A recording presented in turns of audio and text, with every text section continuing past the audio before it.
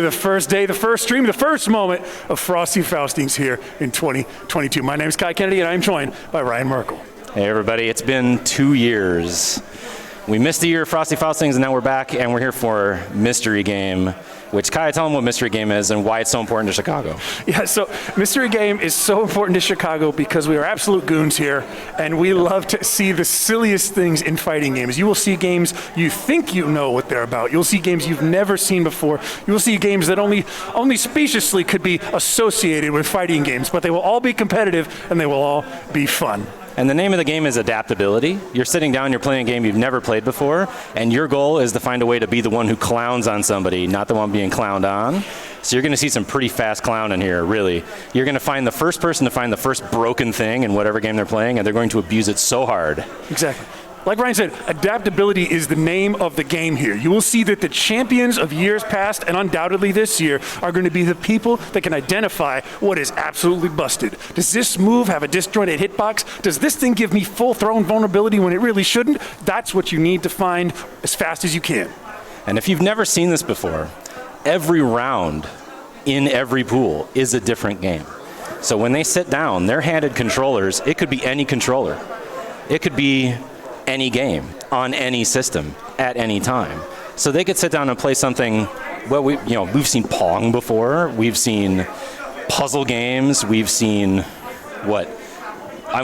Broken Fighters is usually the name of the game, right? But everything is valid. Mario Kart. Every single game you could imagine. If there is a quirk that separates a winner and loser, then it can be a competitive game, and it can be in here. We've seen the cinematic masterpiece on the Atari 2600, Tanks, obviously. I really love the story in Tanks, but we just focus on the competitive part here. We've seen a variety of racing games from the top-down perspective. We've seen 3D semi-fighters, more in the battler sense. We've seen it all. Sonic 2 bonus game, right? I've seen that before. We've seen Columns. We've seen 3DO fighting games that aren't Way of the Warrior, so I guarantee you haven't seen them before. Exactly. Right. The developers forgot they made them. That's right. Really the kind of obscurity that they fell into. So the players are ready for this first round, and we're not going to take too much time. We're going to try to get right into it right now. I'm excited to see what this first game is, just like you guys. Let's go. No shortage of hair on this competitive desk right now. What? Okay.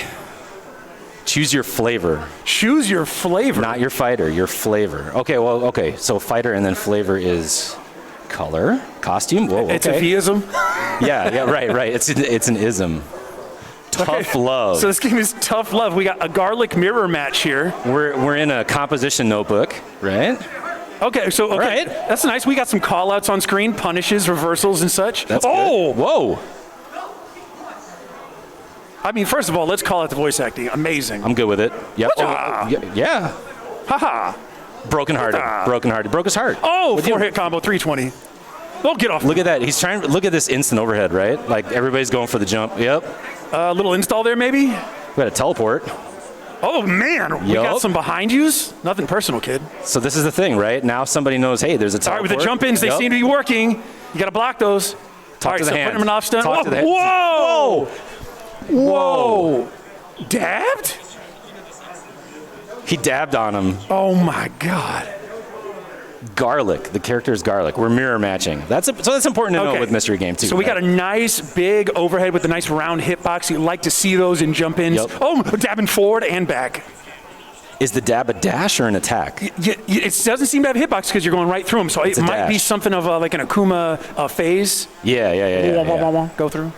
Oh, he was down, but he's feeling okay about it. He wasn't too upset. He gets to take a rest. No, so I think we could have all seen Garlic winning there. Yeah. But that's going to be Top Palm taking that first one with 2-0. Looking pretty good. I would say both players were early in identifying that the jump-in was a winner.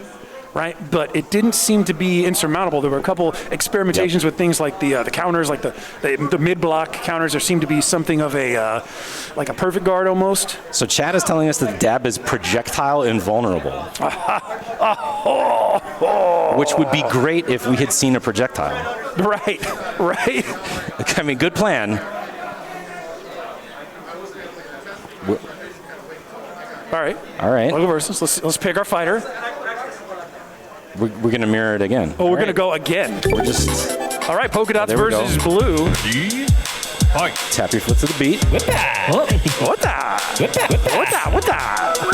That's, I love that. I love the hits. The hit sounds is just the guy going. Yeah. Not even trying to mask it either. It's just all sound effects are a dude trying to make sound effects. That's Yo, the burst. All right, so that seems to be a half decent anti-air. That roundhouse, yeah, that has a keep him out. That has a hitbox that goes straight up. Oh.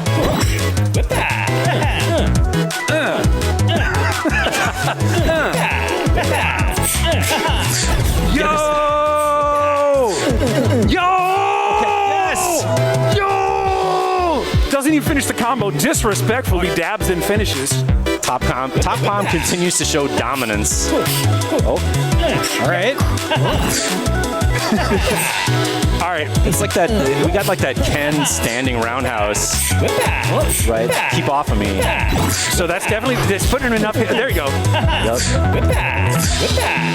Air juggle. Oh man. Wow. Just that one was that was pressure. Bonkers. Top Palm making that one look easy, identifying everything, even managing to get a little bit of an install combo there. Where they almost sort of YRC'd into more hits there. It was kind of an interesting. That was a very interesting shift. You sort of had a combo extension mechanic there. And that's it's a good example of the adaptability we're talking about, because then you see someone who's discovered, okay, I can air juggle this guy with some additional jump kicks, and he turns the air juggle pressure into a little bit of oki there at the end. Yeah. And it got him the match. So you do what you have to do to move ahead to another round, and now all of the knowledge that he just learned in the last 90 seconds is completely useless for the remainder of the tournament. It will mean absolutely nothing. Exactly. All that adaptation just goes straight in the garbage, and you'll have to show it anew next round. But we got 2 more players coming up to try this game. So Tough Love seems to be a game that doesn't have horribly broken things about it, but there does seem to be stronger things that are not being identified as what to do. Those 2 players just got the opportunity to watch that. Yes. So how are they going to take that knowledge? Are they going to be able to say, okay, first of all, jump in strong, I need to use those big hitboxes. Yep. But also, I mean, there was, like I said, there was the shift. There was the Roman cancel that seemed to go into more combos. I hit you, boom, I do some kind of burst. Not sure what that was. Let's see if the players can hone in on that a little bit. But now we're getting 2 different characters. So Noodle and Rice. Oh, wait. Oh, okay. All right, we misfired. Okay, we got a text. We're going to go back. Tech support. People probably furiously writing down that list of games right now. Oh, no! That's not what you want to see. Okay, there we go. Okay. Collusion! Forget everything that you saw for the last 15 seconds. Oh my God! Didn't exist. Don't delete that. You need to go hack the Gibson, get rid of that screenshot. Don't you dare spread that around. No, I didn't see anybody pull out a phone. So, well, actually, you cannot have your phone out at a station. Oh, because you can't mystery research. games. Yes, exactly. They want to make sure that people are not, quit Googling this stuff, or do not Google. No. Subvocal microphoning, okay Google or a Hey Siri. Like, right. Bring me a move list. All right, here. What do we get? All right, we're getting going. Okay. Oh, the bell's rung. We got a bell. Get to your corners. Right. I need you to cut me.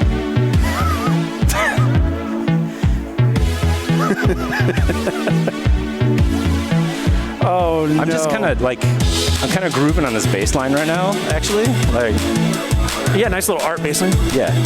Boom. It's easy to loop. We hear fighting. We hear fighting sounds like the.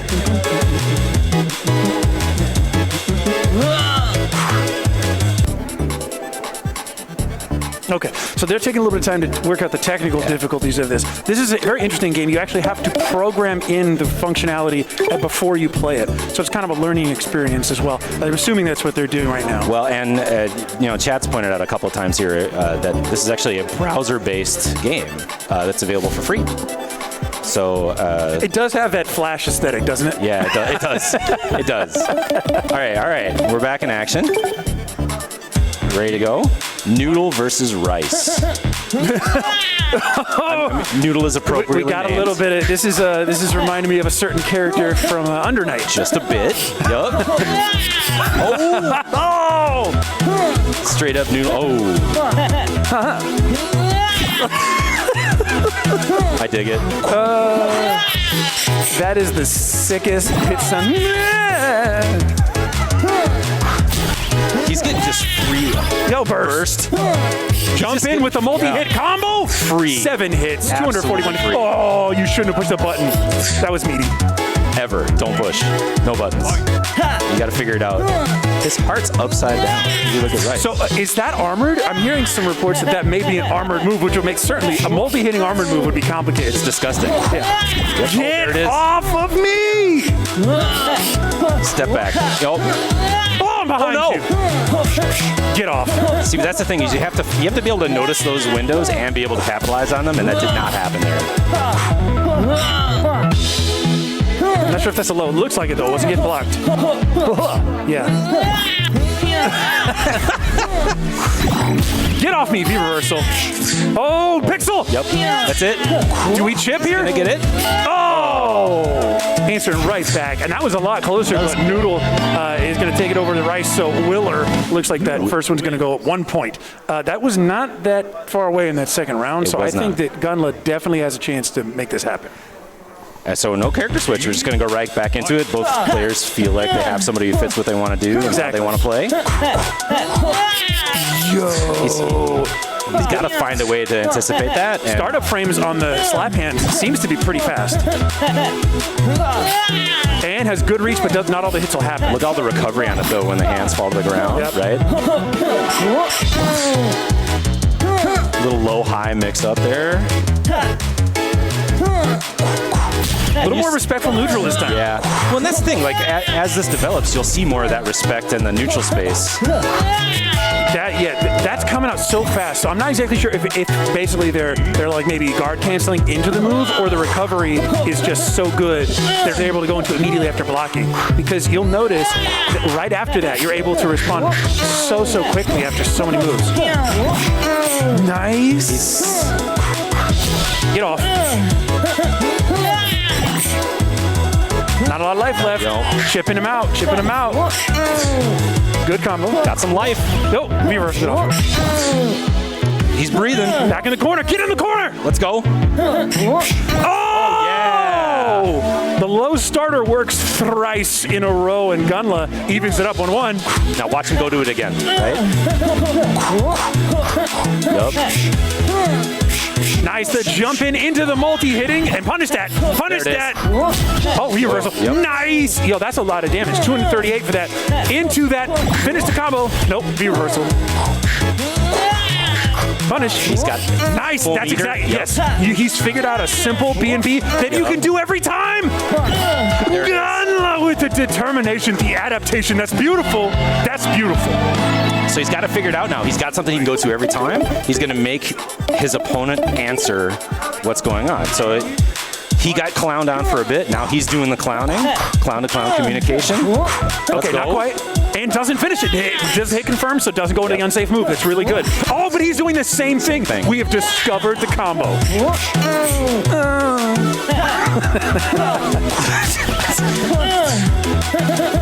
High effort. High effort. Yeah. Watch the lows, yep. Jump ins. Oh, goes right through the burst. Yup. You got nothing left in the tank, Gunla. Oh, and they'll take that trade every time. Goes up around. Willer looking to close this out. Whoa. Oh, in the corner now. Okay, fight your way out. Doesn't hit confirm. Punish into combo. Very nice. 200 damage. Punish. Very nice. Keep him in the corner. Push. Right? Nope. There it is. Oh, no more hits left. You're going to chip you out. Yep. All right. Last round. Wow. This is a scorcher early in the day. This is good. The eternal battle between Noodle and Rice. We've seen it before. We're seeing it again. Starch versus starch. Let's go. Punish. Very nice. That is such a long range low. Look at waiting, playing neutral. Spacing. It's awesome. Trying to sense that. Oh, nice. Gets hit. Right. Trying to sense where the whiff punish can be. Doesn't believe. I don't think he has to move in that far. There it is. Very nice. Only 2 more combos to go, and you can finish it nice. Get off. One more. One more. Hit the low, right? No. There's the punish. That's it. Very nice. Very nice. Speaking of adaptation, Gunley getting kind of hit a little bit earlier, but coming back with 2 in a row, identifying that low starter combo that worked as a nice neutral reach out and touch somebody move, tried to show the love, and also as a punish. So every time you were throwing out those unsafe moves that typify that early round, no more of that. Nope, you find a good B&B and you stick with it until it doesn't work. Exactly. Yep. Until somebody, isn't that learning a fighting game? Isn't that what I love about Mystery? Is it just is a microcosm of all fighting games. Imagine picking up a game you actually want to play for the first day, right? You're trying to figure out all that crazy stuff, and they got to do it inside of 5 minutes. All right, here we go. Look who we got sitting down on the left here. Yes, we got. This is someone who's no stranger to Frosty or mystery game or Mystery. Yep. Commonly a competitor in this bracket. Actually, many of the people that we see in the room right now, I'm looking at the people lined up for the pool. Many of these people are repeat mystery game contenders, and that's because the event is capped. We have to cap the mystery game tournament at a certain level. It's one of the first tournaments to fill every time it pops up, and often very, very quickly. So if you are coming to a Chicago tournament in the future and you want to experience this for yourself and put yourself up against other people and see if you have the adaptability to play mystery game, you need to sign up for that right away. Like, don't wait for late registration. Do the early bird thing. Get your entry into the bracket as quickly as you can. Yo, everybody, can you believe we got one of the developers of the game in the chat right now? Yo! Seeing all you guys' handiwork, feel free to ask questions and respectfully congratulate them for a job well done. I really like that match. What I think is really cool is when you have a lesser-known fighting game, it either falls into 2 categories. Wow, this is actually really good. Or wow, no wonder no one knows about this. This sucks. It's completely busted. It's really cool that we actually are starting the day with a fighting game that appears, at least at initial impressions, to be balanced like a fighting game. That's crazy. And it very clearly has a lot of love behind it. Oh, yeah. You can tell. Yeah, it's got a cool aesthetic. You know, high school notebook doodle type thing, which I love. It's applied to everything. And behind that then is what we just saw. It's fighting game mechanics that people are used to, applied in maybe slightly different ways. But again, they haven't seen anything about this. Well, if they've played it before, they have. But if they're just sitting down for the first time now, they haven't seen it. So they have to learn all of this stuff, including which button does what. Right after sitting down. And we're jumping right into it. It looks like we're going to get loopy arms. Got some so we're going to get the Ryu, and we're going to get the doll sim of this game in here. So it's looking, we got that nice big overhead, but how's it going to fare against that armor move and the range? Right.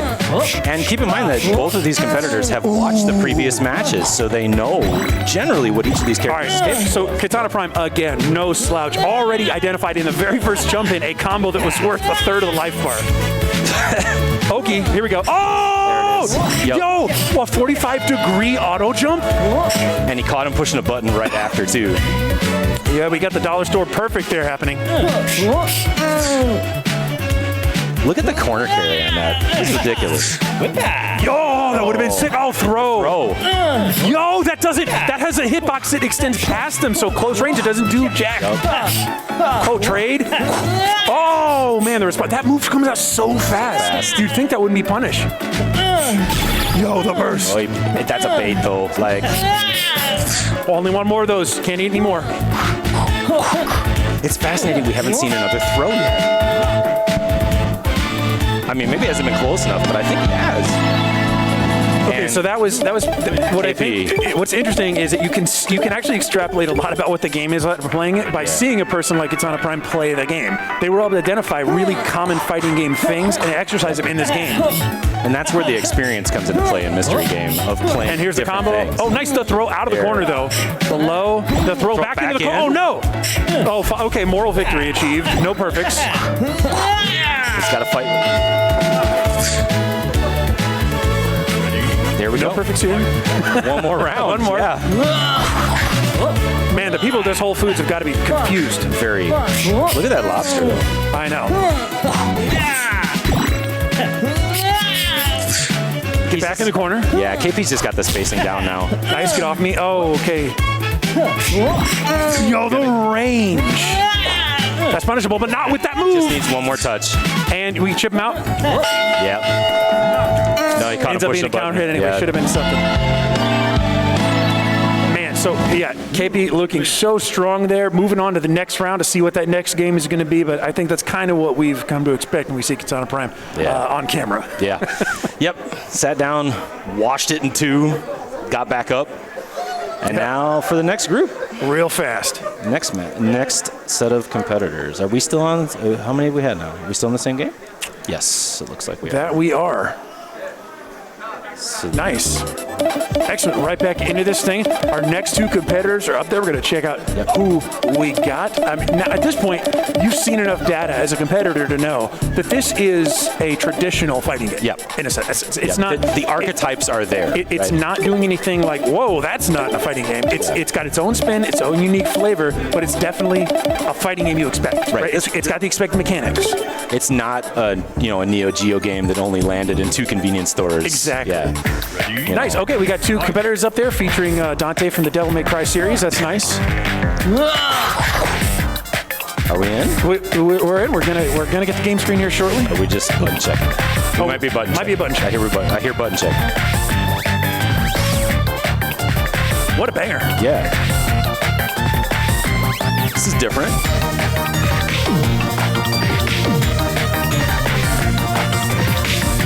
All right, while we're waiting, we got some tech issues, it looks like. All right. Just doing a controller check.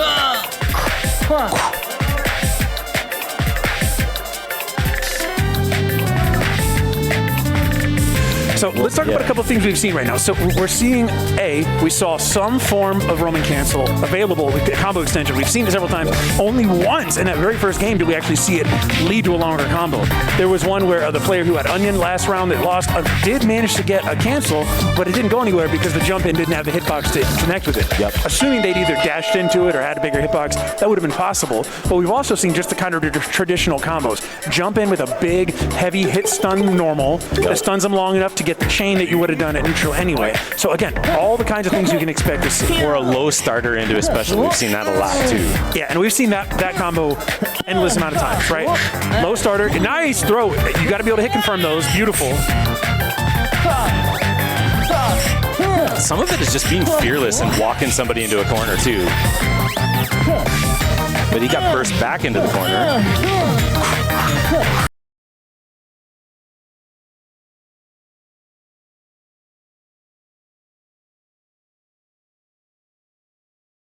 We're back. Doesn't believe. Oh! I'm so sad that we missed that. Look at where we ended up in this match.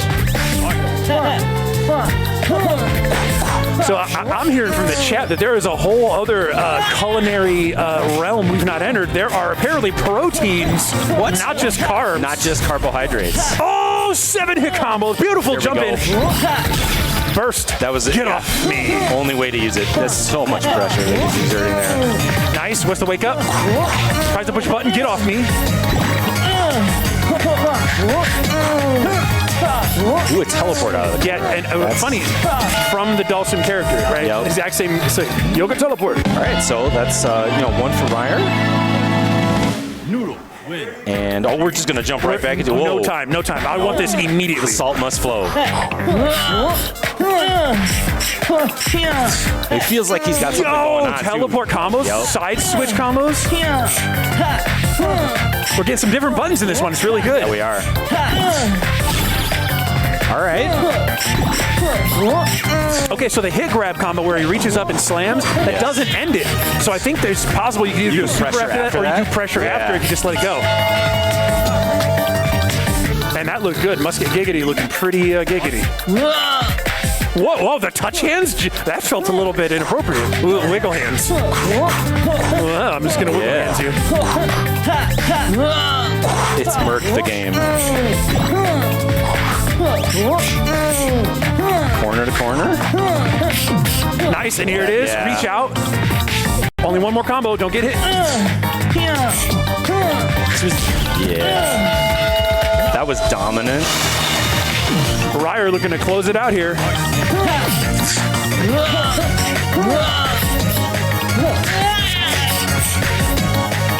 This is teleport hit. Oh, no action after that though. Punish. Yeah. Yo! RC into nothing, the classic. Punish, come on! There it is. Either one of them could finish this up with just one more. Yo, the damage on that throw! Yeah.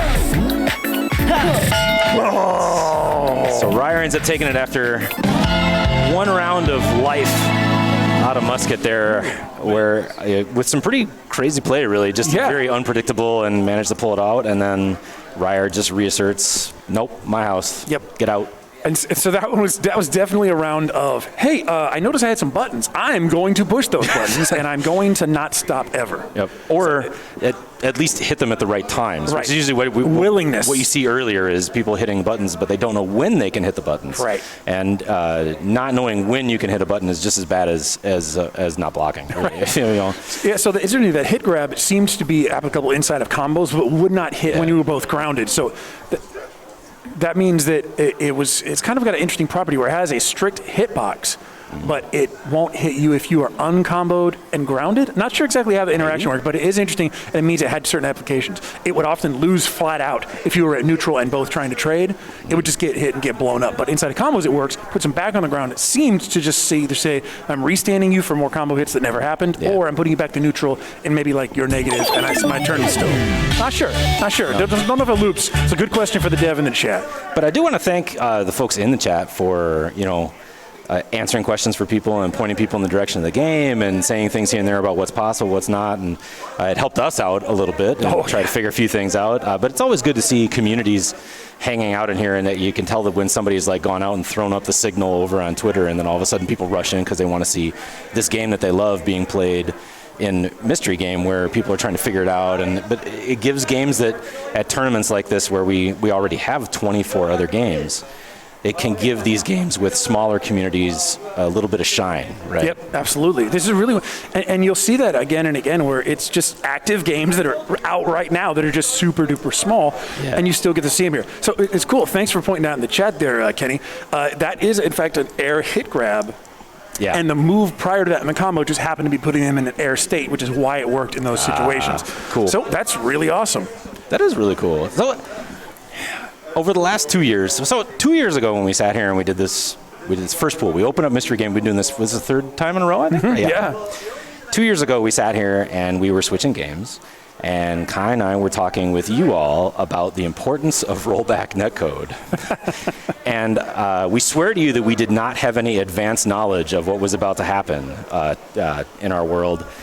But now we see that it's more important than ever to have rollback as an option in your game. Well, not an option, the way to do it in your game, because now we've had these years where you haven't been able to sustain a community without the ability to play someone who can't be in a room with you. Yeah. It's good that we can at least take some small thing away from everything that's happened, and is that people have realized, yes, if I'm going to make a game of this type, it has to meet that minimum threshold. There isn't any option to say, well, at least you'll have your fun when you see people in person, because that wasn't an option for so long. And I think that's just going to be the way forward for most games, which is a really, really good thing. Of course, the best and optimal way to experience a fighting game is sitting next to people. So that's awesome. And we're glad to be able to do that today. But I mean, let's be honest, most of the time you play that game, if you play it a lot, is going to be online these days. Yep. So they got to have that netcode to back it up. And it has been amazing seeing, yes. So rollback is amazing, but also our sponsors here for Frosty Faustings, Gaming Generations. Gaming Generations is one of our providers of the consoles and other equipment we use here to put on the tournament. If you have an event and you need gear from them, hit them up at gaminggenerations.com. And of course, we can't forget the fact that this game is right about to blow people's minds. King of Fighters coming out soon. Belong Gaming Arena is a new esports space that is opening up in the Schaumburg area. And I'm pretty sure Low Kick is going to be doing some events over there. I believe that's correct. Pretty soon. So if you're here local in the Chicago area, please check them out. Oh man, can't forget this. Girls Mobile. Man, have you ever thought to yourself, mobile games just suck? I have often thought that. And then I played Skullgirls Mobile. Wouldn't you know it? It's actually a fighting game, and it's actually good. I encourage everyone out there who's thought to themselves, there's no way they can make that work. Please try this game out. I'm pretty sure you're going to change your mind. speaking of mystery game, a repeat game here for us has been Windjammers, and the sequel to Windjammers, Windjammers 2, has arrived very, very recently from .emu, and it has rollback netcode. And is pretty amazing. It has a very dedicated community already. There's a tournament being run for it here this weekend. Please check it out. All right, same thing with Them Fightin' Herd. Speaking of small games with a lot of love, Them Fightin' Herd has been working their way up the chain, adding success, adding new characters. You can check it out on Steam right now from Main 6, Them's Fightin' Herds. And another one of our sponsors here, and they have a booth out in the hallway, a Paradise Arcade Shop. Y'all, if you've not heard of Paradise Arcade Shop, if you're putting together a fight stick, if you're doing any kind of parts work with controllers or even cabs, and you haven't checked out Paradise, please give them a look. They have absolutely amazing gear, and they have a staff that's just second to none. And I mean, if you're looking for more action and you happen to find yourself down in that part of the country, let's not forget Texas Showdown, the premier Texas tournament, February 14th for all you lovers out there. Register today, April 22nd through the 24th, 2022, out there in Houston. Speaking of low kick, as we mentioned, they have a low kick roundhouse. They're Midwest regional.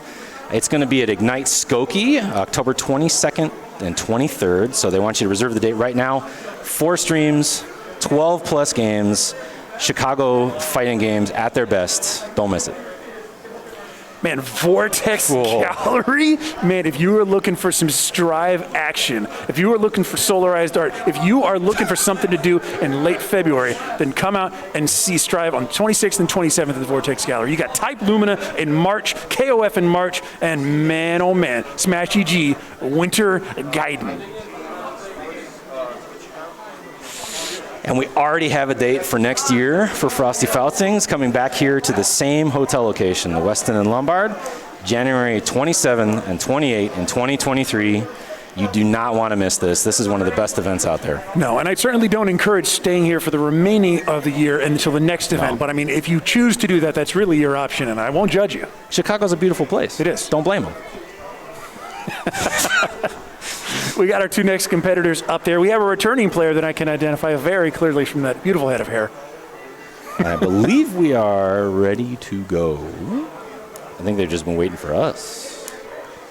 What am I looking at? Very nice. Oh, man. We're doing a breakout head-to-head? Yeah, I mean, first of all, who doesn't remember playing breakout at the arcades in between rounds of Street Fighter 2? Really a classic in the arcade scene. Twin squash. What we've been told. Squash. Twin. Okay, I mean, I get that, because if Pong is tennis, breakout is squash, right? I guess following that logic, why is that? What is with that title screen? That looks like I'm about to play Altered Beast. What's going on there? We got to get the Twin squash breakout hype. Get ready. What is with the presidential seal in the back? Are we fighting for the new codes? What's going on? It moves.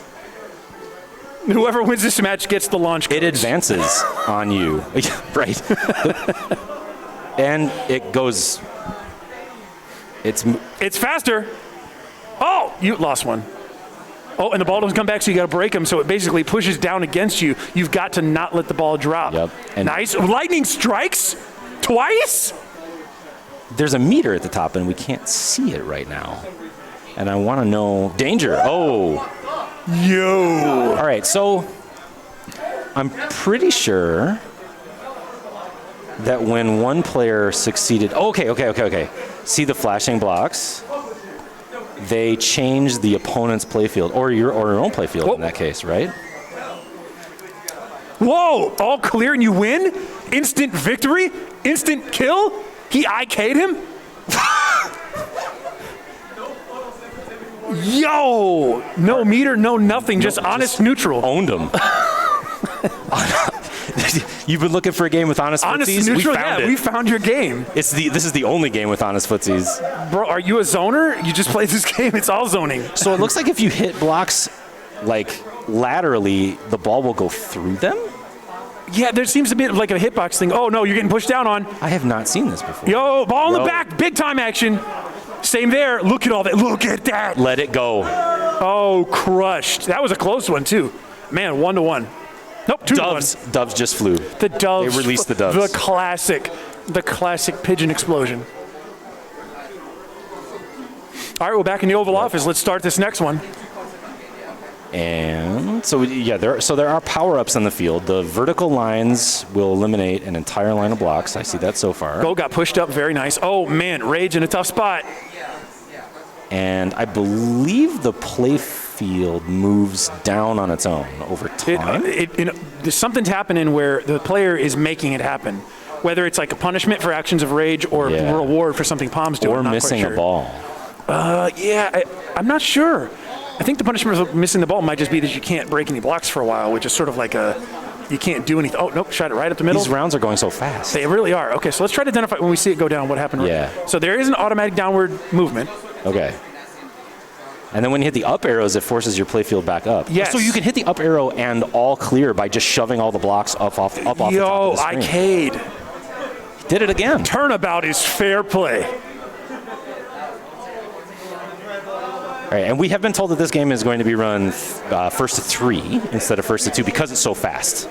Okay, so what happens when they hit the vertical clear on this? They get all of those? No, they do not. So they don't get all the power-ups. So that struck him. You didn't get any of the power-ups. Essentially just eliminates the blocks. So now we got a bunch of just fair play blocks in there. Okay, we got that first dash. I think it's going to go sideways and eliminate the row. Yes, it should. So if you miss the ball, it does accelerate the downward movement of the playfield. Okay, so what you noticed earlier about the horizontal positioning of the things, this game is what one might charitably call busted. So you would think logically that if you shoot your ball horizontally across the surface like that, it would just bounce right off. But essentially, there almost is no horizontal interaction. It just slots in between them and then just sort of rumbles around, and the hitbox interaction is all jank-like. I think the other thing that we're seeing is what you want to do is you want to actually build a combo of bricks. Because if you look at the meter at the very top, you can see it on the left side of the scoreboard there. Well, left to center. And there's a meter here that fills when somebody clears blocks more than one at a time. Okay, so the down block does it for them. The up block does it for you. Look at that! Look at that! That hitbox is jank. So if you clear more than one brick, if you clear several bricks in a row between touches of the ball, then that's also what makes the opponent playfield move down, is what I'm seeing. It's what? Instant clear. Okay, well, okay. See, the game gave up. It was like, whoa, nice. I can't even. Pretty nice clear, guy.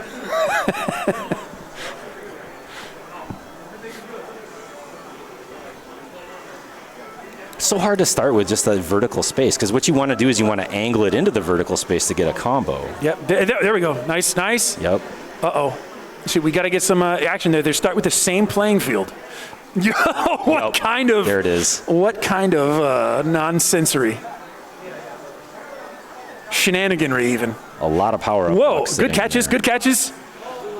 It's too fast. Are they playing with pads? They have to be playing with pads. It seems to be moving around. Because you want to. It's hard to do. Clears. Again, it's hard to do these types of brick catching games with a D-pad, right? You want to have like a rotary controller, so that you can slide it around. Like Arkanoid cabs had the dial, right? A paddle is what they call it, I guess. This game's aesthetic is schizophrenic. It's a bit much. The text, the eagle seal, the middle. Yeah, there's a lot going on. The text looks like I'm playing like a medieval game. It's got a script-like quality to it. Oh, what kind of combo? None of that makes sense. First of all, this is clearly a fighting game because they are Akuma warping through the blocks. Look how fast you can go from, I'm doing great, to as well. That just went through. What is happening? It's the arrow blocks, right? First of all, I'm pretty sure there's rules against using cheat codes, gentlemen. If you could please not. This is insane. I like this. This is insane. Look at that. Oh, so this is, you could get a clear out of this. You could. If you play it right. This is exciting because it's simple to figure out, like the basics of it, right? I know what I need to do. I need to hit the ball with the paddle, but the particulars of So I understand the combo mechanic now. Yep. So the combo mechanic's building up when it hits blocks, and it goes down when it hits the paddle. So if you're only hitting one apiece, it never goes up sufficiently. But when you have those combos, it builds up and it takes an action, which I assume it stores it. It basically kinda? builds it up to a certain point. If you get enough hits within a single like ball throw, then that's when you get the stuff. Oh, so the Sparta. Okay. That just means they're in danger of all clear. So He's got to now just hit they're one. just racing He's to got to all hit clear. one. Just hit the one. Just do it. Just hit the one. Do it. Other way. Other way. No, your left. This is amazing. No. All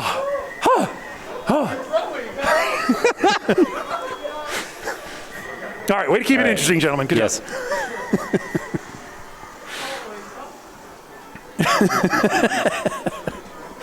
All right, starting. Look at this. Look at. It's going to go through everything. So is there a maximum to the combo? I think there is. I think it either builds up to like a certain action because you can see the lines up here, right where the names are blocking them. There's certain like lines of being filled in. So that one was like a massive payout on that combo action. After a bit, it becomes like a solid block, and I think that's when you get like the payoff. Yo, you want to? That's the. Yeah, I don't want to share the tech. I don't want to share the tech.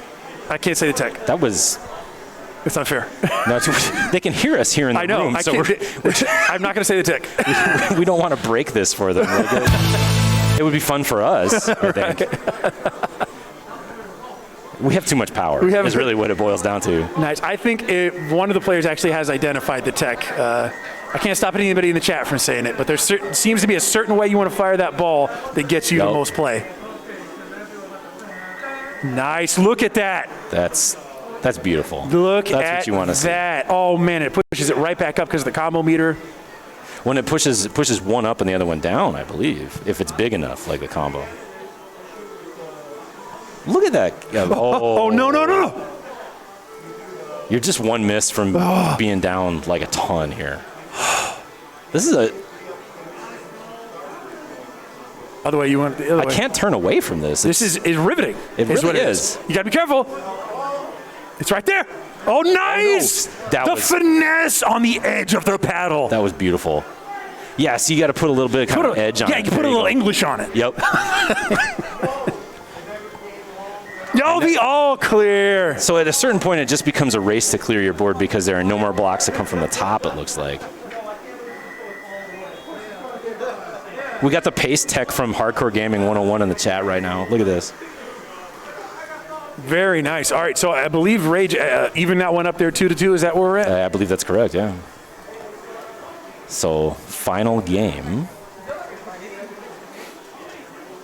I can't. What I want to know is why sometimes the ball goes through, or it kind of gets trapped in them a little bit, right? I think yes, right there. That was a perfect example. So if you hit on the side, it will go through until it hits the top one.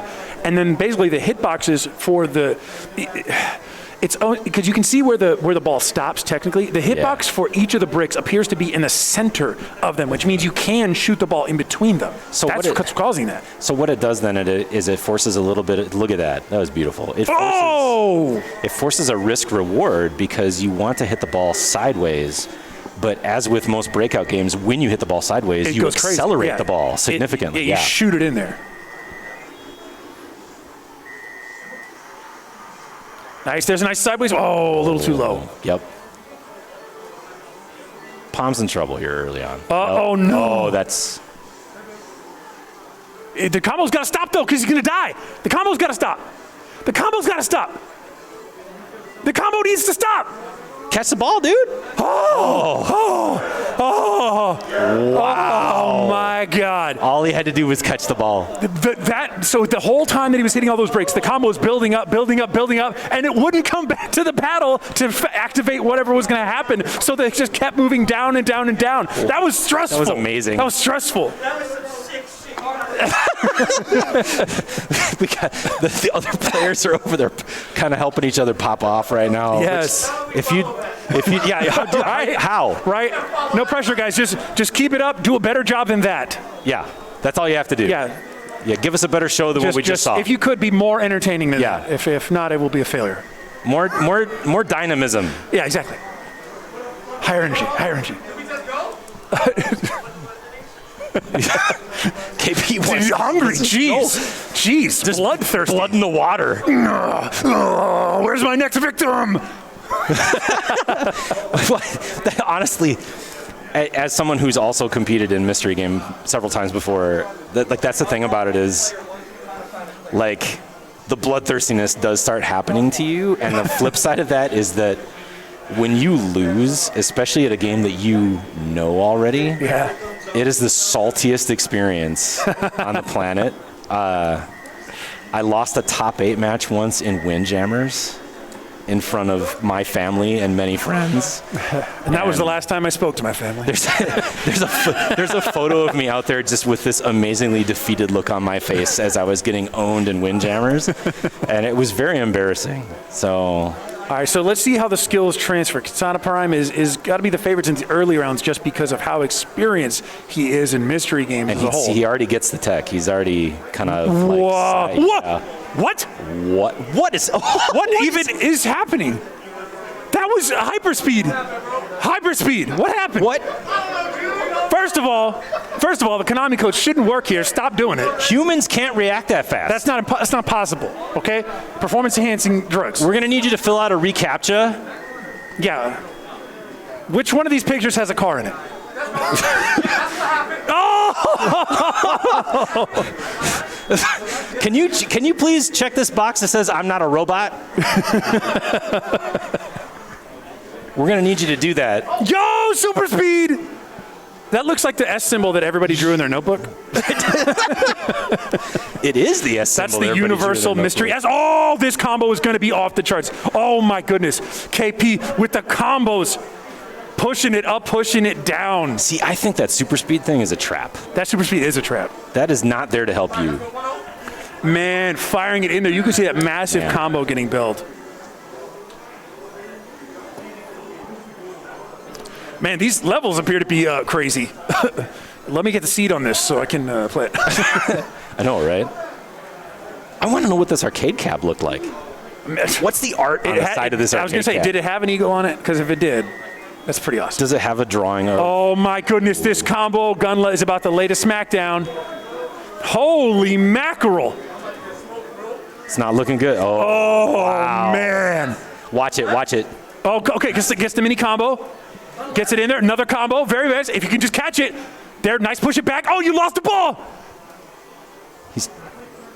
He needs to push up. He needs to do the push-ups. Oh, it's too late. So he couldn't keep the ball on the right side of the field for that one, right? So it's on a prime. It's not like, yeah, I got the data. I got the data now. It's all good. That was all just data. Oh my goodness. Look at him grooving over there. That ball just wiped out half the field. Oh, we got, yeah. Oh, there's the game sound. This sounds exactly like I imagined it does. FM synthesis, you knew it was coming. It's got that like ear-splitting FM, like it's chunky, right? Like, oh, listen to that. Oh my God, Wait, what? There's like a guy. All clear. Oh no, oh no! It's so close, he's got so much of the field killed. No! You were so in the zone, you didn't even see the one in front of you. You didn't believe. You got to, I'll let one go, He said, okay, this one. He had to spot him one. Listen to that, This is one of those games, you know, like back in the day, you'll hear interviews of people who made like really obscure games. They're like, how'd you come up with the music? And he's like, I had a bunch of tracks from something unrelated to this, and they needed it on Friday. So, so Gunla tied it up 1-1, and now let's break it. Very nice. Okay, now KP looking so good at keeping the bottom cleared. Yep. Excellent aim. Lets the ball drop though. Oh, big time combo incoming from Gunla. Look at that brick on the left. That thing's not coming down. That is a huge, huge danger. You've got to keep the bricks off the lower side of the screen, because even if you build that big combo, you're not going to get the ball back to the paddle in time for it to execute. See, now that we have that sound effect, I'm not sure if they were releasing doves or breaking a pane of glass. I can't tell. It's impossible to know. Glass doves at a very minimum. Yeah.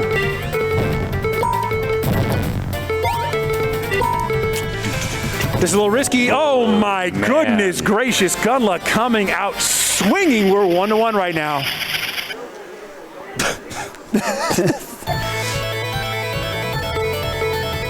Oh no, drops the ball immediately. Tough to fire it in there. They're both looking for that combo. KP gets a little bit lucky on the hitbox interaction. Very nice.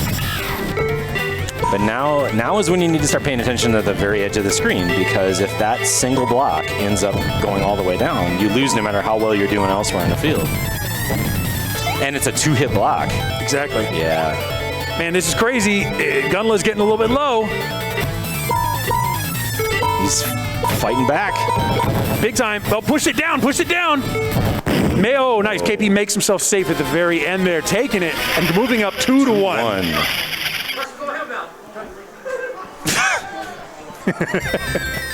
I feel like we're going to get a pop-off here.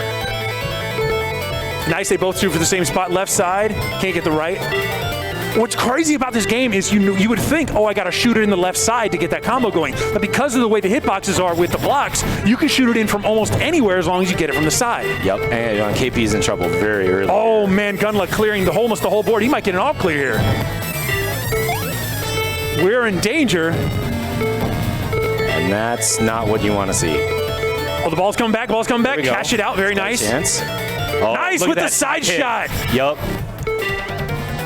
And all of a sudden, KP's not looking too bad. Gunla's in trouble.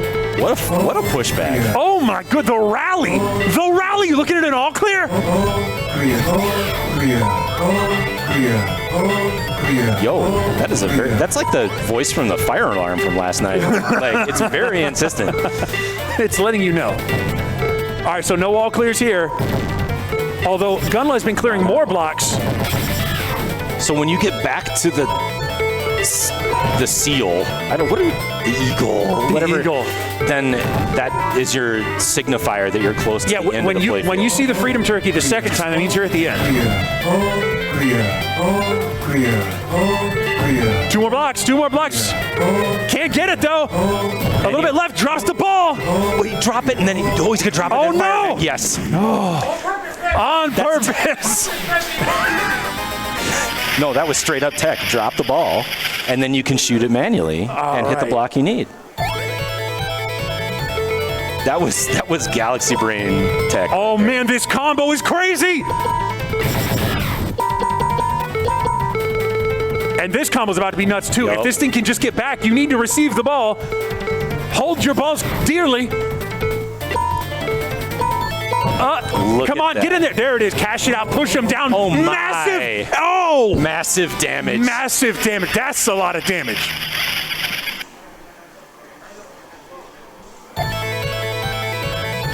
They got the stair step to start off this time, right? Fire in the left side. Oh, Gunla gets that early combo in the... No! Man, look at the clear. Look at the clear. That combo was stupid. It was good. Oh, yeah. It's the double blocks that are going to be your problem in this one. Right, if you can shoot him in from the side on the double blocks, it'll pretty much auto-wipe him. And now KP's just racing the clock. Oh, no. Got to get the ball back. Got to get the ball back. There it is. No, not quite. Get it. No. Oh, no. Oh, no, drops it, though. Not looking so good for KP. I love that it's legit dropping a combo. Gets the up block. Not so bad. Get it. Oh, the angle on that was just wrong. It's tough, though. Not able to get that right side. It's sneaking up. Good combo. He's just staying alive. Oh, no. Drops the ball. Oh. Crush. A direct impact. Crush. And now it's 2 up. Oh, man, we are even at the end. You guys thought you wouldn't keep it exciting. You guys are killing it. Good job. Pretty hype, really. This is hype.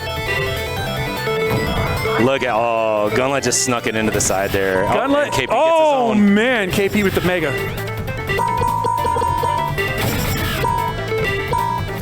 Yo, that is some sick clear right there. Push him up. Everybody's doing a good job. They're really learning the tech. They got that down block. It's going to sneak up on you. All clear? Are we looking at it all clear? Not quite. Whoa, look at all those down blocks. That's bad news. Fired into the down block. No, misses it. Chooses to go with the left side. Which is, whoa, double down block for that nice kill action. Yep. KP going up and just about to finish it out. No, that's just a very low bit rate bird sound. Yeah, that's like wings flapping. It's FM synthesis. Yeah. Doves crying, flying, who knows? Whoa! What just happened? Instant clear. Katana, all clear prime, taking it 3-2 and a nail biter, but a very strong finish there. Excellent play from both players. He gets the 1,000 damage starter. Man, you. I'm disappointed that there was no pop off on that. I just want to register that. That was it was calm. I need. It was yeah, quiet, right? It was just. Well, but it was one of those. He doesn't need to pop off because they're so confident in what just happened in the game. You pop off in the game, not out of the game, and then I mean, what a way to finish it though. That was 5 seconds. That was amazing. Yeah, that was real fast. And if you're the person on the other side, all you can do is just issue the FGC nod at that point. Where you just right. Yeah. That classic. I love that move. How it's so it's so ubiquitous. When somebody loses, they give the nod like, yeah. Yeah, well, I see what happened. Yeah. Couldn't stop it, but I definitely know what happened. Yeah. I got destroyed. Yeah. So now we're switching games again. So we see more games as we get closer to the end of the block because it's different for each round and the bracket is narrowing. Then we have fewer people to get through those games. So there'll be a little bit more downtime in between here while we switch games from one to the other. And wait and see what's next because there's a keyboard over there. There is a PS4 over there. There appears to be a MIDI controller. I assume they're going to make some pretty good beats. Yeah. Yeah, it's nice. It's nice. I would totally make people play on a keyboard, like a piano keyboard. Oh, yeah, that would be sick. Or give them Rock Band controllers and make them play a fighting game on Rock Band controllers. Yeah, I'm not sure where the crocheting comes in this part of the bracket this year, but I do know it was an early favorite last time. It's really kind of crazy when you don't expect somebody to be able to knit a whole sweater and then they manage to do it on the spot. It's pretty exciting. It's pretty hype. Well, yeah, if you have the experience already, then I mean, it's over. It's just, but I mean, that's mystery. That's mystery. So our mystery game staff is over there sitting down, kind of checking their list. So this is how it operates: is you finish a game, and then the mystery game staff sits down, and they have a master list that is kept extremely secretive. Most people are not permitted to access it outside of the staff that is necessary to hook the games up, and they're of course not permitted to play in the tournament. And so they look at the master list and they figure out, because all of the games are planned out ahead of time, and then they have a handful of backups in case the games that were planned, either something doesn't work, like they go to set it up and the console or controller's not working properly, so they go to a backup, or maybe the game just, they get going with it and they realize they're not going to be able to get it going in time. So they have a handful of backups, and then they go and then they, get the hardware going and set it in the right place and get you started, and then the madness ensues. So. All right, looks like we got some players sitting down to get in on this action. Alrighty. So that means our game must be Shadow Fighter. What? So if I'm not mistaken, this is a game we saw last year. Not last year, but last time. I got to actually see the visuals on screen to know. I don't recall. It might have been a different block, too. It may yet have. Some years ago. Shadow Fighter. Okay, the chat is telling us that this is an Amiga game. So the likelihood of our competitors having played this before has just dropped precipitously. This is... Jurgen. What is happening? Other than this is racism. This was apparently a game made by a loving father who wanted to put his son's art into a video game form. This is it's so supportive. It's always good to see stories like that. Strong father figures supporting their kids' desires to move into art. I mean, it's definitely some kind of art. It's also Chrome, Krhome, and he's not necessarily versus Slam Dunk. Slam Dunk. I don't know. I don't know how to feel about the associations being made by this game. Oh, he's from Danish? Then he's a Dane? Well, you know what? You just usurped my expectations. Apologies. Slam Dunk combines his mastery of basketball with an expertise in all the fighting arts. I couldn't read that in time. We're loading too quickly. Uh-oh. What is happening? Yo, he's out of check. Chrome's not Chrome. He's transparent. He's transparent.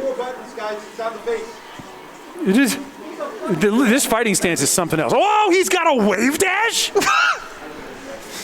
There's blood?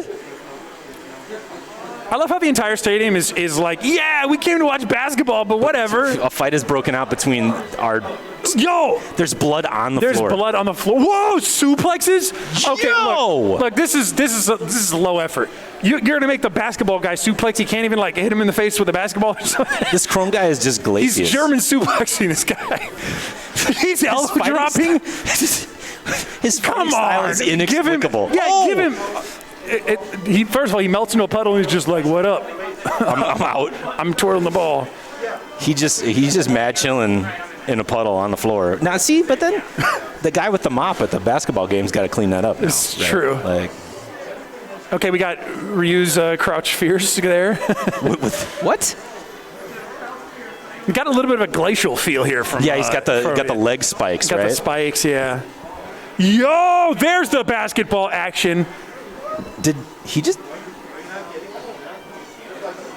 Whoa, a little bit of a touch. He's got a basketball projectile. He threw basketball plasma. At least that makes sense. The flaming overhead makes no sense.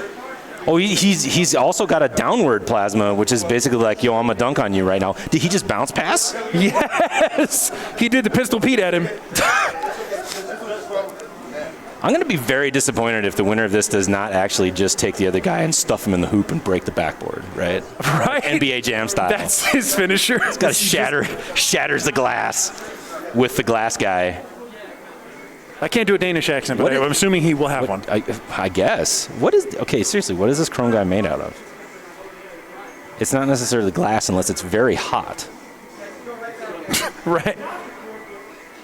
Okay, lots of hits. Pretty much no action there from Mr. Translucent. I really want sound right now. More than just about anything. Yo! That bounce pass is too strong. What? I went inside. That's a third of his life bar. And there's the kill. There it is. Very nice. Chrome just did like a reverse Kirby. Just went inside you. That's pretty foul move. Continue. I kind of want. I want a better look at that character select screen because I want to know where these people are Electra. from. Electra. Look at that hair. That's some. I have to see what the full. From so she's France. She's 19. Living on the streets taught Electra the hardest and greatest rule of all: self-preservation. Special moves: electric body, earth power, energy, electrical boom. Electric boom. Yeah, I think we're about to see some. I think we know what we're gonna see. Yeah. What? Right. I will say that's not too far away from what I imagine a French street punk to look like. Actually, has some serious like Ranma energy right now. Yeah. Or kind of a like Ranma Yu Yu Hakusho kind of mix. Look how small her hands are. Very tiny. That punch. Whoa. I also want to know how responsive this game feels right now. It doesn't look like very compared to what we're seeing on screen. We haven't seen a special out of. Whoa, jumps right through. When was this game made? Look at him using that like single rev Tatsu. So man, oh man. Slam Dunk is definitely our Shoto. Okay, yeah. So with a twist. Yeah, that sort of Tatsu overhead thing that kept happening there did not appear. I mean, you could, in theory, you would jab somebody out or something like that, right? Yeah. But we don't even know what's possible in this game. Yo, flash kick. Or I guess electric kick, sorry. Yeah, right. 94. This has been made by the Gekido devs. All right, so we're overheading. Oh, there's the jab. At least we know who to ask to apologize now. Oh, wow, side switch by jumping in the corner. So getting that chip, adding up over time, Slam Dunk way into Farley. Tries to anti-air, but that's not that kind of game. Come on. There's so much life bar like delay that I can't tell. Is there chip in here? I believe there is. Man, oh man, yeah. So Ryer moving up 2-0, and that looked pretty definitive. Slam dunk appears to be very OP, or I guess in Danish should be OP. And we're all right. So what we get? Are we getting another match of that? Yeah. I'm kind of hoping for that. Okay, we've been told that they're going to try to fix game audio for y'all here. Yeah, because God knows this soundtrack is going to be life-changing. And I don't mean like life-changing in the positive, but I do mean life-changing. You won't be the same. Yeah, you will remember this time as the last time you experienced hope. Yes. Yeah. So if we can just get some audio, we're good to go. But I mean, in this downtime, let's talk a little bit. We already had an ad read, so we talked about who's paying for all this stuff, which is extremely thankful. But let's actually talk about the people putting rubber on the road, and that is all the event staff, volunteers, paid staff, TOs, organizers, even the people that work here in the hotel. This entire event, we haven't seen anything like this at Frosty because we didn't do it last time. No. Right? We had to miss a bunch of time. But man, seeing all of these people out here do all of this again for the benefit of the people to seize that enjoyment, to seize that sense of community and fun back from the void, it makes me feel pretty emotional to see it all again. I'm really, really happy, and I'm so proud of everyone for doing the right thing and making sure that the protocols here for attendance were what they needed to be for everyone's safety. They're taking it extremely seriously, and it's such a... For me, there's a certain sense of security that's provided by the fact that you know that to get to the registration desk, you've had to already have a test and have a rapid test come back negative. They check your vaccination records, and they're making sure that everybody's doing everything they can to be responsible and to be thoughtful of other people, and realize that we're all in this together as a community, and that it's only as a community doing this thing together for each other that we're going to be able to have these events going forward. Yeah. So, but again, thanks to everybody there in the chat, waking up at the crack of noon to join us here for the first stream of the day. It's very exciting stuff. I love starting things off with mystery because it just sets the tone for the whole weekend. You're going to see some incredible games from all the different developers that you love. And we just like to start with all the developers you didn't even know existed. If you want to see what else is going on this weekend here, Frosties, because I believe we're the only pool today for Mystery Game, at least on this channel. Mm-hmm. And Mystery Game, I believe, is kind of moved around. It's all around the schedule, but we have... Is it 6 streams this year? It's 6 or 7 streams this year. I can't remember off the top of my head. If you go to frostyfaustings.com/schedule, you'll be able to see the schedule for all 25 games, 25 tournaments we have going on, official tournaments. There are also many side tournaments going on that are being run purely out of love by community members for generally nothing other than bragging rights. Sure. And then but all 25 official tournaments are available. frostyfaustings.com/schedule. The schedule is color-coded, so you can tell which stream you need to tune into at which time to catch all the action. And we'll be here all day today. I believe the last tournament is over around 11 p.m. tonight.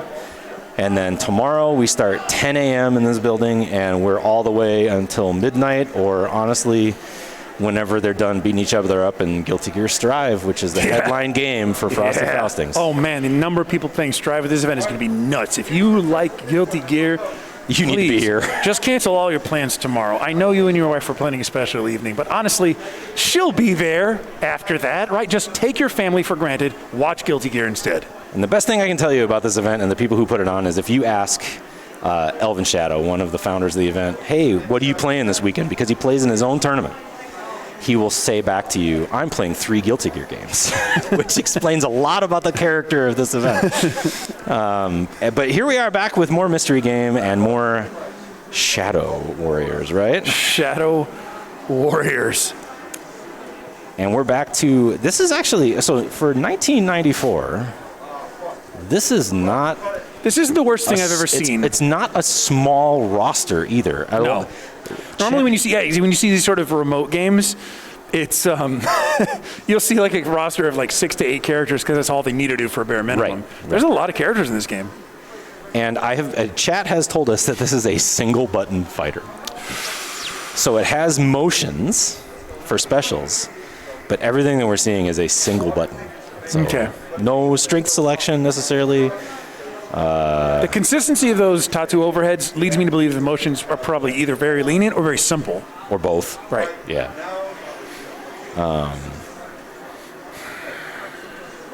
They are doing some last-minute tech right now to get our players set up, and it is going to be the 2 players from the previous rounds who have been the most dominant so far. Both of these players have done very well Yeah. in their individual games. And that's Palm and Katana Prime. Yeah. Oh my Look goodness at that gracious. title screen. Bro, imagine seeing that title screen and being sold on that, and then you play the game, right? I'm just saying. Well, the real question is, can you play as the boss character by default? Oh Because my God. we've had this discussion before.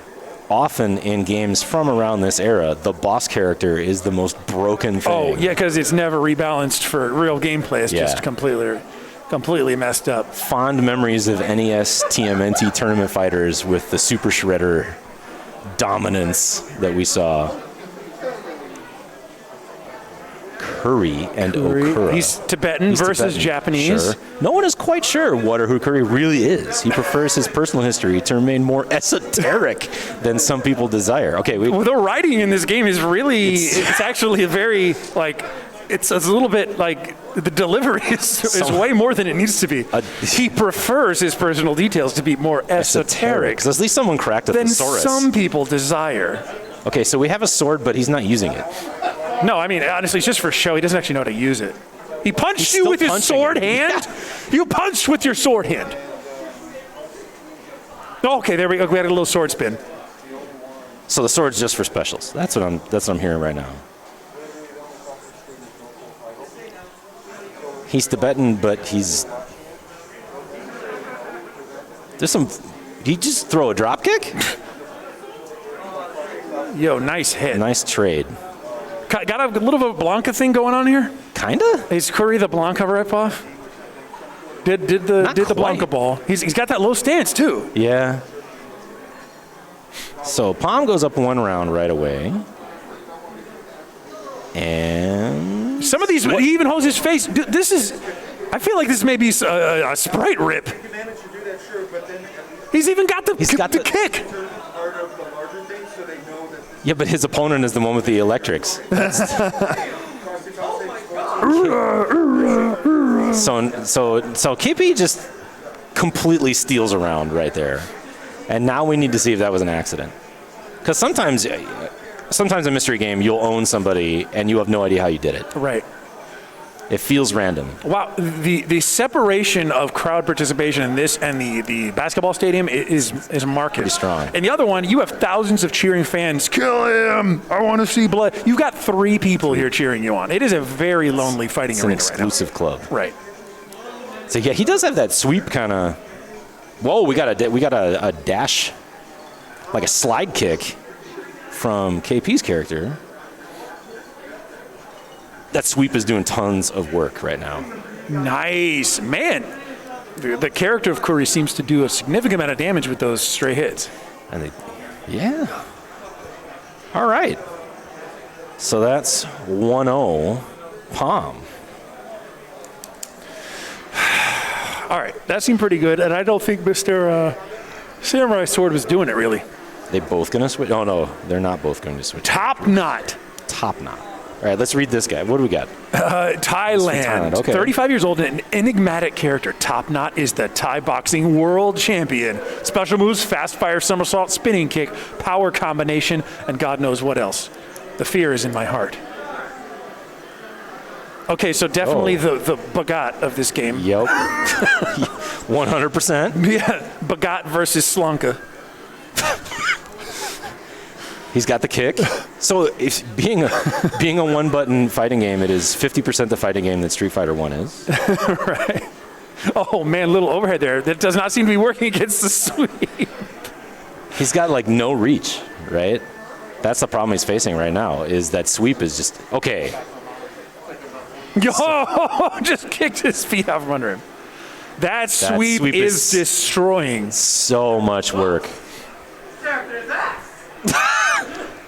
Katana Prime not happy with his character selection. He's feeling the mystery game regret. Right. He chose a character and it's not working. Yeah, thought he was picking the king of Muay Thai, was more like a viceroy or a baron at the very least. It's Stubby Normal's the character. Yeah, look at that. That kick is supposed to be huge, and it literally looks like his foot is getting smaller. Dude, where'd your calves go? They're just not there anymore. That sweep is just destroy. Oh no! No. KP lamenting the decision. And you can't hear him, but he's talking about the fact that he's discovered that sweep low profiles at the same time, which that was.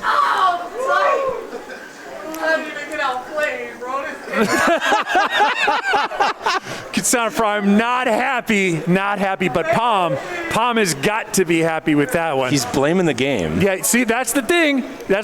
We got a little spoiled by having games that at least had equal footing. Yeah. This is one of those classic mystery games where it is just beyond broken, and you don't fight that. You got to work with it. Yeah. So honestly, I think the only thing we observed is that the fewer articles of clothing the characters appear to be wearing, the stronger they are. Single loincloth, best character in the game. Yep. Hand wraps, kind of mid. Coat, don't bother. Don't bother. Don't do it. Yeah. Tank top, got the basketball tank and shorts. Right, basketball tank, that's very brisk, Pretty right? strong, yeah. Let's the airflow in. Really, it's about airflow. Breathability. Yes, exactly.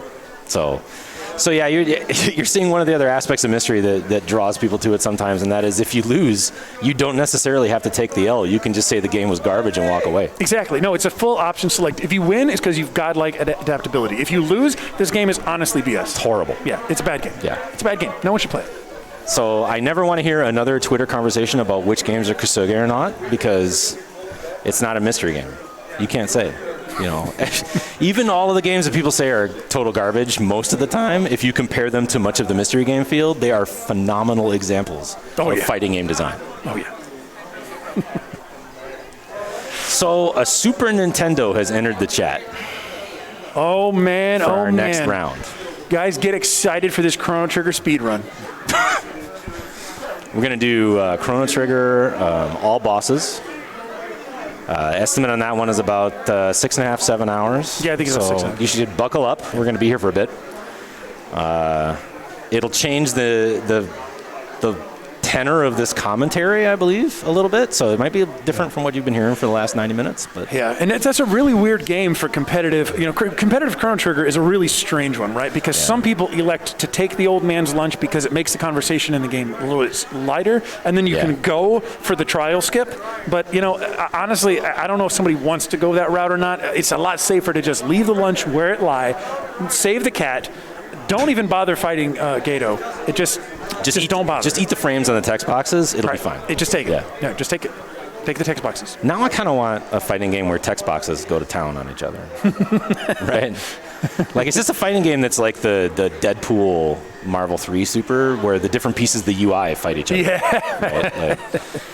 Is the super bar going to do more than the health bar is? I think that's probably going to be like the next game from the Fight of Animals and Fight of Gods dev is just like Fight of Furniture or something. Right. Oh, you won't see my Shifero. You won't see my Shifero. Fight of Animals was actually the game that got us on the rollback netcode discussion 2 years ago, which is funny that you bring that up now, because we were watching people play Fight of Animals and we were laughing at memes being a fighting game, and then talking about the fact that, hey, this labor of love fighting game had rollback netcode and therefore is very playable across large distances. Yeah. And and over the last 2 years, we've seen again games with rollback netcode being able to sustain communities much more easily than games that don't have it. It's been cool to see players realize that we don't always have to be offline in order to keep our community. Yeah. That we can organize things in an online fashion. We can use tools like Discord and Smash GG to organize tournaments that take place almost entirely online. I've worked some of them. It's very interesting. It's very different, but it's really cool to see. Yeah, it's what I think is really interesting about the FGC is that the relationships you have in the FGC often are like pre-industrial friendships. Sure. Where you would see each other once a year and send correspondence to one another. Like, it'd be letters between Jefferson and Madison. My dearest friend, it is in the autumn when I overjoyed to see you again that we shall conspire to make merry. And then they would see each other, and that would sustain a friendship, and you have to mail those letters in between to keep it going. Yep. That's what that online play is. The online play is the tasteful correspondence between statesmen, and then you meet that once a year, and you're overjoyed to see one another again. Tasteful. Tasteful correspondence. Discord salt, right? So, but yeah, we had last year to keep the spirit going. We had Frosty Faustings online. It was pretty successful. We had multiple streams. We had rollback netcode games that people were able to enjoy, and some non-rollback netcode games that you struggle through them, but you still do right. And the idea was just to provide an event that people could join and spend time together in that way to remind them that when we can get back together, we'll get back together. And that leads us to today.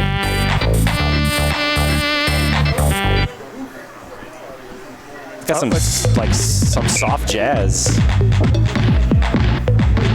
And that's why the Super Nintendo sound chip is superior. It is. That the Super Nintendo sound chip is the sickest sound chip. Basketball dunk and hoop. Dream basketball dunk and hoop. Human 1994. Oh no. This is the chat. Oh no.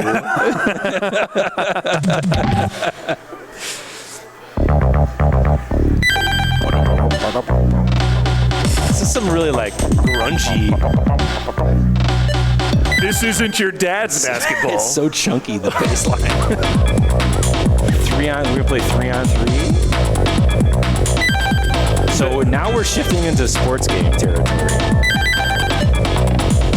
This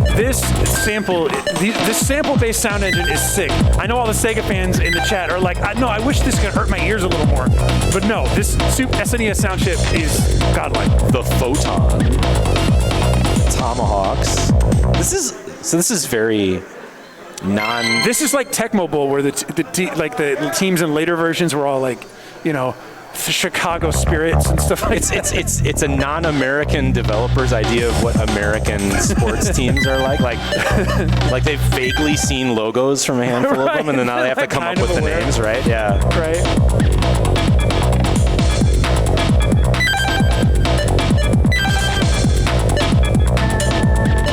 There's a wide range right now. Yeah.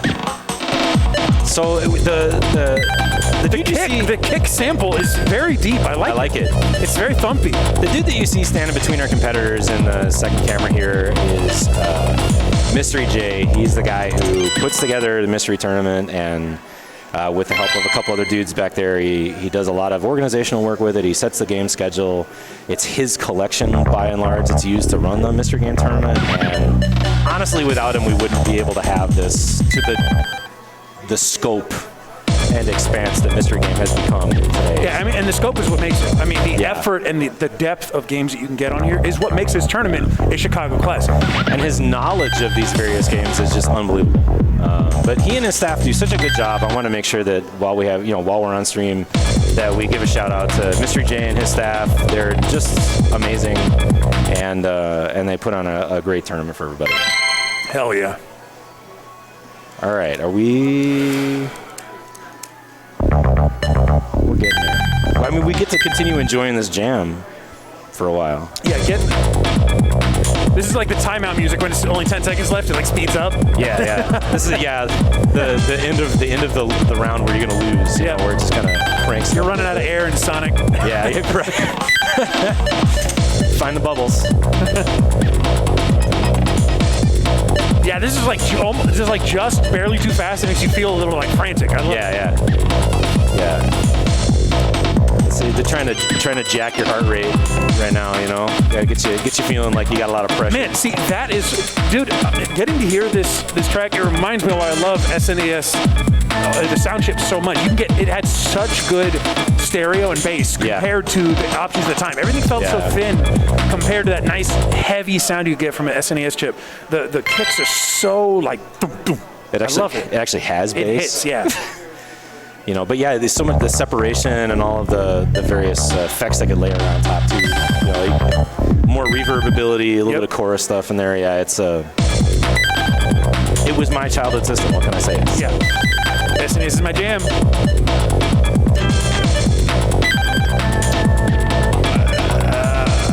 Can't see what they're doing right now, but we're obviously talking getting the game prepped for use. I think they're just trying to figure out. It looks like there's a problem with one of the pads. Mayhap. So they're trying to get through character select, basically. Yeah. And they... All right, well, since we got to get this game together, let's talk about who's making this whole thing possible with their support.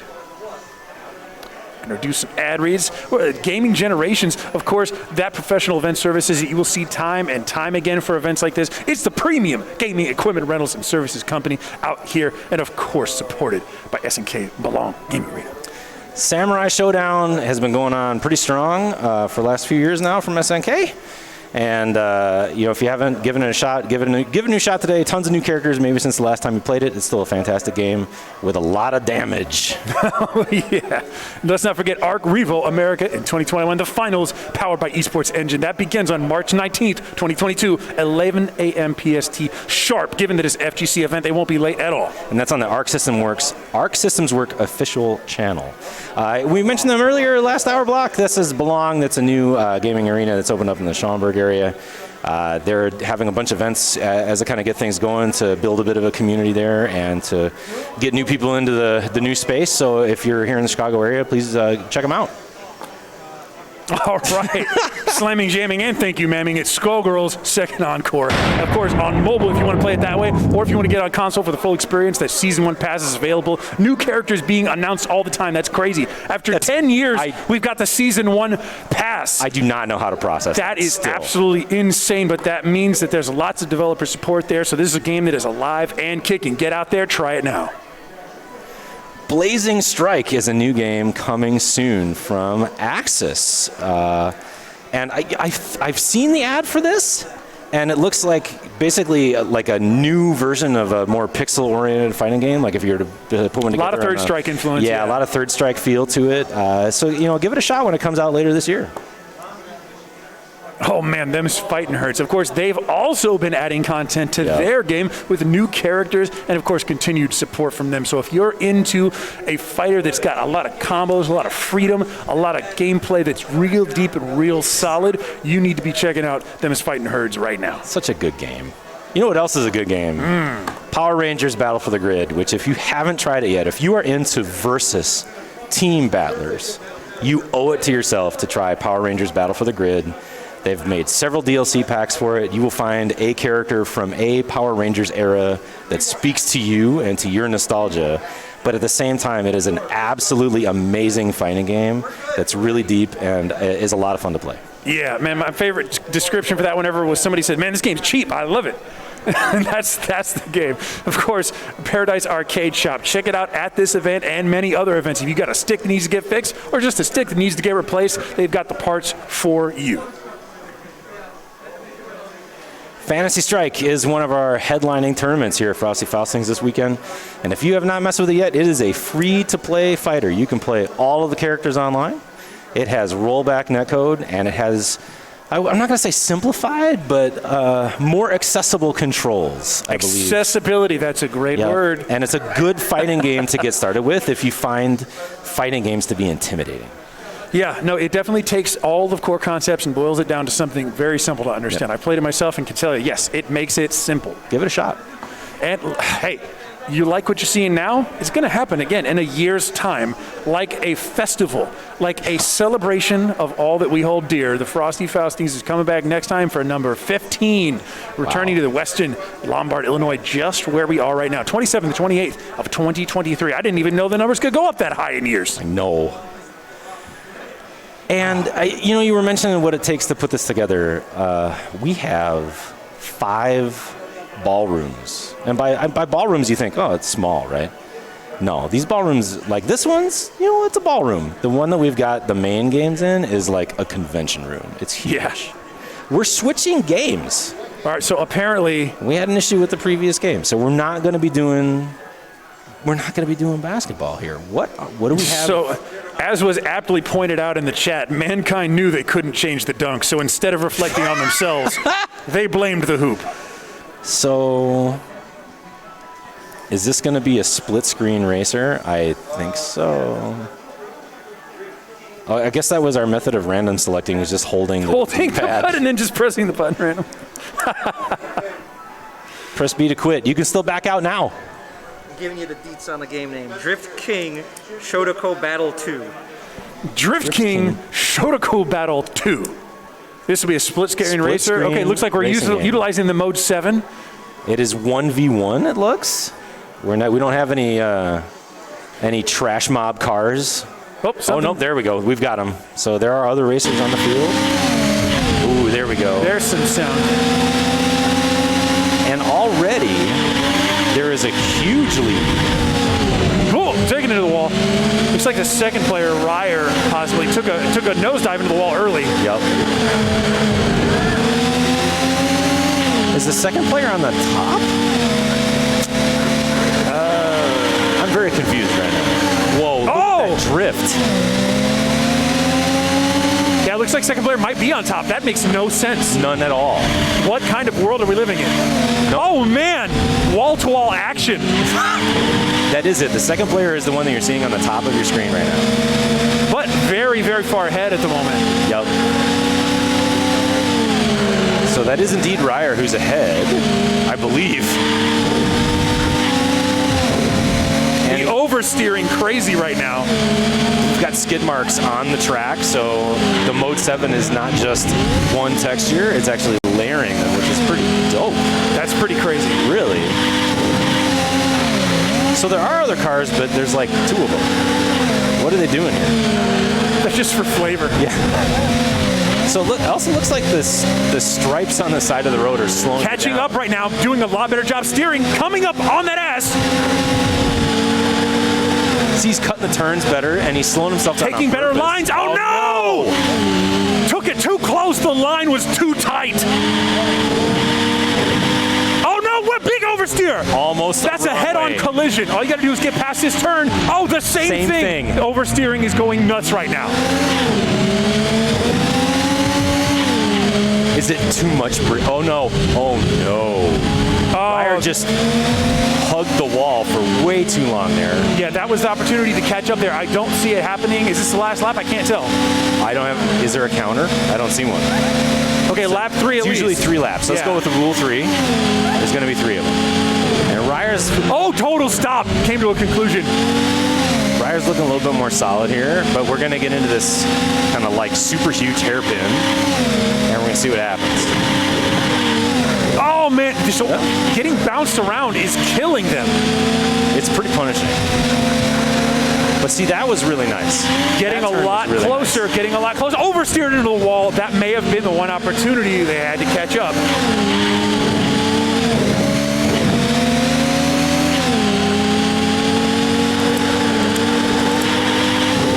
Very nice. We're starting to see a little bit more cleanliness on the turns. More control. More tappity-tap, taparoo.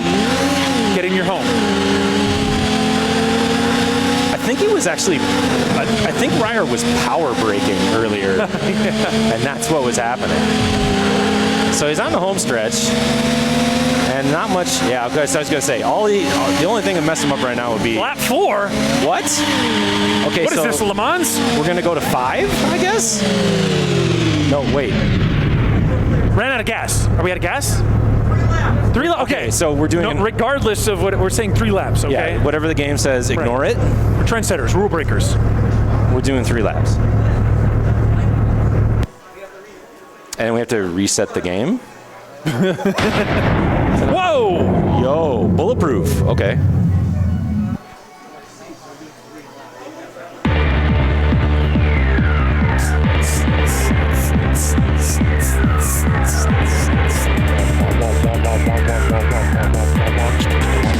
I'm feeling this. Yo, yeah, this is definitely a Super Nintendo soundtrack. Oh, I'm disappointed. All right. What? Are we in the islands? I'm okay with this. This is a pretty good song. It's musical chairs. Right. Really what we should have done is Oh, God. Oh, we got it on their quest line. We want to hear this jam again.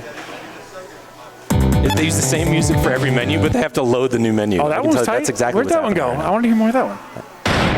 Whoa. Wow. This is dramatic. It's like, that's like the little ditty that plays when you finish a star in Katamari Damacy. Right? Yeah. All right, we're getting through our list of songs. It's funny because The bracketing tunes are like imparting weight. This is And, like, this one I can see myself. drama. This one's tight. Yeah, this is like a Super Nintendo like Koei strategy game, kind of like no business game, not the strategy game, it's a business game. Right. The electric piano there was tight. Yeah. Dun, dun, dun, dun. All right. We good? Oh no, we're back to the menu. At least now, yeah, okay. I love that guy's face. Hey, what's up? Yeah. You guys driving today? That's cool. Yeah. No stress. Go hang out with me. Hey, drive or don't drive, it's all good. Look at all these sponsorships I have on my jumpsuit. It's a good life. All right, one player machine. All right, so we got weight. We have acceleration. I mean, there's got to be a top speed in there too, right?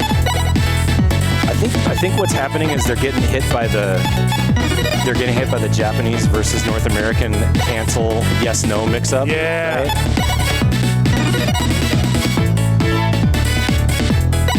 Type S. Okay. Now we're gonna do the D-pad random select. Okay. Where are we? Oh my. Long straightaways, tight turns. Yep. Fewer turns. We'd appear to be out in the desert. Or in lava? Not sure yet. Hard to tell. So we've got the same cars on the same sides.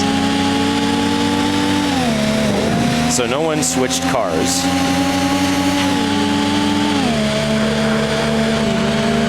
Almost a nice turn, but gets ejected off the sidewalk. Collision!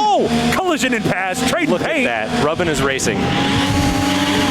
Yo, oversteer into the Tetris box.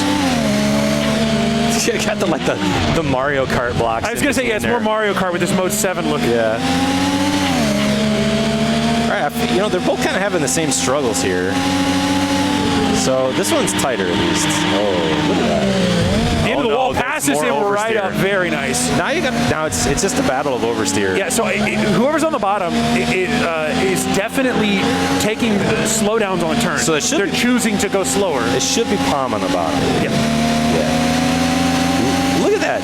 Now quite pass. Now you got the watching the other side of the split screen tech. Slower turns, very nice oversteer, and we're going to extend that lead a little bit. Choosing to let off the gas, very nice more turn. Patience, love it. That was beautiful. Paying the piper with the oversteer. And Palm is just starting to pull away now just because of the patience.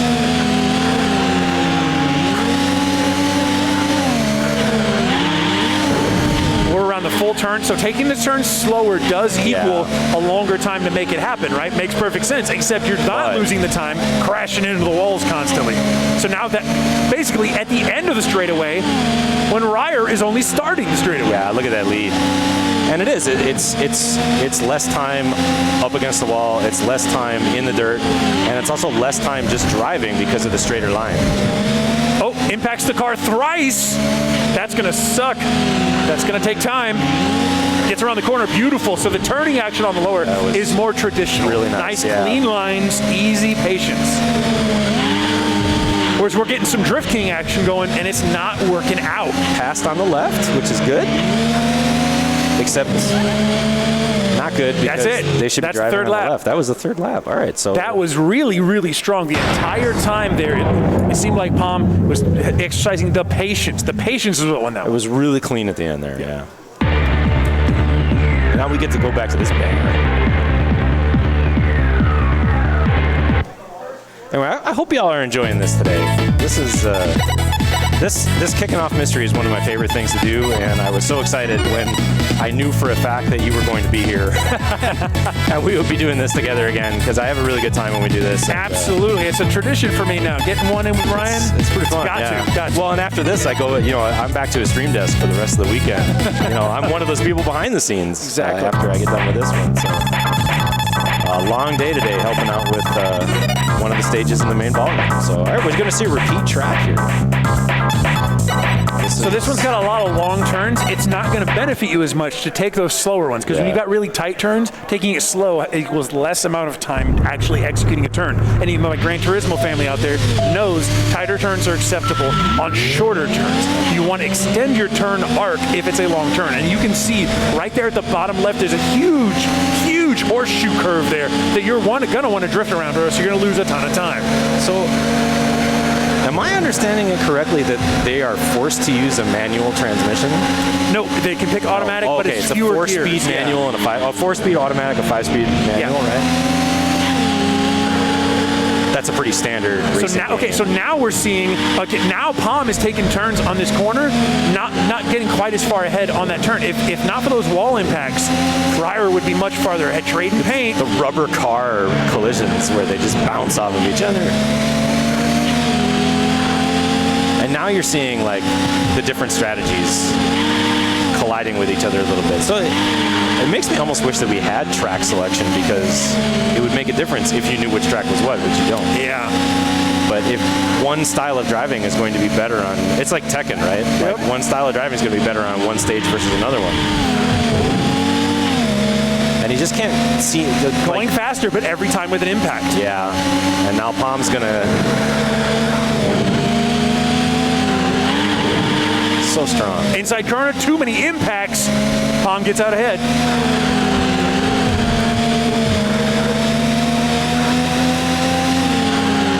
And pay attention to the speedometers for each car, because what you want to look for is when they're slowing down for the turns, or if they're slowing down for the turns. I guess is part of it too, because you can see Palm is slowing down into turns, but not slowing down before the turn.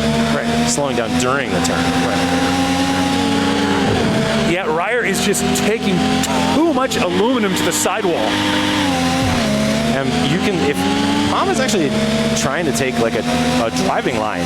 Yeah. If you watch down the bottom screen there. So we're doing 3 in game this time. Last one, and Ryer had a chance there to catch up and then ended up in the slow. Yeah, this doesn't look good for Ryer. Palm is not making too many errors, not committing any mistakes, and so that lead is just going to keep itself there. This last turn, this big one, is the chance to get ahead. Oh, there's finally a wall impact, but still not impactful enough to really slow him down. The lead is just too much at this moment.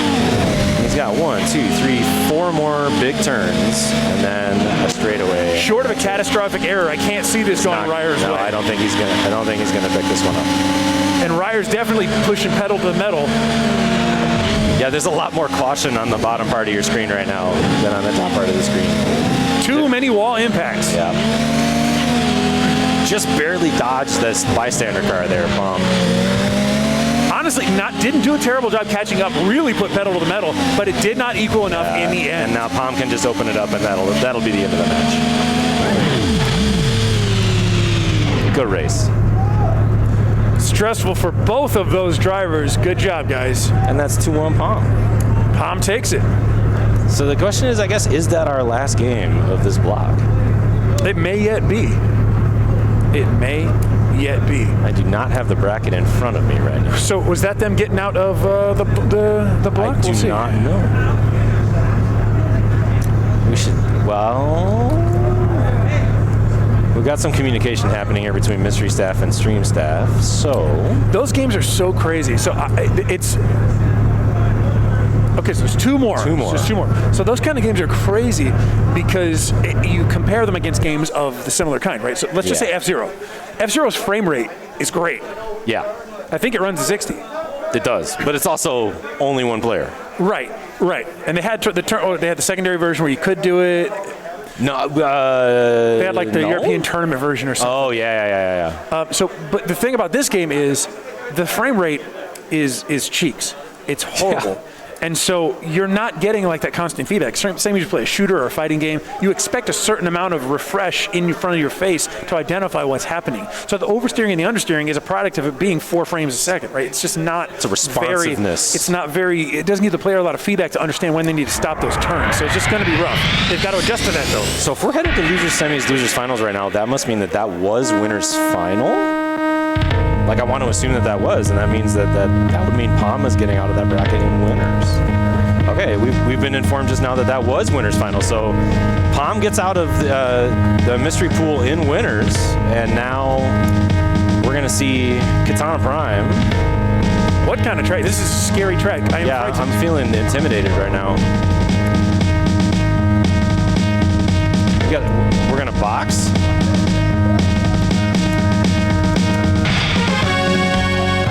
The ring. Oh, geez, this UI is punchy. I'm feeling now. I see. Earlier I was intimidated. Now I'm feeling inspired. This is a great track. Right. This will make you feel like you want to play this game. Blackout on. Blackout on? I'm very curious what that means. One player perspective near. Okay, so it's like. This is a tight track. This is like some. You're about to fight the last boss almost. Yeah. All right, here we go. Wow. Punch power, stamina, and chin. Chin. Of course, the old stat chin. Oh, it's got a password system? Okay, well, I guess if it's got like a single player. That's so you can put him in a bathing suit. Yeah. He's already basically in a bathing suit. Basically, yeah. That's so you can put him in a loincloth, a la Shadow Fighter. Yeah, right. Oh, here we go. Give him the curry loincloth, yeah. Let's get ready to rumble. Yo, digitized voice. You have the Michael Buffer. Keep it clean. Keep it clean. That's the only advice he gives you. Keep it clean. Oh, whoa. Yo! This is kind of a crazy looking game. Look at the shading here. Yeah, it's almost like it was done a little bit like the Donkey Kong way, where there's a 3D model and then they drew over it with the pixels. What am I looking? Okay, so is the boxing glove looks like their vitality? Yeah. So he's going for the body.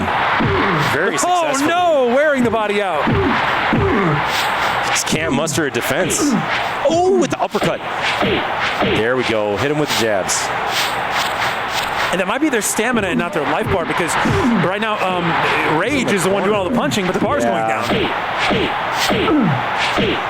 So maybe there is no life bar. Often the boxing games don't. You just got to look at how punched out your dude looks. Oh no, it's the portraits. Oh, the portraits, yeah. Oh, his eye is all swollen shut. He can't see. It's like the punch out mid-round screen. But all the time. But he's out of stamina. Right now, Rage is swinging away almost out of stamina. You're getting winded. Yo, the lip is bleeding. So we got one dude who's like running on empty. Oh my God. Rage is. Yo!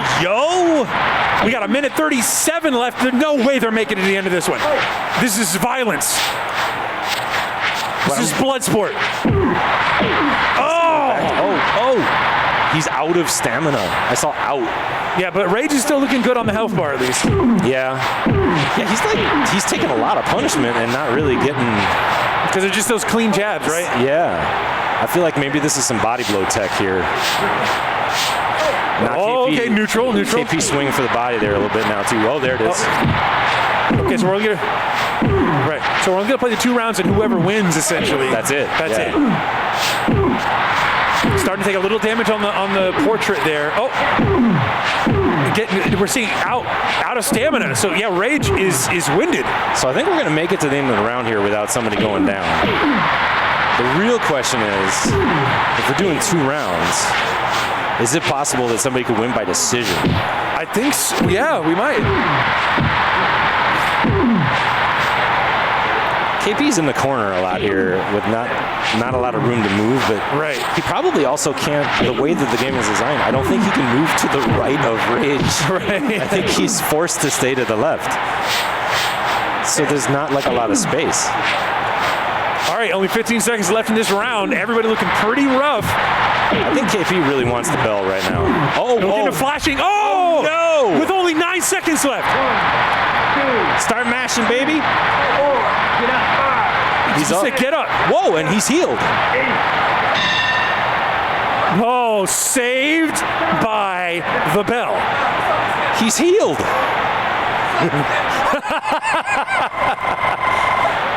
unofficial score. Hey, All right. punches landed. 10-8. Equal. Ring girl? This is some kind of admirable graphics. The SNES is pushing out something. It's pretty good. So that's a 10-8 one because Rage was way more aggressive and got the 10-8 split. And now we have switched sides. So that's the way that they try to maintain this. We got the swelling down.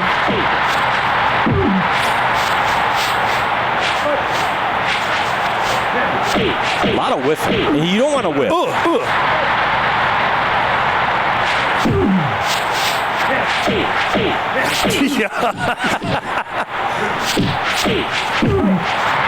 Man, and Rage has found himself in the corner a lot. Yeah. Wait, did we switch? Yeah. Yeah, okay. What's with the 3 gloves? So they must have like power punches because there are 3 gloves above their stamina bar. Maybe, yeah. So they must have like... No, okay, so it's 2, that's the knockdowns. Is it? No. Well, is it? Oh, yeah. Okay, so it's punch-out rules, 3 knockdowns, and it's a TKO. Got it. I don't think anybody's getting 3 knockdowns. Yeah, to get 3 doesn't seem likely. Like, you'd have to work the dude pretty hard. Oh, he's going to go. Yeah. Oh, he clinched. Go for the clinch. The clinch. Hey, he said, keep it clean, all right? Oh, he said, get away. Gotta break Look at it the up. crowd. Crowd saying, hey, we came to watch a fight, not a hugging match. Yo. I like the dude with the... There's multiple dudes with sunglasses in the All right, Rage is running out of stamina. Just got to not swing at air. Running out the clock a little bit? Well, with only 2 rounds, no, I don't think so, because all you got to go on is what you're... Yo, the shots! Like. The winner with this game is going to be... Well, I want to say whoever figures out the blocking tech, but neither one of them is figuring out the blocking tech. Has seemed to. There doesn't seem to be much punishing. So is the winner the one who basically had the most chin? Yeah, the biggest chin. So right now, again, it looks like Rage is going to take it on points just because of the amount of punches thrown. Well, or, you know, if he keeps working them like this, we could see another knockdown and then... What would be very interesting is if whether or not you can stand up on a knockdown is based on how much stamina you have left. So like a little trade-off between swing and crazy. Yo, the big hits, the stun. The stun. Need more of that 1-2. Look at that. Look at that. And this is crazy. I actually kind of think I might go play this game after this. Yeah, I did not know this existed. No. But this is kind of intense.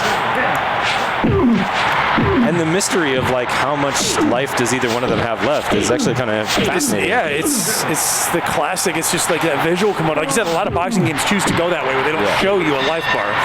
All right, so it's going to come down to points. Late hit in. Late hit in. Late hit. I'm going to call this one for Rage. What do you think? Yep. Unanimous decision.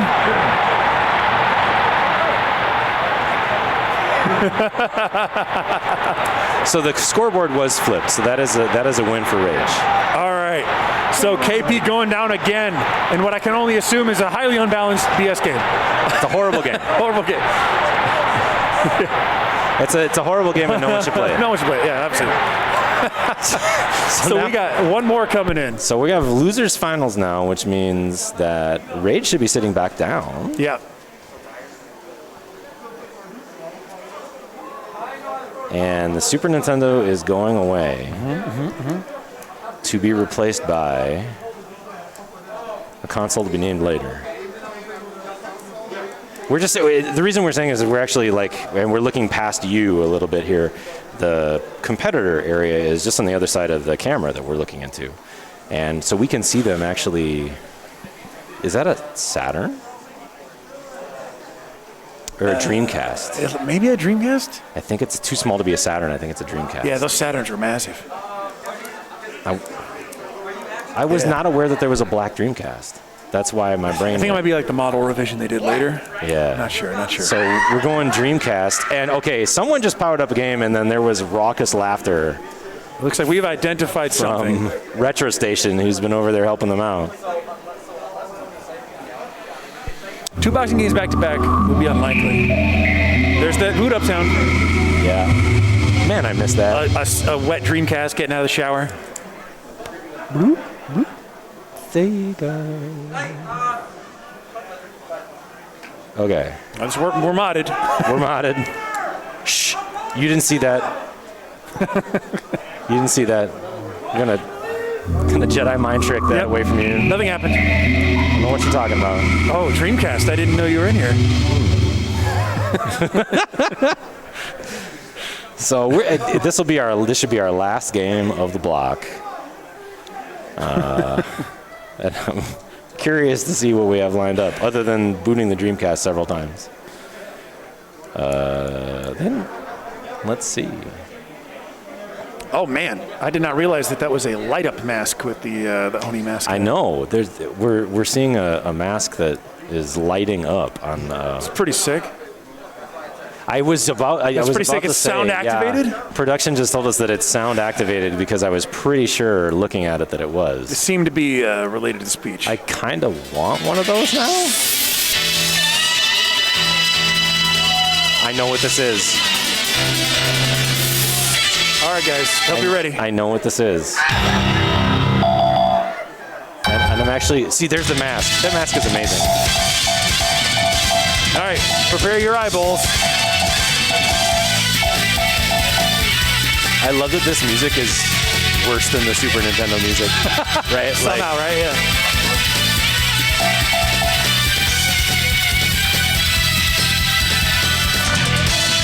All right.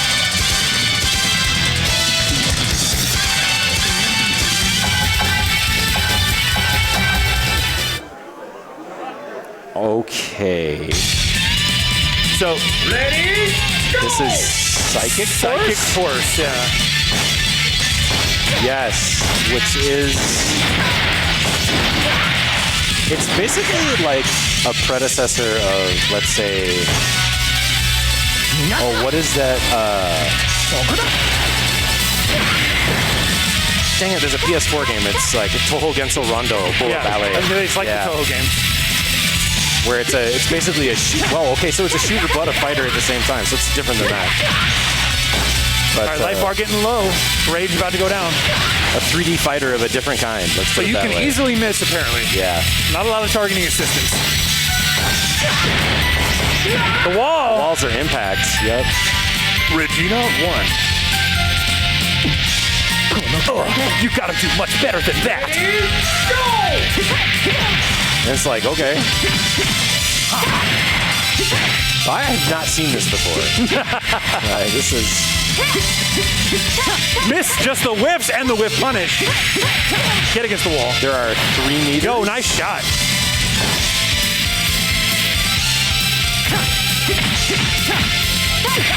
Oh, there it is. Good punish. Nice against the wall. Against the wall. Against the wall. Just trying to stay away from getting backed in the wall again. Doesn't want to get hit by the infinite. Out of life. Out of life. Down to, yep. Oh. No, get wrecked. Yep.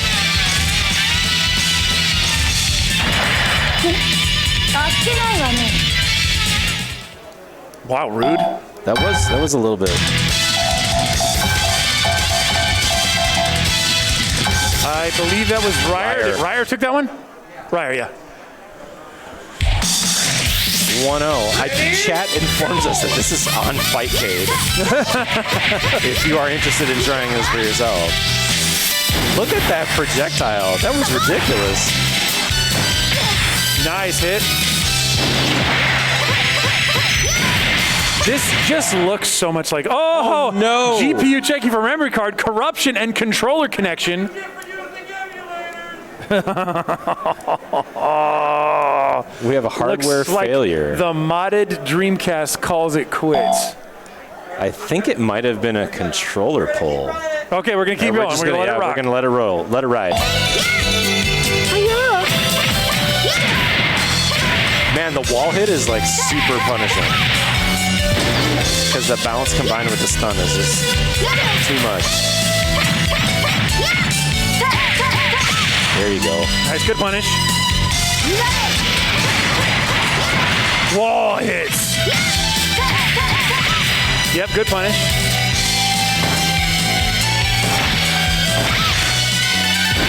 Nice. Running out of life, running out of life. Look at that. Leads the shots. Very nice. Way to read the movement and just lead the shot. Ready, go!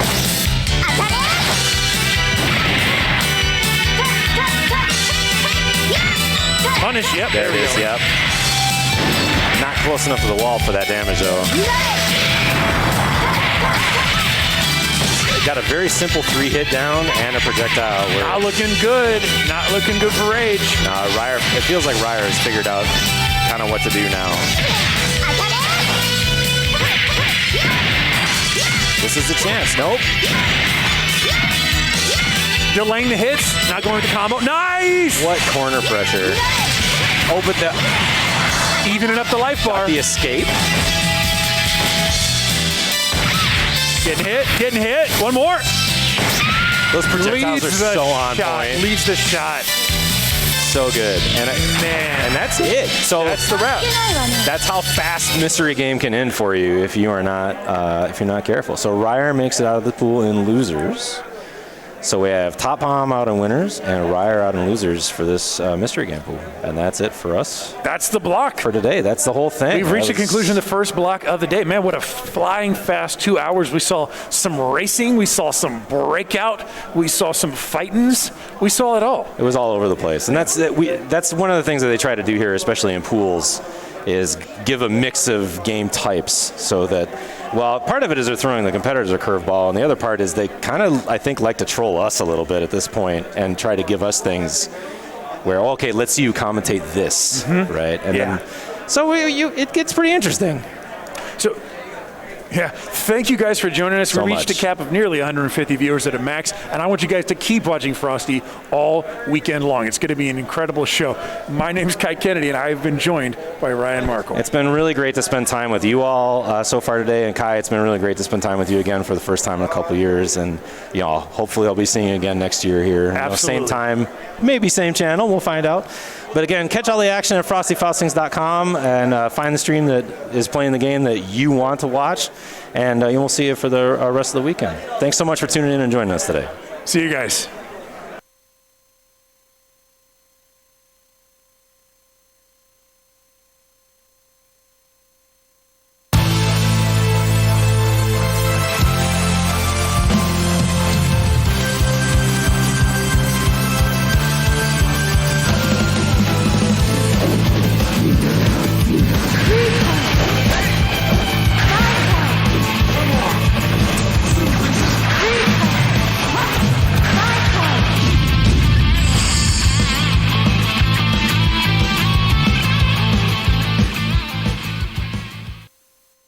I've been waiting forever for this. Umbrella!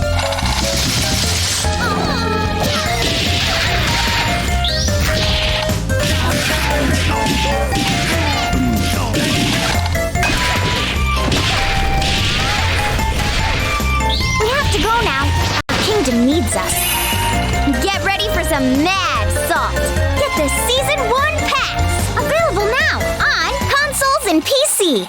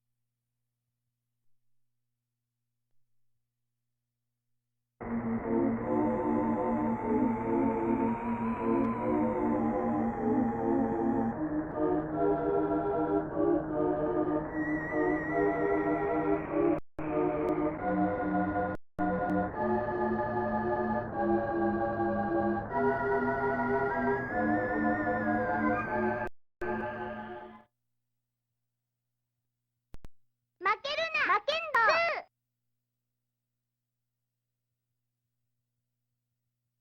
Tyson!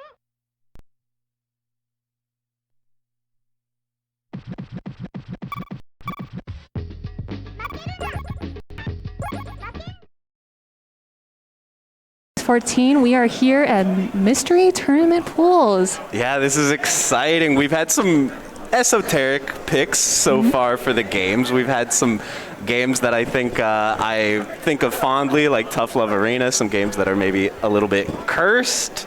Did you see the game with the basketball guy, slam dunk? There was some craziness, but I think they've got a lot of tricks up their sleeve. They won't tell me. I've asked, what games are we going to see, and they are keeping it very close to the chest. But I think there's going to be some good stuff. Oh, for sure. Yeah, we did see that game where it was kind of like a fighting game, but you have so much movement all around the map, and I'm just who would have thought that this would be a game in Mystery Tournament? And they were saying that that's on Fightcade, so I might have to go home and check that one out after the tournament. But yeah, so hope you guys are doing well at home. Hope you're getting your drinks, your snacks, and just getting comfortable and watching some awesome random shenanigans going on. Yeah, this has been, I think for a lot of us, a pretty special thing to be able to show up to. It kind of feels like the FGC is getting back to the way it's supposed to be, offline competition.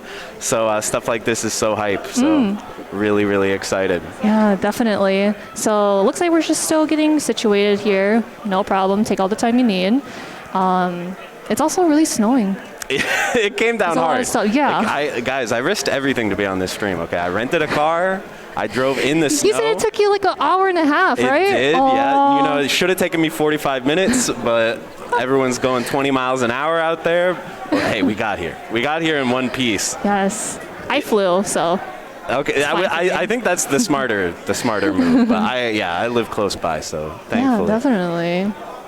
Is that an Axel cosplayer that we have about to? That's my favorite character. That looks mad comfy. Yeah, that's true. Yeah, there's some cosplay outfits where it's like you don't want to be wearing it for an entire event, but if you can just wear some flannel, good to go.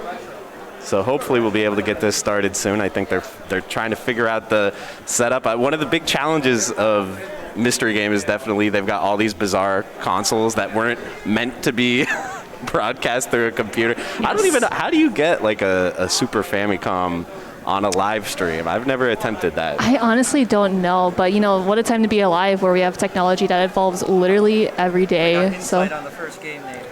Okay. We're playing Makeruna Makendo 2. Makeruna Makendo 2 will be our first game. What that? I don't know what that means. Some of the big brains in the chat are going to have to let us know, but judging by the graphics, this seems like a pretty old school game. Oh, yeah, for sure. All in Japanese. Oh, this is what we were hearing earlier. Is this the soundtrack to the game? I actually dig it. It's pretty funny. Okay, so we've got Garbage versus Home Depot Temkin. Excuse you, it's Garbage. Oh, I'm sorry, Garbage. Joe Gierte.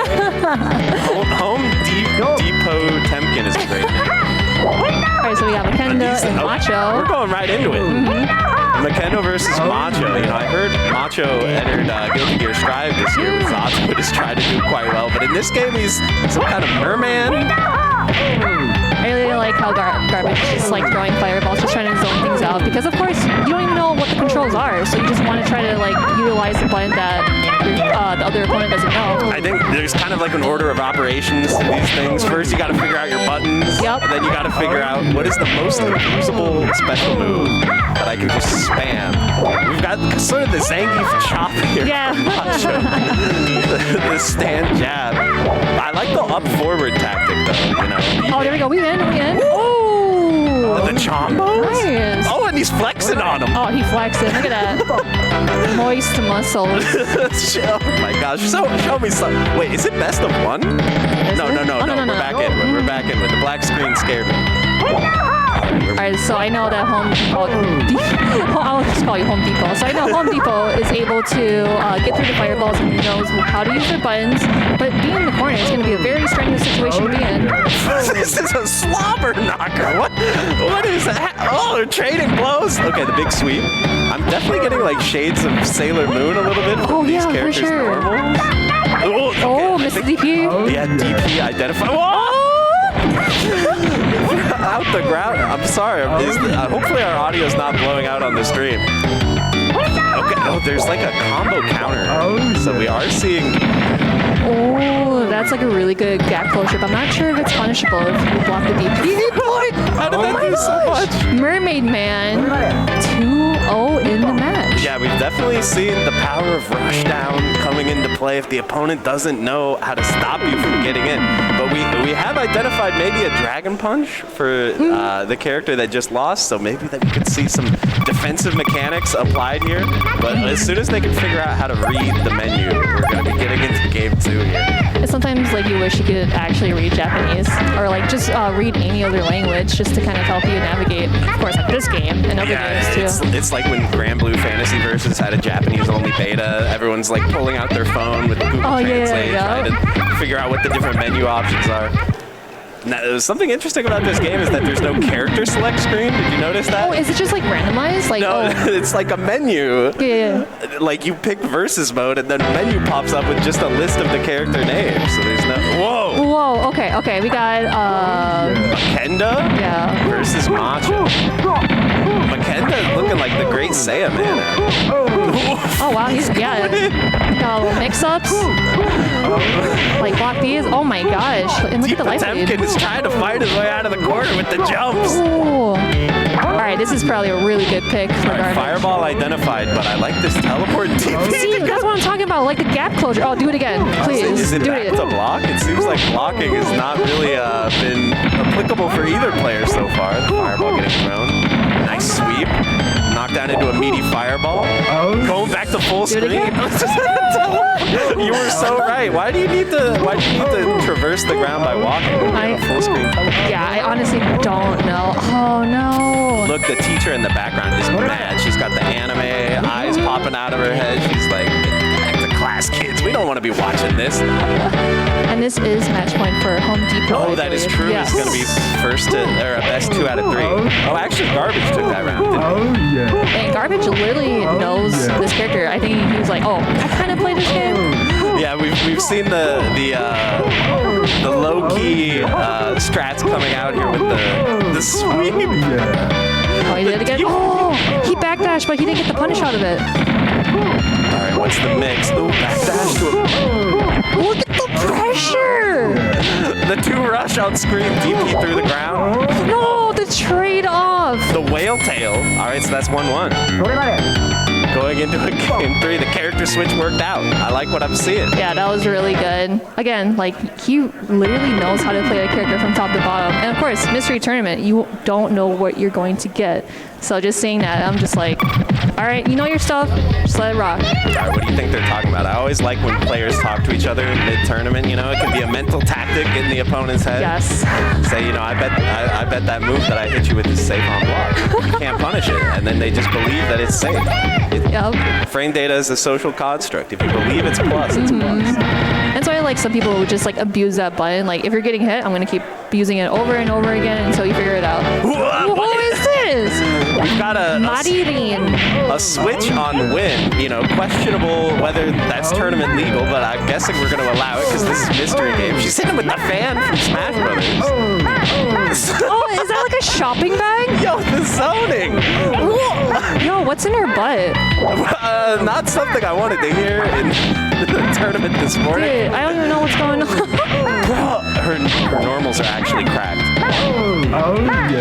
Oh, okay, Says, okay. oh yeah, gets out of the corner. Air to air.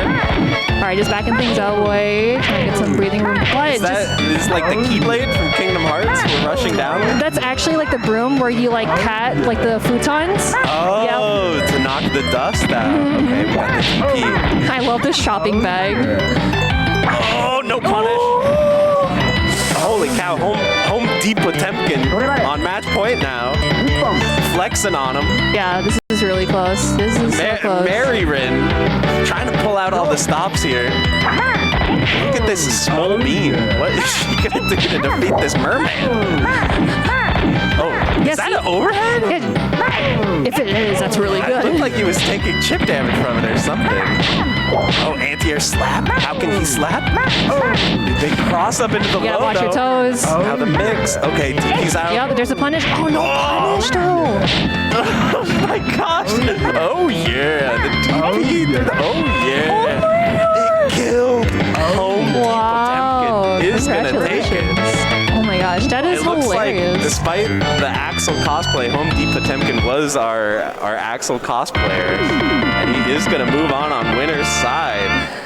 That is so funny because I just like how you utilize, like earlier I was talking about how that DP is like a gap closure. You just like Right. sink into the ground and just do DP. And of course, mystery game. We don't know how to like block those normals or see if it's negative, but that was pretty fun. Not gonna lie, the characters are wonky as heck. But yeah, I think one of the low-key strategies when it comes to mystery game tournaments is, we're not allowed to Google. We're not allowed to Yes. GameFAQs.com. That's strictly forbidden. If you get caught doing that is an instant ban. But what you can do is you can watch what's happening on the other setups, because now I think people are going to see this, and if they have to play this game, they're going to think, maybe I can pick the merman, because that DP was looking kind of hard to punish. Kind of spicy. He was getting away with it. But hey, like of course in fighting games, like mash it out. You can When in doubt. totally do that in mystery game or When mystery in doubt. tournament. And I think another strat that can come into play is look at what your opponent's doing and think, maybe I should just steal their strategy. It's working. So you can, find what your abusable move is. Yes, Spam that is it. true. I'm always interested as well in the tactic of picking a character in mystery game, because you really don't know anything going in. Yes. So I think some strategies that I always tell people: don't pick a ninja. That's my first piece of advice. But that character was kind of like a superhero ninja character. The It one was who pretty lost. cool. The one who lost was like Yeah. the merman won. See, I think ninjas are too complex. They're always like the try-hard training mode monster character. Skip the ninja. Go to the guy on the box. Whoever's on the cover of the game, that's your pick. Yeah. Because they're the Ryu of the game. They're going to be easy. The developers want you to win with them. So that's my big brain tip for you guys at home. If you ever find yourself in a future mystery game tournament, you can take that to the bank. And if that doesn't work, just pick whatever character your opponent picked and beat you with. That I try to- didn't even know that at all, because it's like, oh cool, main character, gonna play him, or just like play a different range of characters, like literally Mermaid Man and like the mom that had the shopping bag and the duster. That is hilarious. I love that. Sometimes you can get caught off guard. What was the game earlier? Shadow Warriors? I don't know if you saw that. There were some. What was that one? It was a very cursed fighting game from 1994 where there was Okay. like an MMA fighter who was like Blanca. He had like Blanca ball. What? So I am happy for anyone who managed to avoid having to play that, because now I think this might actually be a step up in terms of quality. Oh my gosh. Wait, so are they playing the same game here? Or? I believe at least the soundtrack we're hearing right now sounds like the same. Definitely, So yeah. I think there might be one or two more matches in this game before we switch to a new one. So we'll have to see. Were they watching that? Were they creeping? Were they thinking that merman looking kind of nice? Yeah, I might have to merman, pick that guy. or the mom with the shopping bag and the duster. True, but of course the problem is there's no character select screen. So how do you even know who you're? Okay, we've got mirror match. Wait. Makendo and Makendo. McEnroe. Oh, John McEnroe has been added to the game. So again, we got John, Fortnite, and R squared. Just doing the fireball game. Nice jump over the fireball, low forward. Is it just, wait, does the character named Makenro have a tennis racket? Because that is just too appropriate. All right, knock that in the corner, not where you want to be. Oh, she does have a tennis racket. Fireball's getting thrown. Ooh, why did that knock so far? Oh, nice backdash with punish. Oh, keeping you in the corner. That doesn't work out in their favor. Combos seem so bizarre in this game. It kind of seems like you're always in a scramble situation where even if you're getting hit, you might just be able to mash and get some trades on. All right, going into round 2 here. I love the name John Fortnite, by the way. The famous star of the game Fortnite. I like Fortnite. Maybe we'll get Fortnite as a future game on this. Go for the toes. Just abusing the low forward. Watch your toes. Okay, we got the sweep though into Okizeme. Oh, okay. Oh, we got combos. We got the 3 rush. Hey, Got yo. the 3 rush. John Fortnite. All right, almost sitting at mutual health with the DP, and that killed it. Wow, that actually did kill. Okay, we're going into round 3 here in game 1. So I wonder. I guess these are like the Ryu and Ken. Do we think Makendo and Makeruna? Oh yeah. Could be. Yep. Now that you mentioned that, for sure. Whoa, she has like an Akuma dash. Like she schmooves. I wonder if was it Makenro? I wonder if like her racket just gives her like an extra push or range, just like doing that. True. And of course, Makendo is just like a very close range character. You have those disjoints, those Marth and Roy normals, if you will. Oh, what was that? Oh, no! Okay, we found the strat and we're sticking to it. Go for the toes. You better watch your toes or else I'm gonna slap them. Slap those toes. R squared takes game 1.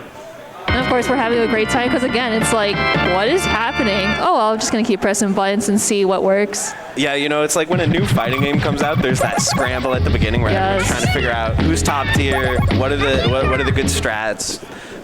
And when you play Mystery, every single new round is like that. It's that rush to find the most broken jank. Yup. So it looks like we are sticking with the same characters. The run back. Yes. Okay, cool. Is there only one stage in this game? That the teacher's working overtime here. Yeah, for sure. This is recess here. Yeah. These school kids are nurses. I can't tell. They're definitely. I think it's like a all-women university or something. Oh, okay. And this is, normal bullying that happens at those types of schools. Yeah, beat each other up. Yeah. Swinging the racket. I think the range is really coming through here. Oh, for sure. Key charge? Oh, wow. 4 rush? Oh, no. John Fortnite just being a little struggled there. Yeah, R squared seeming to have unstoppable momentum here with John McEnroe. All right, this is match point. Yep, right? match point. Oh, man. All right. Actually, the weapon kind of reminds me of like those electric fly swatters. Do you know those? Yeah. The bug flies into it and just gets posterized.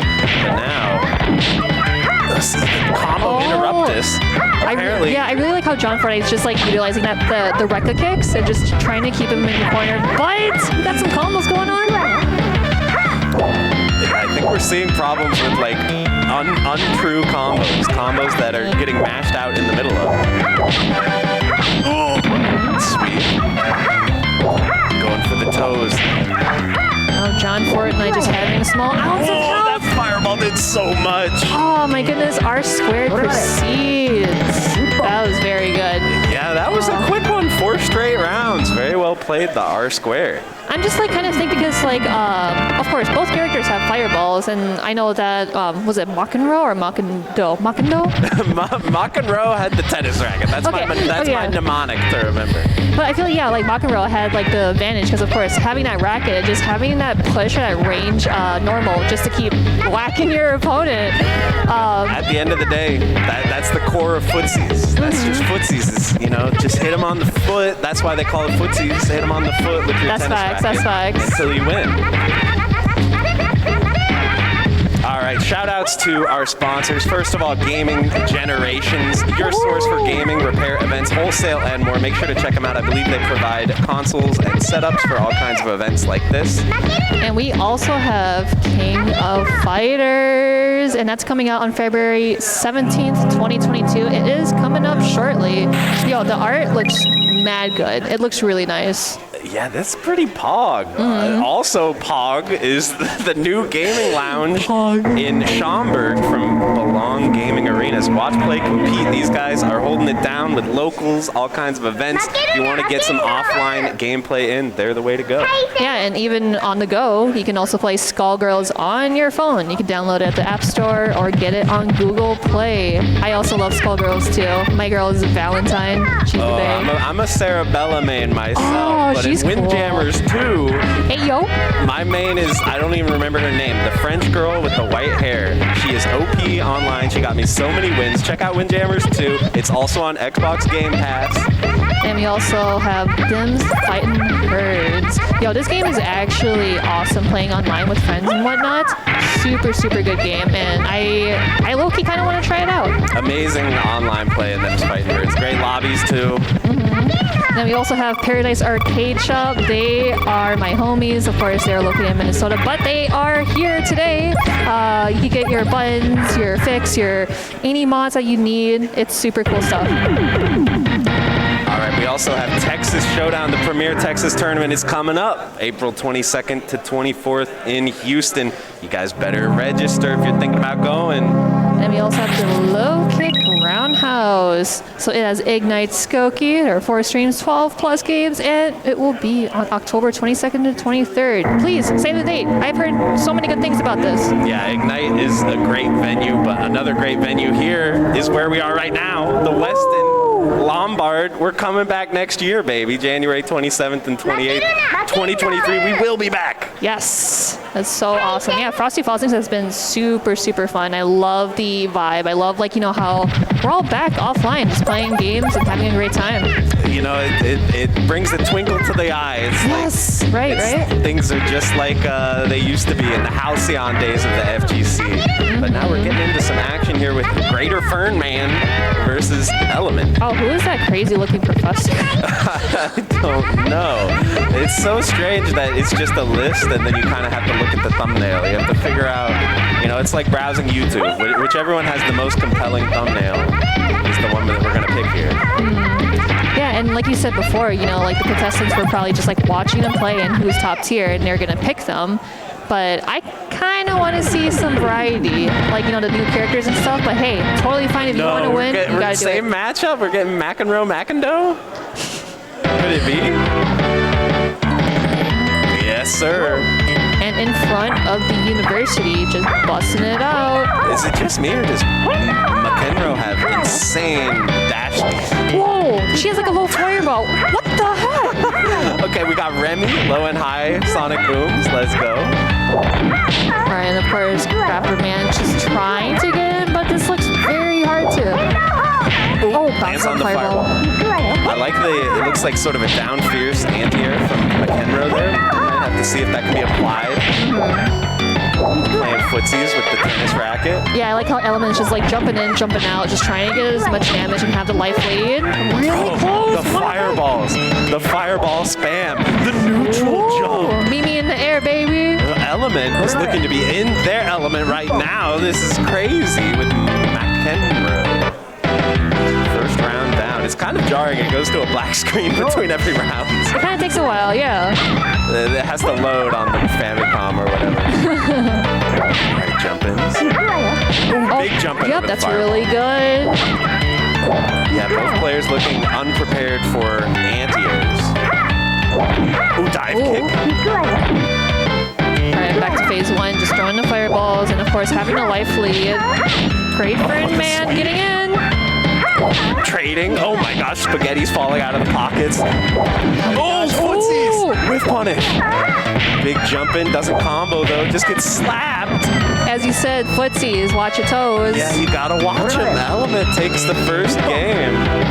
Man, definitely. That's okay, so Makendo is actually top tier. I'm calling it right now. I think that this is incontrovertible evidence right now that if a character wins, two matches in a row, they gotta be top tier. So I think that Greater Fern Man should maybe think about switching it up because that was pretty one-sided. You might have to roll the dice, see if you can find something broken on a different cast member. Oh, is he going with the alien? Alien Grandpa. Is that who that is? I think he looks like we'll see what he looks like. Yeah. me of like Cliff of Guilty Gear, maybe. Oh. That reminds you of. No, oh, no. it's Macho. Let's go, Macho. That's the goat. Macho maybe looks the least like his portrait of any character I've ever seen. There is no relation between what he actually looks like in the game, but hey, we've got the teleport.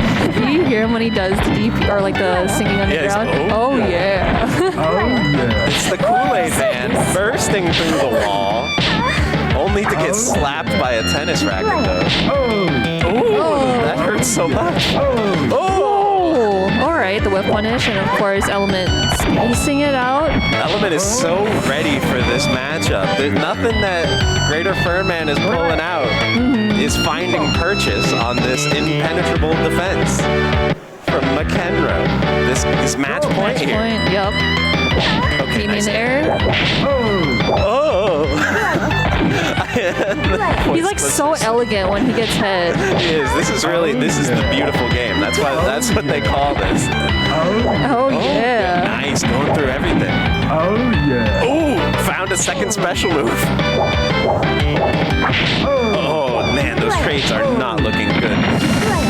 And again, Element back, spacing things out again in his elements. Macho getting slapped around. Oh my gosh.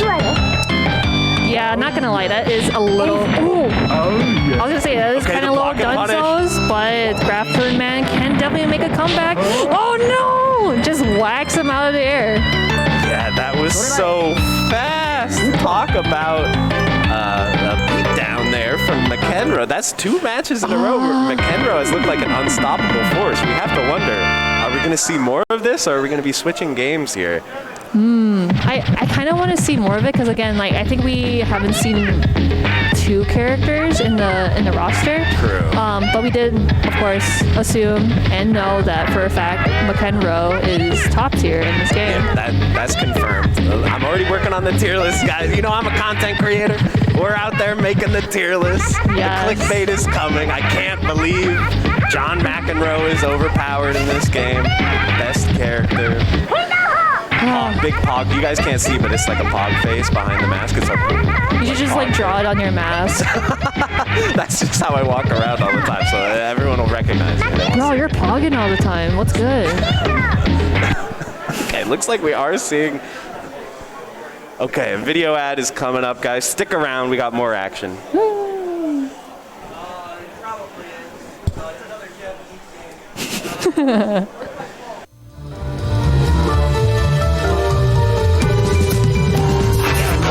Finish it right now or never. A full throw blow with the mask. I have to sever place and time from the full life's line. Whatever opposed me, I will outshine. I endeavor to outlast whoever will try. Bad winds of the ship will capsize. Apply mad pressure. You will see my ugly side, cause I'm not going down without a fight. No, I'm not going down without a fight. I'm not going down without a fight.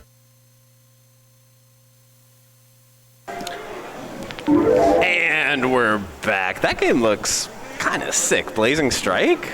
I'm kind of excited to play that. It's got like some Garo, Mark of the Wolves vibes, maybe. Again, like I'm a sucker for like gaming art like that. Like Yeah. I just am so interested. Like, oh, okay, that's pretty nice. Any 2D sprite game in the year of our Lord 2022 gets me hyped up. But I'm also getting hyped up right now for whatever sort of mysterious Different song. console hardware is being dragged. Is that Super Famicom over there? Super Nintendo, maybe? I am honestly not sure. Yeah, he's holding the Super Nintendo controller. Some sort of setup is happening. We'll have to find out. What could the game be? I mean, keep in mind, Super Nintendo is the platform of Sailor Moon. I'm not ready to rule that out. But like, assuming that like none of us know, like we heard the song, we don't know if it's like Sailor Moon or in the audience. You guys know it's Sailor Moon. Oh, what is this? Dharma Dojo. I see. Is that Krillin there on the left? Is that my guy Krillin? This looks like a cute game. It does. I can't read any of this, but are we sure this is a fighting game from the graphics? You know, or it could be like a game similar to It was like one of the Kirby games where you had to time correctly with your samurai sword. Oh, yeah, shoutouts Damascus. The ninja, the Kirby samurai or whatever. Yeah. That game is so fun. I love it. It's so fun. Difficult to play on modern hardware. You know, the lag caused by HDMI definitely it's like Parappa the Rapper. Some games have been harmed by our switch to more modern technology, but we're still unsure what exactly is Dharma Dojo. There's a reset happening here. Something is getting figured out. So we did see the characters. They have hammers, and then we saw like a tiny Dharma just bonked on the bigger Dharma. So I don't know. It could be like a Mr. Driller type of situation with hammers instead. I don't know, guys. I'm just spitballing. I'm trying so hard to fill the time right now, guys. Believe me. All right, we're getting the thumbs up. Yep, it looks like we're good. We're set up here. Okay, only 2 characters? It's Krillin and the woman. Yeah, I'm actually very curious as to what this is. I wonder if this is one of those games where like your character doesn't affect it, like Cyberbots or something, where the gameplay is the same, it's just visual. Because it seems strange that there's only 2 characters. Okay, the piggy bank is trying to pick the right. What if it's like a stage or like a setting? Oh, back at character slot. This is the mix-up, is the Japanese games, the confirm and back tend to be swapped. Yep. Okay. Split screen, it is a puzzle game. I'm about it. Okay. Well, okay. Oh, I see. So it's like you're just trying to match up the colors. What? Okay, so when you shove things down to the bottom floor, once you knock down 4, they get scooted up. Oh, there we go. Got the clear. Oh, and we got all the blues there. Yeah, pushing in the blues. And then that is sending fire to the opponent's screen, where surely it will be reincarnated as junk. Look at this. Kowtow Robinson seems to have figured out the game pretty well already. Oh no, but there's an interruption. Just gotta push it back up.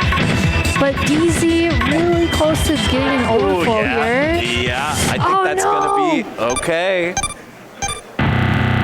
Kowtow looking like this is quick work here. He's got it all figured out already.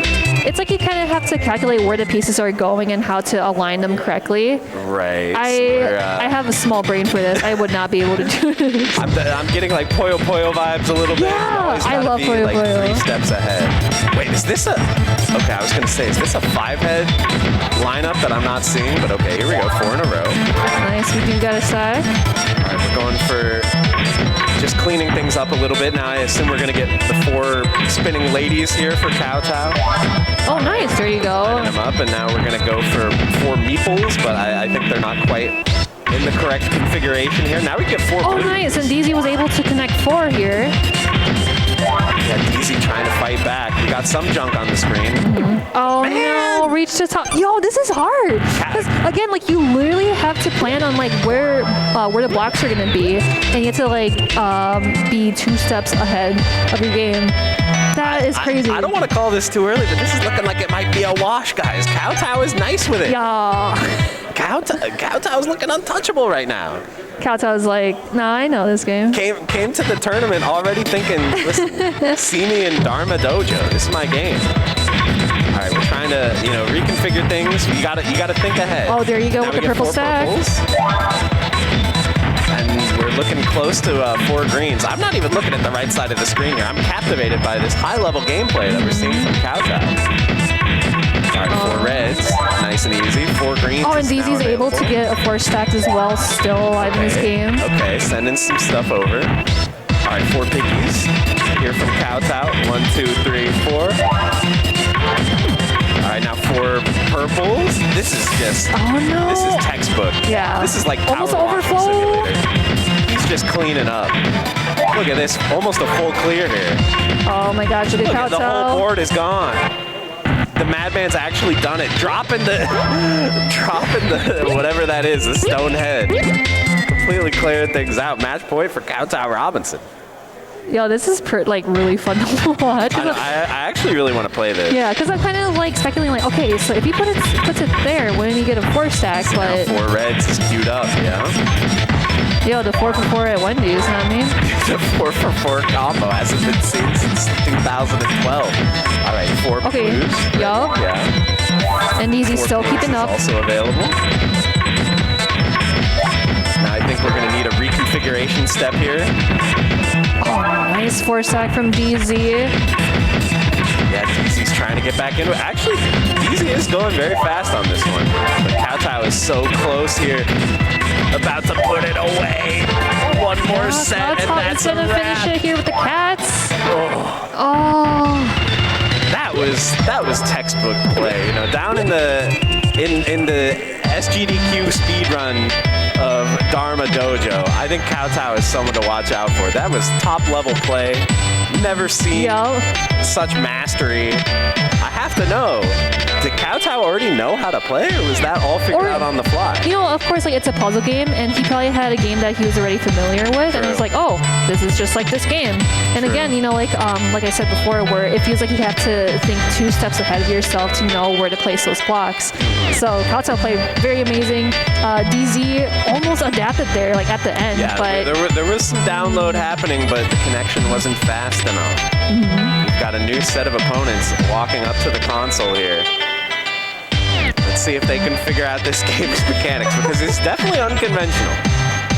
yeah, I'm gonna see more of Dharma Dojo. That looks so fun. I should just, when I get home, I gotta download that game on an emulator or something. I think head-to-head puzzle games, underrated genre. There's the classics. There's Tetris, Puyo Puyo, but there's some hidden gems out there. All right, the characters are trying to figure out the menus, I'm sure. That's the ultimate boss fight at the start of every round, is you have to figure out what to actually press on the menu. We're just jamming. Yeah, I love the soundtrack to very it. enjoyable. It's like super cute and joyful. We were talking about the SNES sound chip earlier. A lot of classic soundtracks came out on SNES. All right, players getting the deep lore here. I think we are good.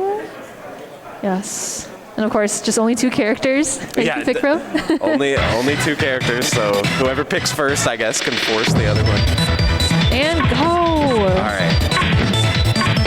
It is definitely hard to watch both sides. That's kind of the big struggle here. But A-Beast is the first one to get a 4 here. And then Eternal was able to get a 4-stack as well. 4 bears coming over from A-Beast, dropping that Garbaggio. All right, but yeah, this is a bit of a reconfiguration step here for A-Beast. It's not able to make any 4s. Oh, here's 4 greens.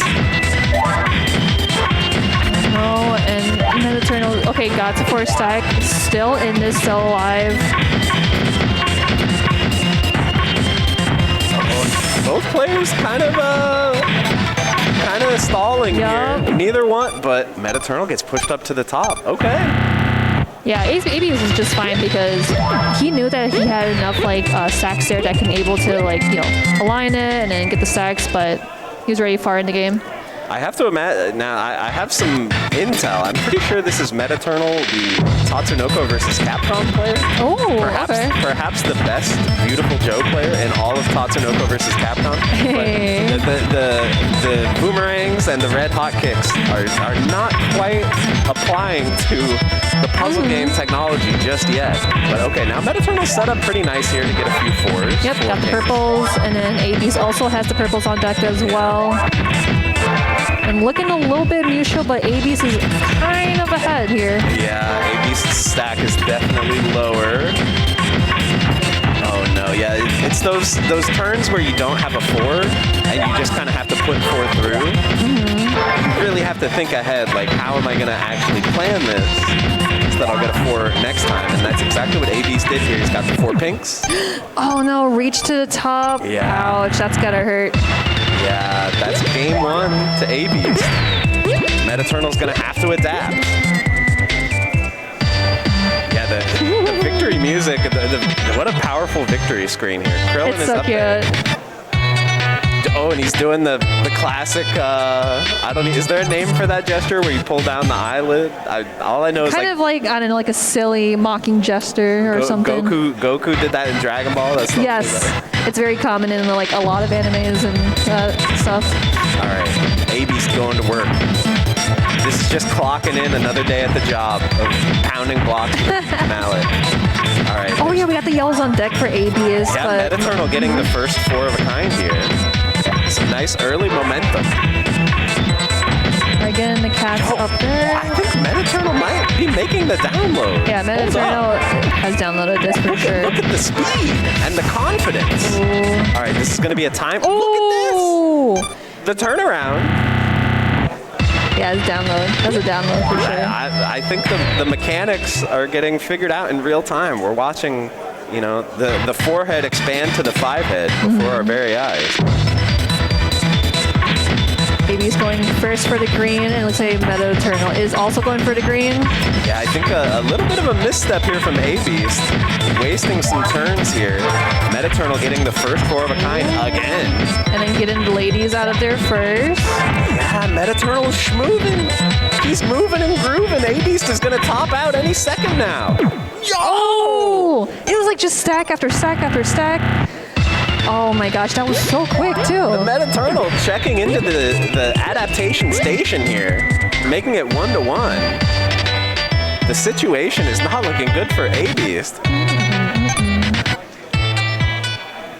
But listen, sometimes, you know, you just want to make it look close. You want to put on a good show. Maybe A-Beast has got this in the bag. We'll have to see. And on to game 3. And of course, you know, these players are trying to formulate a plan of how to align the blocks better.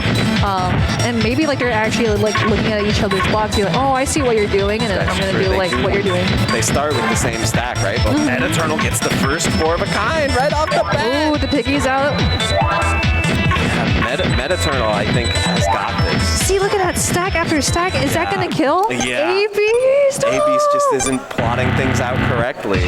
Match point for Metaternal. Looks like I spoke too soon. You know, Metaternal playing Beautiful Joe and Tekkaman Blade later. Now in this game, going in with the hammer. I don't know, He just guys. needed to warm up. That's all he did. Somehow there's a comparison to be made. I'm not going to be the one to make it. A-Beast does get the first 4 of a kind this round. There we go. A-Beast got the 4 stacked. Metaternal still trying to formulate some sort of alignment, see what they can do. All right, A-Beast gets another 4 of a kind. Wait a minute. Oh. Signs of life. Oh Yeah. no! Oh, we're going double Luigi. Last game, last round. Oh jeez, yeah. A-Beast is like, nah, I can't let you win this. I gotta win this. I'm not sure. Like, was Metaternal just kind of struggling to find the path to plot the route? Or he might have messed up on one block, and that kind of messed up his momentum. True. One small mistake can spiral out of control in a game as cutthroat as Dharma Dojo. Both players going for the purple stack. Yeah. Totally understandable. Now they just gotta figure out what to work from here. They are neck and neck. This is so close right now. Oh, 4 reds for A-Beast. Uh-oh, A-Beast is pulling ahead, but now Metaternal's going to get the 4 reds. Yup, it's catching up. A-Beast not quite able to get it clear here. Setting up the 4 ladies. Looks like Metaternal's setting up the 4, whatever those red Yeah, I wonder what those characters are. are. Japanese characters, I'm not sure. But A-Beast is so close to clearing out the stack. This is such a crazy last round. It's so close. Hey, 4 yo. greens from A-Beast. Yeah, A-Beast is definitely coming back. Oh, and Metaternal making a mistake here. That's not 4 of a kind with the 4 Sleepy Bears. He is going to get 4 purple ladies, though. All right, setting up the 4 greens, it looks like. And now do the setup again. A-Beast is about to get the full clear. Metaternal's got to work fast, drop some garbage on that side. Oh no, I think A-Beast definitely forgot to stack the those clams. They look like clams. 4 purple ladies from Metaternal. Okay, he's filled up 4 pieces of garbage, Oh so now my they drop. gosh. They're going head to head. We got the ladies on has deck. pulled. Oh, that was such a huge garbage drop on Metaternal's side, though. That could be ammunition that he can use. Oh my god, oh my god, oh my god, oh my god. A-Beast so work close fast, to you gotta work popping out. fast. Okay, he's Oh clear my 4. god. Alright, we got the 4 ladies on A-Beast's side. Metaternal still just chucking these stacks at A-Beast. This is just back and forth. Now, if you look at the top of the screen, the garbage area, Metaternal has placed 2 pieces of garbage on A-Beast. A-Beast just putting his second piece on Metaternal. So Metaternal, I believe, is a little bit ahead in the offensive battle here. I cannot believe how close this is right now. Yeah, no kidding. Metaternal does not have a 4 of a kind available. Oh wait, no, I lied. He has 4 purples. I'm sorry, Chad. I didn't see it. Oh, and also like the Sleeping Bears as well. Oh my A-Beast gosh. gets 4 blues out, but the garbage is filled up on A-Beast. I think we're going to get a big garbage drop any second here. I think if they get 4 of the colors, that's going to drop all of the colored garbage. So that, and that's, I believe, exactly what ABs just did. Here comes garbage on Metaternal. Okay, we got the 4 sleeping bears on ABs But and Metaternal. This is going to drop some garbage on ABs. Gotta think fast, Metaternal. Kaboom, there's the garbage. More trash for you. Yep. We got 4 sleeping bears on deck for Metaternal. Oh, he's close to topping out. Metaturnal, don't scare me like this. ABs gets a star. Oh, he's so close to topping out, please. No!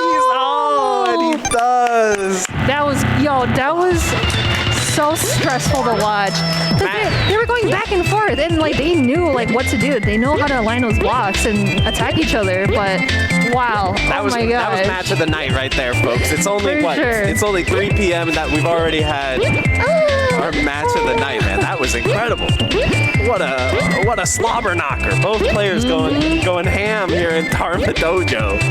Yeah, not gonna lie. Yeah, that puzzle game looks super fun. Again, like I'm definitely gonna download that game and practice my puzzle aligning. You know, we're seeing sort of that dual aspect of the puzzle games where when you're clearing stuff, you're putting garbage on the opponent's side. Yep. But that's the fuel they need to light the fire and put more garbage back on you.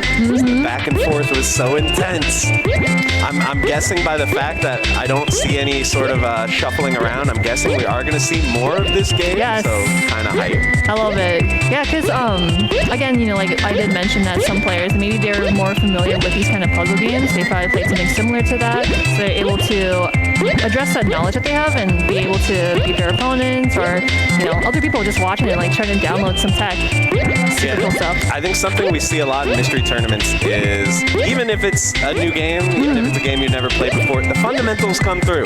So like we see, there are legendary mystery game competitors, Nerd Josh, Flo, Tubaware. Like there are some people who are really good at mystery game because they got the fundamentals and they're good at picking stuff up quickly. And so yeah, the fundamentals are not the same in a fighting game and a puzzle But game. it's goofy, you know, like it's mystery game tournament. What do you expect? And it's still that sort of mental aspect of how quickly can you figure out the rules of a new game Yes. and get things going. So yeah, pretty impressive stuff, man. So we are still getting situated here, just trying to figure out who is going to play next. All right, our competitors are coming up to the game pads here.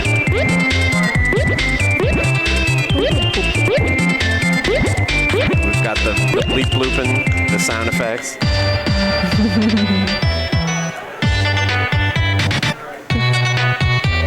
Man, the soundtrack is a banger. When they gonna put this soundtrack on SoundCloud, man? I want to download it. Hit me up, Dharma Dojo devs. I would like to see it. All right, we're navigating the menus. I feel like that's just like the hardest part, you know, just trying to figure out like, okay, this is in Japanese, I can't read Japanese, where do we go? Yeah, and you know, shout outs to the people who run these mystery game tournaments. Yeah, for sure. Because not only is it hard to come up with the ideas for the games, to pick out the game, you got to get the hardware. You got to, like, these guys write notes for how to set every game up. What are the rule sets? But we're getting right into it here. R squared versus Element. It looks like R squared just starting with the yellow, getting the 4 stack. Both elements in R squared getting the 4 stack. I don't see any 4 of a kinds ready to go, so this is going to be a filler turn for both players. Oh, we see the blue from R squared. Yeah, R squared maybe having a little bit better foresight here because now he's got 4 orange octopuses. No, they're kois, I think. Oh, they're koi. That makes sense. More fish. All right, setting things up for next turn. He wants the 4 hamsters. Yep, we got the doggies on deck. All right. Looks like another filler turn here for R squared. Element, you know, kind of building up a little bit of a backlog of garbage, but he's got some 4 of a kinds on deck here with the 4 doggies coming through. Let it rip. But then R squared almost clearing it up though. Full clear. Okay. Oh no, okay. more doggies. Yeah, a little bit of an awkward situation. Whoa, I feel like R squared making a critical error there, not clearing 4 of a kind. Okay, there's 4 browns. All right, we're reformed. Got the kois. Koi. Oh, and he just dropped a boatload of garbage on Element. I'm thinking that's curtains. Yep. Yes, sir. Oh, and just that from that minor mistake was totally fine because he didn't have a lot of blocks and was still able to kind of formulate a plan. Like, okay, I'm gonna put this here. I'm gonna put this here. Totally fine. Yeah, definitely. Worth the risk. R squared making strategic calculations here, but I think Element can bring this back. It was a very close game, so we're getting the setup. Oh, we got the blues. What are we calling these things? Tanuki. Oh, they're Tanuki. Man, we got the lore over here, Marine. I'm impressed. All right, we got 4 browns. On Elements ahead, giving R squared a stack. Yeah, Element's stack is so low here, but I don't see too many future 4-of-a-kinds. Oh yeah, also you can see underneath the overlay, you can see like the animals that they were able to stack and bring it over. I see. I think the way it works is that the colored blocks, you build up 4 of them. So you can see he just put the second one over there above R squared. And then once all 4 of those slots are filled up, it drops all the colors, whereas the animals get dropped kind of piecemeal. So yeah, we got Tanukis dropping on R square, we got doggies dropping on Element. Element has only dogs over there. Is this actually a strategy to leave behind one type of block so that you have more accessible 4-of-a-kinds? It's working out for Element. And Element becoming the winner of this. Yep, 1-1. Nice. We might have another back and forth match on our hands here. It must be pretty nice to have just like one of the same block and just push right, it out. exactly. You could just mash. We fighting game players, we love to mash. It is known. All right, we got the 4 blues on Element's side, also on R squared. Yep, I'm seeing a perfect symmetry here. Oh, 4 blues from R squared, though he's got a little bit of a head start here. Doing a little bookkeeping here, dropping the yellows. Oh, and Elements get to the top. Ouch, that's gotta hurt. Yeah. R squared, 1-0. Element let the stack get too high, topped out. Krillin he's looking satisfied. He's looking like he's got this under control, but I think Element can bring this back. Listen, we've seen, it's just data. The first round is just data. Just got to make the down. All right, so again, filler stack, just trying to figure some things out. No problem. It looks like R squared having to go into the Mind Palace a little bit there, try to, see the, I think that execution error. R squared has absolutely no 4-of-a-kinds queued up here. You can go doggies, but it's too late. You already put a red one down, bro. And of course, Elements in his element was able to stack all the 4 ladies and bring it to the other side. And now we can see Element has also been thinking ahead here. It doesn't have any animals left. It only has colored blocks until now. The doggie's getting dropped, but that's a cute doggy. Element is so far ahead. Yep, yes, doggies on deck. Yes, sir. R squared is really struggling to get the stack down over there. Okay, he's got the dogs on deck. Able to give him some leg room. Element setting up the 4 purple ladies here. I think if R squared doesn't act fast, he's going to get topped out here. This is really close. Oh, one more hit's going to be it. Element looking for, 4 doggies. Yep, that's the sack right there. And just kills him right there. Yeah, something I'm noticing is that, like, the configuration of the tower definitely matters. Like, the left side of the tower is getting tall for both players. So maybe something they need to think about is how to plan ahead just to get the stack size down. Because if you're just removing 4 from sort of the same row, you're not reducing the stack size. Whereas if you remove 4 from the same column, that left side goes down a lot. I don't know if anything I just said makes sense, but R squared is pushing. Hey, it's Mystery Game Tournament. Nothing makes sense. We're all making reads on the fly here, okay? It's all about the mental game. And R squared has the 4 koi fish set up here. Oh no, yeah, Element is going for the Tanuki stack. R squared setting the Tanuki snack. Yeah, now he's got the piggies, and then it looks like he has the koi. Element seeing the future here. And of course, both players just going back and forth. Man, R squared, now he's got the koi, and then he's got the Tanukis. Yo! It's like I'm looking in a mirror. And look how compared R squared just has more blocks than Element does. He has all the animal blocks, and it can be a little confusing because you want to get all that out of the way. Right, like I think that in terms of planning, you want to try to reduce the amount of different types of blocks you have, because if you have like one of everything, it's so hard to make 4 of it's like that colored comparison or some sort. Right. All right, right. Oh, Element messed things up a little bit Oh, there, but no. yeah, R squared tops out. Okay, Element firing back. Yo, Pew, pew. not gonna lie, that was kind of messy because, like I said, you know, Element having all those animal blocks and R squared just having all those colored blocks most of the time. It's like you go either way. Yeah, 1-1 going into game 3. I want to see another back and forth, another hype match like we had before. Let's go to the last game, last round, the double Luigi. I want to see it. All right, we got a bookkeeping round here. Nothing happening, but now we got the 4 pinks. Of course, usually like the first couple of seconds of the round, just trying to build a filler stack to align some things together. Yep, R squared getting the 4 pinks. A little late though. Yep, Element got the Dharmas on deck. More Dharmas for you, R squared.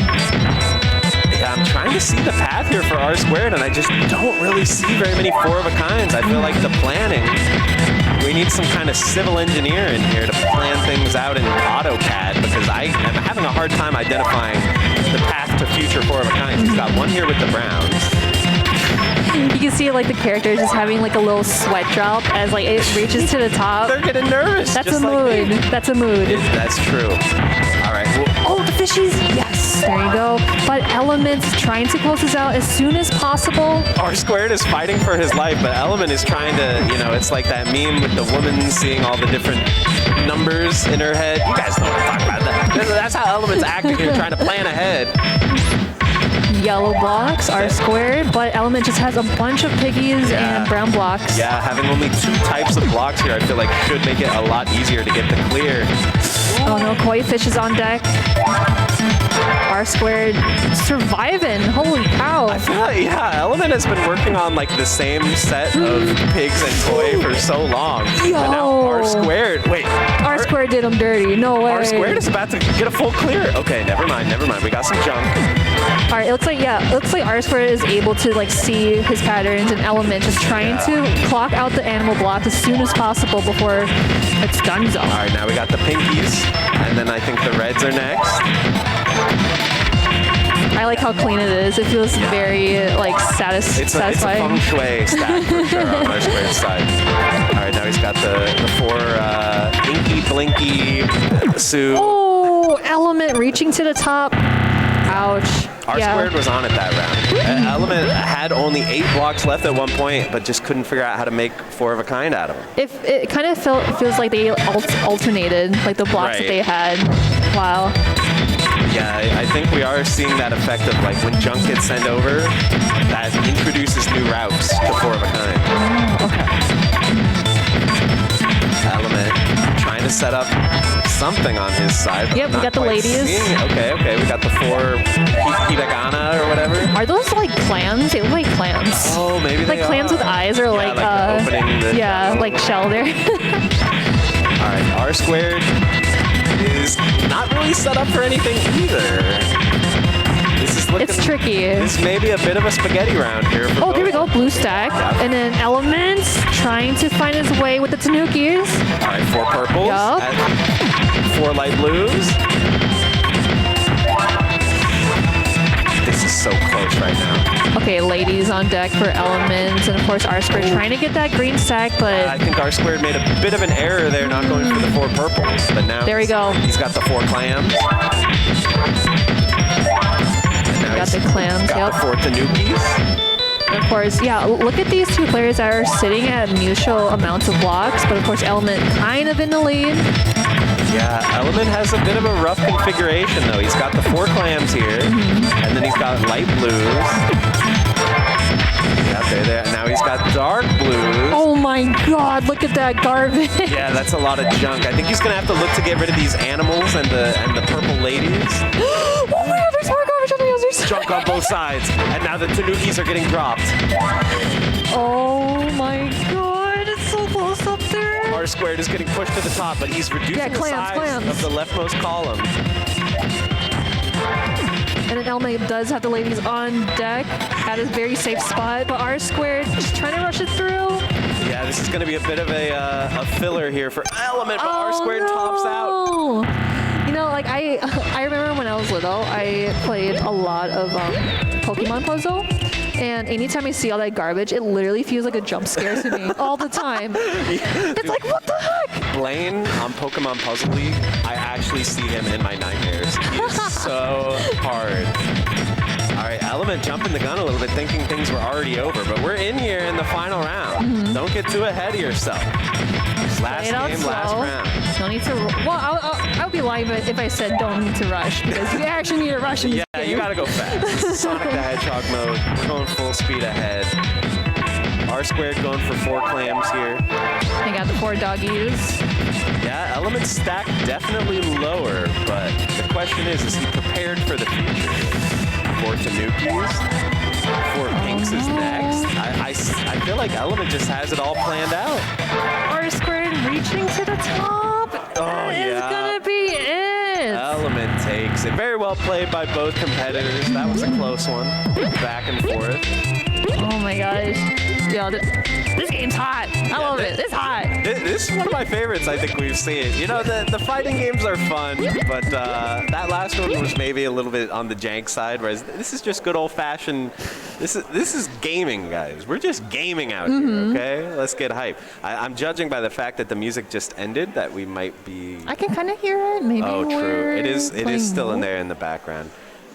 Every single round, I'm like, are we going to switch game? No, but I think we're going to stick on this one. The Famicom is staying perfectly still on the table there. Oh, please. Yeah, I actually like this game. Let's just make this a full-on side tournament. Yes. Let's hijack the console. Use your brain power. Yeah, align those blocks. We'll steal the console. We'll find a CRT to hook it up to so we get pure lagless gameplay. The most important thing. Okay, no, they are turning off the SNES. It's just like the adrenaline rush of like, oh, what's going to be next? What is it going to be? It's like rolling on a gacha. You never know what you're going to get. So far, it's just waiting to get situated. Yeah, so which games are your favorites so far that we've seen? In the mystery, besides Dharma Dojo. I think there's some pretty hype ones that didn't make their way on stream. So, for example, Ace Combat for PS2, I saw them playing over there. Oh, what's that game? It's a fighter jet fighting. Well, it's not a fighting game, but it's a fighter jet versus game. Like you're shooting missiles at each other in fighter jets. I love that game for the story mode. It's like Metal Gear Solid, where it's like super like inspired by real life military, but also it's just anime. It's like the most anime game I've ever played. So Ace Combat, I'm sad that we didn't get to watch that on stream. But I was also pretty into the driving game. I didn't see the name of it, but whatever that was with like the Mario Kart Mode 7, like rotating sprite underneath. What? That game, oh yeah. If you missed that one, it was hype. That sounds wonky, but yeah, I'm sure it was hype. I guess, like so far, like that anime fighting game with the merman. That one was pretty funny. I'm gonna be seeing that merman in my nightmares later. I think that guy. That was cursed, chat. I'm not gonna front. Chat. That should be your ringtone. Oh yeah. Oh yeah. Yeah, we need someone to ROM dump that game for us so we can get the soundtrack and all the voice clips. And of course, Dharma Dojo that we just seen was really fun to watch. Puzzle game, thinking outside the box, really cool stuff. Yeah, I'm trying to investigate what sort of hardware change is happening. There's dongles being connected, there's cords being switched around. Guys, we're trying to give you the play-by-play here because I know you guys are on the edge of your seat waiting to see what game we're going to get next. Well, since you're on the edge of your seat, definitely get up, stretch, get some water, get some snacks, bathroom break, whatever it be. Very important. Yeah, we're vibing. We're hanging out. We wish you were here. Like, this is super fun, like, seeing everyone here at an offline event. I feel really safe, having my Vax card, negative results, and all that stuff. Super cool event. I think they did a really great job of, just keeping everyone reassured that, the whole situation is not resolved. It's still an issue, but we're doing things as safe as possible, and I think that this is going to be a really great event for everybody where we can be confident that things are being handled in a proper and safe manner. And of course, our friends in FGC, we look after one another and, try to stay safe and be courteous as much as possible. Again, it has been a while. We definitely miss you guys. But I'm super glad that you're able to tune in to Frosty Faustings here. Number 14. Yeah. Wow. I know it always messes me up that this is Frosty Faustings 14, and meanwhile the FGC retirement home is Final Fantasy 14. Yes, that's me. Oh, me too. Wait, maybe we shouldn't talk about this on stream. What data center are you on? Primal Excalibur. Oh, okay. Yeah. I'm on Ether. Oh, everyone's on Ether. That's like the biggest server. That's where all the streamers are. Yeah. I was like, I got to be on the streamer one because I'm a streamer. But anyway, watching some of these games is bringing me back to like mystery tournaments of my past. I think that there have been some all-time classic like mystery game moments. I think like Sarvet's All-Star That's my Battle. boy. Oh yeah, Sarvet's All-Star. Yup. That one, even though I guess that was an auction tournament, it wasn't part of the mystery game tournament. That's an all-time classic. You guys should check that one out. There's been some crazy stuff I've seen in these. Like I remember one year at Combo Breaker, I think they did Soulcalibur with DDR controllers. What? Yeah. I can't. Oh my gosh, that is so funny. Just like getting a workout in and also trying to beat your opponent's ass. I'm about it. Yeah, it's like even if you're familiar with the game, I think having a different input device can mess with people. Also, any game that's on Wii with like the waggling. Oh yes. That introduces a lot of nonsense. Oh, you know what'd be really funny for a mystery game tournament? So there's this one game with on the Wii, and you need like the Wii Surfer platform or whatever. the Wii Fit. The Wii Fit platform or whatever. Oh my god. There's this one game where like you have to sit on the platform while like you're kind of like meditating, and you're also listening to like what's in the background. So it's like some sort of Zen game where you can't like jitter or like shake or whatever, because if you do, then you lose the game. And it's the scariest game ever. I forgot what it was called, but that game is so fun to play. What's that game where, I wish I could remember what it's called, but you play with PSVR remotes, you know, the ones that look like TV remotes, and literally you lose if the remote moves too much. And so you have to go around trying to sort of slap the opponents to try to make their remote move, but you have to do it in such a way that your remote stays as stationary as possible. That kind of reminds me of that old-fashioned game called Ninja. Like I always see my friends play it all the time at like conventions. So like you get in like a circle, and then you like pose, and then you're trying to hit the person's like left hand or right hand. If you get their hand, they can't use that hand to like slap other people. Yeah. It's really fun. Yeah, when are we gonna go analog with the mystery? Just remove the hardware element. Although I remember one year, I think it was like Midwest Championships, they did Hungry Hippos with the thing. But the problem with that is that there's always like one jank hippo. Like there's a lot of inequality between which hippos are in prime working condition and which ones are in dire need of repair. But you could also do the game that everyone played in elementary school where you like try to slap each other's hands. That'd be a great mystery game. Yo, that game is so scary. The test of reflexes.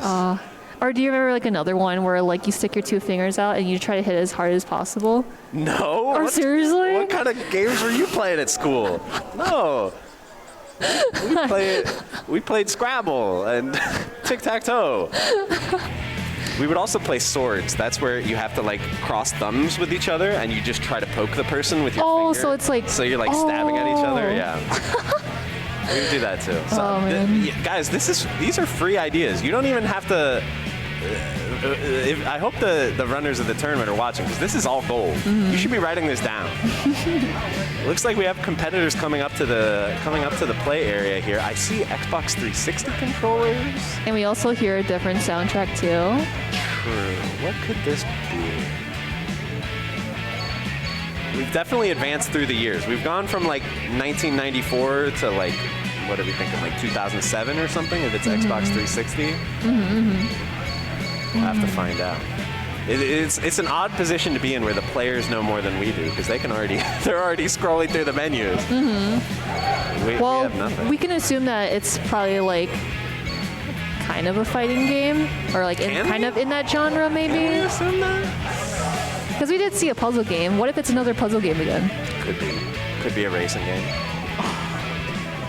Could be a sports game. Did you see that boxing game? Oh, there it is. Blade Strangers. This one has all the indie game characters, right? Oh, that's so cool. It's got the Yeah, Shovel Knight. Isaac, Shovel Knight. It's got the guy from Oh, what's that game? The guy in the lower right with the hat? Chat knows. Chat's yelling it out.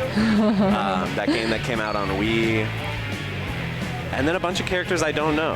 And like a dude in a Hannibal Lecter mask. I just know I would go straight to Binding of Isaac. I feel like any character that's like a weird little like gremlin who's like not the right size, I think is a good pick. Oh, like they have like a weird hurt box? Yeah. If they're like a half-size character, I think sometimes you can, unless they're like intentionally bad, they do that sometimes, like Servbot. Oh shoot, yeah, like, cause like I only know Shovel Knight and like the Binding of Isaac, and then like everyone else I don't even know. Now, again, chat can feel free to correct me if I'm wrong, but I believe that these are mostly like original characters, that this is like its own game that just has guest characters. Oh, sure. I think. Aban and Shovel Knight. As far as I know, not everyone in this game is a guest character, but Shovel Knight definitely is.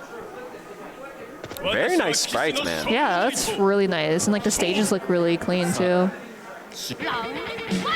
All right, we're jumping right into it. So it's Kowtow Robinson is back versus A-Beast. And of course, most rounds, okay. I was gonna say, like, you know, he's just checking his buttons, seeing what they have, but nope, just going right in it. What are these comic book panel overlays? Oh, that was an overhead. That was so sick. Yeah, that looked like Third Strike Universal overhead. He's got a knife. Watch out, Shovel Knight. Honestly, what do you think? A knife versus a shovel? Which one wins? Now, this is dangerous territory we're treading on, because if you ever want to make stream chat get into a huge argument that like becomes the dominant discussion for the rest of the stream, just ask who would win in a fight, or like if you're gonna fight someone, one of you gets a knife and the other gets a baseball bat. Which one do you think? Oh my god! This question will divide the chat, but I think in this one it's obviously the shovel. The shovel is the way to go, and we're seeing that come into play right here. Kowtow taking the first round. I think the range advantage of the shovel. Plus, I don't know. Is that like a what's that thing called? Like the hand guard or whatever on a sword. Oh, he's kind of got that going on. I know what you're talking about. I totally forgot what it is. So I think you can probably use that to defend against the knife. Ayo. Ayo. Empty jump low. Empty jump low. What is this schmix? Go do it again. Oh no. I feel like I'm watching Oro in SF5 before they patched the fastball. He just bounced on that counter hit. Ooh, all right, okay, here we go. A-Beast coming in, trying to make a comeback. Yeah, A-Beast is fighting for his life here. And you gotta watch your toes, no! Yeah, I think it just came down to the range difference, man. When neither player knows combos, neither player knows special moves, sometimes just having big normals is the way to go. On this shovel, I vow that this day... Okay. Yeah, I feel like straight up, Shovel Knight is... Okay, so when you think about it logically, Shovel Knight's definitely the best because he's literally wearing armor. He can't get penetrated at all. And he has a sharp shovel, was that too. A character riding like a ferret? Okay, Gunvolt. Yeah, look at me. No, that's definitely a cat. What are you talking about? Oh, yeah, that's a cat. That's fair. It's like a cat from the movie Cats. My favorite. Kitty. Okay. We're getting some heckling from the crowd. Shovel always wins, guys. The chat believes in the power of the shovel, but I believe in the power of the cat. Let's go, A-B. Yeah, who doesn't love kitties? I can't lie. The cat is kind of cute. Ooh, overhead. Ooh. All right, it seems we found some kind of a rudimentary Gatling system here. The character's trying to find like what routes their normals will cancel in. Oh, counter hit up in the air. Oh my gosh, the voice lines. I feel like I'm watching Arcana Heart or Melty Blood type Lumina with that one character's on screen. So it looks like A-Beast probably found his character, keeping Kowtow in the corner, but Kowtow switches things up. Yeah, this is definitely going a lot better for A-Beast. Oh my god. Yeah, does Kowtow even know any special moves? I don't think he needs them. I feel like we're only seeing He's got a shovel. Alright, so it looks like A-Beast does have a stick of butter on deck. Yeah, that's true. If either player knew how to super, then that would totally matter. Nice comboni. Ooh. Oh. That's gotta hurt. That was really close too. Of course, both players having a stick of butter. Do they stick with you? Oh, they do stick with you to the next round. Okay. Yeah, oh, that's true. Good point. You know, guys, it pains me. Okay, he's trying it. Okay, they've figured out supers. A gentleman's agreement has been arranged. We will stand at full screen and test our supers. Counter hit? Whoa, what's Yo, happening? anime? Yo, there's the baseball bat you were talking about! All right, guys, it's confirmed. Baseball bat beats shovel. Take it to the bank. Oh, big punish, though. Yeah, it looks like that sweep is unsafe, so we're going to have to see some hit confirms.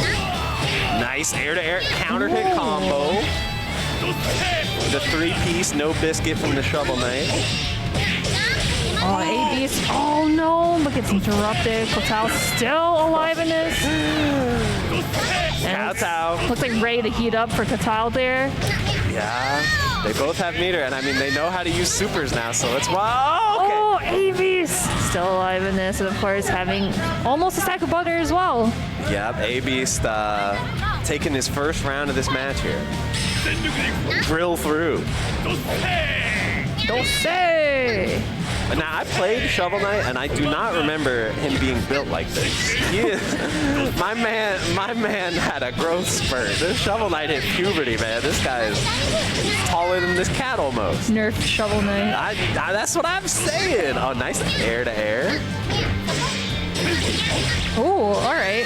So we got kind of like a target combo. Yeah, I feel like Kowtow Robinson, he's found the one combo, and he is going to the well multiple times. Oh, I kind of like that hop a little bit, but of course punishable counter hits from AB's. Yeah, Kowtow is stuck in the corner, not where you want to be. Oh! Dude, that jump in. Because it's like, what is my anti-air in this game? And what are you going to do against a hitbox? Oh. Like, what? What is it? Oh, is this some sort of like X Factor or something? Yeah, the heat gauge is draining. A-Beast just holding. Oh, he's armored. Oh no! Ran out of time for that, but A-Beast does have a stick of butter to use. And worth pointing out, you know, Kowtow didn't get too much damage off that, but he did get a lot of screen. Oh, we got an activation from A-Beast. Let's go. Oh, the mix-up! That's gonna kill A-Beast taking that match 1-1. All right, I like it, guys. We're going to game 3 now. Is Kowtow going to stick with the Shovel Knight, or are we going to see a switch? I feel like the Shovel Knight was holding it down. There's no need to get too fancy with it. But again, you know, like, of course, trying different characters as well is always fun, but Gunvolt? you're in a tournament. You're trying to win this. Isaac? Quote? Quote is the character I was talking about earlier. I do not remember the name of the game. The chat is freaking out on me. I'm sorry. I think people in the audience are yelling it at me, but I can't hear it. It's... Oh, Cave Story. Thank you. Thank you. Thank you. I'm sorry, these headphones are really good at noise canceling. It's hard for me to hear. All right, quote's going in. It's like they're at like a forgotten temple stage. Ooh, the big counter hit, air to air. Yeah, we blocked the footsies. Oh, with the Looking sweep. like Felicia with the toy touch. I gotta be honest, like if I saw this just happening in front of me, my money would be on the cat. I think purely in terms of... The cat can pretty much mess you up if it's that size. Yes. If I saw a cat that size, I would not stick around to see what's gonna happen next. And Kowtow is definitely having some trouble here. That's a nice anti-air. Oh. Now I'm thinking about it, I wonder if what was the switch, because Shovel Knight was actually pretty good. Yeah, I don't know if, because now the problem is you have to learn all this new stuff for a new character. You don't know any of your moves. Look at that, A-Beast already getting the target combo, and a knockdown. What? Kyle still alive. Ooh. Big air counter hit. That was Nice like air-to-air combo or like juggle. That was sick. That was sick. Yeah. I like that. All right, the competitors are yelling out to the crowd. We've got some nice crowd interaction happening here. Ooh, overhead. Whoa, hit confirm off the counter hit. Let's go. Cool on the landing. Patal's spacing things out, getting some leg room. Whoa, that was a nice cancel off the jump in. Air-to-air counter hit. Oh, he's cornered now. Oh, big throw. Wake up buttons, maybe? Okay, jumps out of the corner. Look, it's clipped for it. Wake up buttons, the Abare. Ooh, Oh, was that like a cancel? Combo cancel? Okay, goes low, gets the big counter hit. Steam achievements popping up. Just jumps out of the corner again. Oh, that was a really good punish from Kotao. And of course, again, just backing out. I like Kowtow has found a good anti-air normal. I think that's making a big difference here at stopping the approach. Oh, we're playing footsies. Meet him in the air. Oh, this cat is moving. Oh my Gets him gosh. just fine. A-Beast 2-1 for Streets through the tournament. That was a good match. That was man. sick. That was so cool. Yeah. Definitely seems like that game might have like a lot of mechanical depth that was difficult to discover. You know, this is what happens when you jump into a game fresh. We're just trying to find the basics, find what's my good poke, what's my good anti-air, what's a good hit confirm off of a We did light. see them do like, low forwards or like sweeps and stuff, but of course, if you do the sweep a little too close, usually it's punishable. Yeah, for sure. But like, I feel like, if they space it out, like at the tip of the sweep, totally fine. You're kind Right. of safe. But hey, you know what else is pretty cool here? We got Gaming Generations. The smoothest transitions in the game. Sage Am on Yo. notice. So, of course, you guys know Gaming Generations, and, they probably do have some Samurai Showdown merch on deck. It's a great, great, great game. I love the art style of this game. Yeah. We got the Arc Revo America Finals. The event is happening March 19th, 2022. Guys, make sure you check it out. Arc System Works is going to be streaming it. There's going to be some trailers. There's Hey. going to be some announcements. Watch, play, compete. Visit the Big Long Gaming Arena in Schaumburg, your new home for fighting games, which is really cool because, of course, being at an offline, local, casual, always fun, just trying to level up and show some cool things to your friends. Yeah, pretty close by to where we are here in Lombard, Illinois. Not too far away is Schaumburg. Our favorite Axel cosplayer is back on the stream here. That's the boy. Getting ready to play some Blade Strangers. I like how his name is Home Depot Temkin. That is actually an amazing name. That's a godlike name. There are some like real classic names of people who I've never met, but who I just hear it like being called for matches that have always stuck with me. Definitely. Like Shin Ronald Reagan, Lariat Scrubman. That's another classic. All right, so we're seeing some more Shovel Knight. We saw how overpowered he is, but who is Master T? Is he good? Master T, definitely looking mysterious right now, jumping around. Oh, counter hit. Doesn't get the combo off Yeah, of that that counter hit looked like it caused like a crumple state. though. Whoa, look how much damage that did. What the heck? Oh, we got the dive kicks? What a blunder. Tawaba. Dude, Element. We've really seen Element able to adapt to a multitude of games so far. Home Depot Temkin stuck in the corner. Okay, he's Power gonna up, X activate. Factor. They went to space. Whenever this install is active, it's the ending of 2001: A Space Odyssey. Nice throwing into the corner. Whoa! The wake up grabs him. throw. The wake up throw from Element was smart. I feel like that's like a fighting game instinct. When someone whiffs a jump in, you Yep. always want to throw. That's like the go-to. But we are seeing, Shovel Knight looking like a pretty strong and easy character. We get the All right. counter hit with the target combo. Yeah, Again, comboing into Element. sweep. Ooh, tick throw. This is what I'm talking about, guys. The fighting game fundamentals. I'm still a little unsure of what Master T does, but hey, we're seeing it right now. Well, he's doing fat damage. That's what. Did we see how much that was? Oh my gosh. All right, jumps out of the corner, comboing into sweep here. Oh, yep, there it is, the DP. I was kind of waiting for that. Okay, power he's gonna up. take his victory lap, he says. Gets the air-to-air counter hit, jump in, gets the throw. What's the schmicks? Oh, just gets hit by wake up buttons. Both players on a pixel. Jumps again. Oh my god. Yeah, the hitbox on that jump normal is really controlling neutral here. We've got sort of a very linear strategy with Shovel Knight. Just swing around the shovel. It's like Bart Simpson. If you get hit, that's your own fault. we are seeing the Isaac pick. Will the little gremlin strat come into And play? will we see if he actually has a small hurt box too? He could be huge. Yeah. He could be a giant child. You never know. Oh, little baby. He is looking pretty small, so we'll see. Will the tiny hurt box come into play? Oh, punish. Yeah, the sweep looking unsafe. Oh, He's the tears. got projectiles? Is Isaac a zoner? That would make so much sense. Oh, and it looks like the air projectile just pushes him a little forward too, just getting on the other side. Oh, going for a punish there. No, don't hurt him. Wake up, super. No, it's Mom. Run. Hold up, this is hype. All right, we got the three-piece combo into sweep. He's trying to control the space with projectiles, but Yeah, see, because I like, how Element is just like going in, not caring about the fireballs at all. the you know? relentless rush down.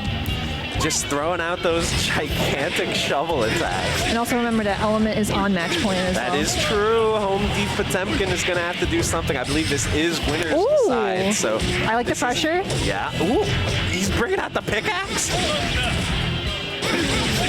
All right, combo into sweep. There we go, tears. That's Yeah, a good distance right here. the arc of the tier is so sad. It doesn't even go full screen. Oh, and then when you get hit, the bomb goes away.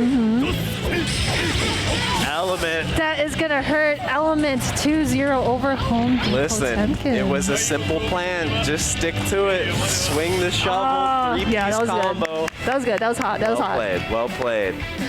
Oh my gosh, that was actually really fun. And I don't think Isaac had that small hurt box. I think it was just the same. Yeah, he was getting clipped by all the same stuff. So the gremlin mode didn't pay off. Shovel Knight, OP, top tier, Confirmed. top tier. You guys know the tier list coming. The tier list is coming. I'm already theorizing my clickbait. Mystery game tournament played this unknown fighting game, and you won't believe what happened next. Well, what happened next is the Shovel Knight laid down the smackdown. We're seeing some movement on the side of the tournament organizers. We're gonna see a new game. I like how you also predicted that, like, oh, would a shovel or a baseball bat go out hand in hand? But the shovel wins. All right, Like, just in case the chat isn't already in shambles enough from me not knowing what Cave Story is, I'm just gonna make hey, myself I don't know more- Cave Story either. It's totally fine. Okay. I'm baby. I'm baby. Yeah, I'm a boomer, so I should know about these old indie games. Yeah, but do you one guys game- know Skullgirls? That's an indie My game boy that from everyone knows Skullgirls. about. Yeah. Skullgirls, it's a classic, man. And even after all this time, they're still releasing new characters. Annie of the Stars, Umbrella, Black Dahlia. You guys better get in. And there's one more secret. I don't even know who the secret is. I don't have any insider knowledge for you guys. But we do have another game, Blazing Strike, which is coming 2022. Yo, we don't know when it's coming out. What the heck? But hey, it's coming out this year. Shout outs to Axis Games. I gotta Yes, say, Axis Games. I have not tried this game, but just looking at it, I'm like, yeah, that looks pretty hype. Speaking of hype, them's fighting herds can bring some hype moments, man. I really like that character Velvet. She's like a cheap zoner. She's the deer with the frozen antlers. You guys know I like to play the lame keep away, and she's really good at it. But all kinds of play styles are represented in this game. There's even a Magneto character. Tianwan? I forget the name, guys. Is that right? I'm not sure. But hey, y'all know Power Rangers Battle for the Grid. This game is my childhood, man. Yeah. I was the Red Ranger for Halloween when I was like Aw, 7 years cute. old, and now I can play as the Red Ranger with rollback netcode and crossplay. This game has Ayo. full crossplay. That's sick. But of course, my favorite local people, Paradise Arcade Shop. They are so great. They have all the parts that you need if you want to mod your stick. They got the buttons, and they are here today at Frosty Faustings. Definitely check them out. They're great. Or if you're at home, check out their website at paradisearcadeshop.com. You guys know I'm destroying my buttons when I'm mashing Yo. in Fantasy Strike. I'm out there. I'm playing Rook.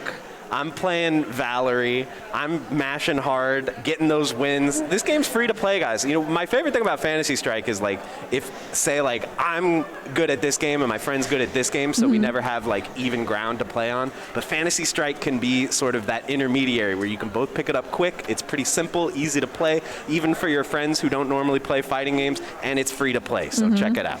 And hey, Frosty Faustings is coming back next year, 2013, here at the Westin. Yo, this hotel is actually really nice. It's like a really good venue. It is nice, and it's open 24/7 venue. Hey, you know I'm getting those casuals in. But hey, and of course, you know, like the weather is kind of like, you know, it kind of makes you a bit hesitant to come here because of the cold, but you're literally inside most of the time. It's nice and warm. You know, like the big ballrooms, like there's a lot of people here. It's already warm enough, you know? Listen, I've seen the tweets, guys. I've seen that people are saying, I can't believe I had to come to the frozen tundra. Guys, it's not that bad. It's a beautiful city, okay? I've been living here for, well, not here, but I've lived in Chicago for like 8 years now. Can't recommend it highly enough. And here in Lombard, we have just a great tournament happening all weekend long, so don't go anywhere. I'm hearing what sound, are these the sounds of a sound test? You think that's a gun? Is this like the prequel to GoldenEye before they had good sound effects? I don't know. Yeah, I would love to see another puzzle game. Not gonna lie, after seeing Dharma Dojo, that was so cool. I'm gonna make a hard read here. I think it's gonna be something completely left field. I think we've been seeing too traditional of picks. We've seen two normal fighting games so far and a puzzle game. I think this is going to be something wacky.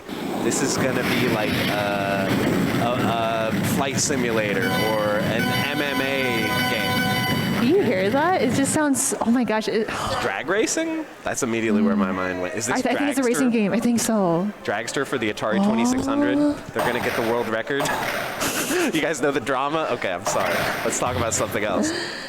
Anyway, this is Element versus... Cool. What the? Oh! Squash? Did I not call it when I said left field? Is this literally the game of squash? Like legit squash? The racquetball type thing? It is. Oh my god. Now, I would be lying if I told you I knew the rules of squash. All I know is there's a wall, there's a racket, there's a ball. We've got a self-inflicted point from Amy's right off the... struggling trying to hit the ball. You can be your own worst enemy in the game of squash, guys. Oh my god. I see, because I think if you hit it on your side, you can't like hit it back again, right? I have no idea, man. I think my favorite part is like the fake ads in the back. Look at like the fake Coca-Cola logo. Oh, okay. Nice. We got a real volley going. Yeah, it does seem like the ball becomes immune to your own strikes if you hit it on your own side. So we can see the... Yep, the color there. Yep. Yeah. Yep, it's red. Yeah. I see. Yeah, this game's pretty tight. What the heck?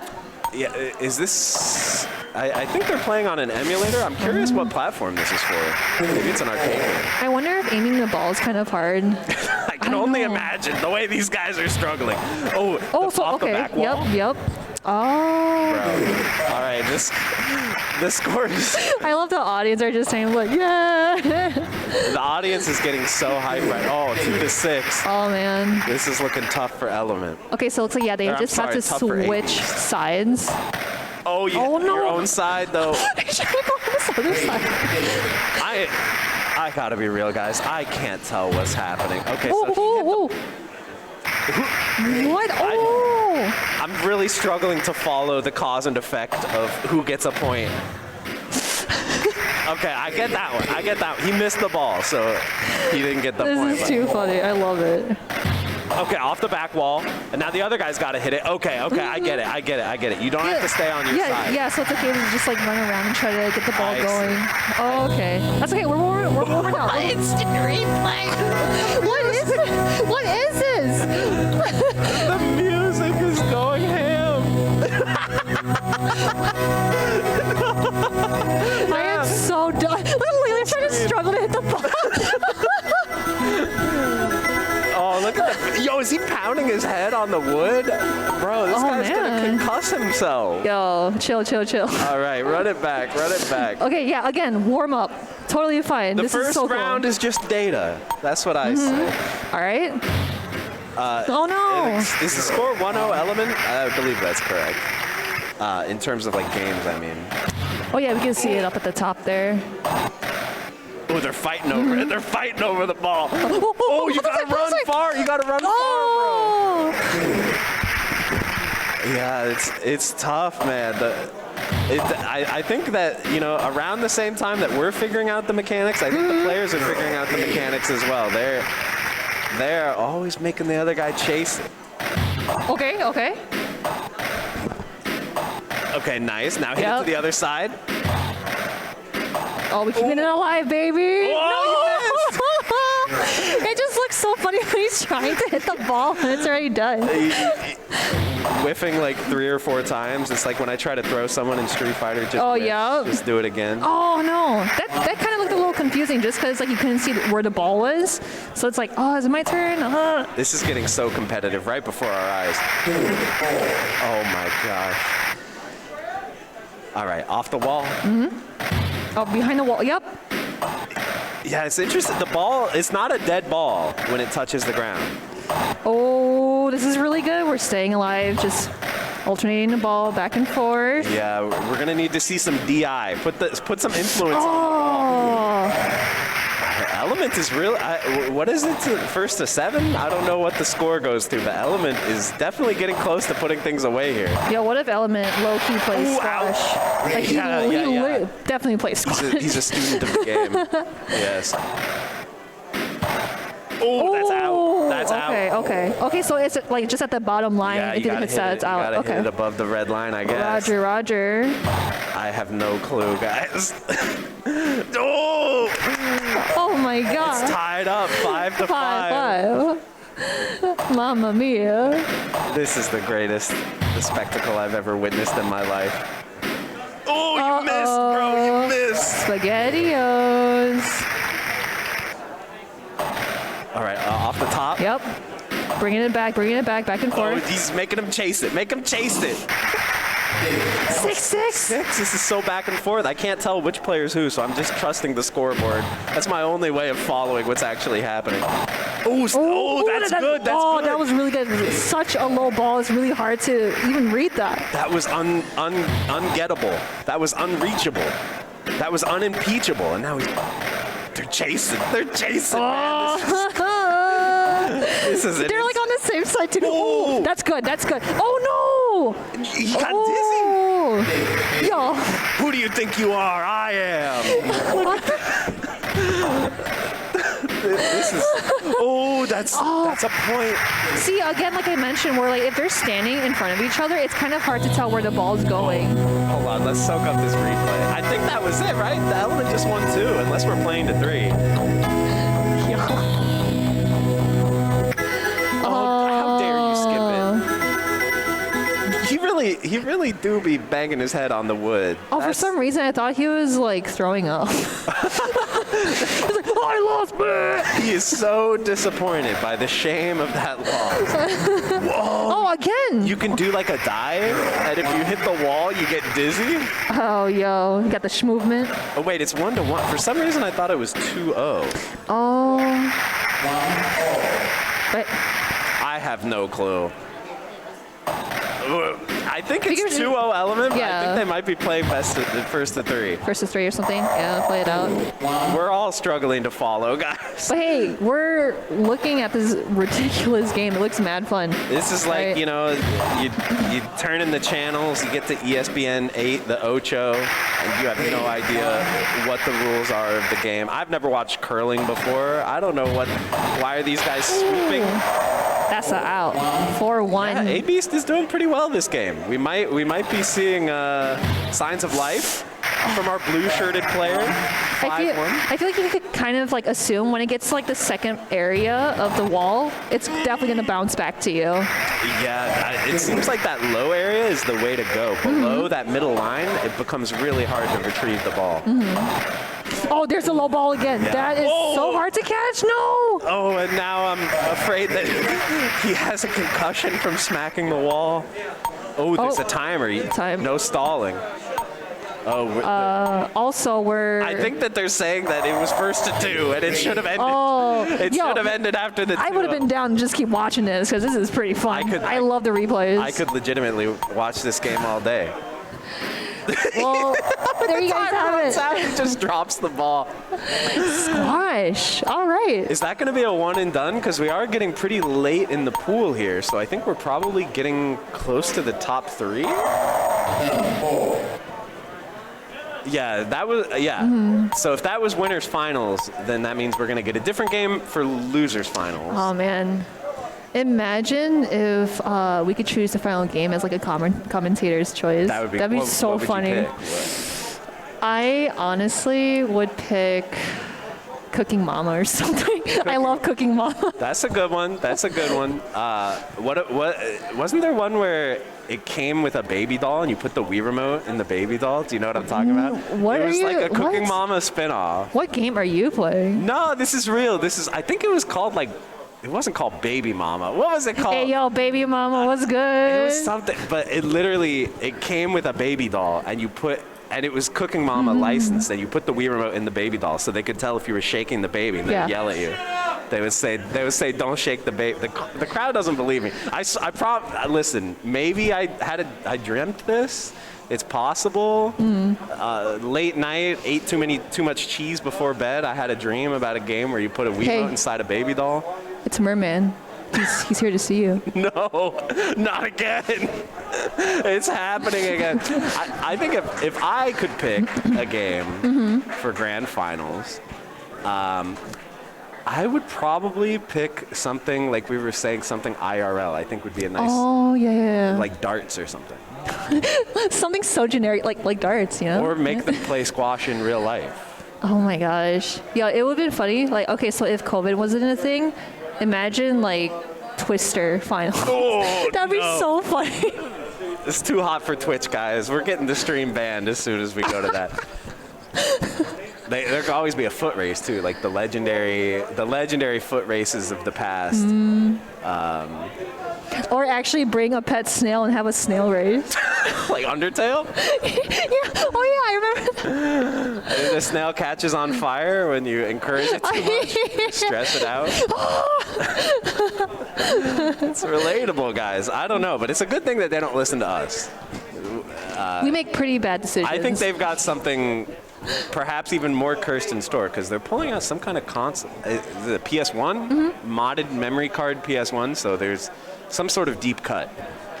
Well, come to the surface here. I was going to say, this is probably a good time for you guys to stretch, get food, get drinks, take that bathroom break. You know, it's very important to stretch. Something I like all around the tournament, you know, you see people have the little bottles of hand sanitizer. Yeah. We're all trying to stay clean here. But for this tournament, we've got the bottle of rubbing alcohol, because all the crusty NES games need to be wiped down with the Q-tip and rubbing alcohol to actually run. Okie dokie, so. All right, we're going to clean up. You guys hold these video ads, and we'll be right back with some more action, okay?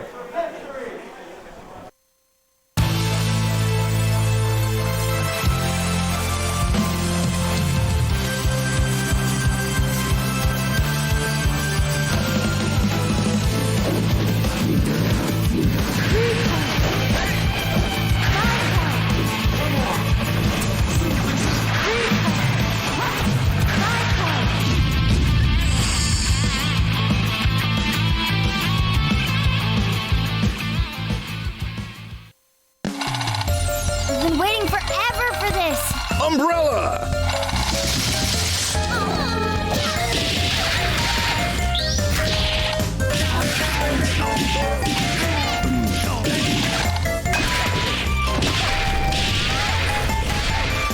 We have to go now. Our kingdom needs us. Get ready for some mad salt. Get the Season 1 packs. Available now on consoles and PC. Guys, I gotta say, Umbrella looks pretty hype, man. I might have to give that game another shot. Put some more time in it. I already own it on every console. I just like seeing the waifus. Yo, they're hot. Not gonna lie, they're pretty hot. Moving on. Look, I'm only about the gameplay. Like the gameplay we're about to see for whatever PS1 nonsense is getting pulled out here. I wonder what it is. All right, are we ready to? Imagine if the final game was trying to get like a best time record to speedrun Final Fantasy VII. Imagine. All right, guys, stay tuned. The stream is gonna last about 15 hours. You got to get the gold chocobo or whatever. Yeah. Like just straight up a speed run. Have you seen the thing where for speed running? Got volume. Like, was it like SpongeBob where they would speed run it and they would put like a space heater next to the console? What? to deliberately overheat the console? No way. Really? Is that actually a thing? Yeah, it's That's real. crazy. But fighting game players are crafty. They'll find whatever tech it takes to win whatever game is coming up here. We got some funky beats. There's like 12 and Third Strike, like his idol.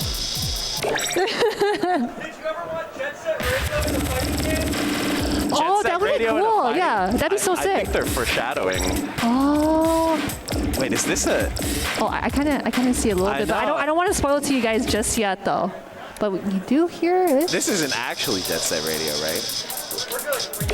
All right. All right, guys, we're Gucci. We're not good. Wait, no, we're not good? We're not good. Yo, did I get baited? We gotta fill more time. Oh, but anyway, guys, again, welcome to Frosty Faustings, 14. Welcome to Frosty Fantasy Final Faustings 14. The sequel. The movie, the game, the board game. The movie. I'm sure that's been a mystery game before, right? Street Fighter, the movie, the game. Yeah. It was so funny because, it's like the sequel, the game, the movie, the board game. I think there were also, weren't there like two versions of Street Fighter, the movie, the game as well? There was like a Saturn version and an arcade version, and they were like made by different developers. It was like how there's two Aladdins, there's Genesis Aladdin and Super Nintendo Aladdin. Yo, the more that I know, because like I said, I'm baby. Like these games are literally foreign to me, and it's so cool though. Back in my day, we had to blow in the cartridge to make it load. Okay, no, I was present for that. But were you present for Slap Happy Rhythm Buster? I played this game. I've played this. I believe this is a fighting game with rhythm game elements. Yo, that's actually cool. I think all right. there is something is going to happen in the game where they are going to have to press buttons with correct timing. Whoa, look at the models. Art style. Yeah, that's cool. I very vaguely remember this. I think this was a mystery game, like at a tournament 10 years ago or something. Yo, is that guy from Samurai Showdown? He looks like it, right? He looks like Genjiro, kind of. So, Metaternal and R squared. So this is loser semis. Okay. Oh, the big sweep. Oh, block the DP, but doesn't get a punish out of that. Graphics kind of nice, I must say. Yeah, it's pretty cool. Where is Daria getting that sword from? It just appears out of midair. Look, see, where did that come from? Dude, R squared. He's got that Howlmaru standing heavy slap. And of course, both players having that stick of meter as well. Oh, that's cool. Nice little anime cliche there. Oh, he missed with the super. He was going for it.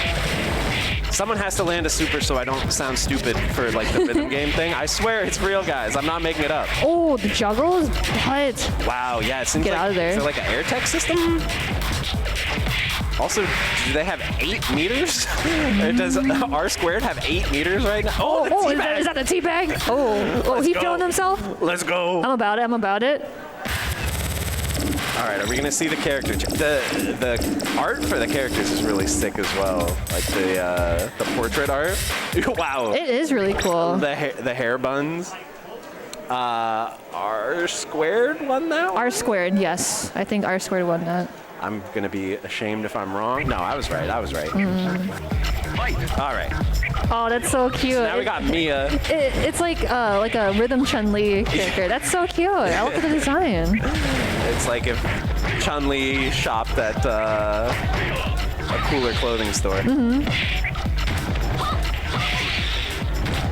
The Jinko jeans, man.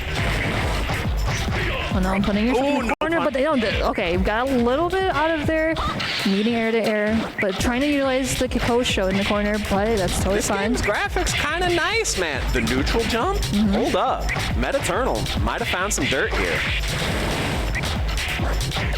I love the waves on the fireball. It's like that woodblock painting. Also, the timer is so short. We're down to 15 seconds already. Ooh. Double DP combo, Shades of Ken and Third Strike. Is there chip damage in here? Oh no. Yep. Ow. R squared has found a strat. Someone's got to land a Superman. Please, I want to see it. Poke, poke, poke.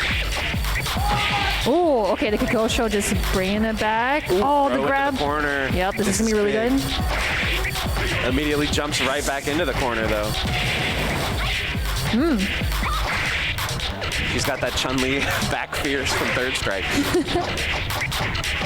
Keep poking it. Yeah, that's a strat. Listen, this is CBS 2 right now. We got Haomaru versus Chun-Li.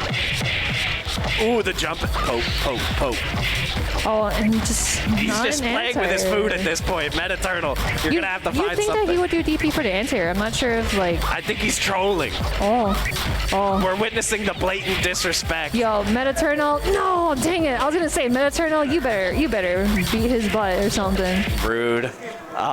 The 2-0. Well, we didn't get to see any rhythm game elements. Maybe I made that up. Maybe that's not a thing. No, but they do kind of look like rhythm-like characters, though.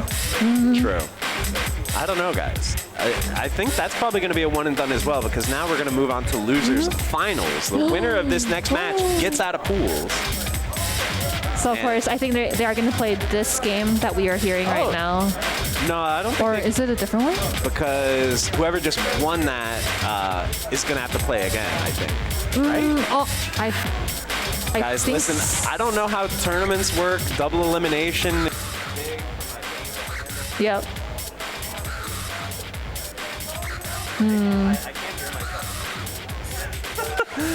Okay, yeah, now I can hear you. Okay. They're No like, worries. enough of this guy's nonsense. Take him off. Cut the mic.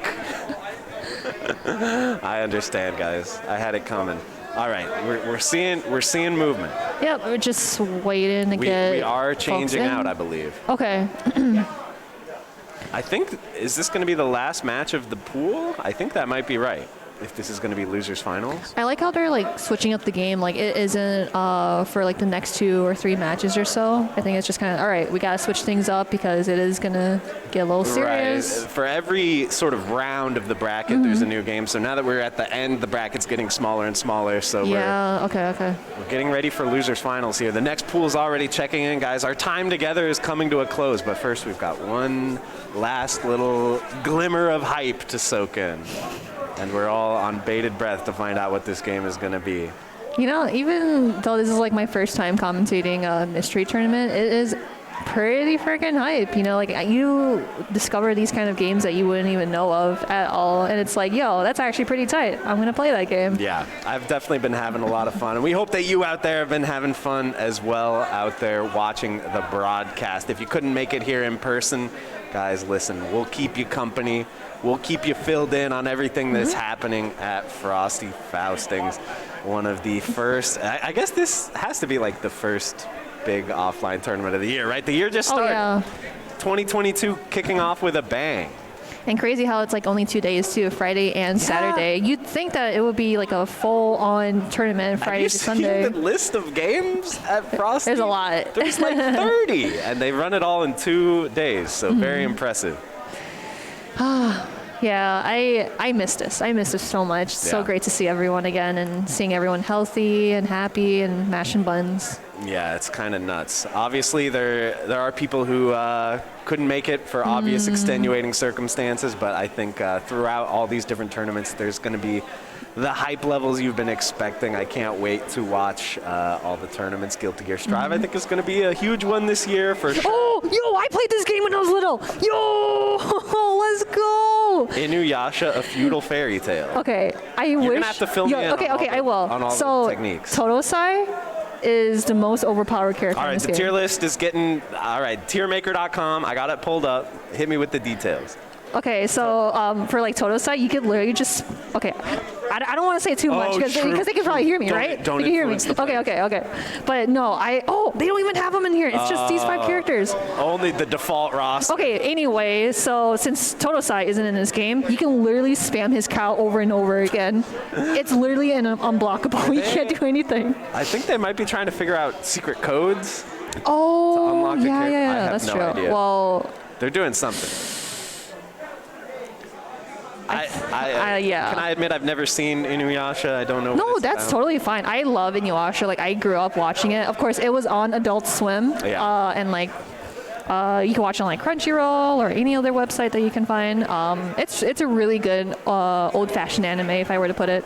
My viewers know that I'm very much a newcomer when it comes to anime. I haven't seen too many. I've seen, like, Death Note, Dragon Ball, of course. Sure. I've seen Evangelion, but a lot of them I haven't never seen. Naruto. There was a Naruto game earlier. I don't think you guys got to see it on stream. Was it like a typical, like, battle arena Naruto It looked game? like it was 2D. It was 3D graphics, but it looked like it was not an arena fighter. I think it was a 2D fighter, but I'm not sure what game it was. Ooh, so yeah, it's Sango and Inuyasha. So Sango, she is the character that wields a boomerang. She is a demon slayer. Okay. And then Inuyasha is half demon. These are sick.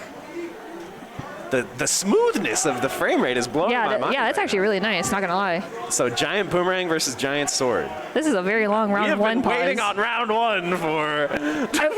Is it bugged? they can't even press buttons. I think we've encountered our first bug. Round one has yet to start. The buttons do nothing, according to the players. 60 seconds on the timer, and not going down. Guys, listen. Sometimes you play with fire, you get burnt, okay? We try to go for the deep cuts. Sometimes it doesn't work out. Yeah, that is so weird. I've never Maybe seen it before. Blow on the disc. I don't know. Rub it down with some rubbing alcohol. I don't know, guys. Oh, I guess this probably isn't on a disc. I'm thinking this is probably saved to an SD card or something. I don't know. If it continues to pursue problems like this, then they might have to switch, Guys, which I'm people very sad because I literally loved this game growing up. This was your secret, like your ringer game that you had My on first log. baby fighting game. For me, if it was Power Rangers for the Genesis, the fighting game, did anyone play that one? The really, really bad one? Not me. I did not play. That would have been my top secret ringer pick that I played as a kid. Because there's the Power Rangers one for Super Nintendo that's actually like a good game, except for Ivan Ooze. But then there's the Genesis one that is just garbage. But I think that obviously like Street Fighter 2, Mortal Kombat, most people played those around that time. But I think that one was that was the fighting game that I was way into when I was a kid. No, that's true. Or like those, what are those games? It's kind of like those beat 'em up games, like on Double like Dragon. like on the arcade. Like I know they have like a Teenage Mutant Ninja Turtle Simpsons. ones, and it's so fun. I love those things. The X-Men, where Magneto says, "Welcome to die. I'm the master of magnet." Yeah, classic. So of course, again, guys, still getting situated here. Again, another good break to get up and stretch. I always keep telling people to stretch and drink water It's because good. it's so good for you. important. So important. It is important. All right, we're trying again, and we have audio, so things have really changed. Okay, for yeah, us. I think this will be fun. Easy guard. Debating whether we should have easy guard on. Looks like both players are going to attempt it. I'm so sad because there's only like 5 characters in this. When The secret character. Because I know you can have Naraku. Naraku is like the main antagonist of the anime. Totosai and like I forgot who else. Okay, now it's in. No way! No! I'm so sad. I'm sorry for laughing. It's unfortunate that the game's not working, but it's pretty funny. I am so sad because again, like I love this game. I hate to see this, but Yeah, don't worry. I'm sure they have backups on backups. Sure. They have all kinds of ooh, is this not like ultimate ASMR as the PlayStation boot up sound?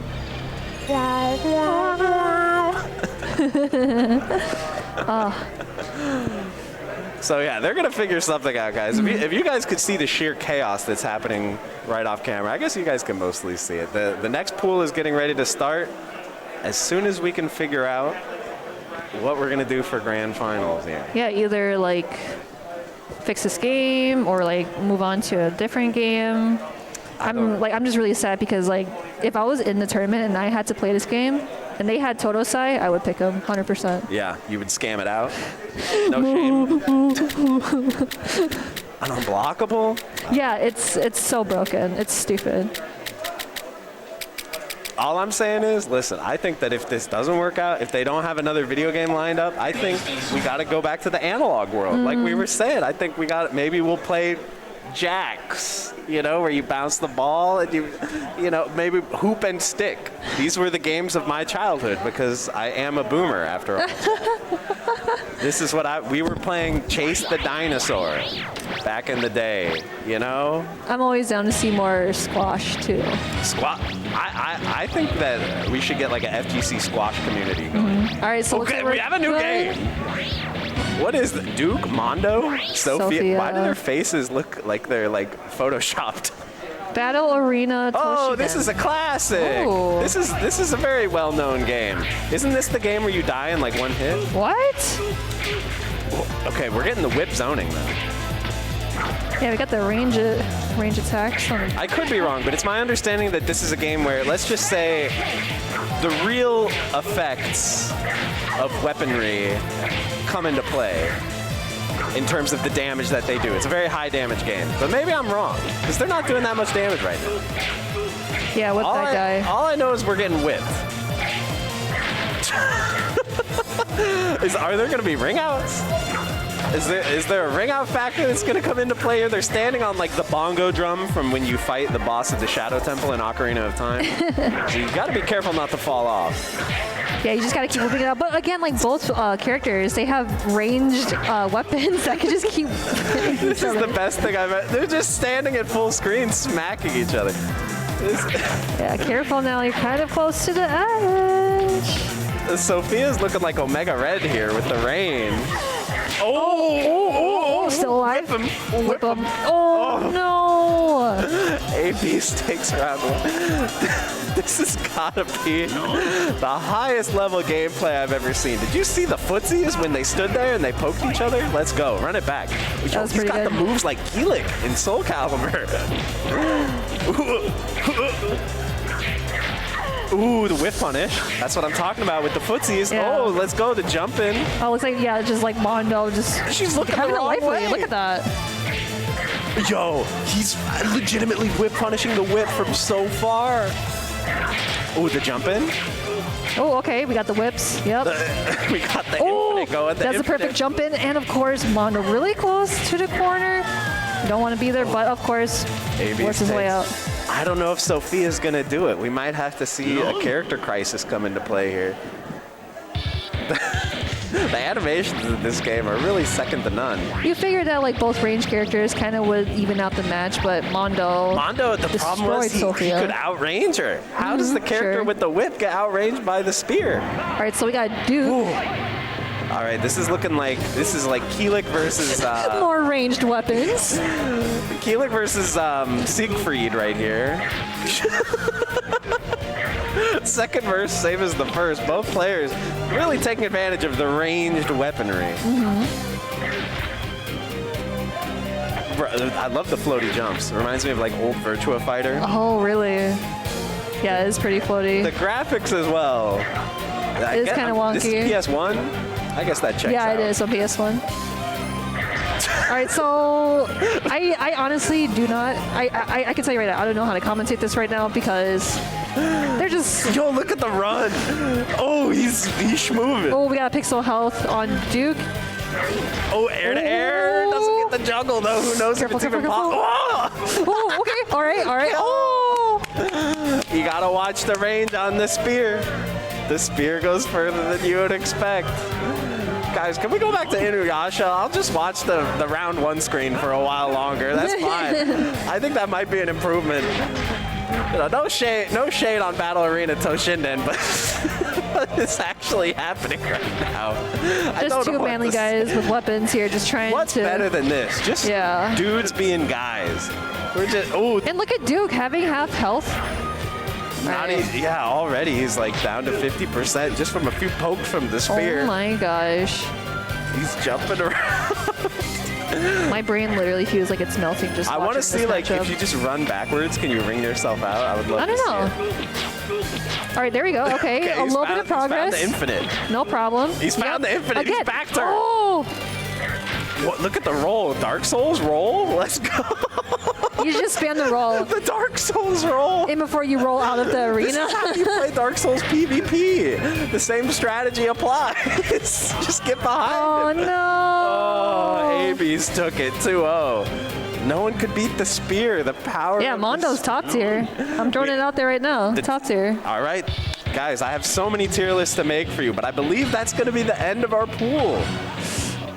All right, the B pools are coming to a close, which unfortunately means our time together is coming to a close. You and us chat, but we all had a great time, me and Marine, and we're going to be leaving you in good hands. I think we got even more mystery action coming up, so don't go anywhere. I'm sorry, I lied. Marvel is next. No more Marvel? mystery. It's Marvel. Yeah. Mystery is happening, but you guys aren't going to see that. You guys are going to see Marvel. All right, and of course, we can sign out. I am Marine. You can see me at by telephone on my handles there. And who are you? Where people can find you? I'm JM Crofts. It's actually spelled wrong. There's an S on the end. I'm at Crofts on Twitter. You can follow me there. That's fine, guys. Don't worry. Don't worry. And, you know, subscribe to me on YouTube. There, look, they're fast with it, man. But, yeah, that's going to be it. Bye, everybody. Awesome. Bye, guys. Thank you so much for joining in.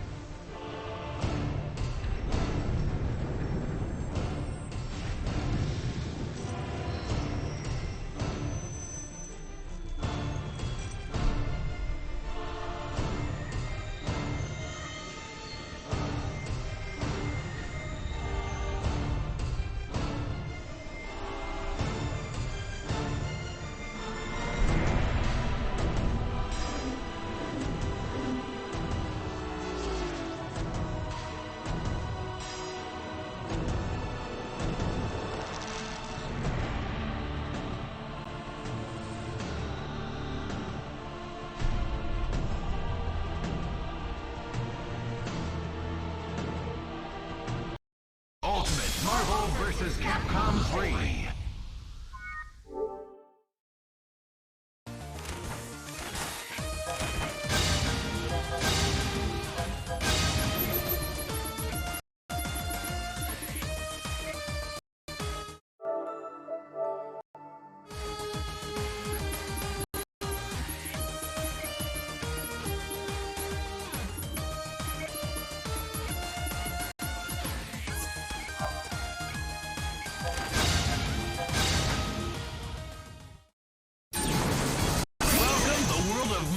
Vs. Capcom 3, where the finest heroes assemble. Get ready to fight of your life. Dante, Virgil, get ready to fight. Bone Wonderland. The fight is on. Oh, we live? We're live? Oh, I was ready for the countdown. Anyways, sorry about the delay. Sorry about the wait, guys. Welcome back to Frosty Faustings. What is it, 14 now? I lost count. Yeah, too many of them, man. Well, not too many. Keep them going. Whatever. I'm Tupperware. This is Airborne. And finally, we're ready to bring you some Ultimate Marvel vs. Capcom 3. Absolutely. And unfortunately, we weren't able to see the first two pulls, but this next set of pulls will definitely be electrifying, having such popular names as Ranma-sama in the building. Ranma, Vu. I haven't seen Vu in years. I mean, I haven't seen anybody in years. What am I talking about? It feels weird to say that. I haven't seen them in years. Yeah, no shit. And not to mention, we have a spectacular player on here as well right now in Punk, or is it Pink today? I don't know if the SpongeBob hat is Punk or Pink. I'm not sure. I don't know what the rules are. Either way, did you know about the I mean, this is not Marvel related. Did you know about the Dragon Ball bounty on Punk's head? Absolutely. I showed Artola yesterday. I don't know what's going to happen, man. I mean, either way. All right, so we got Team Trenchcoat on the right. Wesker decided to leave it at home with the Stars uniform, and Punk playing Magneto Doom Dante on the left side. Currently, we have some magnetic blast going on right now. Pressure being established. Yeah, he's going to keep that up. I mean, no reason not to, right? What are you going to do, Wesker? Okay, that's what he's going to do. Never mind. Unfortunately, looks like our Wesker player on the right does not have a horizontal assist, so he won't have a way to be able to trap Magneto on the ground. He's going to have to rely on that jam session. Hopefully on the next game that Wesker is alive. Yeah, I was going to say, he is dead. Wesker, yeah, Wesker's not going to be able to rely on anything right now. That boy is done. Dante on incoming, unfortunately wasn't ready for the mix-up there, decided to not elect with double jumping back. Brings Virgil in, manages to block it, but was not ready for the low. Go for the low, the Justin Wong special. I'm always going low, dog. All right, rapid slash, and we're going to see the spiral swords come out. Magneto is going to be playing keep away until these swords run out. Managed to run out of... Okay. What do we see next? Nope, no need. Oh, drops the combo. That was the opportunity, Airborne. You got to be really careful about that extension sometimes. You have to actually call the jam session later than expected because of how quickly the high time comes and goes. Punk just using jam session from full screen, making sure that he can't get out zone. Okay, we see the Dante coming in. Unfortunately, getting pressured, was able to block the first hit, but Magnetos will always go or attempt 3 mix-ups until they just get the hit that they want. Imagine spending 2 bars to come in and just getting opened up. Now we're playing Marvel Infinite. All right, here comes the super tag. Manages to block it a few times, but you generally have to deal with about 8 50-50s in order to actually block successfully and live. And Dante just eats the magnetic glass and plasma beam combination on incoming. Punk's taking game 1 quite commandingly. I mean, there really wasn't a point where Punk, I mean, maybe there was one combo that got dropped where Punk could have had an opportunity to lose a character, but didn't work out. And here we are, game 1 going to Punk. Unfortunately, put himself in the corner after he was going for those air airs. You have to be very careful about committing to those, especially with a character that doesn't have any air mobility outside of teleport. And now we're seeing the Doom Infinite. This is probably going to be a dead Wesker at this point. But does he go all the way through, or does he keep it simple? That's a real question. Looks like he's going to be going all the way through it, trying to save the meter as much as possible, have an optimal incoming mix-up, being able to raw tag Magneto afterwards. Oh, no! But still keeps the pressure up. Oh, and the cross-up foot dive. Oh, disgusting. I'm assuming that crossed up. I mean, how else that definitely right? Crossed up, yes. And the Schmix. Again, Marvel Infinite time. Punk was an Ultron Dante player in Marvel Infinite, so absolutely. This lines up perfectly with Magneto and Doom. And man, you know, that's one of the signs of a really strong character in Marvel 3. Even if you drop the combo, you're still plus. Absolutely. You're still good to go. It doesn't matter. You're holding that mix. Oh, okay, the punish on the teleport, a little obvious. No combo, though. All right, a lot of low pressure right now. The fundamentals. Oh, accidentally got the over. I actually forgot the name of that move. Dante has like 60, so it's okay if you forget one or two. Nobody's gonna fault you. Oh, the hit stop there with the dead character ended up eating the stinger input, and he got a bold cancel too early. But it looks like he still has a chance at coming back. This is a very favorable matchup for Dante. Yeah, Punk kind of playing with his food a little bit too. He had the winning hit. Okay, it doesn't matter. Staying patient there, and it looks like Punk is going to go up on a match point. It is 2-0 despite what the scoreboard currently says. Yeah, it is a 2-0 for Punk. Like I said though, Punk kind of get a little flimsy there, not staying strong and solid with the combo choice, but it worked out in the end. Yeah, it is early on in the bracket though, and Punk is a multi-game top level player, so he could just be warming up right now, getting his Ross up. Okay, this should be a dead Wesker. Oh. It's okay, we got American resets on deck right now. There's plenty of frame traps, continuing to frame trap after every accidental combo drop. Yeah, and that wasn't going to get Wesker out of trouble. Oh, unfortunately, it looked like he got an autocorrect there. For some reason, he ended up getting a hyper grab. The Managi blasts are on point. Yo, I hate that motion. Yeah. Let me get easy. Let me play easy mode, Magneto.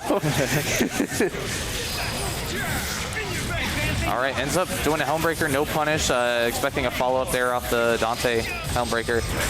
Grapple hook into Devil Trigger right now, try to restore some of that health, but he's getting pressured by the Disruptors, and Punk appropriately placing them, able to finish off Dante. Best super, shoutouts to Blackwork. Ooh! Up next, Dead Magneto. No, wait a minute! Bringing in Doom. All right, and that's gonna be, we're doing $1 million, and that should be an X Factor. Up next, Marvel 3.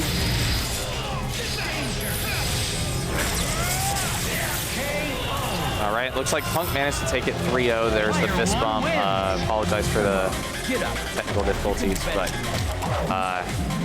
it was just a X Factor Dante combo. I'm sure everybody's seen it. Yeah, everybody's seen it before. You know the result. 3-0. Sorry about that, guys.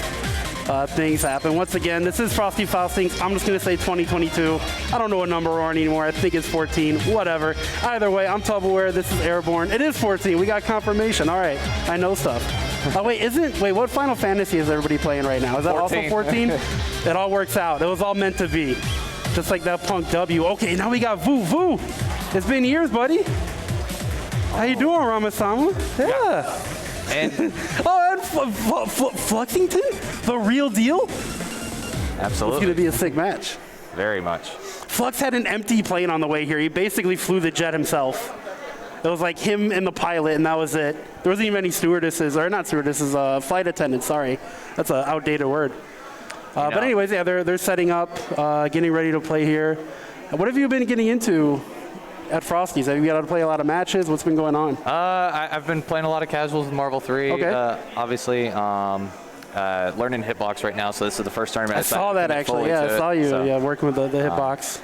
Yeah, managed to get the flame loops going down, and got the the dash cancel hard kick confirms and everything. Sure. But I still can't do mid-screen doom loops, so we'll eventually get back to the basics. Yeah, give and take, give and take. How long have you been playing on hitbox?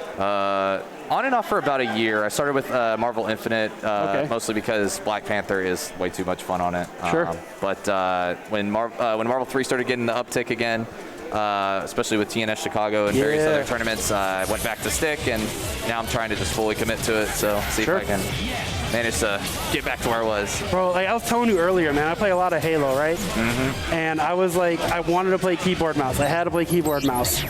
And controller is better, so now I switched to controller. I kind of feel it's that way for arcade stick to hitbox. It's like, even though you want to play on the old controller, hitbox is actually superior. Yeah, I mean, to be fair, that's what you should play on proper. Right. One has a stick, and then the other feels like you're typing on a keyboard. Exactly, so it's the same exact kind of connection. All right, looks like we're getting button checks out of the way. Welcome to the world of Marvel vs. Capcom. All right, we're going to be seeing Zero May Cry as patented by one of the early pioneers. One of the originators. versus Ranma-sama. Very familiar team if you've ever tuned into TNS on Friday nights. Shoutouts to Tampa Never Sleeps. Jason Kiddo is actually Ranma-sama's brother. Yes. And while they play the same exact team, they play it very differently, as we were previously talking I want to know who came up with all the tech first, though. Who taught who? That's what I want to know. Who's the sensei and who is the student? That'd be a very good question. I don't know. I'm going to ask Blue later because I really don't know. All right, here we go. Classic Marvel players here. Ramasama gets the opening, going to push Zero all the way to the corner. If he has his way, he'll get the kill as well. For sure, and he's got plenty of extensions, has the Lariat into the Hyper Grab, into Magnetic Tempest, and we're probably going to see a Stalking Flare. Yeah, we're going to get the Stalking Flare into the Flame Carpet setup, of course. One of the most disgusting 300% setups that this game has to offer. Managed to actually push block, stay in the air, and deal with the Flame Carpet, but then ended up eating a Dark Hole assist. This is going to be a I mean, I would have Helmbreaker 2 there, Flux. Don't even feel bad. That was the opportunity. I would have took it too. Ends up having to burn the meter with the Shockwave. Are we gonna? Yep, we're gonna see the Stalking Flare come out. And again, Flame Carpet. Won't have time for the Flame Carpet this time though. Oh, there it is. Psych, I lied. Great push block, no guard break from Ramasama's side. Gets the Lariat, the most vicious assist in this game right now, being the only invincible one. I have such a hatred for Hager. And right now, so does Flux, going down quickly. 1-0, Ramasama up. And that will not, that's closer to a hood perfect, but Magneto did take just a lick of damage. A smidget of damage. Hagar managed to heal it all back. All right, let's see who can get the first touch this time, because I guarantee whoever gets the first touch in these games is probably going to be the victor. Zero, we all know what he does with the wellbooks. We just saw the setups that Dormammu has with Ramasama. Great block from Ramasama, dealing with the jam session mix-ups and avoiding the percolator at the end there. Time for the percolator. Bro, you're not even old enough to know that song. It's something that Static came over with. Big up to the homie Static Alpha. Oh, and the top of the screen from the top rope. Of course Zero gets the confirm. He can hit you from anywhere. Always got to be aware of that Captain Corridor multi-hitting assist there. Okay, and the cross-up buster, of course. The classic. Flux, of course, still has these. He would never forget. No matter how much Final Fantasy he plays, he can never forget loops. And you always got to love Cobra Kai, currently on Season 4 right now. Just one of the various Netflix titles that you could see. In comes Hagar. He's not going to be able to land to get that Lariat. Ends up dealing with the left-right mix-up. The jam session is going to deal a lot. And while he has 1.2 million health, each lightning loop rep can be about, what, 450, 500K? Yeah, about around there. This is an uphill battle for Hager. It's not impossible, but geez, it's about as close to impossible as it gets with Zero zoning you out, full X Factor, tons of meter. Like, Flux is feeling good right now. He's feeling good about this game. Yeah, but Ramasama does have a chance as long as Hagar's boots end up on the ground. He has a fighting chance. Yeah, it just takes one. Okay. Probably going to be teching forward here. Oh. Yeah, rough. I'm actually kind of surprised Vu didn't wake up Lariat there. I was expecting it as well, but it looked like he wanted to respect it as much as possible. That was Flux being the master that he is, right? That was the you know that I know that you know that I know situation. Absolutely. Like, you're not going to Lariat. I'm going to cross you with this buster. Hold that. Third layer Yomi. All right, this is the infamous side that gives all sorts of Zero players trouble, but Flux is no stranger to it, so he is going to complete it. Magneto is dead. Light work on Magneto. Same side, but no, went for the throated Ranma. Didn't work out for him. Now he gets opened up.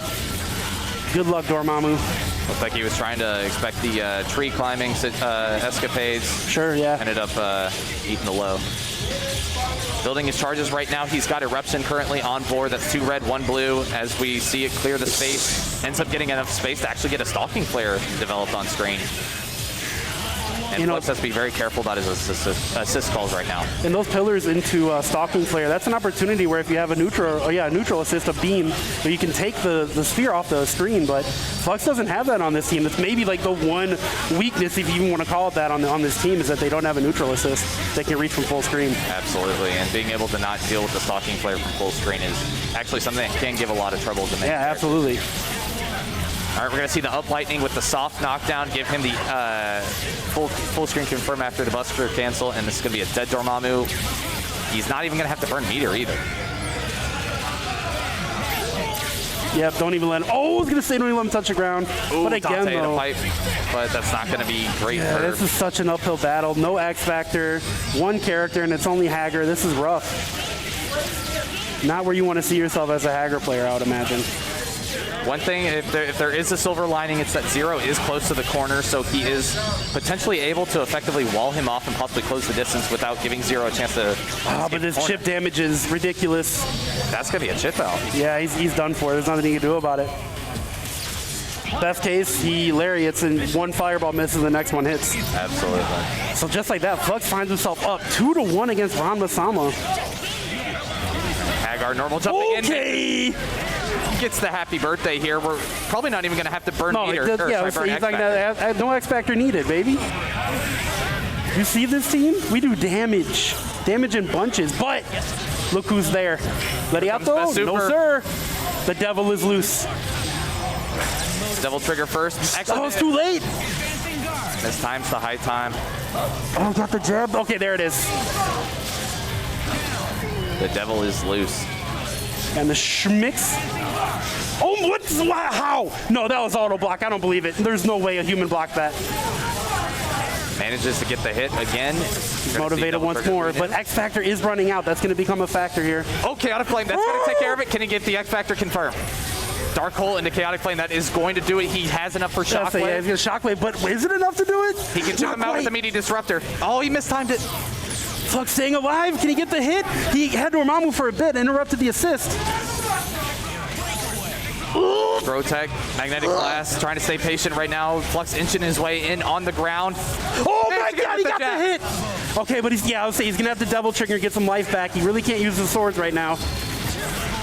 That was a valiant effort. Valiant effort from Flux. I thought he might have had it there for a second. That was, Unfortunately, he was going to have to earn about 3 or 4 more hits, especially with Devil Trigger restricting meter gain. Yeah, as soon as that X Factor ran out, it became a problem. But you know what else is a problem? Hager getting the hit on Zero. Zero's going to die here. 99-second pile driver is going to put Zero in. He's going to be out for the rest of the set, as this is the final game. And Stalking Flare and the setup. Put out the carpet. Welcome the guests. Okay, unblockable. Actually, the unblockable wasn't perfectly timed, so if he managed to block the first 4 hits of that low, he could have actually switched to the overhead and managed to block it all. But that's so more of a hard to blockable. Okay, but Flux isn't out. One of the better Dantes in the biz back in his day. Meaty Crystal and the Devil Trigger try to clear some space. Going to be full charging those air plays, going into grapple hook, fishing for a free hit. Yeah, I mean, Ranma-sama just has to be really careful, really smart about his, well, so much for that, his assist calls, but now he gets the hit. He should be able to finish this out pretty easily. Yep, and there's the team super to do it in. Pile driver. GG. Ranma-sama taking it over Flux. 3-2. What a set. What a set. That's bringing me back to like 2013. That was, yeesh. We've been doing this for a minute, huh? Absolutely. And man, it was a great effort on Flux there to try to make that Dante come back. Unfortunately, that was going to be a lot of hits to ask for. I believe he burnt the X Factor already with Virgil. Yeah. So both of the players are in, bad situations where they were going to have to make an amazing comeback just to stand a chance. So good stuff to both of them. I mean, 2 great players. One of them has to lose, right? Unfortunate situation.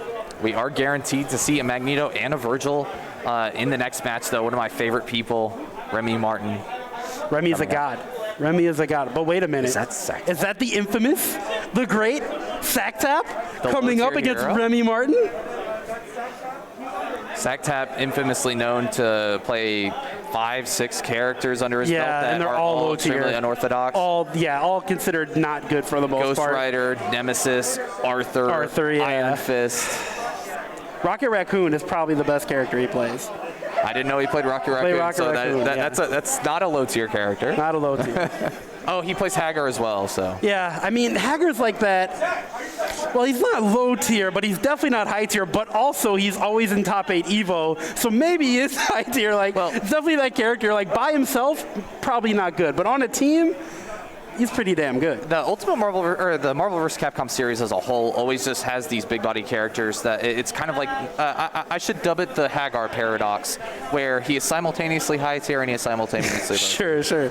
That's fair. I think that's super fair. All right, well, these boys are having a conversation, a little pregame chit-chat, getting their sticks out, getting buttons checked. It'll be really interesting to see what Team SacTap will pull out. Bro, I hope he's going to somehow pick like one of the mod characters. He's going to come out with Cyclops. Like that's the type of obscure character he plays. But how did you pick that? Don't worry about it. I'm SacTap. Remy's going to be like, I didn't know Rashid was in this game. He is now. Well, he's mixing you up right now. So. Rashido. Man, big ups to Tabs and all the people that have been working on the mods and the palette swaps and the new characters, and that stuff is so cool. I hope that there's a future where like people pick those versions up and play them in tournament. Absolutely. Like I would really like to see that type of stuff happening. I will absolutely be all for it if there's a way that we can manage to get like make it more accessible for tournaments. Sure.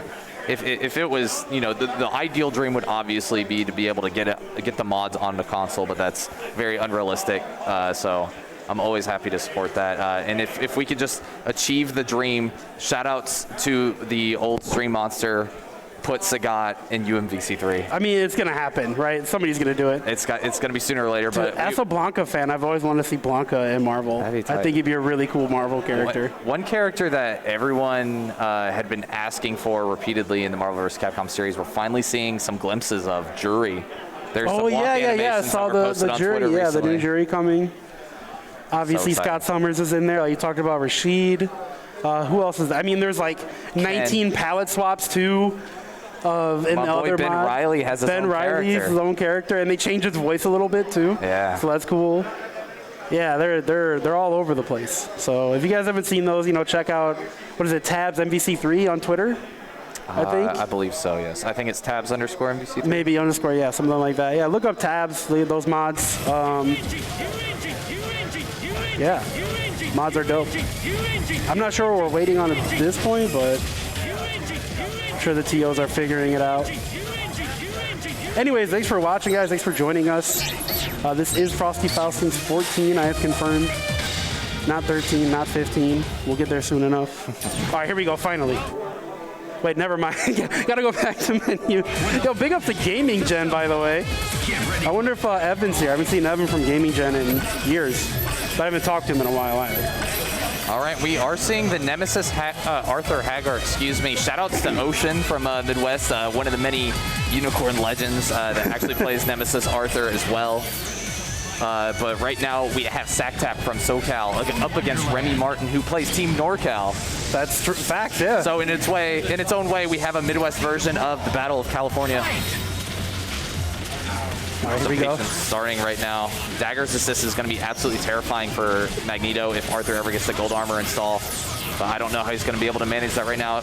Man, I was just about to say, Remy has such good movement. I don't know how SacTap is ever going to get a hit and then literally 2 rockets in a row land. So, you know what? I'll just let SacTap do his magic. All right, bringing in one of Hagar's worst matchups right now. Hagar has to deal with Magneto right now. Shoutouts to Repulsion, and a move that can fuel nightmares for all sorts of grappler players. Yeah, big up to Team Blue River. I love Remy's strategy right now. It looks like he's trying to just establish some pressure with Magnetic Blast, see what he can do to bait out that Lariat. Manages to get a clean hit too, and the Lariat that was done earlier is actually going to reduce some of the life, so he won't have to do as high damaging combos in order to take care of Hagar here. Spear Flame is going to take care of it for only 2 meter kill. Yeah, and I mean that's a value, right? Yeah. two bars for any kill. Like, you take the kill when you can get it. Spend the meter. Arthur keeping the pressure up in the boxers. This man just crawled out of bed, ready to fight. Nemesis being shirtless as well, might be sleeping in just he might be a pants man. I'm telling you, man, they had a sleepover. They're sharing a hotel room at Frosty's this year. I saw him. I definitely saw Nemesis and Arthur earlier walking around.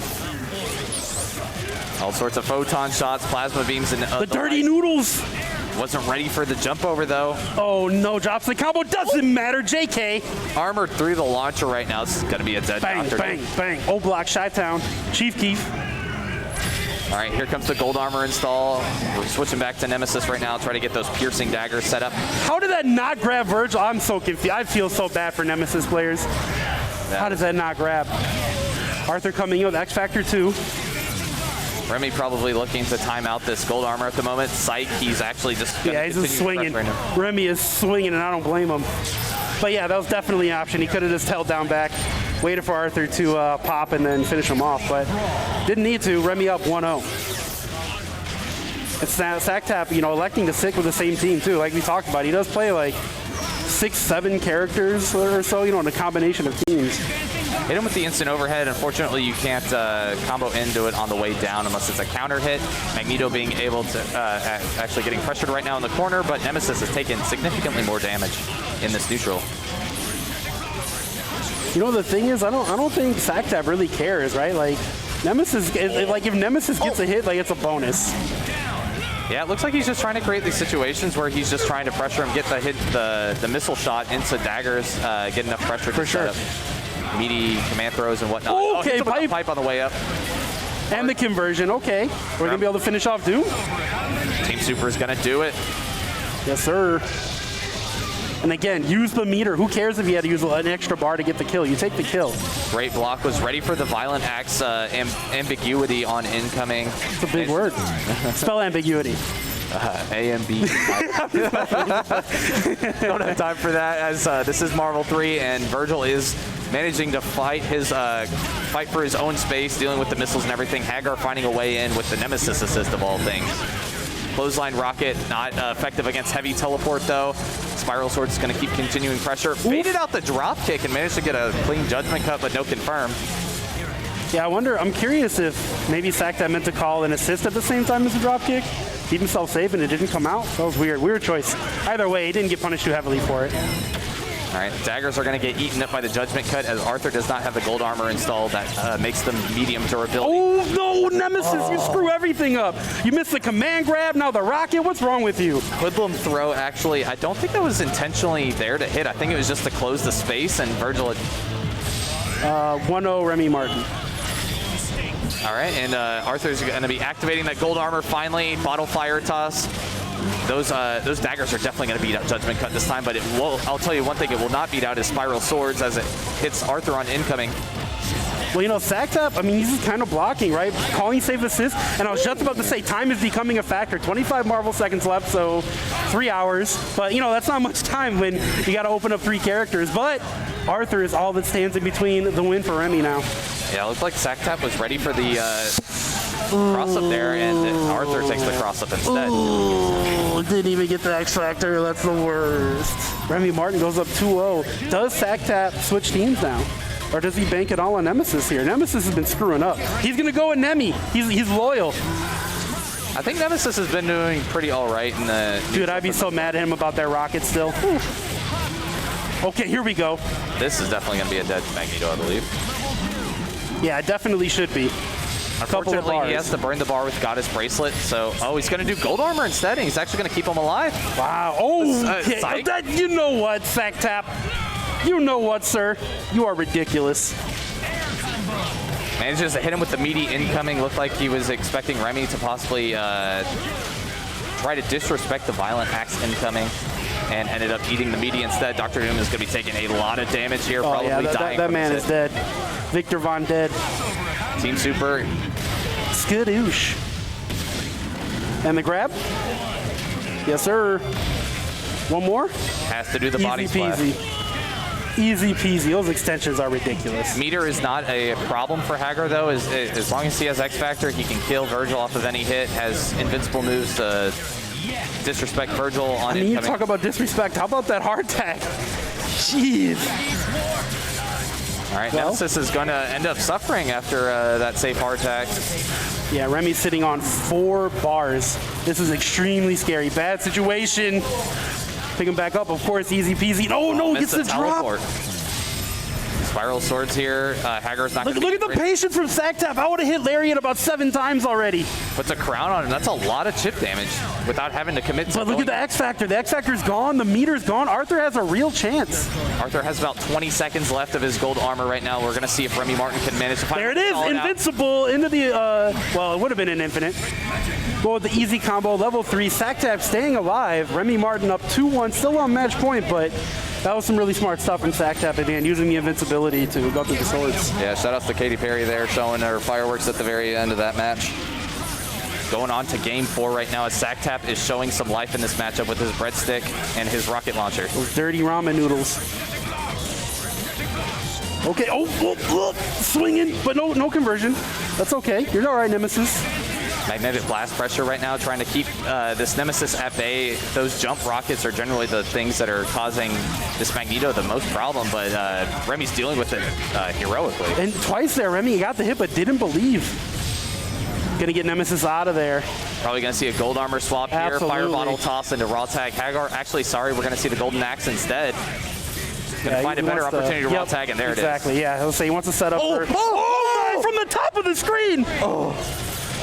Unfortunately, it looked like he missed a plink dash. Hey, bro, I'm counting it. That counts. Magneto's dead in my eyes. That counts. So for those that don't know, the golden axe in gold armor actually causes a soft knockdown, and it continues off that trajectory after it dips down a bit. So right. It's very terrifying. One of the many projectiles that you have to be very fearful of when Arthur is in gold armor. Okay. Gets the dash under with big old big old Nemi. Yeah, finally the command grab works. Are we going to see an X Factor? Perhaps a reset? There it is. The Nemesis special. I mean, if you don't know, then you don't know. You got to know. 1, 2, 3. Virgil's going to be coming out. Not much of a mix here for Nemesis, right? Did not see the best super run went for the meaty. All right, Arthur. You got to touch the ground. Let Arthur touch grass. There it is. He has a chance. Oh. Is that going to hit? No, it's not. Okay. But into the level 3. Remy, not quite enough damage. Should have been able to oh, no. He has enough X Factor. That's going to be it. Wait, no, it's not. I take it back. Okay. Okay, judgment cut to take it. Remy Martin, 3-1. Oh, boy.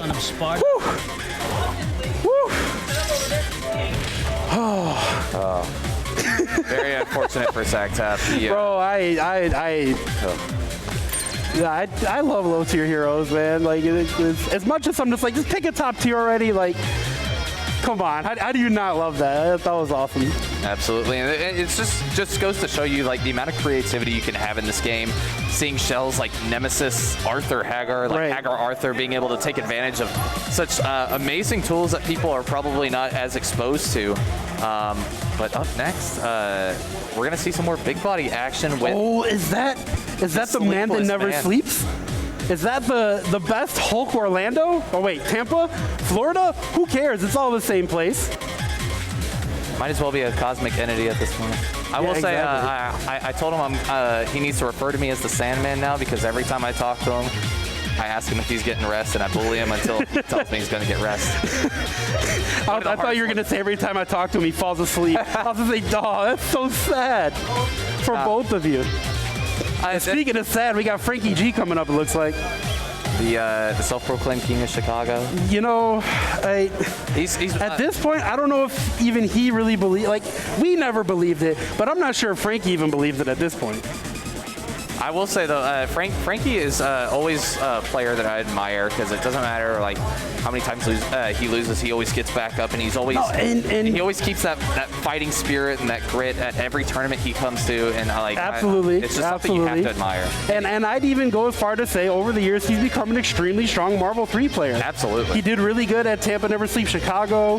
He does well in Parsec tournaments when he enters. Like, Frankie's definitely no slouch. He's still Frankie sometimes. Like, he might have have X Factor and meter and get chipped out by a Sentinel from full screen. Like that, it happens to him sometimes. But overall, he's a pretty damn good player. Like I can't hate on it. Yeah, and he's been doing well in the online TNS tournaments. I believe he placed 9th place at CEO. He was this close to being able to get top 8. Exactly. Yeah, like he's definitely strong. You know, past the gatekeeper level that I would have put him at a few years ago. Now I think he's upper echelon. Not to mention, generally the losses that he takes now are like ones that you have to respect. It's like, oh, he lost to Dead X Pride. Yeah, of course he lost to Dead X Pride. Yeah. Dead X Pride. Oh, he lost to Ray. Well, you know, sure. Who doesn't? Yeah, fair. But let's not downplay our boy Tong, all right? Oh, of course. Tong has the big H button. Tong still uses Sentinel OTG Rocket Punch Assist. Tong still uses an Xbox 360 controller. That's true. Big facts, big facts. You got to upgrade to an Xbox Series controller, man. You're a big rich TO now, Tong. We know about you making all those TO dollars, all right? We know how it works. First you become a player, then you become a TO, then you get the money. That's the truth in the fighting game community. You know, you should toss a couple of the controller players over to Tong from the Halo experience, see what controllers he could get a hold of, get some paddles on the back. Dude, I actually need like a scuff for Halo, man. You got to have the paddle so you can drop the weapon faster and get... Absolutely. Anyway, this is a fighting game. We're not going to talk about Halo. I could talk about Halo all night. I mean, you probably could too, man. Absolutely. Halo is dope. And we won't see any guns in this matchup either. We might see a couple rocket launchers or something. You know, maybe some Hydra missiles coming out from Sentinel. Yeah. That's true. So, what's the Sentinel beam from Sentinel? Yeah, it's a Sentinel beam. It's stand 8. It's 5H. That's what it is. 5H, 2H. 5H, 2H. So I gotta be honest, man. Coming out here, you know, like in a pandemic, super stressful for me. I have not had COVID yet. I'm like an at-risk individual, right? Yeah, knock on wood. I'm at risk, but with the testing on site, and everybody here is absolutely masked up. Everybody. Most people at N95s. I had N95 until I started commentating because, man, those things suck to wear. But a lot of people in N95s, everybody masked up. Like, the security and like everything has been working really well. Like I feel about as safe as I can at a thing like this at this point in time. So big ups to the Frosties crew for that. In case anybody at home was wondering about the status of that, it's been airtight, for lack of a better term, during an airborne pandemic. No pun intended. Yeah, no pun intended. No, but for sure, this is the first tournament that we've had in the pandemic arc era, however you want to for Marvel, where there was a requirement for not only vaccination but also a negative test. It wasn't a one or the either; it had to be both. So that was. And the testing on site, if you did it on site, is really fast, really quick. Oh, nice. And they do a PCR test and a no swab test. So it's like instant, and then you get another result the second day just to double check. Nice. It's really cool. That's awesome. Super easy. All right, looks like we might be having some sound issues right now. Frankie did bust out the beautiful Astros that were gifted to him as qualifying for TNS finals. Oh, sick. As you can, I think that's what those are. But he is rocking the Astros regardless, has the combo breaker tag on it, or is that, I'm having a really hard time reading from this. Dude, I don't have my glasses. I mean, they're in my bag somewhere. Let me break it out. This is how professional we are, guys. Just have my backpack here. Who wears glasses? What do I look like, a nerd? Oh yeah, that's combo breaker tag on one side and no coast, no kings on the other. Okay. Shoutouts to our other amazing Midwest tournament. Yeah, man. Big ups to CB.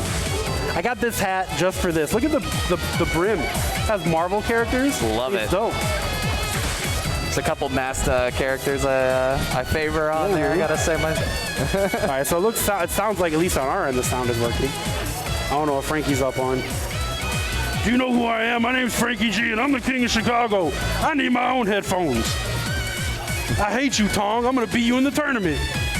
That's my Frankie impression. It sounds just like him, trust me.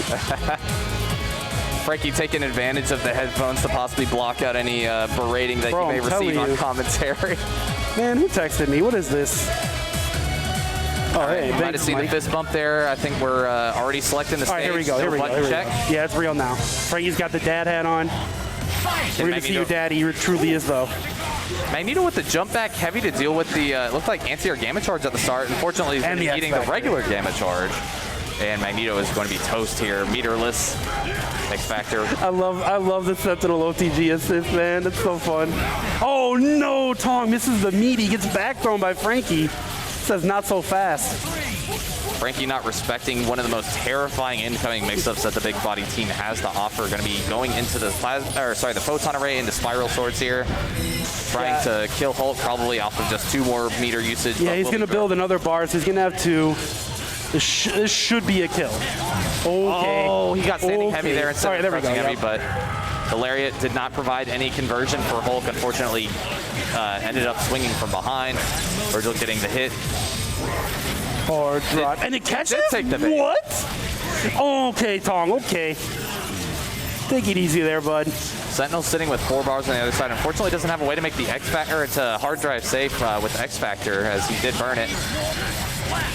Frankie's going to be electing to spend the X Factor on Sentinel, taking out his frustrations from the beginning of the pandemic. That reflex. Oh man, that was one of my favorite Marvel moments, for sure. All right, let's see if he can bait out a Lariat safely. I'm actually really surprised that Tong is choosing to roll backwards. You think when he gets those resets, he'd want to roll forwards and try to put pressure on Virgil, but he's not even going to really get that chance. Great discipline. One thing that we've been seeing a lot more from Virgil's lately is that they've been fishing out with the standing heavy and then make sure to... Oh, you got them both. Okay, Frankie, I see you. So for those playing the home game and may not be as confident about their knowledge on Magneto's complete moveset, Magneto actually has a counter, and that's what we saw at the 99 second to deal with the 99-second scramble that Hulk and Hagar provide. Sentinel coming in with the hard drive, though. He won't be able to X-Factor, or decides not to X-Factor. This won't be able to convert. Magneto has plenty of space to just time out the Sentinel right now. Finds the air throw. Unfortunately, you cannot super cancel. Yeah, I was just going to say he's going to have to go for a reset if he wants to get the kill, and he did just that.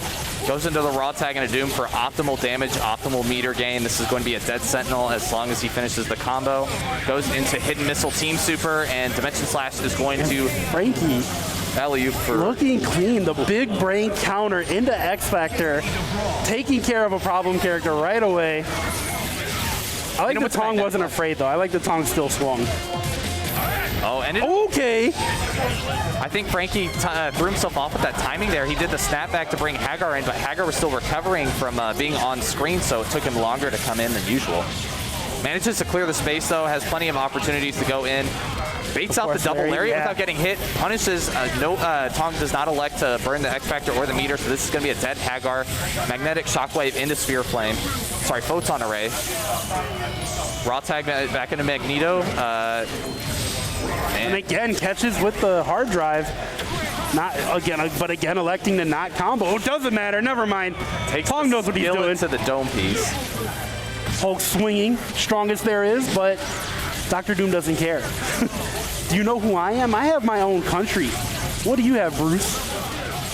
I don't know if this is a telling sign of just like Tong being aware that he does not have the Hagar assist, but he did not go for a meaty air on incoming. Tong has been just not taking advantage of his opportunities. And Frankie, unfortunately, was not able to get the confirm off that Dimension Slash. Hulk is going to live, get the Gamma Charge. Yeah, but you know who's not going to live? Virgil. Shnikes, that was a lot of damage. Read the air throw there. No poke allowed. And this is going to be a dead Dr. Doom as Hulk has all the damage. Smash you. Tong staying alive. Still down 2-1, though. Still down 2-1. That game was a bit more scrambly. I gotta say, Frankie has been impressing me very much with his decision making against the big. Okay, well, as soon as you said that, you just ruined everything, Airborne. How do you feel about yourself? I'm gonna go cry now. Yeah, you just ruined this whole turn. Oh, snapped out the Hulky. Baits out. You keep himself. Yeah, I would say he's gonna be safe. Got the air throw on Hagar here. Are we going to see a reset, or are we just going to go into an infinite? He's going to go straight into it. I actually like that Frankie didn't reset. He's afraid of the Lariat, right? He doesn't want to deal with that. So I like that he's just going for the kill. Yeah, and at that position, you don't really have an opportunity to do a left-right mix-up. We're going to go, Devil Trigger into level 4 here. We are trying to keep it safe. or sorry, keep it clean. Yeah, keep it simple. Shout outs to Kingdom Hearts. Raw tag Magneto back in. Here comes Sentinel on incoming, has 4 bars. Plenty of opportunities to hard drive if he dare say so. Yeah, I mean, he's nailed every opportunity. Goes low. Probably won't get one this time. Are we going to see an X Factor? No, we're going to get the hard tag into Doom. Reset the scaling a little bit. All right, we're going to see the Dirt Virgil extension. Psych, we're actually going to do missiles into Photon Array. Photon Array does so much damage on big bodies. Yeah, big body takes every hit. Oh, we got him with the empty low. We call that the closer. Shoutouts to my buddy Kinder Party. X Factor to Hayden. Hey, yeah, that'll do it. Super. Frankie, don't make me look stupid. You better finish this combo. All right, there we go. Frankie takes it 3-1. Good stuff from Frankie. He looks super clean, man. He looks composed. Besides, yeah, composed. That's a good way to put it. Besides that game 3 that got a little bit scrambly, and let's be real, if you're playing against Tong, you don't want to be in a scrambly game. That's his forte. That's what he wants. I still absolutely love just the discipline he had in game 3, even though he lost it, and the 99-second decision there with the counter on game 2. That was sick. It forced Tong to adjust at the 99-second mark, so he had to stay honest, and he ended up just going for the options like standing heavy there, which allowed Frankie to tech it, clear the space, create the space, and win the matchup from that point forward. Sure. And on incoming, he noted that he had the discipline to air dash up back when he noticed that Tong didn't have the Hacker assist, right. And so he didn't go for the air meaty on incoming. He instead elected to go for the standing heavy. Makes sense. Yeah, great decision making from Frank.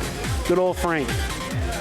We're going to see a return of some players that we've already seen. Remy Martin versus Ramasama. I believe this might actually be winners finals of the pool. Probably winners It is definitely winners finals. Confirmed on screen. Yeah, Ramasama was on one side of the pool and Remy Martin was on the complete other side. So this will decide who makes top 8 winners side for this event.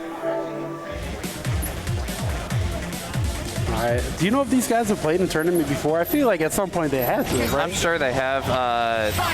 Remy Martin being from Tennessee, Nashville specifically, and Ramasama being from Louisiana. Shoutouts to the New Orleans Saints, my team. But I'm sure they've played plenty of times in Southern events, probably final round. Yeah, or they've had to have met up. There's been all sorts of Southern get-togethers for just essentially cram sessions with Marvel, just weekends of people flooding into a house and the good old days, endless weekends. The good old days, as we call them. Remy was no stranger to those get-togethers, and I'm assuming Ramasama wasn't either. Vu definitely was no stranger, yeah.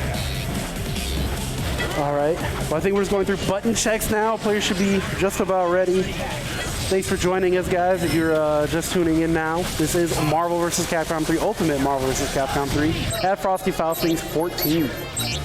This is still pool play. Top 8 is going to be tonight at 8 p.m. Central Time. I'll be back on the mic. I'll be joined by Yipes, so look forward to that. Cabo's getting an upgrade and a commentary partner. No.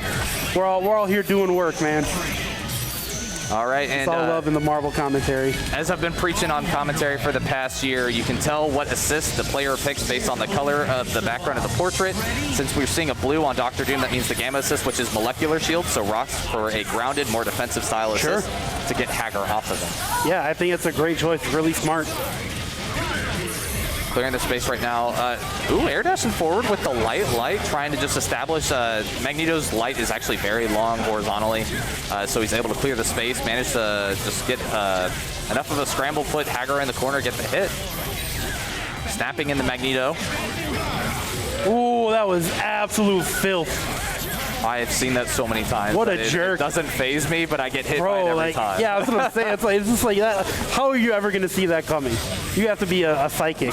Magnetic Tempest here into the Photon Array, into Spiral Swords to do it for Magneto. Washing machine. Into the wall bounce, into round trip. Man, I just want to say, this game is so cool. I love Marvel 3, man. This is the best game of all time. I don't care what anybody says. Fight me. All right, we're going to see the Stalking Flare come out. The assist call, yeah, that's what I was talking about earlier. If you have the horizontal assist, you can interrupt the Stalking Flare. That's a huge thing when you're playing against Dormammu. There, though, he needed the horizontal proximity, but take advantage of the vertical distance. Right. The assists are always coming out grounded. Yep. So the molecular shield was right on top of Dormammu while he was still recovering from the stalking flare knocking him out. And that's only possible because the pillar resets here.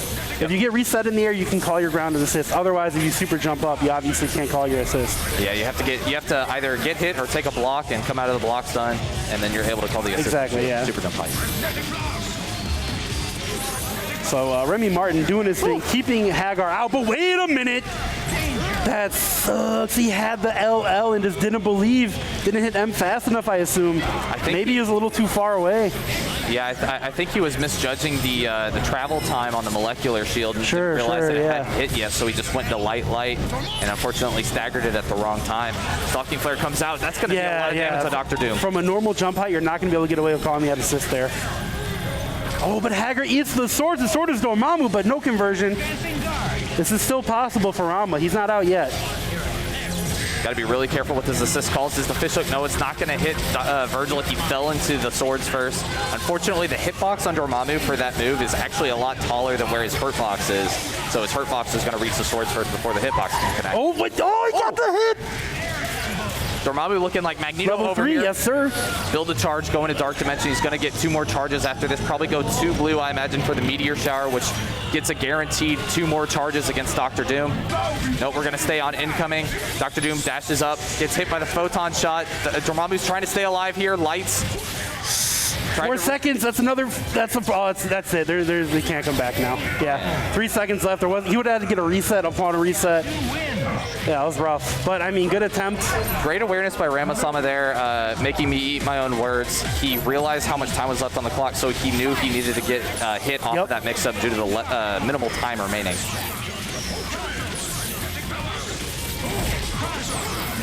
Hagar trying to spin his way through Evolving Door.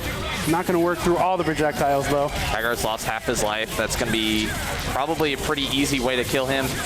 We'll probably, I imagine we'll only have to burn 2 bars, but he's going to go for the snap. Bring in the other Magneto. See me in the mirror. I'll show you how to play Magneto. Can't get the fadeaway on the confirm off heavy into magnetic blast. Does not have the horizontal assist to be able to necessitate it. Yep, and good reset on neutral. Calls a stalking flare. Gets himself out of there at least temporarily, but those rocks just holding Dormammu in place essentially. And Hagar paid the price. Needing another overhead mix-up. Magneto's going to be killing Dormammu here, probably for 2 bars. Going into the photon array. Only needs 1 bar. The rocks, again, holding Magneto in place. A lot of whiff jump heavies right now. Everyone is trying to commit to the air throw, trying to punish both players for flailing around, but no one has unfortunately been able to succeed. Yeah, and I mean, Remy's movement is just so crisp right now. Yeah, I mean, he's staying behind those rocks perfectly, right? Just like daring Ramasama to get aggressive and oof. As I've said before, the U.S. Department of Transportation has been relocated onto the border of Kentucky and Tennessee because we players be moving down there. Bars. Oh, managed to convert off of the magnetic blast into a jump S, but wasn't ready for it, unfortunately. Yeah, Rama's going to have to make a move eventually, too. I mean, his life is draining, but also the time will become a factor if he lets it go on for too long. Yeah, I mean... It's about 2 real minutes. Yeah, exactly. It's about 3 real Okay, here we go. There's the move I was talking about. Here's his chance. Oh, got hit with the foot dive. Unfortunately, wasn't in the right position for Dr. Doom to actually get the conversion off the S foot dive. Going to be DHing from Photon Array into Spiral Sword, trying to run out this X Factor. And gets hit falling into the sword. And you know, I was just about to say I really like that he jumped up into the finger lasers so he could avoid the mix-up. And then he ended up air dashing into the mix-up anyways. Oh, man. Virgil makes you do things like that. Yeah, you have to get a series of correct decisions made against Virgil in order to actually succeed. All right, Remy Martin up 2-0. Can Ramasama answer back? We've seen a lot of 3-1s today, right? A lot of 2-0, 2-1, 3-1. Let's see if Ramasama can buck the trend. Ramasama throwing up that drop kick from, dare I say, half screen. Managed to get the pipe conversion, but unfortunately didn't finish the combo. Magneto living with about 20% life left. Manages to get out of the corner. Plenty of pressure taken on Hagar. Magneto able to get out. Does not elect to DHC. Probably look to fish something out. Maybe a stalking flare or a chaotic flame. Oh, and that's going to be a gut punch to do. Not worth. Interesting trade. Yeah, not worth. If Ramasama can get a quick hit on Magneto, maybe losing Hagar won't be that big of a deal, but the longer this goes, the more in favor it is for Ramasama, yep. Remy Martin successfully jailing Ramasama there with the tri-dash light, going low, knowing that Rama was trying to up back frantically, trying to just stay alive in the corner. Magneto on incoming with level 3 X Factor, not a character that you should underestimate with X Factor, especially with how fast Magneto can be. Yeah, and again, Vu is down to just Vu's down to Ramasama. Vu's down to just Magneto. Finds himself in this comeback situation. Can he roll forward? And no, he's not gonna be able to get punished. Fear Flame. I believe some characters can actually be able to DHC and get the conversion off that, like Dharma, for instance, would be able to DHC off of the Disruptor into Shockwave. Sure. Oh, that's big. Shockwave X Factor? Yes, that's of going to course. beat that Magneto. That's big. What a big drop. Pushes Doom to full screen. X Factor is almost out. Doesn't have the second bar to be able to DHC into Virgil. This is going to be an ideal situation for Ramasama, believe it or not. Oh, no, it's not. Remy Martin says, I'm going to drop the combo. Never mind. I've always wanted to say this to Remy Martin. Airborne would have confirmed. Ramasama manages to stay alive, get the hit. Doesn't kill Dr. Doom, doesn't finish the combo. He must have missed a level 3.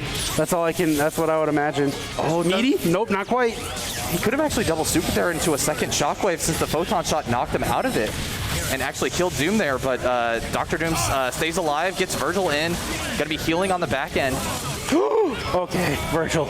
Virgil did Virgil things, and Remy Martin did Remy Martin things. 3-0. Knocking Vu into losers finals. Wow. And I believe that guarantees top 8 winners for Remy Martin. Always a fun personality to see. Is the pool straight into top 8? I want to say so. How many pools are there? There are 4 pools. How many players? 95? Yeah, 95. I guess, yeah, maybe. Unless... I don't know, man. Math is hard. I play video games. I don't do math. What do you think? I'm some sort of nerd who knows numbers? Yeah, I don't know, man. I didn't enter this year. I'm just here for to work, commentary, and other things. So I didn't enter the bracket. I don't know how it works. But if so, congrats to Remy Martin on top 8 winners, or congrats to wherever he is in the tournament now. I have no idea. But you guys can follow along on smash.gg/Frosty Faustings 14. I don't know. Google it, guys. I don't know. What do you want from me? Professionalism? No way. All right, and Punk the Pink One returns on our stream setup right now, rocking the SpongeBob hat. Still don't know if it's Punk or Pink. We'll find out eventually. Don't know if I'm familiar with his opponent, but he has a Louisville hat, so I think I would know. I mean, just because you're a Louisville fan doesn't mean you live. I'm not a Louisville fan. I'm a UK fan. Well, yeah, I'm just saying, it doesn't mean I live in Louisville. You're from that area. Oh, boy. Yeah, I'm not too familiar with his opponent either, but, I mean, this has got to be what, like winners finals of the pool, I would imagine? We haven't seen where Frankie's like at, that? so I don't know if there's... It's got to be deep in the bracket, right? So I'm just going to assume they're nice. Oh, it's CPK. Okay. So okay. CPK, being X23 Rocket Raccoon Hawkeye player, has always surged out at very opportune times. Actually ended up beating Zebu at TNS Chicago previously last year. So there is plenty of potential for him to cause an upset here against Punk, but Punk is a very sound player when it comes to his neutral and his just skill floor, if you will. Yeah, I mean, look, whatever fighting game Punk wants to play, he's going to be a top player at, right? Like, he's a very talented fighting game player. Absolutely. So the skill level isn't going to be the problem here. Does he know how to play against X23? Does he know the Rocket Raccoon combos? Like, I don't know, like, what his actual deep knowledge is on this game. I'm not too sure how long he's even been playing it. Great discipline there from CPK. I believe it was got the hit off of standing heavy. Okay. All right, we're going to be X-Factoring Dr. Doom here. Hopefully this might guarantee the bar Dante? necessary. Or sorry, Dante. It's okay. I said the wrong name earlier. I called Remy Martin Vu, so it's okay. We're you know what? We're glad we're here in person. Dante staying alive. It's going to be DAC from Devil Trigger to Photon Array. Going to be staying alive. Oh, I like the teleport. Had the X Factor to stay safe. Rocket Raccoon was able to duck under the back end of the Photon Array. Gets the air throw on Dr. Doom. OTG, of course. Unfortunately, not very much damage as Rocket Raccoon doesn't have that kind of thing. Tried to get the unblockable set up. Dr. Doom stayed up to air block the boulder so he didn't have to deal with the unblockable. Manages to get out of the corner. Yeah, puts down the trap so he can safely tag an X23, get the team order back in line. Photon shots, going to be trying to advance pressure, actually using Disruptor pretty cleanly to close the distance with Dr. Doom. Yeah, and I mean, at this point, like I was questioning if Punk knew the X23 matchup. Looks like he knows exactly what to do. He's keeping her out, playing patient, staying in areas where she struggles to actually get hits, on the top left side of the screen.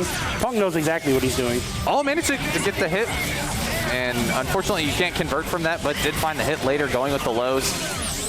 Yeah, I mean, CPK just wants to, get Punk out of the sky, right? I was just saying how Punk is staying right where it's hard for Laura to get a hit.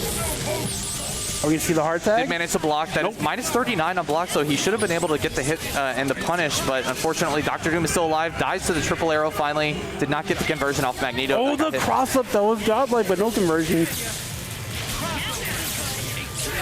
I feel like we've been saying that a lot. Gets a hit, no conversion on both sides. Oh, that log trap that was super so late. high in the air. What? I couldn't even see the log, let alone the trap. It is called Pendulum.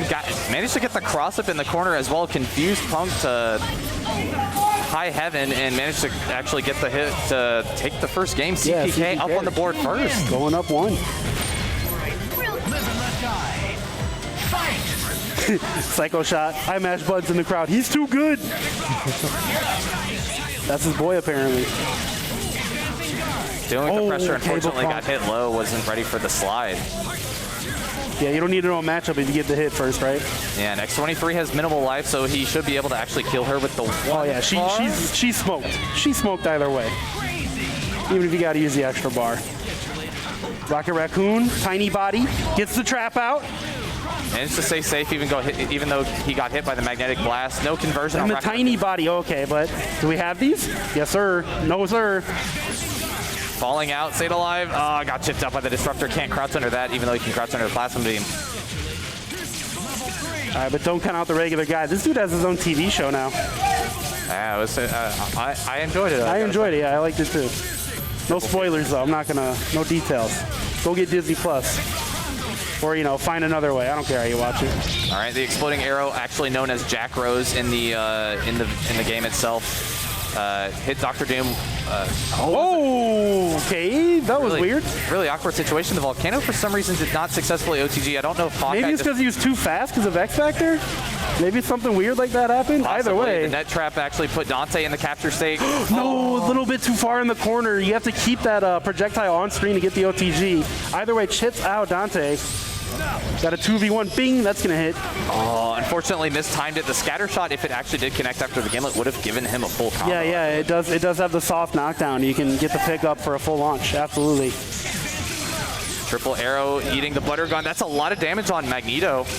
Yeah, CPK is clawing his way back. Okay, almost a conversion. Kind of have to get himself out of the corner. That's not gonna hit though. Yeah, that was a reset on Doom. Going for the chip, not quite. Oh, and a great punish by Punk.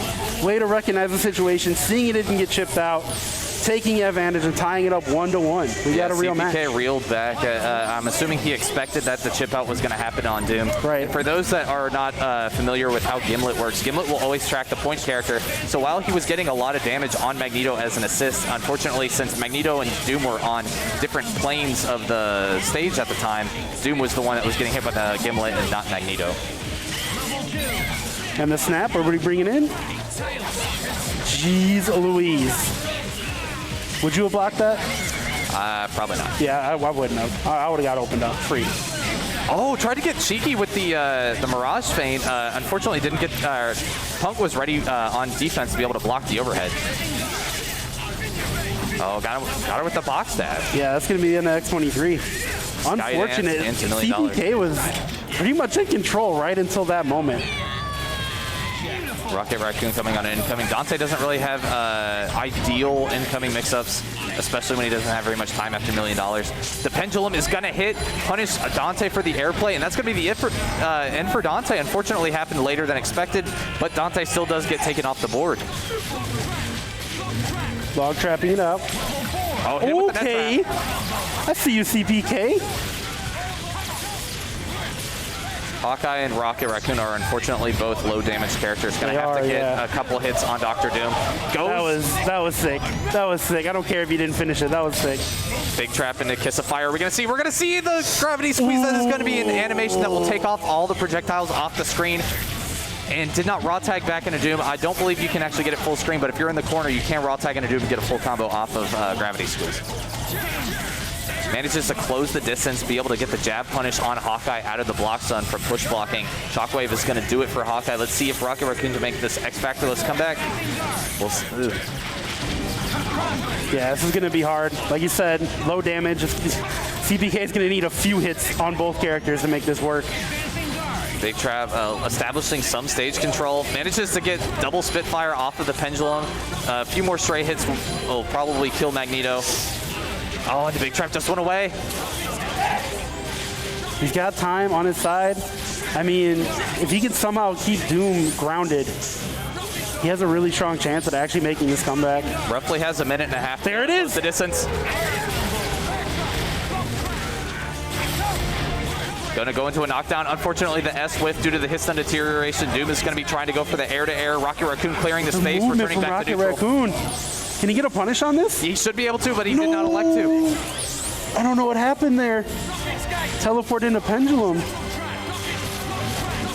Log trap, log trap. He's got to get a hit. He's got to get a hit, and, well, Doom took care of that. Very unfortunate for CPK. Yeah, that's rough. Time was running out, though. I mean, CPK had to do something, right? And he didn't want to wait till the very last moment. Took a risk. Punk saw it coming.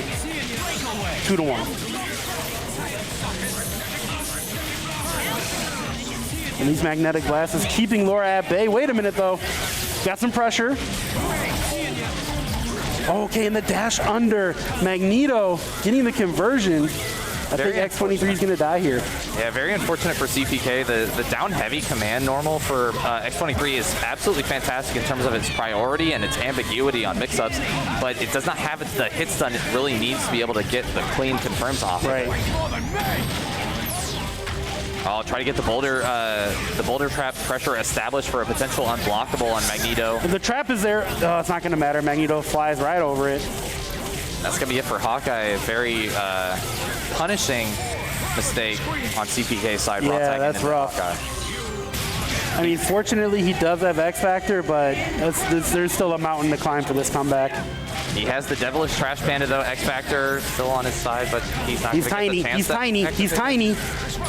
Oh, he's tiny. Trying to clear the space right now. Manages to get the air throw. That's going to be huge. He's going to be able to kill Magneto here without having to burn the bar, but drops the combo. No, that was the opportunity. Okay, wait a minute. Goes to the level 3. Keep it simple. Unfortunately, that's going to run out the rest of his X Factor time. He's going to have the bar is gone too. Roughly about 2.5 minutes, I believe, of real time to try to make this comeback against Dr. Doom and Dante. That's several hits, though.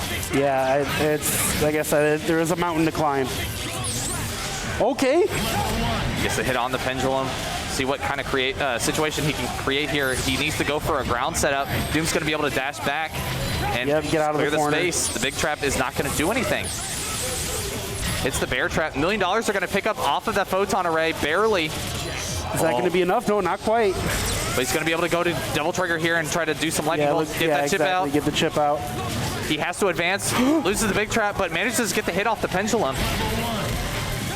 Doesn't have a way to recover health, so he cannot afford to take any hits. Manages to block the unblockable. He can't take any chip.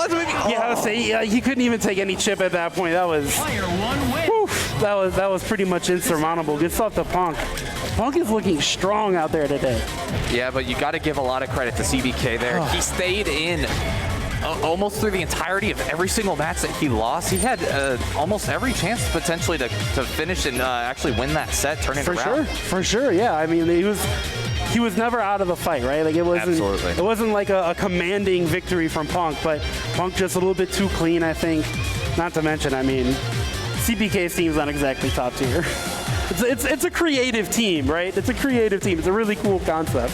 Oh, and here is the winners finals of the other side of the pool. Okay, all right. It's going to be Frankie G versus Punk. Probably going to see Magdoom Dante versus Magdoom Virgil. Sparta Brothers battling it out in the back. And this is going to determine top 8 winners on the other side. Okay. To finalize the top 8 winners, and then we're going to see potentially who makes it out in the loser side. So are you telling me we're going to see a Frankie pop-off if he gets the dub right now? Maybe. We're going to see some tears from Frankie getting the top 8 in the hometown? I think he, since it is here in his hometown, he's probably more determined to actually take the tournament. I think top 8 is just part of the stepping stone for him. All right. Top 8 has nothing to do with Frankie G. That's what Airborne says. He's been climbing. He's he's a contender. He's a real contender. You can see that muscle definition on him right looking now. swole out there too. He's keeping the grind. Frankie, do some push-ups. Do some push-ups, Frankie. Let's see him. He won't do it. Yeah, winners finals of the pool. Still 3 out of 5. Nothing changes there. So Frankie G, the hometown hero, coming up against Punk. Where does Punk stay now? Is he in Florida? I have no idea. I'm actually not sure. I have no idea. I don't know what he's repping. I thought maybe he was still in New York. But Yeah, maybe, man. I don't know. Oh, and he's actually electing to go with Team Daywalker. That is Wolverine, Dr. Doom, Plasma Yeah, I was Beam. going to say earlier, I was wondering if he was going to play Wolverine. And Frankie, as we saw, taking a page out of the Magneto book of the NorCal book, if you will, playing Molecular Shield, which is one of Wolverine's worst nightmares, manages to get the throw at the 99-second mark, too. Yeah, I mean, I have to imagine if Punk's not trying to play the Magneto mirror, that he's betting on the opening gambit, right? Like, that's pretty much what the Wolverine-Magneto matchup is. And Frankie got the W on the opening gambit, but doesn't matter. He didn't take full advantage. Punk answering back. That was really unfortunate. I don't know if Frankie possibly accidentally got the foot dive too low to the ground and didn't have the threshold necessary to be able to air dash cancel it, or if he just missed the air dash entirely. But he didn't have the time to be able to convert off of that S foot dive and didn't have the meter for the level 3. Well, I was going to say he got away from the incoming mix-up, so he's in good shape, but Punk still found a way to get the hit even after not getting the mix. Snaps, going to bring in Virgil. Oh, managed to block. Yeah, actually cleared the space. Berserker slash into Berserker charge. Raw tags into Magneto, manages to just clear the space and gets away, but does not have the molecular shield, so we're going to have to see what he's able to do. Swords? Absolutely. Drove Clawed right into it, and unfortunately the Frankie Wolverine was too high. Gets punished for the whiffed Helmbreaker. And yeah, I like it. Take Virgil out. Use the X Factor. That's absolutely fine. Now you get the incoming mix-up. Just needs one more hit. Will possibly have the meter gain that he needs to get the bar, and he does. Doesn't even need it. Virgil hitboxes. I don't care what side you are. Doesn't matter. I hit L and M and H. They hit on both sides. All right, Magneto gets the hit with the standing heavy, trying to deal with the 99-second chaos. Manages to dash under the dive kick and actually gets the punish on landing. Frankie again with the opening win and just not taking advantage. It's got to be the nerves. I'm telling you, this top 8 means something to him. Chicago, you got to do it for the homies. Oh, got the magnetic blast, and the disruptor is going to punish Wolverine for the whiff dive kick. Got to be careful. It didn't actually get some clean pressure on Dr. Doom. Advancing could result in death, but manages to get the air throw when Dr. Doom ends up trying to return the favor with offense. In the gravity squeeze here, raw tag into Doom.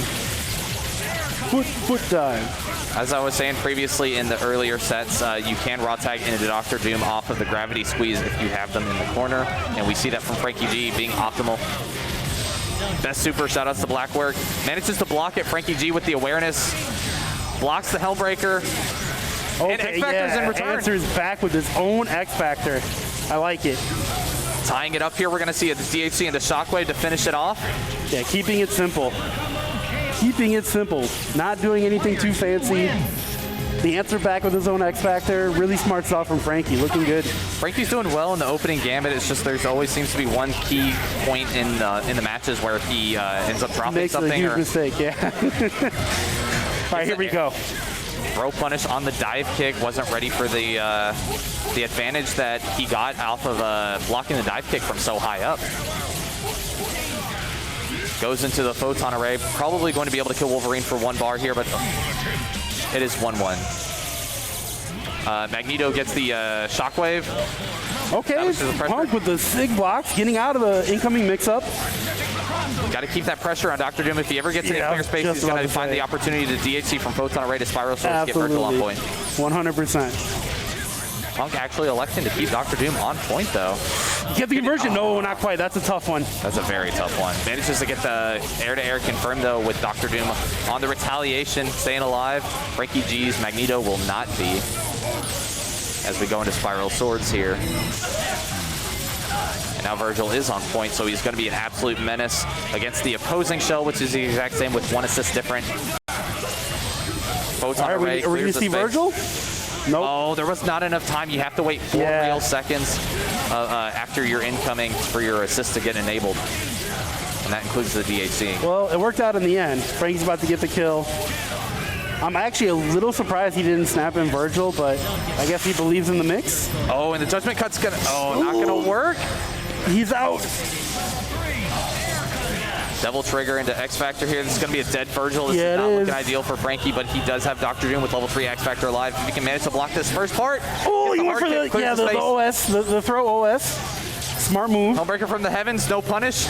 He's just trying to waste out Punk's X Factor right now. Just weathering the storm. Holds up back, man. I can't believe I'm going to say this, but great defense from Frankie G. The X Factor has ran out. He has to get multiple hits in order to kill Dr. Doom now since he doesn't have any meter. Manages to get Frankie!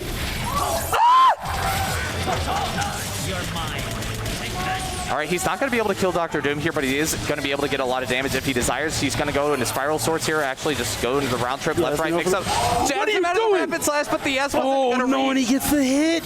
That was extremely unfortunate for Frankie G. Had the right idea, managed to jab the rapid slash, but unfortunately, Virgil too far to go straight raw S, or S from the L, I should say. He should be able to build the bar now that he needs to be able to go into Dimension Slash and go up onto match point. 2-1 over Frankie G right now. Everything was going right for Frankie until it didn't. He was looking clean out there until that one L into S didn't connect. Unfortunate. Frankie looked like he managed to shake it off, though. He's looking a little. Well, he's getting happy birthday. Did he shake it off? Did he? I'm gonna stop my All right, gonna bring in Virgil. Does he catch Doom? Nope, just a little bit of Wolverine. Round trips here. Virgil called the assist. Virgil's blocking, though. Oh, X Factor there to try to deal with the butter gun, making all the difference. Oh, the X Factor in return. That's one thing you got to be very careful about. Oh, no. Him. Oh. The reaction from Punk, he knew the full screen rapid slash was coming. All right, and Frankie's got a lone Magneto, gets hit by the dive kick, though. I think he was expecting the cross up there, and unfortunately, Punk is going to take it. Punk straight into Spear Flame. On into top 8 winners over Frankie. Unfortunate, man. Frankie played well. Just little things. It's just the most minute things can go wrong. And that's it. You lost. That's Marvel. This is a game we play. Yeah, as we were saying, though, previously, Frankie does not lose to lower middle level players. Like all of his losses recently have been top level players. Absolutely. Like that's a name you need to fear. Especially when it comes to Marvel 3. Whew. Frankie G. Still has a chance in the losers bracket, though. He's not out. He's definitely not out. Still has a fighting chance to make his hometown proud. Can advance the top 8 through the losers bracket. But up next, are we going to see Tong? Tong? So are we in the losers finals now? Is that where we are? Tong, are you in losers finals? Losers semis. Oh, okay. All right. That sounds more like it. I was questioning some things there for a second. And Tong was sent to losers bracket by the person we just saw lose on stream, Frankie G. Yeah, Frankie played that matchup exceptionally well. He did. I'm still extremely impressed by how he approached that matchup and managed to take care of it. For sure. I wonder who Tong's opponent is, though. Yeah, I don't know. Tong is sitting up there by himself. He's looking for the DQ. He's like, this is Tampa Never Sleeps, I would have DQ'd him already. I'd be in losers final. Just kidding. If you guys don't know, I'm sure you do if you're watching Marvel, but in case you don't, Tong streams, I don't know, like every day of the week at this point. Yeah. Some Marvel 3, Guilty Gear Strive, I believe Melty Blood now as well. So, you know, check out Tampa Never Sleeps, twitch.tv/Tampa Never Sleeps. And Tong's been putting in work, and he's streaming here this weekend. So yeah, they're streaming Guilty Gear Strive, and they will actually be hosting the top 8. Yeah, top 8 for this game, for Marvel 3. All right, so one of the sponsors for this event is Gaming Generations. The homies. They've been providing us with amazing consoles and all sorts of setups to be able to run this tournament as efficiently as possible. So shout outs to them. It would not be possible without them. Yeah, 100%. You know what wouldn't be possible? To miss out on KOF 15. So excited. Coming out in February, are you? Yeah, rollback Necto, baby. I mean, yeah. I've never gotten to play a King of Fighters game. So all right. This is my time. I'm not going to make any excuses. And you know what else I won't be making any excuses is to talk about Belong Gaming Arenas, which is here currently, has official Super Saturday launch event at Woodfield, Schaumburg, which is another part of Chicago, I believe. Yeah, it's part of the Chicagoland area. They're going to have Street Fighter V, Tekken 7, Guilty Gear Strive, and Blaze Blue Central Fiction. All the things, all the stuff that's going to be there. You want to talk about all the stuff? You got to get all the stuff on Skullgirls here. Listen, I have played the Skullgirls mobile game. It's amazing. It's incredible. I believe it's free to play too. I don't remember if I paid for it or not, but it probably says there somewhere on Yeah, Steam. download now for Either free. way, download. You know what I've downloaded twice? Windjammers 2. And you know what I'm upset about? Well, I'm not really upset because I can't wait to commentate Marvel Top 8. But Windjammers 2 is happening while I'm commentating, and I want everybody in this building to know you're lucky because I'm nice. Windjammers 2 is sick, by the way. Other games you need to be aware of that you should never easily dismiss. Them's Fightin' Herds, very fascinating game. Just has all sorts of tech, very unique characters. Yeah, it's now a dope available game. on Steam. Dope game. And speaking of dope things, Paradise Arcade Shop is super dope. They're local to me, actually, Minneapolis. They're down the street. That's where, when we had locals, we would have them at Paradise Arcade Shop. And, you know, they're really great people. They have a booth here. They have their own arcade stick. They have the M-Press. I don't know if they see the super small hitbox. Oh. That's them. So, yeah, guys, go check out ParadiseArcadeShop.com. Another thing to check out, Texas Showdown, the premier Texas tournament. Normal registration is going to be continuing until February 14th. That's Valentine's Day. Just tell your lovely lady, tell your partner that you need to register for this tournament before they run out. So apologize if you don't have time for the gift. But don't apologize to Low Kick Roundhouse because they have 4 streams, 12 plus games. Midwest Fall Regional is going to be October 22nd and 23rd, so you got plenty of time to plan for it, guys. Make sure to check that out. Another thing you should check out is Vortex Gallery. You may have heard of them as Animivo. They ran over 80 tournaments last summer. They're running a new event. They've got Winter Gaiden. They'll be hosting 15 online tournaments featuring local communities from all across the globe and spanning across 3 weekends of Blockbuster. And of course, we're going to be back here next year. Already announced it. Frosty Faustings 15. Going to be January 27th to 28th, 2023. So we'll be back. Hell or high water, I say. Amen. Oh, and so we got CPK is going to be the lucky challenger against CPK up against Tong. Tong Lee. This is going to be a very frustrating matchup, I have to say, on CPK's side. Probably, yes. Characters are very low damaging Probably, against the burliest, healthiest Big team bodies. out there. Big bodies. All 3 of Tong's characters went to the doctor. They said they are healthy as a horse. Sentinel, of course, you know, getting up there in the age, so his health is not going to be as high. But, you know, he goes to the gym every day. He does CrossFit. He's, you know, working on his diet. Are you describing Jabali right now? I feel that's what you're doing. I don't have the confidence to describe someone I don't know that well, so all right. I'm avoiding that. I have been mistaken for Jabali once in a couple of gym selfies on Twitter. So. Wow, all right. Well, you know what won't be mistaken? These Tong standing H's. All right, let's see if CPK can manage to escape the 99-second gambit, if you will. He did. Gets the conversion off the crutch or the down heavy in the air. Manages to clear the space still. X23 gets the fully charged neck slice Wow, okay. against Hulk in this economy. I mean, whatever works, and that worked. And he's not going to be able to kill Hulk here, but that is a lot of damage on Hulk. We're going to see the big trap come down. Hulk won't be able to avoid it. Gets hit with the pendulum, crosses himself up as he forward techs out of the corner. Unblockable setup on Sentinel. That was ridiculous. That was beautiful. You love to see it. Well, Tong doesn't. Into the reset. Manages the air throw to avoid the double lariat on the reset. Unfortunately, Sentinel's not going to be able to get that conversion with the hard drive on Rocket Raccoon. He is a tiny little boy. Oh, he just armored through the spring. That was ridiculous. Actually didn't trigger Yeah, the spring. didn't even His trigger hurtbox it. Wasn't over it. All right, another spring trap coming out, and we're going to see the... Oh, I'm actually shocked that Tong wasn't mashing Lariat. I can't believe he was. I would have mashed for my life. Yeah, and you can tell he wasn't mashing it. We didn't see the advancing guard, so he wasn't push blocking. It looked like he maybe is just interested in seeing what his opponent is capable of on these setups. Gets hit by the pendulum assist at the very end, and that's going to be it.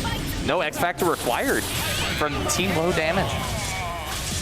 I mean, Team Low Damage was in full control that whole first game. 100%. So. The ground mobility that X23 has to be able to just like create the space to get away from Hulk, and then be able to establish the Greyhound assist or the pendulum assist, whatever he needs to be able to deal with Hulk at the moment. Gets the low, backs up, gets air thrown though. This is going to be a dead X23. Goodbye, Laura. We'll see you next game. Another OTG, one bar. One bar is all I need. Hulk strongest there is. Oh, command grab and the OTG. Oh, but it's a small boy. That's just a small, precious boy. You can't OTG him. Up backs to try to keep the... Oh, gets hit by the jump S though. Gotta watch out for that big old green. I told you. Oh my lord. I said you can't OTG him. That's rude. Air throws Hulk, puts the poison tip on him. As long as he keeps the neutral and doesn't get hit by any straight hits, that's going to be a lot of pure damage. Look, I believe it's CBK 90K. is not out of this right now. Absolutely not. Hawkeye is the antithesis of this team. Gonna Gimlet there, has to X Factor because he could have got punished there. Spritzer there, Gamma Crush, no. I'm not sure if Tong thought he had the meter to be able to DHC out and go into Sentinel, but unfortunately he wasn't ready for that. See, that's where you messed up. You thought Tong thought. Unfortunately, he doesn't get enough rest to make those decisions on the fly. No, he doesn't, man. You gotta sleep, homie. All right, Hawkeye making a grand comeback right now. This is going to be a very bad matchup for Hagar, having to deal with Jack Roses all over the ground and all sorts of arrows coming out of every which way imaginable. Yeah, I mean, Tong is going to get maybe one or two opportunities to get Hawkeye to the corner, and he has to take advantage.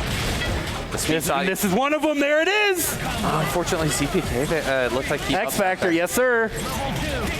Ended up backing there instead of dashing to get out of the corner. I don't know exactly what was going on. I mean, like, if you see this big man super jumping at you, and he's hitting L, and them cheeks are flying at you in the air, you're clenching your cheeks too. Like, that's scary. If someone bigger than me is jumping higher than me, I'm very... Yeah, that's frightening. All right, manages to get the conversion off of the dive kick into the pendulum assist. It unfortunately dropped, but manages to get an air throw for more unscaled damage. We're going to be seeing the big trap come down again here. Will Tong elect a forward tech this time? Decides to back tech, does not have to deal with the boulder trap because he is too far away from the corner. Gamma Crush into the Hyper Sentinel. Just trying to get Hulk out of there safely, of course. Did the heavy dig. Unfortunately, it did not last long enough to be able to outlast the Hyper Sentinel Force. Didn't get hit from it, though.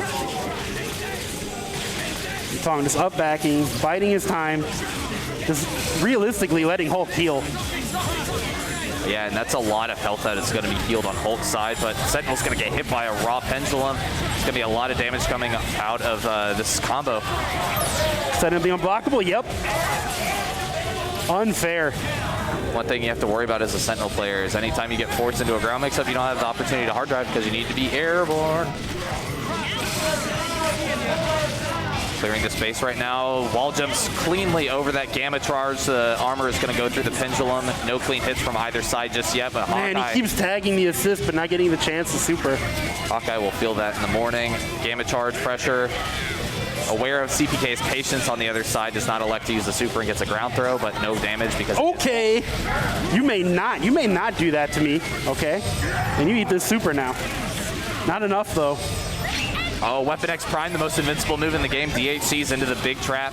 Gonna pendulum Hagar. He's gonna fall into the spring. That's a massive amount of damage on Hagar. And he's gonna continue to juggle him on the ground, but unfortunately X Factor? Hammock charge on Rocket. This is the only chance Tong needs. This is it. This is it. This is the only chance Tong needs. Hawkeye coming in. This is the only chance Tong needs. Gamma Tsunami will not be able to kill though. Hawkeye gets full screen, has Kiss of Fire active. X Factor dies to the Kiss of Fire. Hagar full screen without X Factor. Yeah, CPK is in control now. Tong had his chance. Triple piercing. Here comes the body splash. He's gonna get hit by the triple piercing on the way down. Kiss Fire will chip him out. Yeah. CPK goes up to match point. Tong had his chance. He could feel it. He added the grasp, and he let it go. Unfortunately, I think the mistake that he made was to actually do the Gamma Tsunami to get that damage on Hawkeye. It gave Hawkeye the space he needed to actually make that comeback. And let's see if Tong can just eradicate Hawkeye before he even gets the chance to hear the word space. Yeah, that's the idea, right? Just don't let him play. All right, we're going to see the KBR mix up here. Oh, no, we're not. Trying to go for the Gamma Tornado again. CPK up backs on landing immediately. He is conditioned. OTG. Got the bear trap too late, but we'll be able to DHC in the Kiss Fire. Will eat a jump S, decides to X Factor so he doesn't get hit by it. That would have knocked him out of the super before any of the hits came out. Triple piercing comes down, doing a lot of damage on I was going to say, he's going to try to wait for this opportunity. CPK did not call the assist, luckily. Gimlet's in the air to stall over the Hyper Sentinel force, getting more scatter shots. Sentinel has no meter left to be able to hard drive, but is out of X Factor now. Oh boy, oh boy. Managed to clear the space. Will not be able to kill Hawkeye here, but he'll be close to chip.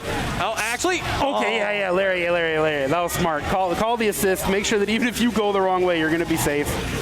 Very smart stuff. Actually managed to hit through the trap. Double Spitfire into the big trap. Pendulum beats the spit out because the spit is not active yet. Yeah, I mean, this is a fair match, but CPK is not out of it. Nobody has X Factor. Oh, and that's one thing you have to be aware of as a Rocket Raccoon player. If you get hit out of the pendulum assist, it does lose its hitbox. Whew. As Tong brings the skillet. 2-2. Tong Lee making it a real match, and he is ready. He is ready. The winner of this match, I believe, will be okay. Heavy Gamma Tornado this time to actually get him out of the air. This is the kind of conditioning that you want to create throughout a match. And he went down? Wow, you're a jerk, Tong. All right, second bar going into the Gamma Crush. We're going to kill X23 here. Mid-screen setup, so won't be able to get the ideal situation against Hagar. But hops over, and Rocket Raccoon is able to block it. Yeah, I mean, Raccoon can just duck the lariat, so it's not really a 50-50, right? Unfortunately, that standing heavy with Rocket Raccoon crouching heavy will not actually be able to beat the Gamma Charge. Gamma Charge has one hit of armor, but does get air thrown by the Rocket Raccoon. Raw tags into the Hawkeye here. Poison tip. Are we going to see an X Factor? No, he's just going to back off. Yeah, create that space, try to get that free damage. That is 90k pure damage if all 5 seconds of poison damage last. Hulk does not have very much health left, probably about 150k. Yeah, he's going to try to look for a hard tag, probably. There it is. Got the net arrow into the Jack. Oh no, that's unfortunate. Mistimed the net arrow, was ready for the Jack Rose to pop him up, possibly get the conversion, but did not get it. Trade, it will not result in any clean conversion. Hard drive here. Spritzer into Spritzer. Another one. He has to X Factor here if he wants to keep Sentinel alive, and he does. And it doesn't even matter if he wants to keep him alive. I dare you to X Factor. CPK. Manages to get a clean hit on Hulk here. He's going to be able to kill. Won't be able to do it meterlessly, though. Doesn't have the meter, so he's going to get killed. Yeah, Hulk couldn't become strongest there is. There is no meter. And he has to deal with almost 4 bars on the other side. CPK is fully in control right now. Just a fire here into Big Trap. Electing to put Rocket Raccoon into even more advantageous matchup here. Okay. Rock and roll all the way. The Kiss of Fire to losers finals. CPK. What a match, though. What a match. Tom putting up a fight. CPK closing it out, though. 3-2. That was sick. That was a really fun match. We are one match away from having potentially not only a Hawkeye in top 8, not only a Rocket Raccoon in top 8, but an X23 An in top 8. X23, yeah, an And that X23. VIP is not here in the bracket. I mean, he can't be the only one, right? There's He got to can't be be. other ones. Oh, of course. Shoutouts to my Marvel Lives brethren, Merkel. Shoutouts to my Marvel Lives brethren who used to play X23 but sold out. Ram Bam. Ram Bam, I'm telling you. You're a sellout. Facts. Correct.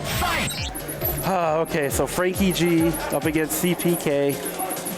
All right, well, so Frankie's in losers now, right? Now will we see a pop-off if he hits top 8? Is it more important now? I think he'll be certainly excited to make top 8, All right, but I want to see him rip off the tank top. Ah! Frankie, if you end up like coming clutch and just like being the secret final boss of this entire tournament, taking it, please do that. It's a weird timeline we live in. Frankie G. We're I'm here cheering to for see the Frankie G. What a weird timeline. All right, and as we saw previously, CPK going to be rocking his tried and true X23 Rocket Raccoon Hawkeye. Frankie on the other side going to be rocking Mag Doom Virgil, Team NorCal. What assist do you think he will be picking for Dr. Doom? Rocks? Yeah, I don't know. Yep, that's our answer. It is Molecular Shield. Plasma Beam is Go generally with the not rock? advised because Plasma Beam can actually be ducked by both X23 and Rocket Raccoon. Molecular Shield being able to take advantage as more of a defensive assist against X23's very strong ground movement and extensions. Generally, you want to have that kind of ground control. If you need that ground control for this matchup, you generally pick Molecular Shield. Gets the wall jump into the air throw on Magneto. Unfortunately, won't be able to convert, but does have Magneto confined to the corner. That's not saying much, as Magneto has plenty of opportunities to fight for his space and push back to the middle of the stage. Getting that X20 or that Molecular Shield on X23, but no pressure. Nothing clean at the moment. We're just going to see a This long, movement from CPK is something else. very impressive neutral from both characters, or both players, I got to say. Gravitation into the rocks there puts X23 in an inadvisable situation in the corner. He got caught up backing, for sure. I would have got caught too. All right, let's see if Frankie made sure that he was ready for Rocket Raccoon. He's not even going to deal with it. He goes straight into the simple combo into Gravity Squeeze, kills Rocket. Any clean hit on Hawkeye or air throw, he has access to X Yeah, Factor. X Factor, that, yeah, absolutely. Keep it simple, Frank. And goes into the shockwave there. Doesn't even try to go for the potential with Disruptor into Magnetic Tempest. One thing that I would like to note here is that whenever you pick Molecular Shield for Dr. Doom, it changes the super on his Team Hyper combo from Photon Array to Sphere Flame, so that's something that you do need to be aware of in the event that you do use Team Super. Sure. Okay. CPK manages to sneak under He the didn't Magneto, believe. but He get didn't the clean believe. hit. If you hit S, you always got to believe, right? Just hold up. Both players not electing to finish their play at the moment, just going into simple combos and restoring the neutral, but falls into a Molecular Shield. CPK's X23 is going to be hurting right now. Photon Array will not be able to do it, though. Gonna go through. Yep. Put out the spring. Yeah, for those that Come at don't me, know, dog. X23 has two invincible supers. The first one being that her quarter circle forward super. I don't remember exactly what it's called. It is invincible before the flash, whereas Weapon X Prime is invincible after the flash. Yep. Gets plenty of pressure on Dr. Doom here. X Factors on the Dr. Doom. Unfortunately, won't reach the third bar to be able to get the unblockable setup on the next character, but will set up the big trap for a different unblockable setup. Has the boulder trap set up, spring trap triggers, and like I said before, Rocket Raccoon's traps all dissipate whenever he actually gets hit, so the hitboxes disappear. Being able to swing on Rocket Raccoon is a must. Goes into the shockwave here. X Factors instead of DHCing. It looked like Virgil wasn't ready. Great presence of mind by Frankie G. Ooh, okay. I'm assuming cross up rapid That was flash. definitely a Gotta be right. Keeps in front. Great staggered HS. That's another thing that we've been seeing a lot from Virgil players lately is the staggered HSs to be able to catch the late push blocks. Frame trap. Don't let him get away with the push block. I'm staying in your face. All I got to do is hit this button a little bit later. Frankie up 2-0 right now on match point. Can he close this out right now to get this clean hit on the Hawkeye that is electing to start instead of X23? And I mean, you know, Frankie's been winning the opening gambits, right? Yeah. But unlike when he played Punk, he's actually been taking advantage of that. When he played Punk, he would drop the combo. Unfortunately, had to go into... I think that was him deciding to keep it clean, just wanting to kill the Hawkeye there after the TAC didn't trust his ability to actually finish that meterlessly. Gets a really strong mix-up despite all that. That was kind of filthy. Oh, no. Oh, it doesn't matter. Okay, we're good. We're good. Clean up on aisle 3. X23 is all CPK has left to stay in this tournament. X Factor, yep. Gets the air throw. That might have been a poke select. All right, no conversion there with the off of the down heavy. Unfortunately, X23 doesn't have that. Great air tech. Oh, Frankie sniffing out the air conversion or attempt from CPK. All right, we're going to be keeping it simple here as Frankie G will be moving on to top 8 on the loser side over his opponent CPK. No pop-off, just a hug. Just a hug between pals. Good pals, good friends. Oh, there it is. There's the pop-off. There's the pop-off. The pop. There it was, yeah. it was a delayed pop-off. It was like the delayed HS. I got caught in the frame trap. I tried to push block, then Frankie went off. Made sure to show respect to his opponent before he proceeded with the pop-off. Yeah, exactly. Great sportsmanship on Frankie's side. And great composure on Frankie in neutral, and despite losing, just managed to stay clean in the loser side, so props to him. Is that going to do it for us? Is that everybody? Are we all set? All right, well, thanks for joining us, guys. That was Marvel 3. We're going to be back. We're not going to be back on this channel. We'll be on Tampa Never Sleeps. Tampa Never Sleeps for Top 8 at 8 p.m. Central. I'm Tupperware. And I'm Airborne. Thanks for watching, guys.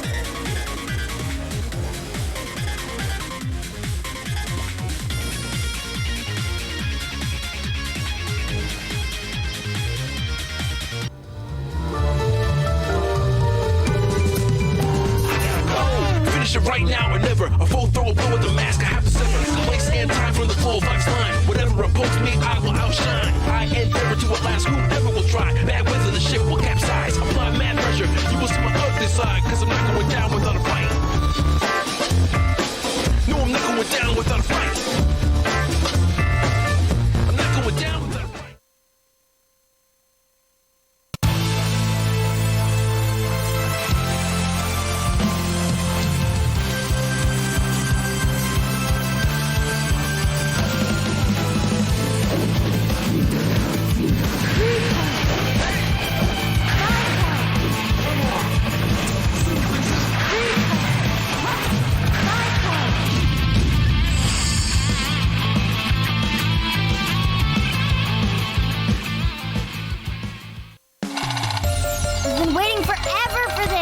Umbrella!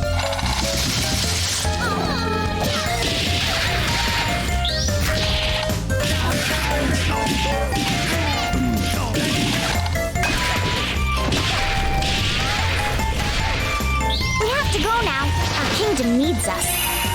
Get ready for some mad salt. Get the Season 1 packs. Available now on consoles and PC.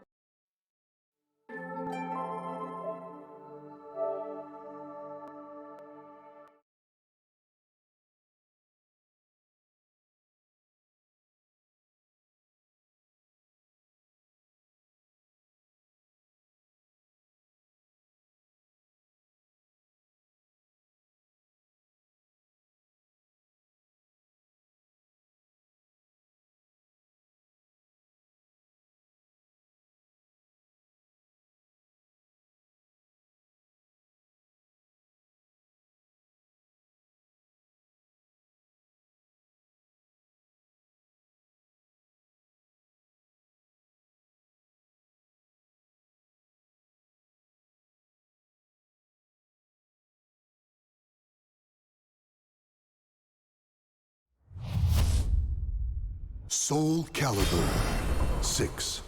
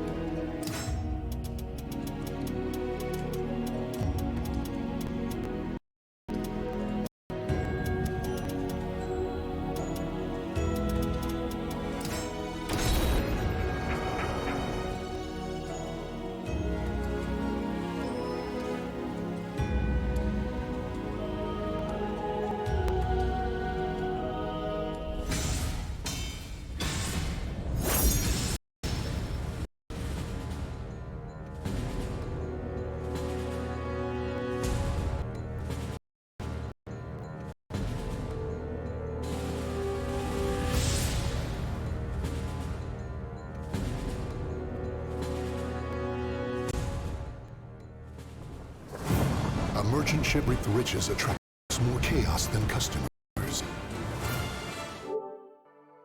Not for your take. I see. But I cannot lose here. Battle 1. So predictable.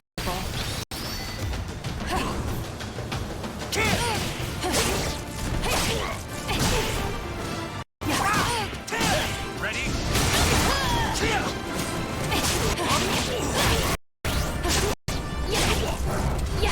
Ready?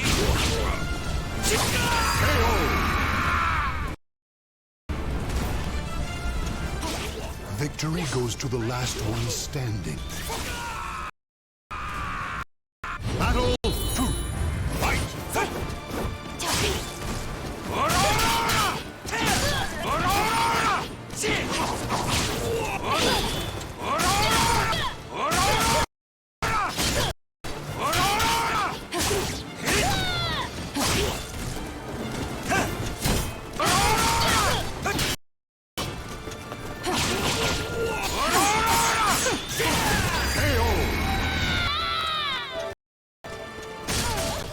Stand. Fight to your last. Battle 3. Fight! You!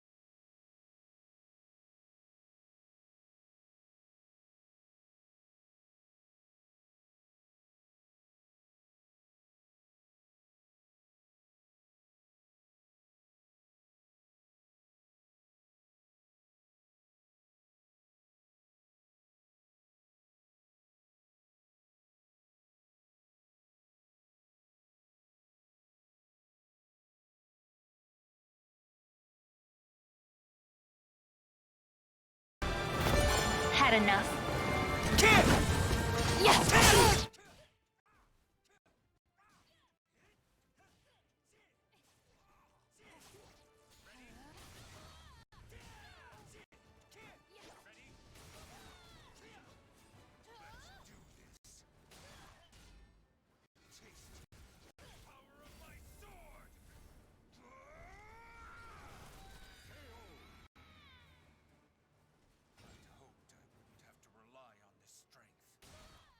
Victory goes to the last one standing.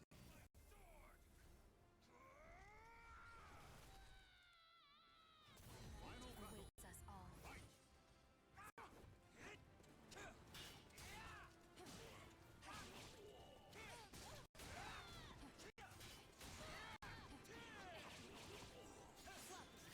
Not a problem. Not a chance. This ends now.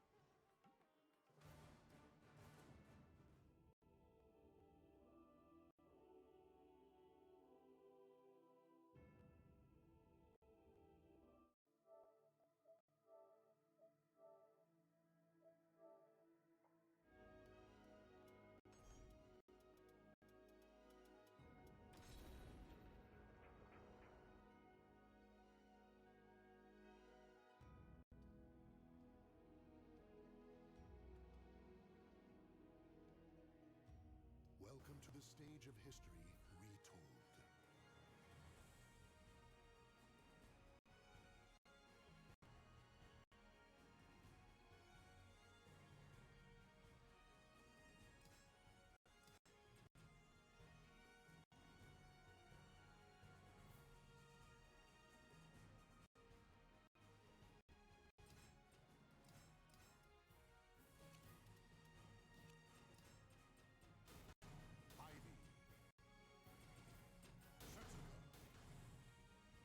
Blink and all will be over.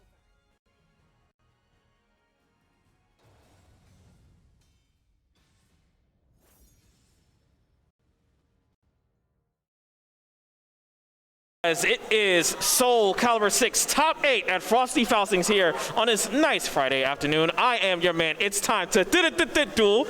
Introduce yourself. I am Necromaster. I appreciate. I love that, dude. Master Duel came out recently, and I think you fit the vibe. No, I fit the vibe. I think you all fit the vibe. Are you guys excited for Top 8 for Soulcalibur VI? Let me hear you guys make a little bit of noise over here. Hey. There you go. Yeah, I heard some people up in the crowd are over there, but we got a very interesting set of matches that are coming on, and we were just talking about it before we came on air.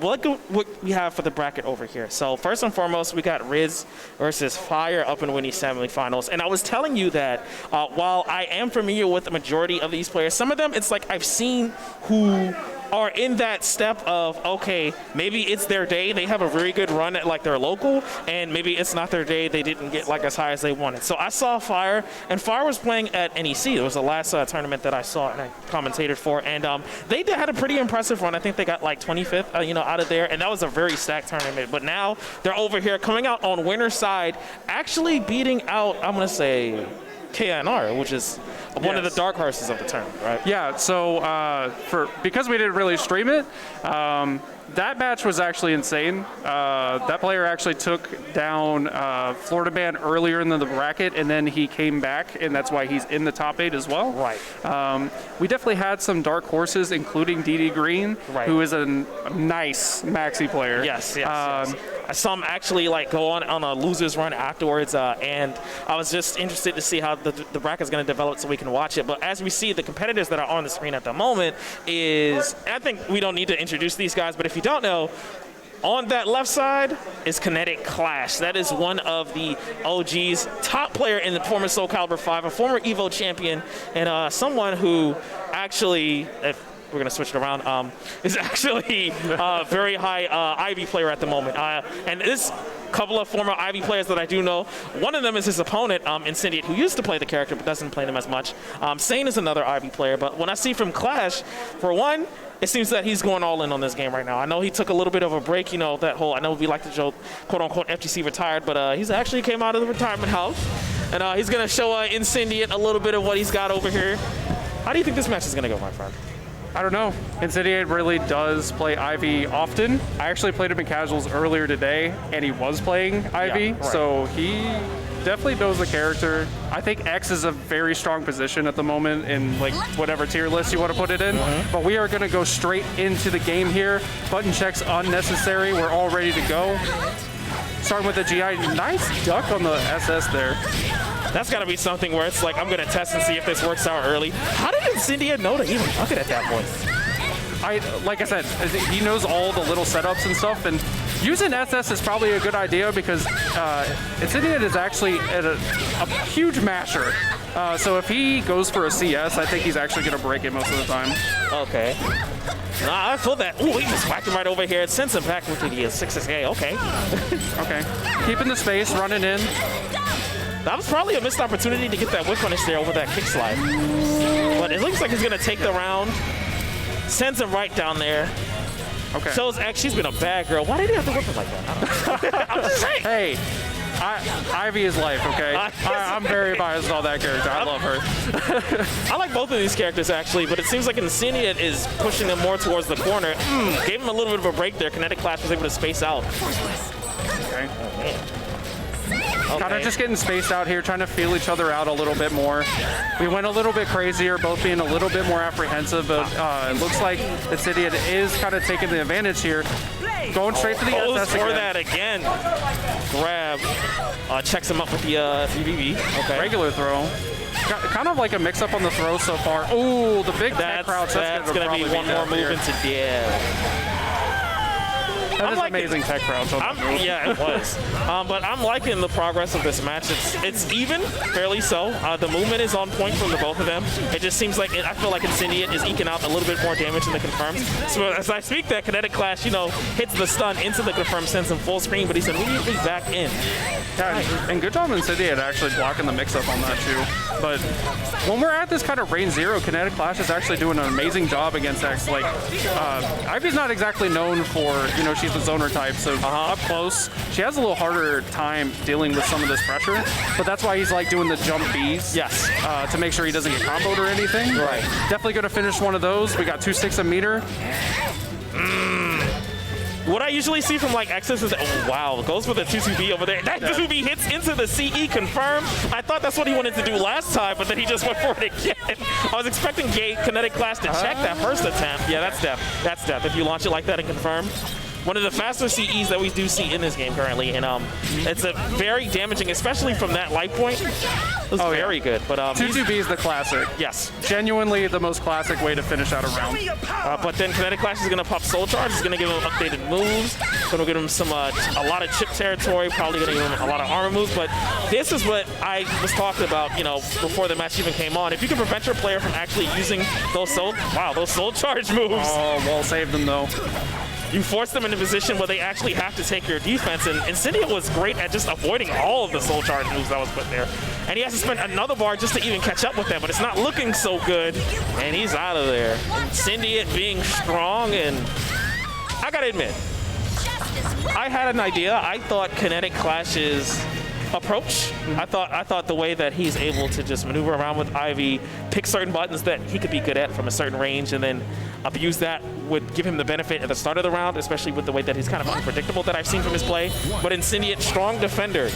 One of the strongest defenders I think I've seen in this bracket, and he's not getting hit by that. As he gets hit with the side, you did it to him. Yeah, I definitely did it to him. I didn't mean to do it to him. I think the biggest thing is he's not afraid to just block while running in and not get hit by the range mix-ups. Because if you looked at this matchup like on paper, I would say like X would have a hard time. Right. But we're talking about somebody that, you know, is probably going to be one of the better players on the character in general, on both sides. But Incendiate is definitely a master of the craft and master of this game and knows a lot about each character. Oh, he's a master, okay, of hitting you and scooping you from there. I mean, what was the option for that? Because I know she goes into that stance. There's certain moves she can go. She can go for a low. She can go for a mid tackle. She decided to go for that unbreakable grab in that sense, but it stole the round. And you've been seeing a lot of those jump E's from there. Yeah. So like, even if you get clipped out of it, you can't combo it. You can air control out of it. The newer meta in this game is jumping in general. Right. Because you just don't get comboed in the air. Right. This isn't Marvel. Like, some characters kind of feel that way, but in general, jumping's just a good option, and Ivy has one of the best jump moves in the game. Oh, I think he missed the confirmer there. Was he's expecting some type of cameo or anything like that? I'm unsure. But he picked that up from there. I thought there would have been like a 2K option just to get that last bit of damage, but nope. So much overkill. So necessary. Okay. We need all of it. This is Soulcalibur. That was a nice dodge from that reversal edge attempt. Ooh, actually challenging some of this mix-up potential. This is what I mean, is Kinetic Clash actually plays balls to the wall 24/7. Okay. He's actually a very aggressive player. Okay. I see Incendiate using his defensive option in there. Didn't want to deal with the frames that came with that guard break, so decided to use Soul Charge to get him off of them. Nice tech on that throw. Okay, Soul Charge ending here. Probably just wanted to use up some meter. Yo, this boy is missing! Okay, Soul Charge to get out of the That's mix-up. kind of scary. This is kind of scary Kinetic Clash. You know, he's been whipping certain buttons in front of his face, not punishing properly as he does it, but you see how much damage that just did over there. Yeah, that's actually one of her best moves in Soul Charge. Yeah, that's punishable. Okay. And from the damage point, I think this is going to kill, and I think that's going to give him that second round. Oh, I think every C in the game kills it. At that range, yes. She does probably the least amount of damage on hers because it's so fast. Right. But in Guts and everything else, it's definitely going to finish it off there. But just back throw to kind of mix up this throw potential. Haven't seen one CS, and like I said, I think Kinetic Clash is a bigger fan of SS because you just can't do anything about it. Yeah, I got you. Okay, I'm just gonna scoop you up real quick. Oh my gosh. Try to get with the 2-2. Get off me. Yeah. This is one of those uses of Soul Charge where you want to use it to get off. Well, until I just said it right there. This is gonna be scoop. I'm saying he's not gonna find much of a hit, but wow. Now that he did get the hit over there, that's basically a comeback in itself. He ran up to him, and then it's gonna. No, that wasn't on time. Oh, the AGI doesn't pull in. Unfortunate. That's punishable. That's going to give Incendiate a chance to finish off here, but the long range 1B. That was like, I'm thinking on the third level when I was on the first level type of read. Yeah, Did you see he just did the raw GI over there? I don't know what button he was expecting from there. Incendiate knows. You'd be very surprised how aggressive both of these players play. That's kind of what we're seeing is just hard call-out options 24/7. I think you're dead. Oh, the nice little yeah, he's going to launch him up and you're going to send him out of here. I don't know if you saw that, but he actually did a tiny micro step. Yes, he did. Do the smallest one just to readjust just a little bit right there. And it's mainly on that 2-2A that you can do something like that, but that's definitely death. Kinetic Clash actually popping off a little bit. Just a little bit. We could see him, you can't. Just a little bit. But yeah, he was definitely pumped about that one. That is a huge confidence boost going into this third game here. Yes, the third game. You know, this is going to be the third game. This is going to be the final out of that. But even still, like, what's going to be the adjustment? They go and change the stage just to get a little bit of a breather, just to, you know, go over strategy, go over some notes, decompress. and possibly just change the stage so maybe you don't get a ring out stage. Right. I almost think this might be worse for Incendiate here. Well, that's the juggle of it. Well, no, it is a potential to bring out on this stage, but it's wider. So the likelihood of that happening is going to be a lot difficult to occur right over there. As he gets the tackle follow-up confirm on that, this is going to go into a break attack. How is Incendiate going to defend? He's going to get caught trying to sidestep. Okay, kind of just doing safe options, seeing if, kind of like resetting the game in a way. Because it's time to feel it out, because you're both up 1. You don't want to take too big risks or anything. And you can see Incendiate actually being much more defensive and a little bit more passive, but finding the right time to go in right there. But nice auto GI by Kinetic Clash here. Ooh, and an amazing he got scooped. He got scooped. Send him down. CE to make sure that it finishes out here. That's the round. Let me go. This is my foot. This belongs on the back of your head. There you go. You missed your chance for mercy. Got to talk the mess first. Ivy's one of the best ones in this game at doing it. Oh, for sure. Thank goodness I don't think we got a Aswell in this top 8. That'll be talking for days. No, sir. Oh. All right, cool. Okay. Goes for that scoop right over there. Okay. We're coming close to that corner. That was a very nice duck into that kick lethal hit right over there. Yeah, you actually get that lethal hit by ducking stuff like that. And it's a super tech crouch. Right. So no, it didn't even need to be a high. It didn't. I've seen like Shangwa has a lot of like those super tech crouches right over there. And like especially like when you're maneuvering around buttons. Not even just the highs, but just in general, like dealing with the mids, like that's very good to have. I don't see that a lot. So, got caught pressing a button, side switch. Little micro step that didn't get enough, but put it in the wall for a little bit of extra damage. I don't think it was at the right angle in order to like press the wall. Oh, there that it a is. punish? Yes, it was. So this is the knowledge coming into play. If you don't play Soulcalibur a whole lot, basically her super is a jab. Yes. It's as fast as a jab anyway. So that means you definitely want to punish mistakes like that. And even though it doesn't have the greatest damage, at certain points you want to use it so you can put yourself in an advantageous spot. And now you can be in kill range. There's the 2K that I thought he was going to do. You always got to deal with the Oki afterwards. And that's the biggest thing about the CE is that even though it doesn't do the same amount of damage as like some bigger damage CEs in the game, you get the Oki right after. And there's not too many characters that actually get something like that, like a guaranteed Oki option. But do you think X should have it? We're not even going to play that. This game hasn't had a patch for like a year. We're not even going to go there. We can't even be like, hey, patch this, please. As he goes with the defensive soul charge. Okay. Interesting spot to put the soul charge at. Maybe he wasn't comfortable with the range that he was at. Oh. Kind of wish he would have just waited it out to see if he could, just defend the spot and get out of it naturally. Oh, but that was a very good jump B over there. That's going to confirm. That's not going to kill, but it's going to. Oh, it does. No, okay. That kills. It kills? 9B hurts. You're not supposed to get hit by that. 9A hurts. It's technically like high a billion, but the jump is good enough. Like that was just a 2A that he jumped. All right, me channeling my inner James Chen, but as you get super kicked in the face, X does. Pushed over towards the corner. How's the spacing going to affect it? There's a lot of patient movement over there. I really thought Incendiate would have gone in, especially is this since he's ring out in the corner. potential? It's not a ring out. Yeah, that was a very good back air control in order to get out of that situation. To not be put in a negative spot, but now he's going to soul charge him towards the corner. Now, Kinetic put him in the corner, but it was the wrong spot to put that. How did Incendiate know to just move over for that? I think he's just ready for kind of ring out options or into the wall options, and that's what he's playing around, and it's dead. That's dead. That takes the wind out of your sails a little bit because 2-2B is such a strong move. Yes. And honestly, Xianghua has a plethora of safe launchers to kind of use in 2-2B. He's probably one of the best ones at sidesteps and everything else. And like I said, it's the round finisher that you'll see very, very often from this character. Trust me, when we see Incendiate a little bit more here, you're going to be seeing that finishing rounds constantly. If you've not seen this game that much, that's a huge thing that the character has advantage over, like basically the whole cast. Okay. But yeah, I think just using the right meter game and being able to like kind of pop up, do a CE, and now you're in that one situation, you get by that one launcher, and then you're done. Yeah, no, I feel that. Okay, so we got Incendiate going to be moving on to winners finals. Kinetic Clash was in winners. go down to losers. We'll be going down to losers. We're going to be going into the quarterfinals. But now, we got a couple of other competitors that's going onto the screen. We got Fire, who's over there on the left side, versus Rids, who's over there on the right side. And this, like I was saying before, was a match.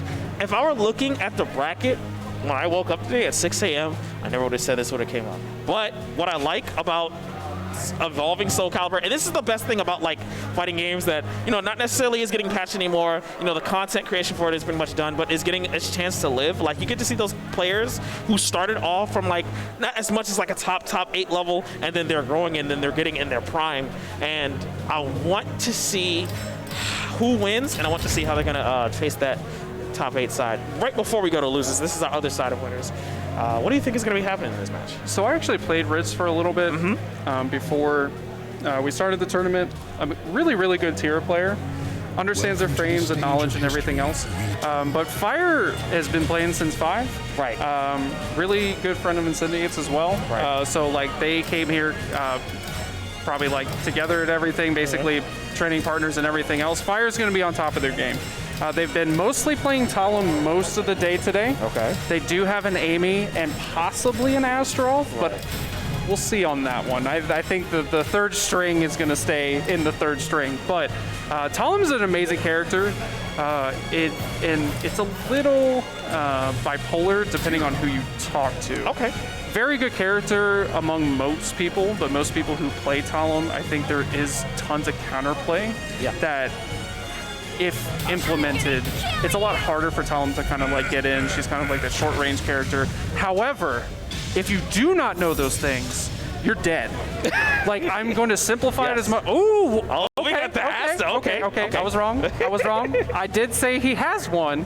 We got an Asta in top 8. Okay, I'm interested. So I'm wondering if he's actually doing this because of how strong Tira's backstep is. She actually has one of the best backsteps in the game, arguably, like, even with Hamaru in here.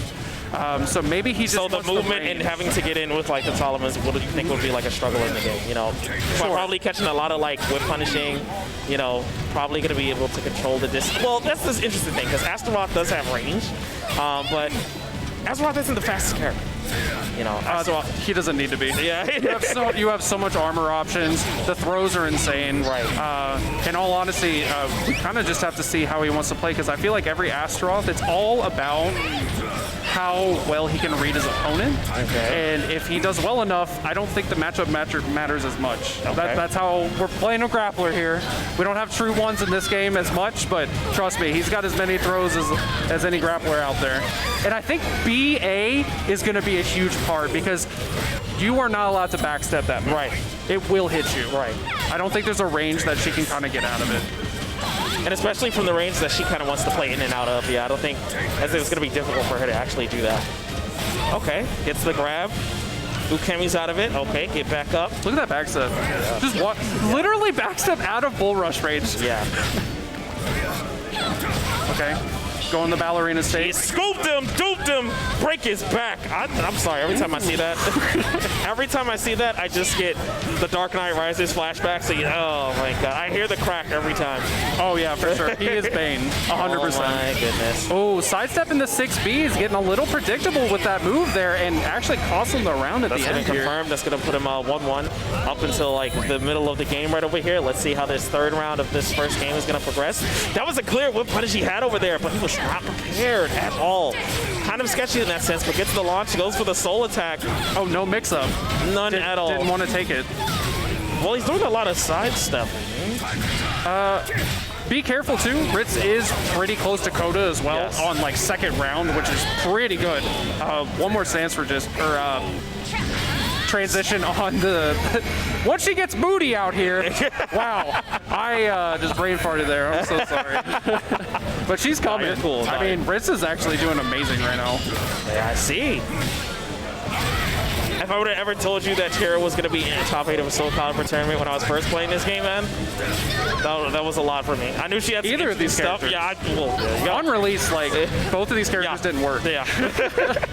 And now, like, Tira's arguably like one of the better characters in the game. So Oh, managed to get out of the way of the full rush, but just going to the 6 feet here. Okay. The fire is surprisingly not going too heavy on the throws so far. Okay. Actually going crazy on the attack side of him, and that's why you see such high guard damage, but Brit's not really playing with any fear. Going into Soul Charge here.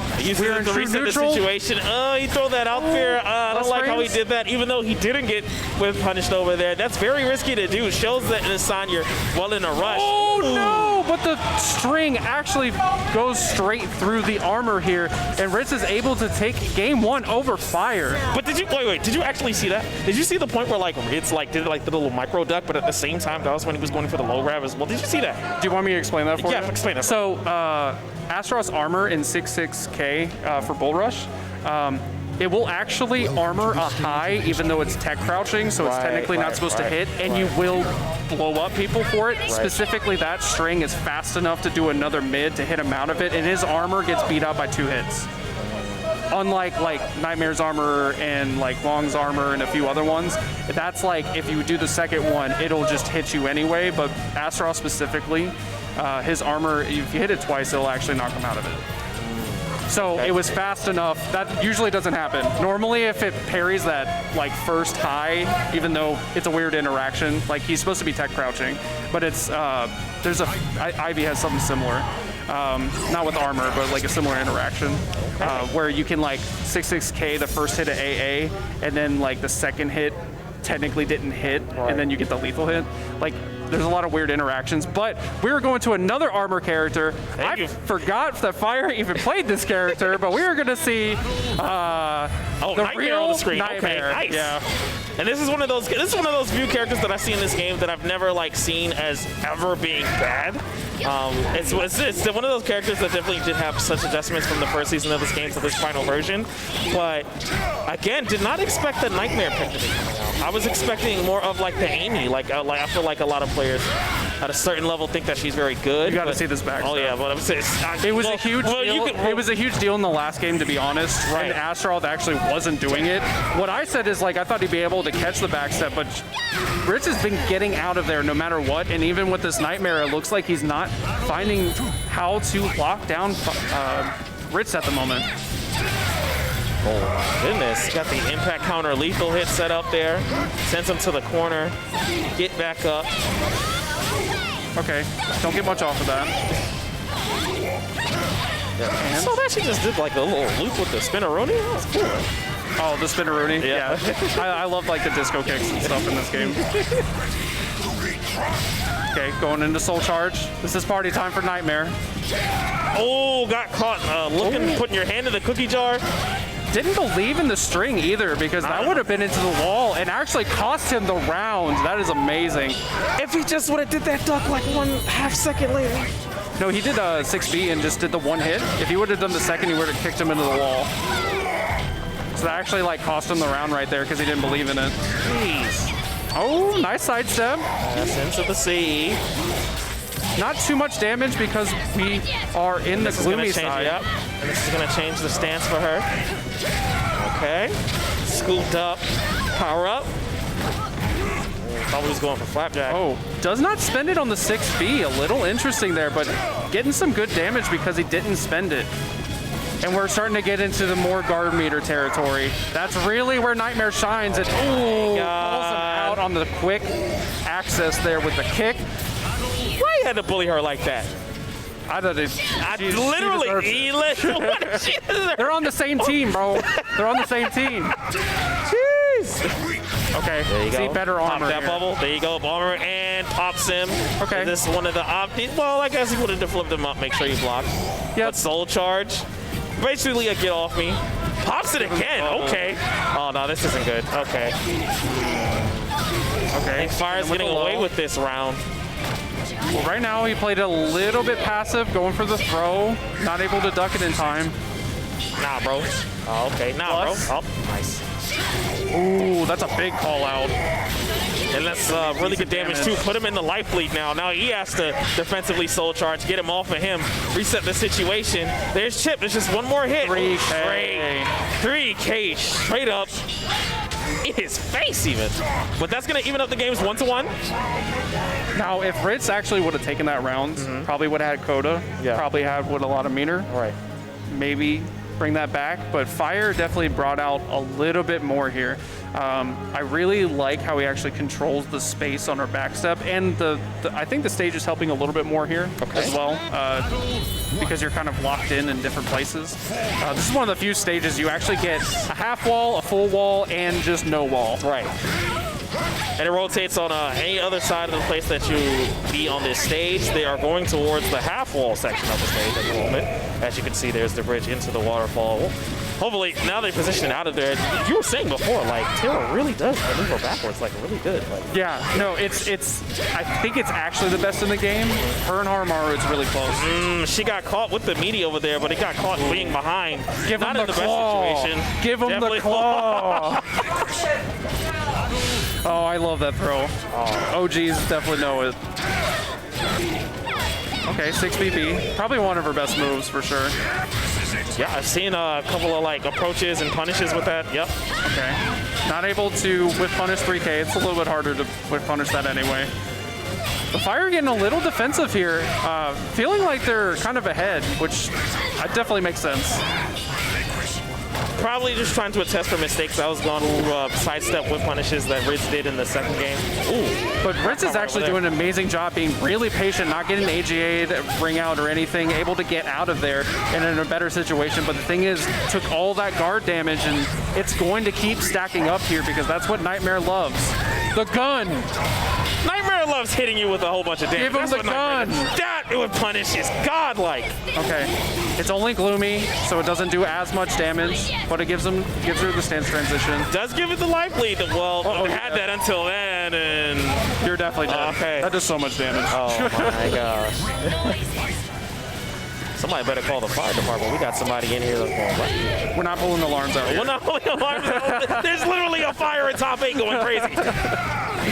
Ooh. Not able to connect, but still mashing buttons to beat out Fire here just a little bit, and starting to lose steam. And you're just blocking now.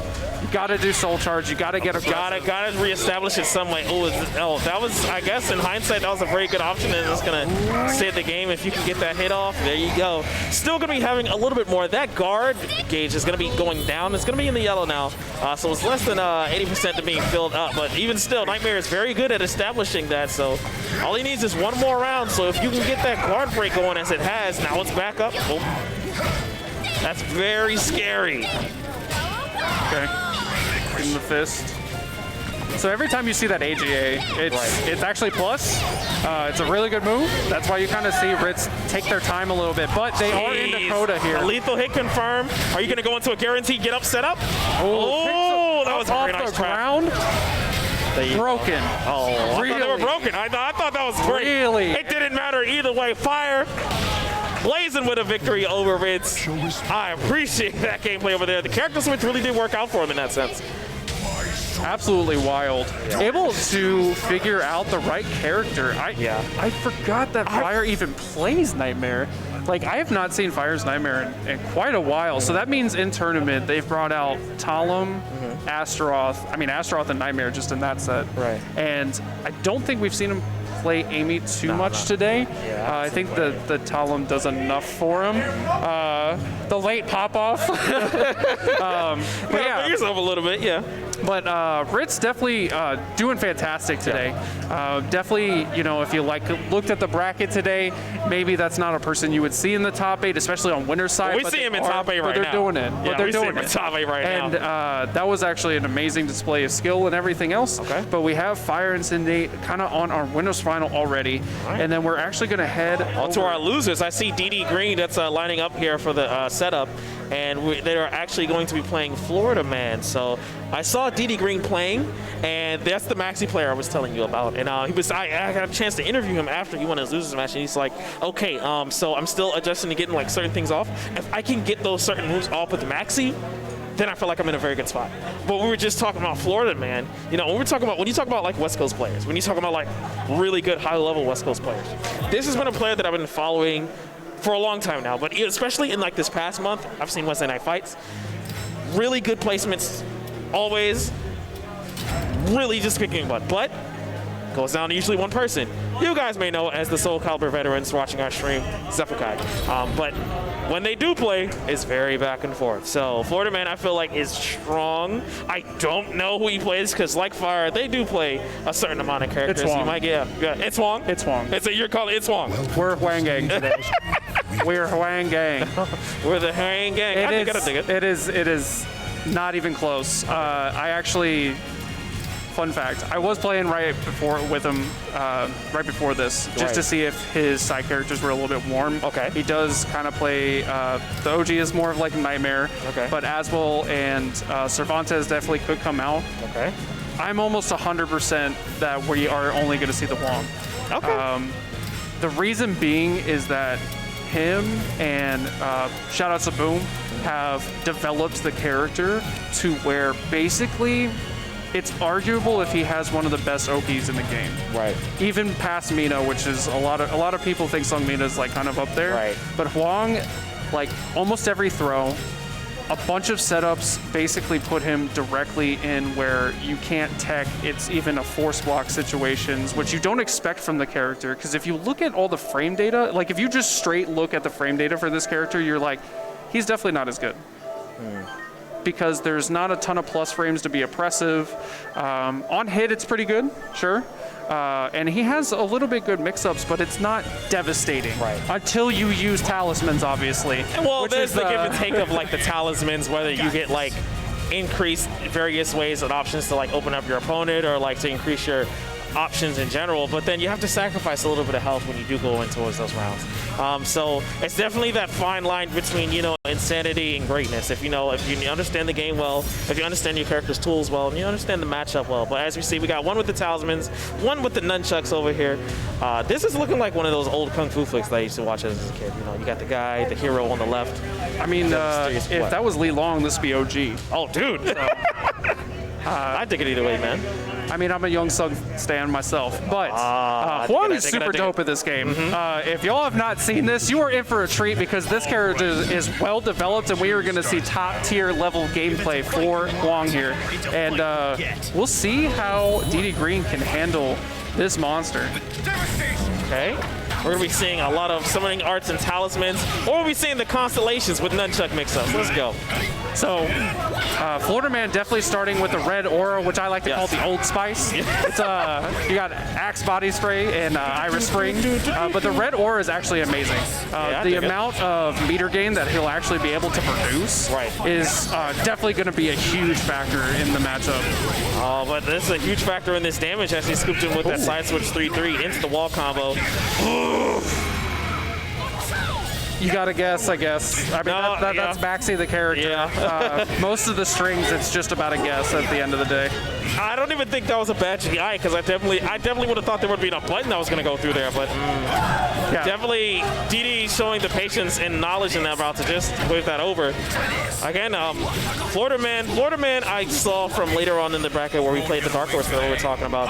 He's a person that I think is very solid, but he does take a little bit of time to adjust, especially to a player that he hasn't played before. And I'm not sure that he has played DD Green before, so maybe, well, it doesn't matter now that he's getting the hit, but it's actually really cool how he breaks down this character. It's actually pretty simple what the neutral game looks like. Right. And that's actually his hard part. Once you're knocked down, that's the easy part for Hwang.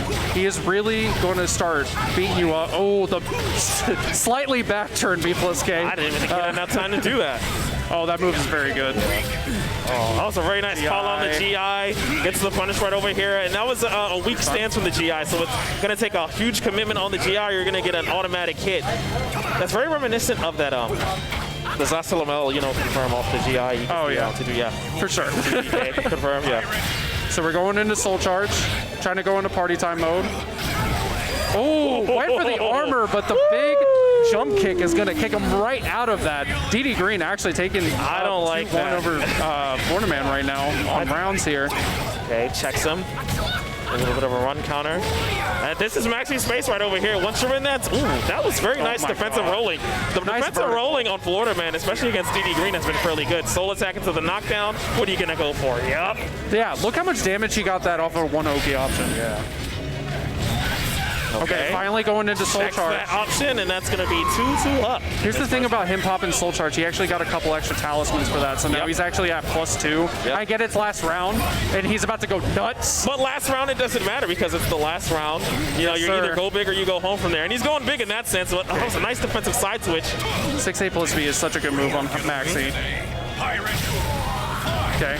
I think they actually have specific voice lines with each other as well, which is super dope. 2-2A, one of the best counter hits that Maxi has available to him. Going to be huge damage here. Oh my goodness. Oh my. No, gets clipped again. I said, I would have thought he would have had the CE. Oh, and hits him with the low on the Oki. I thought he was going to do the CE cancel, and so he can continue the combo off the stun. But no, either way, it worked out. The 3D Fighter Classic, your health is very low. You get that. You got to deal with that 2B, the 2K options, or you got to deal with the mid, the high. Sometimes you just gotta guess, right? Yeah, that's the best. That's fighting games in general. That's where we're at with fighting games every day. in general, man. You just gotta guess, man. Gotta guess. And by themselves, straight hitting the match, it's like, yeah, I was wrong. I took a bit of a damage, but you can't get an intense punish and hit confirm with that. But in that losing situation, that's when it's really dire that, I just want to point out random stage is random. Yes. Where are we at right now? Oh, random stage is random. I hope you like the stage because we're going to be sticking around for it for a little bit. But I like the Setsuka stage. I actually really enjoyed the aesthetics of it and everything else. But let's see if he can actually adapt to the Maxi here, because that's the big thing about this character is once you figure out how a particular Maxi plays, it becomes very tough for them to actually open you up. So if we actually see Florida Man kind of come back here, get a little bit more defensive, and we're already kind of seeing something like that, but able to not get counter hit and just understand how DD Green really wants to play, I think Florida Man can start bringing this back. That's what I was mentioning earlier. That happened earlier on in the bracket why he's in losers. He did play a player that he wasn't too familiar with, and it took him a little bit of time to learn and just understand the knowledge. But can he do that same adaptation here? It is looking very good. Is it online? We played online. We're just playing out here. It could be a player weakness as well. Okay. He's not doing the Oki options actually, and just. Maybe he's just observing, chilling out, wanting to see how he defends himself before he goes into those committed Oki options. Interesting that he goes for the green aura, the Irish Spring here too. Right. He got the stank. I like it. Yeah, you got to get clean out here. We're the FGC. We gotta get cleaner out here. You don't need to be clean right now. He's all sitting on. Okay, he's evened out on talismans. That's unfortunate. Okay. If only it were always like that, my friend. Going back into the action. Okay, so let's look at the Soul Charge. Hits the 1K. Pretty decent damage. Soul Charge to actually get out of here. Yeah. Okay. Oh, and he checked him out on that. He went for the GI stance. option. Yeah. I remember him actually interrupting that stance beforehand when we did that Soul Charge bring attack. It's gonna be good damage. You got to deal with that. Yeah, you do, and you got to deal with it the other way. Oh, that was tech. Call him 2 Chainz. I remember tech. Hey. That cleave is just clean. Like I said to everyone at home, he just got to figure it out. Yeah. Yeah. That was basically saying he had to figure it out. That game was end speed different. That was disgusting. And DD decided just to go right back into the game. I don't agree. I really think he should have opted to change the stage just to get a little bit more time thinking over there. But it seems like he's comfortable where he's at right now. See, there again, he went for the weak GI response after that, and that goes into an auto lethal hit. That's very scary. He should have went for the lethal hit counter, but. Here's the big thing is there's not too many people who understand how to play against Wong yet. Right. And getting beat up like that round, or that whole match, he may not be able to kind of get back on the board here, but he's doing a lot better this round and able to take it too. Okay. What do all these characters are reminiscent? They got that flying kick over there. I was like, oh my god, that's a Liu Kang kick. But I was like, oh no, yes, sir. Wong actually has one. Yeah, that's the thing. Able to get the 668. This is literally crouching tiger, hidden dragon. Okay, all right. Grabs. That grab is good. That's actually an amazing Oki option. That's a force block right there. And the crazy thing about all the chain moves, it actually does guard damage on hit. Similar to Harumaru has something similar, but there's only like 2 characters that actually do stuff like that. That's cheap, dude. So not only you're getting the damage, but like you can set that up for later. You know how much guard damage that does? But it costs talismans, right? Oh, yeah, I got you. That's always what it is. Like, oh, it costs talismans. But if you're good at managing it, like going green's actually a good idea here to kind of stay in the positive area. But you should only want to go green in the game. Don't go green in real life, guys. Yes, sir. Hit that bar. Oh, that low is so cheap. Hey, oh, I saw that. Soul charge, get off me. Yeah, he wasn't dealing with that space control, so the clash on that, lucky. Oh, yep, the 3 he got the check again. Yep. He's good on that. He's hitting him with the knowledge. He's good on he that. actually finished out the last match, or the last match with that one. Yeah, this is the 3rd time he's actually hit that in the sets before. So we are actually at 1-1. So Florida Man wins this 1 round. He is going to take DD Green out of the bracket here. And he's going to go up into the loser's quarters. Okie dokie. Gets sent back. Oh, wow. He's going ham. Yeah, he's going -9. And this is the time to go like really ham, and he's whipping. And he's going -. Oh, that's. Oh, got to deal with it. Oh, he didn't know about the string there. One more. Whoa, that was very close to being death if he didn't get hit by that. Oh, he wanted to switch his stance, but he checked Oh him my out. God, that micro sidestep was insane. Caught him on the other side. Literally caught him behind. He's like, I'm over here. And he's like, where did he go? It was too late. I didn't mean to cut you off at the end. That was just so You're high. fine. No, you're fine. Yeah, that first game, honestly, I can understand why he was getting hit by some of the counter hits because not every maxi plays the same. Right. And there is kind of like a formula to each one. Right. I think Maxi specifically, it's like a lot of guessing game and a lot of the like auto GIs that he gets, and the big counter hits that he seriously gets. He gets some of the best counter hit damage, but the moment you can figure out that one thing that a particular Maxi likes to do in a lot of situations, you're in. And that's what we kind of saw. And that's the format of like a top 8 player, such in this tournament, where Florida Man, who I was saying it looked very strong for a long time, took a loss in losers, was able to take that same opponent in losers finals of his bracket. It clicked. He was able to sit on it and adjust that. And he didn't even have to take a loss in this sort of the bracket because mainly he's in losers. He did it in 1 round of the game, and then afterwards he was just off to the races. Yeah. So there was a very good adjustment from him. But we're going to adjust back towards this next match. This is going to be our last losers match in this portion of the bracket. We'll see the next person who will be able to move on or move over to 7th place. We got, I believe I saw at KIT also made top 8. That would be Giraffe Kenkles actually made it with the Setsuka. Yes. And on the other side, it is Ron the Tryhard. I think with the Zaz, correct? Zoslamel. Okay. Even got the shirt on. Yeah. I love that shirt so much. But Giraffe Kenkles, definitely actually an old Zazbane. Yes. For people who don't know. So they're definitely going to know the matchup. I personally, being a Zaz player myself, Setsuka, we can kind of go 50-50. Right. It always depends on the skill of the Setsuka player because honestly, she's one of the harder characters to play in this game. She's definitely on the higher, like low or like really high floor kind of characters. Yeah. But Giraffe Kenkles has actually been doing super well, like online brackets, everything else. And Ron the Tryhard's no slouch either. So I think this is actually going to be really back and forth. I really could not pick one here. I couldn't pick one either because I've seen Kenkles play before, and besides for like the major top 8 that he put, and the games that he was playing against Yokia, like KIT, that happened a couple months ago. Like I haven't really seen like Kenkles like be really in a top 8 of this magnitude. And then for Ron the Tryhard, it's kind of like the same thing. I've seen them more like play online, like I'm familiar with their gameplay, especially spread out through like this past last year, but like. He's having a really good day, and we were talking about it before, and it was like, man, when I'm having a bad day, gonna be drowning, but he didn't definitely drown here. He did more than that. He's definitely above water. I love it, and I think he can continue this momentum there into the game that's gonna be coming out. But we got a Mitsu at top 8. A Yoshi. I do understand this. Mm-hmm. It's definitely a major secondary that he has, and I'll be honest with you. There's a lot of moments that I definitely want, kind of to switch off Zoslamel. This may be like a matchup that he'd be more comfortable with. Okay. So we're going to start off pretty standard here so far, kind of just little gut checks. Watch out for the wall pressure here.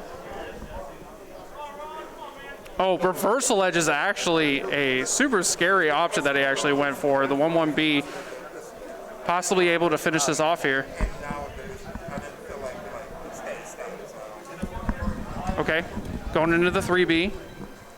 He's going to have to do as much pressure as he can to actually make sure that he finishes it out. This is a sick amount of pressure, but yeah, he can't be doing that, unfortunately. Okay, that's the first time I've seen like a RE option into the confirm, into the kill like that. That was a very good awareness of the set, especially since he went for the 6 AV, but dang. Okay, break attack, sidesteps it, the follow-up. And Draft's actually doing a pretty good job building up their kind of like side meters that they kind of need to build up for like a really good soul attack and everything else. Right. Okay. It's not too sunny yet, but we do got flowers outside. Okay. Oh, nice side step. Nice side step. Okay, yeah, get improved. Get a little snowflake over there. Bet. Able to stay on the ground a little bit to not deal with that mix-up. Going into the soul charge. Oh, actually got hit by that. That may be enough to finish it off swings him here. down. No, that's not going to be enough, but goes. It's a little bit of bar. And for you guys that's not familiar with the Yoshimitsu play, there are certain inputs that you could do to go into those poses, and it actually gets them a little bit of that soul charge gauge that you guys use. So you use it for meter, use it for resources, and you spend that in order to get like Krispy Kreme punishes. Yoshi has a very interesting way that he plays with his but his meter gauge in this game. And it's very interesting. Yo, he did that all in his face. Is that going to hit? Yes, it does. He held that for a lifetime. And for a lifetime, Giraffe Cankles had to defend himself, and it did not work. Okay. But that's okay. Oh, Ooh. the trade. Okay. We're back to neutral. Okay. Anybody can get it. I like that trade. You can all safe. That oh, was, he did get okay. He did the dolphin slide. Okay. Okay, it's party time. That's all we're doing here. Oh man, I didn't know what to get off that trade after that, but that was. But you got to let it all hang out when it's that close right there. Okay. Yeah, I saw that tech jump, man. That was nice. Okay. Okay. Nice. Ron just keeping it simple once his back is to the wall. Doesn't want to get blown up for damage. Step on him. Okay, that was a good spin trade around. for him. Okay. Went for the rainbow drop. Gets teched out. No is that way. a whiff? No. Oh! What you whiffing out in the distance for? My surprise is that was an impact counter gauge. Yeah, let me get a little bit of that back. Oh, it double KO to finish it out. Okay. All right. It's one of those games, isn't All it? right. It's one of those games, isn't it? Tell me how you really feel, Ron. Okay. Oh my God. He's trying. Well, let me not say that. But he playing. Listen. You know, that looks whack, but it's actually one of the best unblockables in the game. It actually is. Well, it's quick in a sense. Well, you get to see a lot of it, but like it comes so quick, and it does like almost as much damage as it gives out. But in that sense, no, that just stole the game from them. Like Cankles, I'm sorry, you got robbed over there. But we're going it's worth taking the round. You get the draw round and you win. That's all you need. Especially in that last one where it was up from there. Oh my God, that's so good. Nice. The flash Hadouken coming out. Yep. Oh my God. That was a nice counter into the lethal hit. I see why he's picking Yoshi. He's just smothering him with a bunch of. Oh, but that was a nice counter action for that pogo stick. Oh, GI. Okay. Reversal edge. What's it gonna be? Oh, they both go for the K. same option. Somebody has to win in this sense. Block. Guards. Makes sense. Okay, well, in that sense, Ron's gonna be dealing with an increased block on the guard gauge, even though that was a kick. I'm sorry, I'm always surprised by like the little hits that Yoshi does, and then a ton of damage comes out. That was a Yoshi very nice one duck coming block. in. Yeah, that was a very nice dice Are you block dead? into the. Yeah, you're he's dead. dead. He's dead. Wow. That was all good, especially at that position where he got the double launcher into the wall combo. A lot of damage. That's what's dangerous about being in the corner, especially in this one where it's just all wall. There's going to be a lot of damage. He does the jump, evades the grab. I can't believe. Resist impact into the lethal hit from the counter. Ron plays so crazy on Yoshi. This is nuts. Yeah. Oh, he came in the right way. Got him into the backside. You definitely don't want to be caught whiffing and caught moving while Yoshi is into that stance, depending on which option that he does. Good punish. Good punish. Okay, sit down. Okay. Yeah, Giraffe Cankles needs to figure out something immediately, or they are going to be taken out of the bracket right now. Oh, well, that was a get off me, and he was in the air as well, so he got hit as well. Okay, goes for the break again. Oh, damage in the wall. Oh, no! Follow up whip.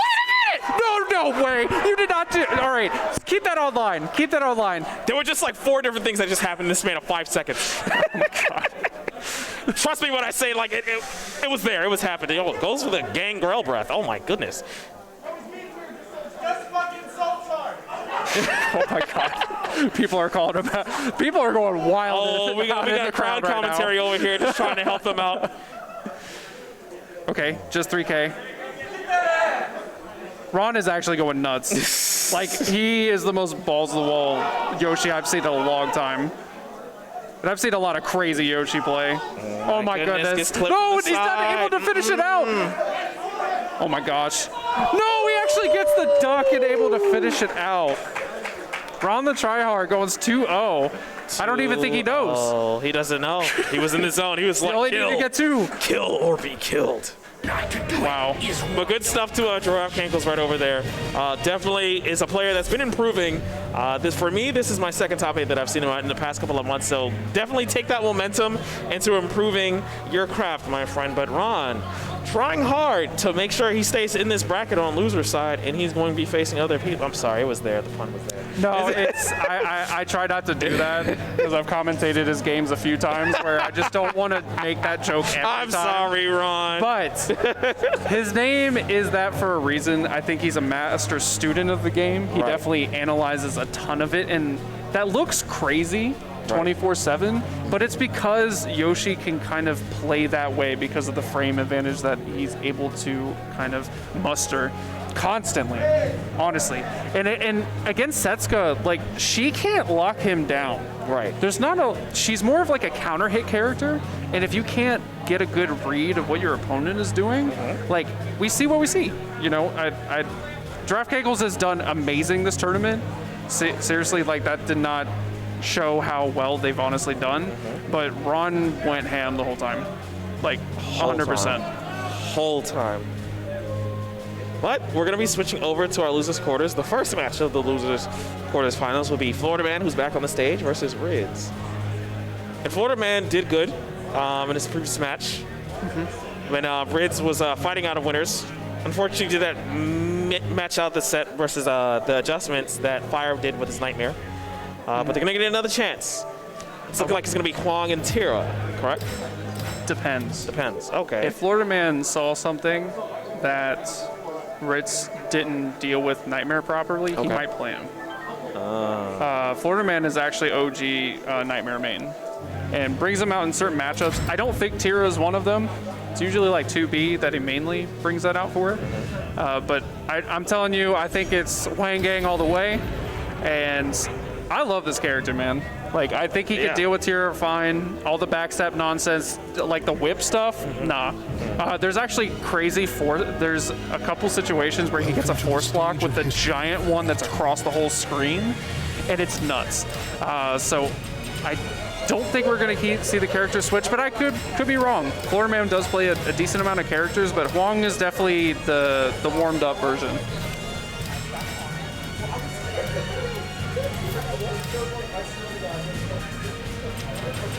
But we were just seeing what we have here. I just want to say that Frosty Fausting has actually done an amazing job making sure that everyone is COVID safe. Yeah. I just want to bring that up. And of course, man is changing the song. I know Big Papa Chunk is yelling at the screen right now. But yeah. Shout out to the West Coast boys. But yeah, I just wanted to mention really quick that, like, there was testing on site and everything else. No one's worried about COVID very here. Professional setting. So not only did they make sure that they were safe before we came in, they made sure everybody was safe as they checked in. They checked us, they tested us, and then we were able to go get to play. And everybody was protected at all times. Everybody's provided with the gear to keep themselves as clean as all times. We get to just worry about the game. Yes. And not all the outside world, just the game today. But the game right over here is Tira versus Wang. And of course, Wang starting off with a couple of this houses, whatever. Goes in early, tries to use the chain in order to like hook in there. But seeing what Ritz really wants to do against that. And I love this Hawamaru stage. Shout out to Sam Show for sure. Shout out to Sam Show, indeed. How come we aren't seeing Hawamaru? Not today. I really think it's Wang Gang all day. Oh my goodness. Okay. They're playing around each other. Okay, look at that backstep. I'm telling you, if another character was on screen, you wouldn't see stuff like that. Okay. Nah, I'll pull that. Okay, full crouch 3B. Got the side grab on there. Okay. Get up. Okay, there's a good counter hit. Oh, that was a nice counter hit confirmed. Oh, and that's oh, you blocked that? Oh, you didn't block that. And again, you did moves. All the whips are gonna do guard damage on hit, so he's gonna opt in for some of that damage there. He may be -2, not a big deal. Until he starts getting like -7 or more, then he has to worry about how much life he's gonna get. Because if you see, he actually starts with less life, the lower talismans that he has. Now, if only he was +9 and had extra life, right? That's what you call a really good character. Yep.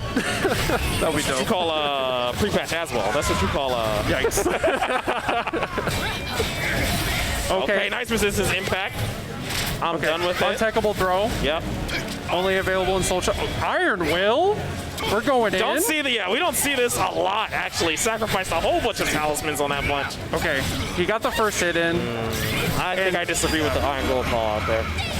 He could have got some big damage. It makes his best I-12 like do tons of damage, so it definitely makes sense. It's just it gets spent the moment you touch him. Right.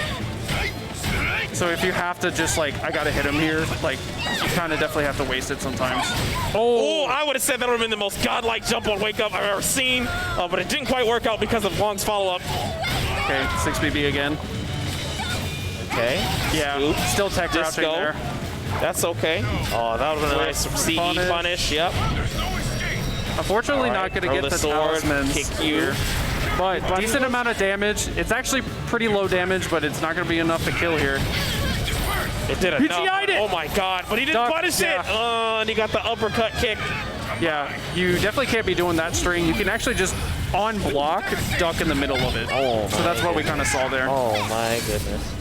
Well, we're going to do the Soul Charge. Says, get off me. Okay. Doesn't feel like blocking right here. Goes into the stance. And because he's in the red aura, he actually gained a little bit of talismans here. Yep. Get lucky? No, didn't go for the ring out over there. Unfortunately, didn't have the route for it. Oh, that was a nice duck out on that second follow-up. Oh my god, that's big damage. It's over there. Stay on the ground? That makes sense. All you did was take damage. Going into Soul Charge. Okay. This will be the second time in this match, or in this round, that is going to go for Soul Charge. Try to see if he can mount a comeback. Florida Man's going for broke. Oh, yeah. Definitely. This is the time where you want to do it, especially where his round is even, but he's at the final round, and very, very minus on them talismans over there. They're going to regenerate some back, but that's a lot of health to lose. That's a lot of health to lose. That's hella risky. As you see, he immediately had to use the move for the Soul Charge, but that doesn't work out. Oh, in this game, yeah, that's... We're in Coda, too. This is Ridz's game to lose. Yeah, there you are. And Riz is up one. And that's the risk. That's the risk of playing that character. It is. He went all in last round, and that basically was curtain call for him. Literally, if he had a little bit more, that last combo wouldn't have killed him if he was at least sitting at like just at least 25% more. Now that was a little bit closer the first match, and we did just see him take some time, go hit random stage, take a breather. He comes in swinging harder, and we know we're going to see it a little bit more. He's going to figure it out what he needs to do. I think the backstep was honestly getting Ritz out of certain things. It's really hard to tell like when it matters. Right. But anytime you see him barely whiff right in front of her, it almost always he's backstepping constantly. So like he'll just kind of get it inherently sometimes. Gotcha. And it makes it a little bit easier on your like mental stacks that you're just always backstepping and getting out of stuff and easily whip punishing. Well, you know, if you're the person that has the backstepping, but if you're the person that doesn't have it and you're whiffing all day, the mental stack is, oh my god, I can't hit this guy. Yeah. Or where do I position myself where, you know, I'm not going to get hit, you know, when my approach is at or anything like that. But they're dancing around each other at the moment. I love K4. It's actually an amazing move. It's actually I-12. And it actually will track. And it does that little thing like certain moves when they hit you, they'll side turn you. So it actually kind of gives you better frames in a way, better throws, that kind of thing. Well, your opponent, you know, their back is turned, so like they don't get as much better frames as their moves. You know, they only get certain moves from back turns. They can't hit you. They have to defend. Yeah, that's what he's not finishing out that string because he knows if he does, he dies. Yeah. Okay, just straight B. So he's playing a little hardcore neutral at this point. Trying not to get big counter hits on himself. Florida Man doing a little bit better here. Ooh, got caught whiffing over there again. And like, that back stuff where he just barely whiffed around. good on Ritz for actually being prepared that time. I know he missed a couple of whip punishes when he did beat him out that time. What I've noticed too is Florida Man's not trying to run in with buttons as well. He's actually just running in, doing guard. Right. You know, actually getting in first and then attacking. Well, when he did run up buttons, you know, they would either miss or like they would either be outmaneuvered in a way. So it's very good that he did that. Okay. Oh, he does the. I like that. Yeah, it's a good move. It's actually a safe launcher. You don't see a lot of those in this game. Again, we'll see X later. Oh my goodness. Ooh, I like the cancel and then the 2A. Unfortunately, the second one didn't do anything, but KK is going to finish it out there. And again, up 2 rounds. Like I said, take the breather, get a second, figure out your opponent. Florida Man is actually very good at adapting, but it takes him more of a game rather than a few rounds. Right. Okay. Goes for the checks over there. I wonder what he was trying to read off of that raw GI. Oh, that's good. Okay. Big damage. That's very good damage. Yeah, one more time. Now he's back on the ground. Oh, get hits by the 1K hold as well. There is a mix-up there where you could go straight into the mid, so it does have a decent mix-up to it. Nice GI in the middle of the string. He wasn't ready for it. Tried to GI back. That was a frustration GI. That was a frustration GI. It's straight up a 50-50. Yeah. Like he actually, I actually didn't see if it was a level 2 or level 3, but it's generally a 50-50 post GI. So I mean, you either get hit in that. Yeah, you get hit in that sense, and he wasn't at the health where he could afford to take like a jab, or you know, like an AA. He would have died. But like at that point, it's like you were so quick in order to do that. Like I don't know. it was kind of checkmate. Yeah. He was already up 2 rounds. You're kind of in that mental state where it's like, all right, we should probably just go to the next match now. Well, we are coming towards the next match. We are 1-1, and I think a lot of what I've seen from the loser side of the bracket, just in the bracket in general, on Florida Man Sack is that the adjustment game, you said, does take a game, but it is definitely there, and it is strong. It's not like, you know, after he does and he knows, okay, this is what you're doing. Like he's going on round tears. Yeah. You know, it's pretty like divided. So I'm gonna see hopefully Rids can find a way to adjust to like how he's adjusted to. See, yeah, like you were saying, he just goes up. Now he's not throwing as much buttons. He goes up and dashes and blocks. Yep. Yeah. Because running in with buttons, you're probably gonna get backstep whiffed. You're gonna get hit damaged. Like if you're at range 0, I mean, then you don't have to worry about it. Yep. It's like backstep only gets you so far. You can't backstep literally in front of their face. You do have to have a little bit of space first. Okay. And right now, Reds is actually just trying to find a good way to kind of open up Florida Man, and it just does not have just low profiled it and go to the launcher. That was such good awareness from him, man. Yeah, on top of everything, Bong's 3B actually has a tech crouch similar to a decent amount of characters in this game. So like his launch game's actually sick. So Hong just does it. Yeah. Like right there, you actually have to eat that mix-up. Oh, that's the impact counter over there. That's going to go into a large hit confirm, into the soul attack. That's going to get the knockdown. Untackable throw. The untackable throw. Not almost. This is practically death if he gets one more hit with punish. Sit it. He's doing an amazing job. I think what we're seeing here is that he actually wasn't throwing the harder stuff to deal with against Ritz, and now it's just full on. We are non-stop. That's not fair. That's not fair. Wait a minute. Yeah, this character's dope. Dope is a word. Okay. Oh my God! That should be enough to kill. Oh no, he doesn't have. Oh yeah. No, that's definitely enough. It actually does about 78 damage, which is just enough. What the guts is there. That was an amazing turnaround by Florida Man. The first match was like arguable. Maybe this is gonna go back and forth, but it is amazing to see Florida Man constantly come back game 2 and especially game 3. He's honestly done that all day to people in bracket. Wow. If you're not ready for this character, you are going to get blown up. Okay, this might be like the first time that I've seen like a Florida man just like go insane, and like I wasn't concerned for like my well-being. But like this is crazy. Like he's going in, like he's literally adjusting, and then afterwards, like he just understands them, and he's literally downloading his opponent as he plays the set, and he goes into loser semis, and we're gonna be seeing the next opponent that's gonna be coming off in this bracket. I believe we got down in the match. We have, if I got it right, Kinetic Clash. They will be playing, I think, Fire. No, Fire's and Winners. No, Fire's and Winners. So that is wrong. We're still waiting on Sedate and Fire. Kinetic Clash and Winners. Hard. Yep, there you go.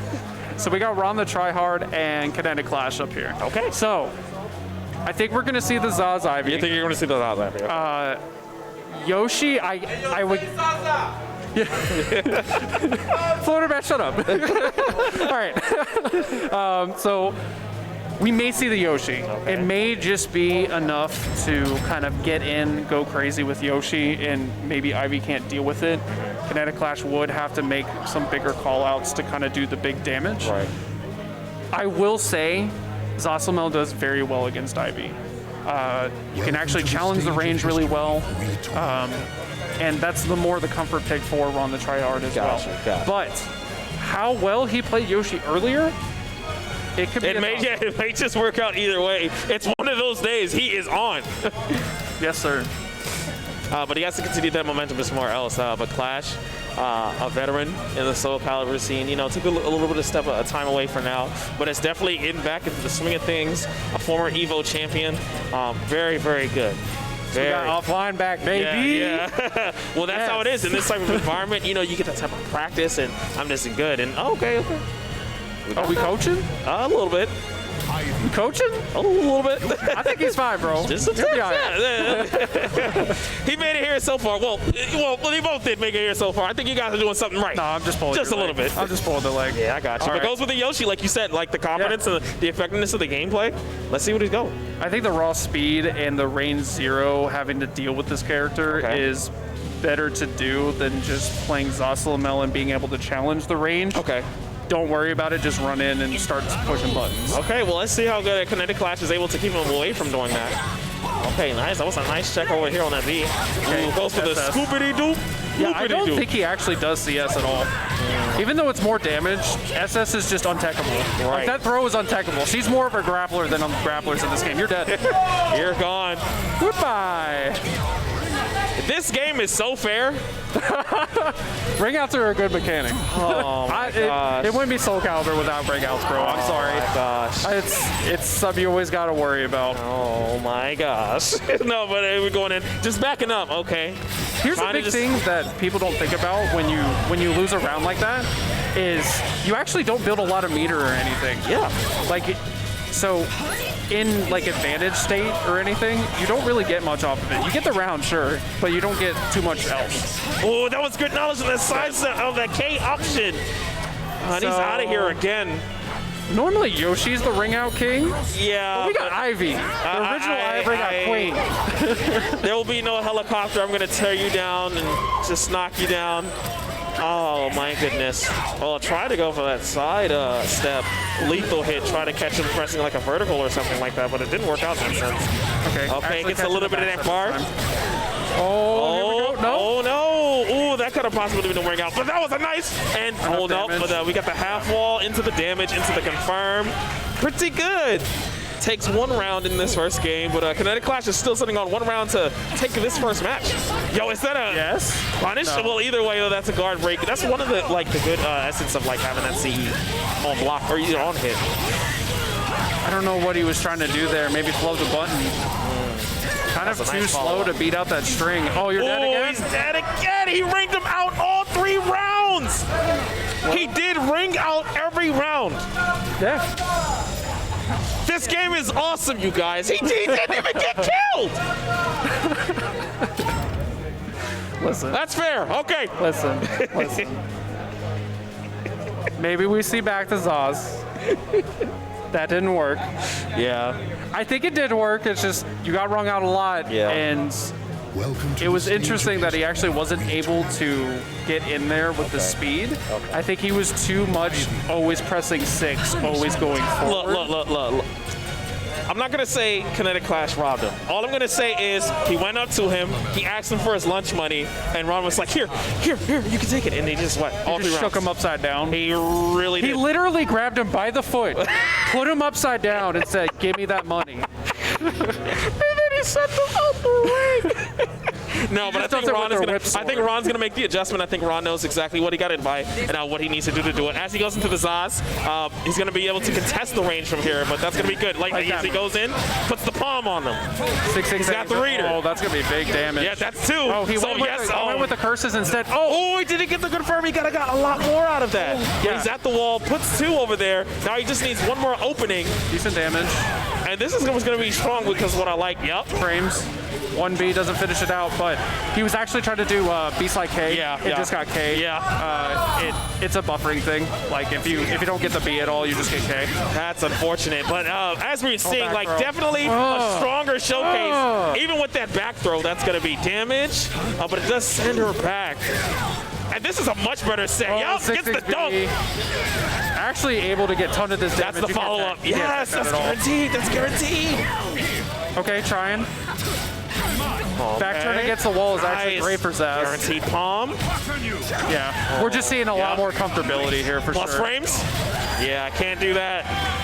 We're seeing that Sasamo can honestly handle this character. Yes. I definitely applaud the fact that he went with Yoshi and was feeling it, but this is Ron's true character, for sure. I feel that, man. They just was trying to approach properly, not trying to make any mistakes. Ooh, but it gets sent back that 6-6A over there, but goes for this little stagger. Oh, he hit that auto GI last time. That didn't hit that time, though. I guess he was expecting a counter poke in that option. Actually, smart enough to duck the 6K like he just knew that's what was going to happen. Oh, getting out of there, and he gets the CE. That CE. Let me tell you about that CE, man. You want to come over and press the button about me, man? He puts the palm up. He's like, no. Snapped his finger. Channels his inner Thanos. I dig it. Show me your power. He's only got the Power Stone. He's only got the. Oh, no, he did it for the trainer. He's going to get one punish. Into the stun. That's a combo to the unblockable. That may look weird to everybody at home. Yeah.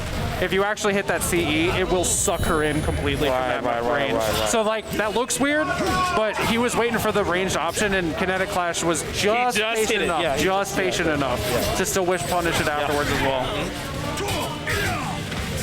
Oh, okay, gets him for hitting. Gets that spin kick into the guaranteed palm over there. That's very good. Spaces him back out with the 6-6A. Nice GI. That's a nice GI. But he switches that stance over, fakes him out. Okay. If he would have committed to that, he would have been able to duck it. But he didn't. He got the palm instead.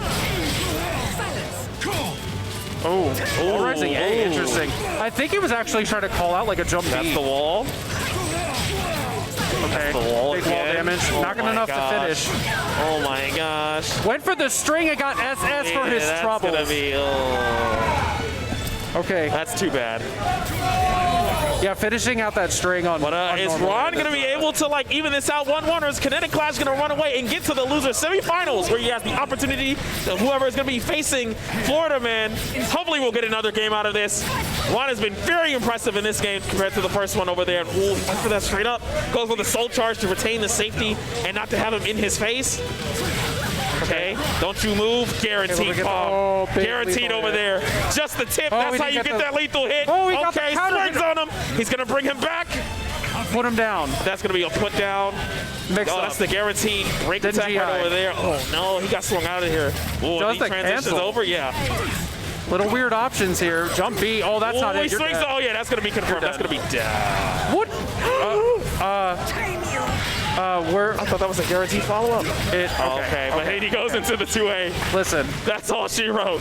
There's definitely a combo that kills there. So yeah, I know there's a combo. We've seen the same combo. We haven't. Just remember, if y'all haven't ever played offline or been in a tournament like this, especially when you're getting closer and closer to kind of like that top echelon of the top 8, the nerves are kicking in. Yeah. And that's... And no Discord or anything is that like the right follow-up. So like I think we're just seeing a little bit of the nerves. See, that's what I was saying before. That's the guaranteed follow-up that you get off of that weak GI hit. But I definitely understand what you're saying. But you know, pressure. I was just saying makes iron. You know, even on your bad day, if you have enough practice. It's not going to matter. Oh, he got that straight. Okay, this is going to be a damage combo. Yeah, that's right here to the reset. Damage. Tried to go for the tech trap. Yeah, tried. That was very smart of Kinetic Clash and not do anything in that set, just taking the damage off that set, but not in a very much position. Oh, but is able to move around. Yo, he's had great. He should have let it fly. Oh, he should have let it rip. He didn't believe. Oh yeah, there you go. Actually, G-high there, and like that unblockable definitely would have smashed him. There you go. Yo, Ron is just out here. I see why he's doing the 6A singleton, because most people GI after that, but Kinetic Clash is actually doing the extra Yomi level and just sidestepping. Right. Oh, that was great evasion. Great cancel on that unblockable. Right out there so you wouldn't get hit with the 6-6A. Goes into the soul attack, knockdown. Finally he answers it here. And that is so good. That's one of those new attacks that Boss has. Oh, against the suction cup. Oh no, the circular wall the second one didn't get it, yeah. Cancel. Oh my god, that is gonna be good. Oh no, it's gonna be whipping. Mix up. Don't do it. Hold it. His back's against the wall. The pressure's in there. This is not a test. Help him, please. These circular walls hurt my soul. Oh man. There's some weirdness going on for sure. It's okay. He really didn't need that palm hit to not. Oh, that really should have hit towards the wall. Well, let me not say should have. It was unfortunate that it didn't. We could say that all day about this game. Don't worry about it. Able to catch the backstep. That hits because he got lethal hit from the backstep, but he didn't confirm. Oh, he's got to be kicking himself. If he doesn't get this round, he's sitting on a perfect. That's going to take that away. Okay, I'm cursing about commentary. I'm not going to say anything else. 6BB actually hitting. So it's a little interesting because Kinetic Clash is actually not punishing the small like I-12s or anything. I'm sure he knows it, but he's taking like that as an advantage. But he's actually missing out on some damage, like key damage he needs to build up a little bit. I feel that. Well, it's those little things that's going to divide, whether it's going to build up and take the game. He really thought he was going to press a button there. That was great patience. I mean, that's why it looked weird. He just ran up and sidestepped a bunch. I get it, yeah. That's but like that's one of those Kinetic Clash things where it's like, okay, I feel like you're going to go for something. And he just wasted a bar there. That was unfortunate. Oh, that's going to be his game. Well, Zoslomel's Critical Edge forces you to do that. Right. Like to awkwardly sidestep over and over. And then like he thought he was going to press a button. He was still sidestepping. He was that stubborn about it. Right. Oh no! That just hit! He just lost 20% free! Is Sane on the screen? Unfortunate. That's unfortunate. Is this? That's unfortunate. That was damage that didn't need to happen. Now he has to catch up from behind. Soul charge. But he's probably gonna want to send out his move. Yeah, he probably wanted to move back. Oh, now he's got to confirm. Oh, he did the tech trap. Let's go. Okay. Oh, he had a sense of something that was kind of happening. Oh, but didn't miss any of his just frames. Kinetic Clash is never going to miss anything like that. Able to finish out Ron the Tryhard here to take him out of bracket. Kinetic Clash, big sigh of relief. That man's face is red. Okay, well, Tryhard has to try again, but not today, another day. Good stuff to you. You had a very good run in this bracket. A person that I definitely seen has been kind of up and down as I've seen as the performance at like a high level, but today he came high level today, and I appreciate that, Ron. You did very good stuff, but we're going to be going. We have our loser semis and our winners finals established. We are our top 4. Okay, so in our winner side, before we go to our break, we have Fire and we have Cindy. There you go. And in our loser semis, we got Florida Man and we got Kinetic Clash. Yes, sir. There you go. We're here. we're down to our top 4. Halfway through. I will say, this is more the names that if I were to make a top 4, probably all of these people would be in it. Really? All of these players have been very consistent. Fire actually doing crazy well today because they don't. I see them on the tournament scene a little bit, but to come out to this offline tournament and play multiple characters at a very top level is nothing to scoff at. Incendiate is probably, like, let's be honest here, everyone's thinking that he's going to win today, so he is the person to beat. I'm not going to say that. I'm going to say that I got a lot of hope in Fire, but I also do know Florida's adjustment game is crazy. Yes. And Kinetic Clash has this controlled chaos that I'm a huge fan of. And any of these competitors could take it today, but I think the safest bet is Incendiate.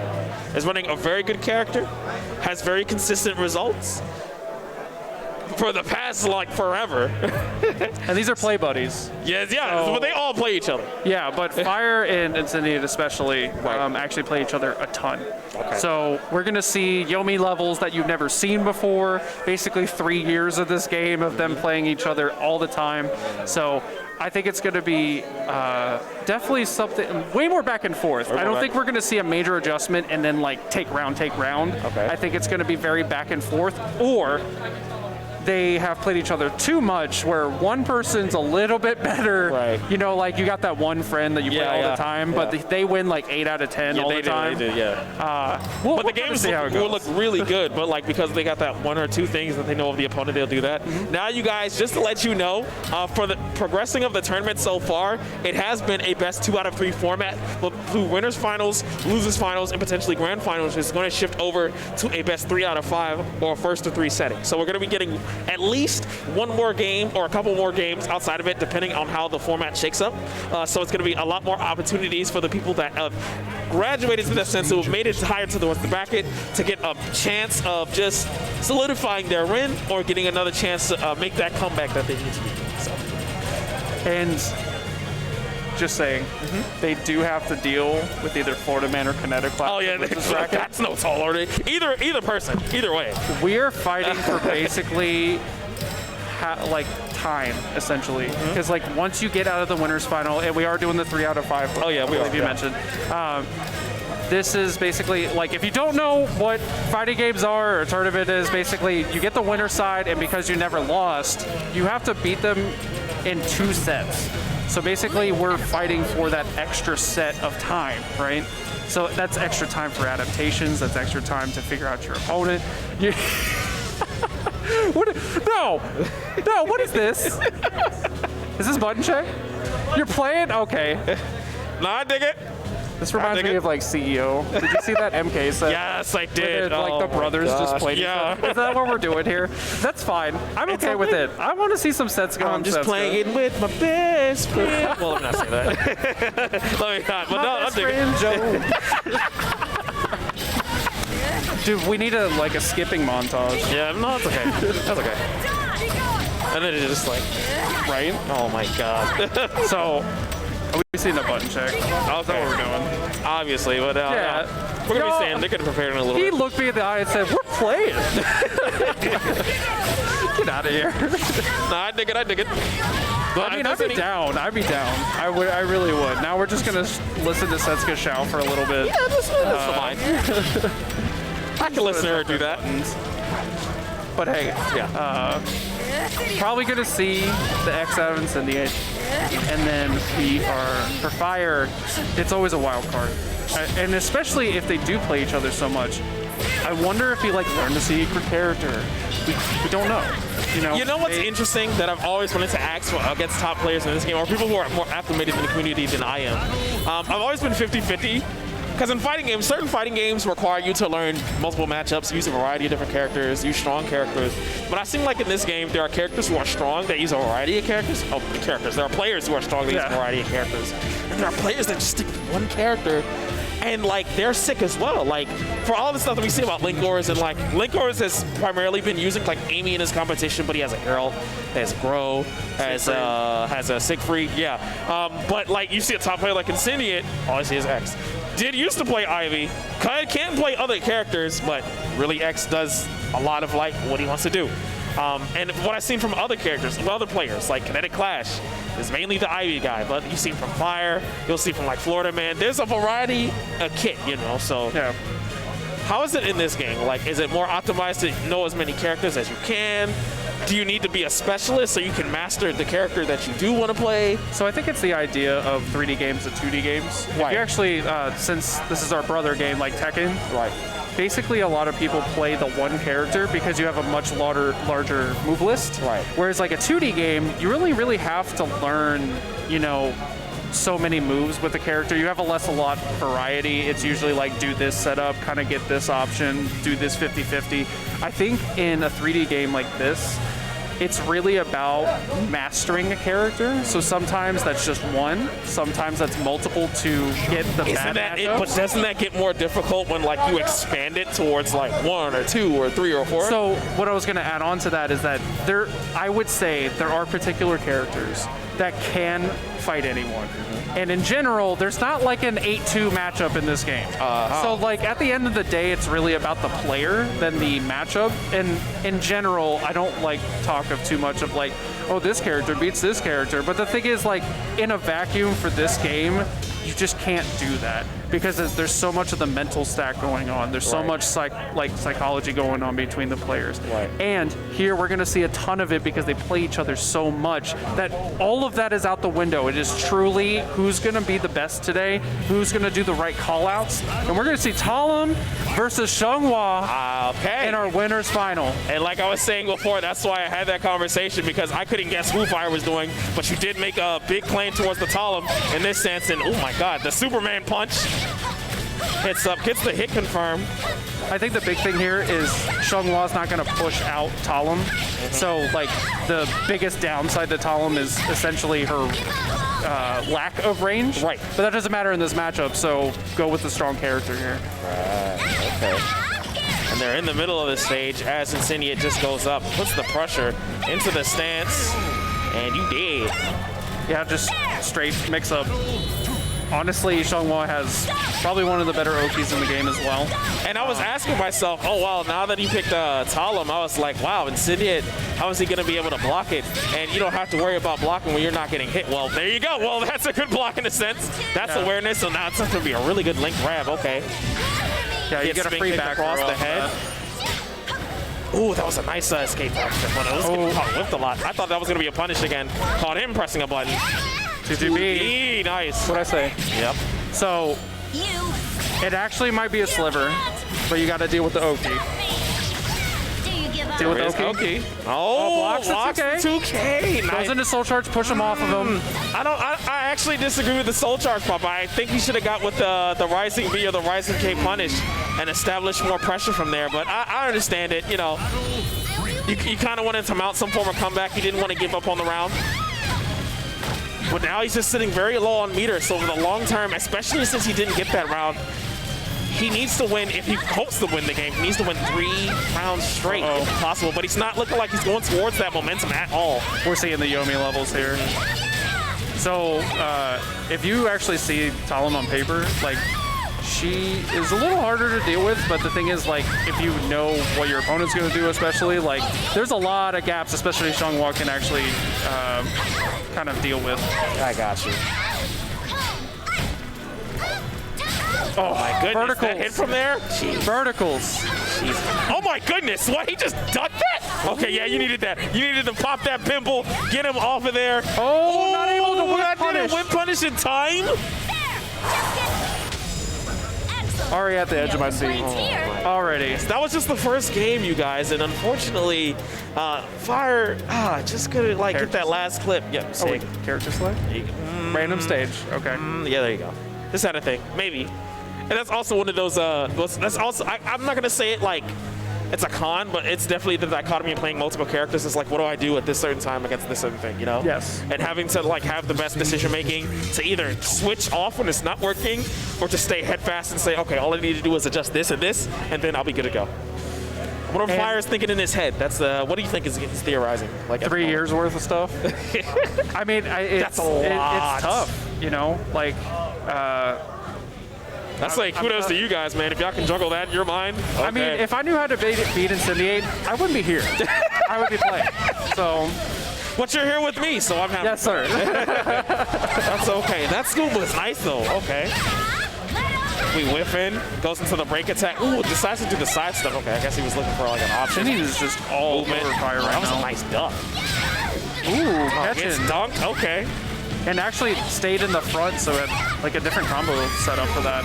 But checks him out trying to jump, but yeah, trying to jump back, get out of any pressure situation, but calling it out actually. Like Cindy's doing a really good job of actually calling out what Fire wants to do. Almost got hit with that. Like 80% of the time. Oh my goodness! I can't believe he's hitting him with all of this. I can't constantly. That duck. Crybaby stops that too. Not too many. Oh, that's gonna be a punish right over there. I was about to say, not too many characters have direct ways to counteract Crybaby. We just saw Huang on the Sheen earlier, but I don't know many other characters that have great options against that. As he goes into the OP option off the CE, low parries are pretty good. Low parries are pretty good. Yeah, actually. But again, like we mentioned earlier, her C is basically like a jab, so you can't do anything super minus. Actually getting a ton of damage off of that as well. Okay. Just Is he walk going out back. there? Is he going to spend it? No, no opening. Waste the meter. Yeah.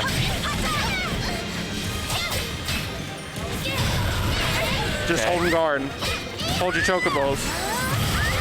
Okay, soul attack. Ooh. Get down. I thought he actually went for the throw and was going to get counter hit, but no. Just holding guard, because if you're at 0 guard meter, just, I mean, I guess you don't have to deal with it, right? Like, you're not in any pressure to block, you're not in any pressure to hit, you already have the life lead. Like, it was basically like just waiting for him to be done here. Oh. I think he wanted to change stage. Ah, gotcha. You probably went straight back into it on accident. Definitely, I agree. Take that time.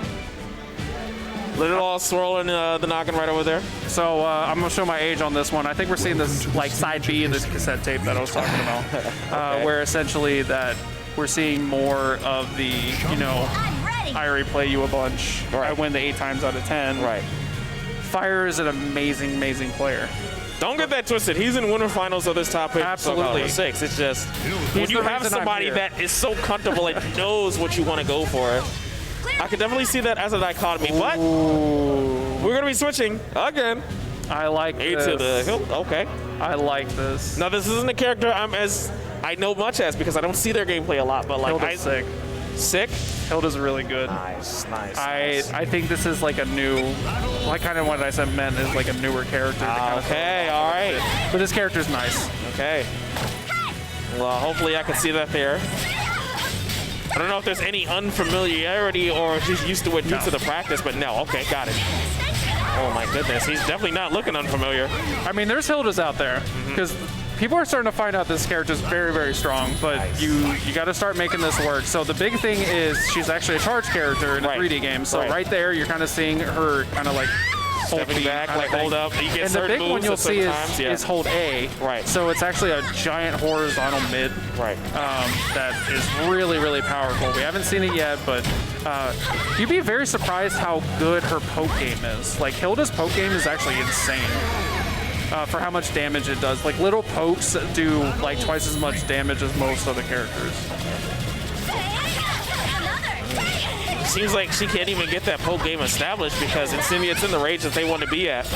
Oh, the auto GI. Nice auto GI check over there. Like I said, it never matters on matchup when you get called out constantly and like straight up auto GI immediately. Straight up doing this. Like he's definitely played against this character with fire. Like you have that inherent advantage. Okay. Sidestep. That was a movie cinematic sidestep right over there. He gets the right B option as well. Oh, not able to punish. If he would have got that, that would have been huge damage. And we're kind of sitting on 2 sticks a meter as well.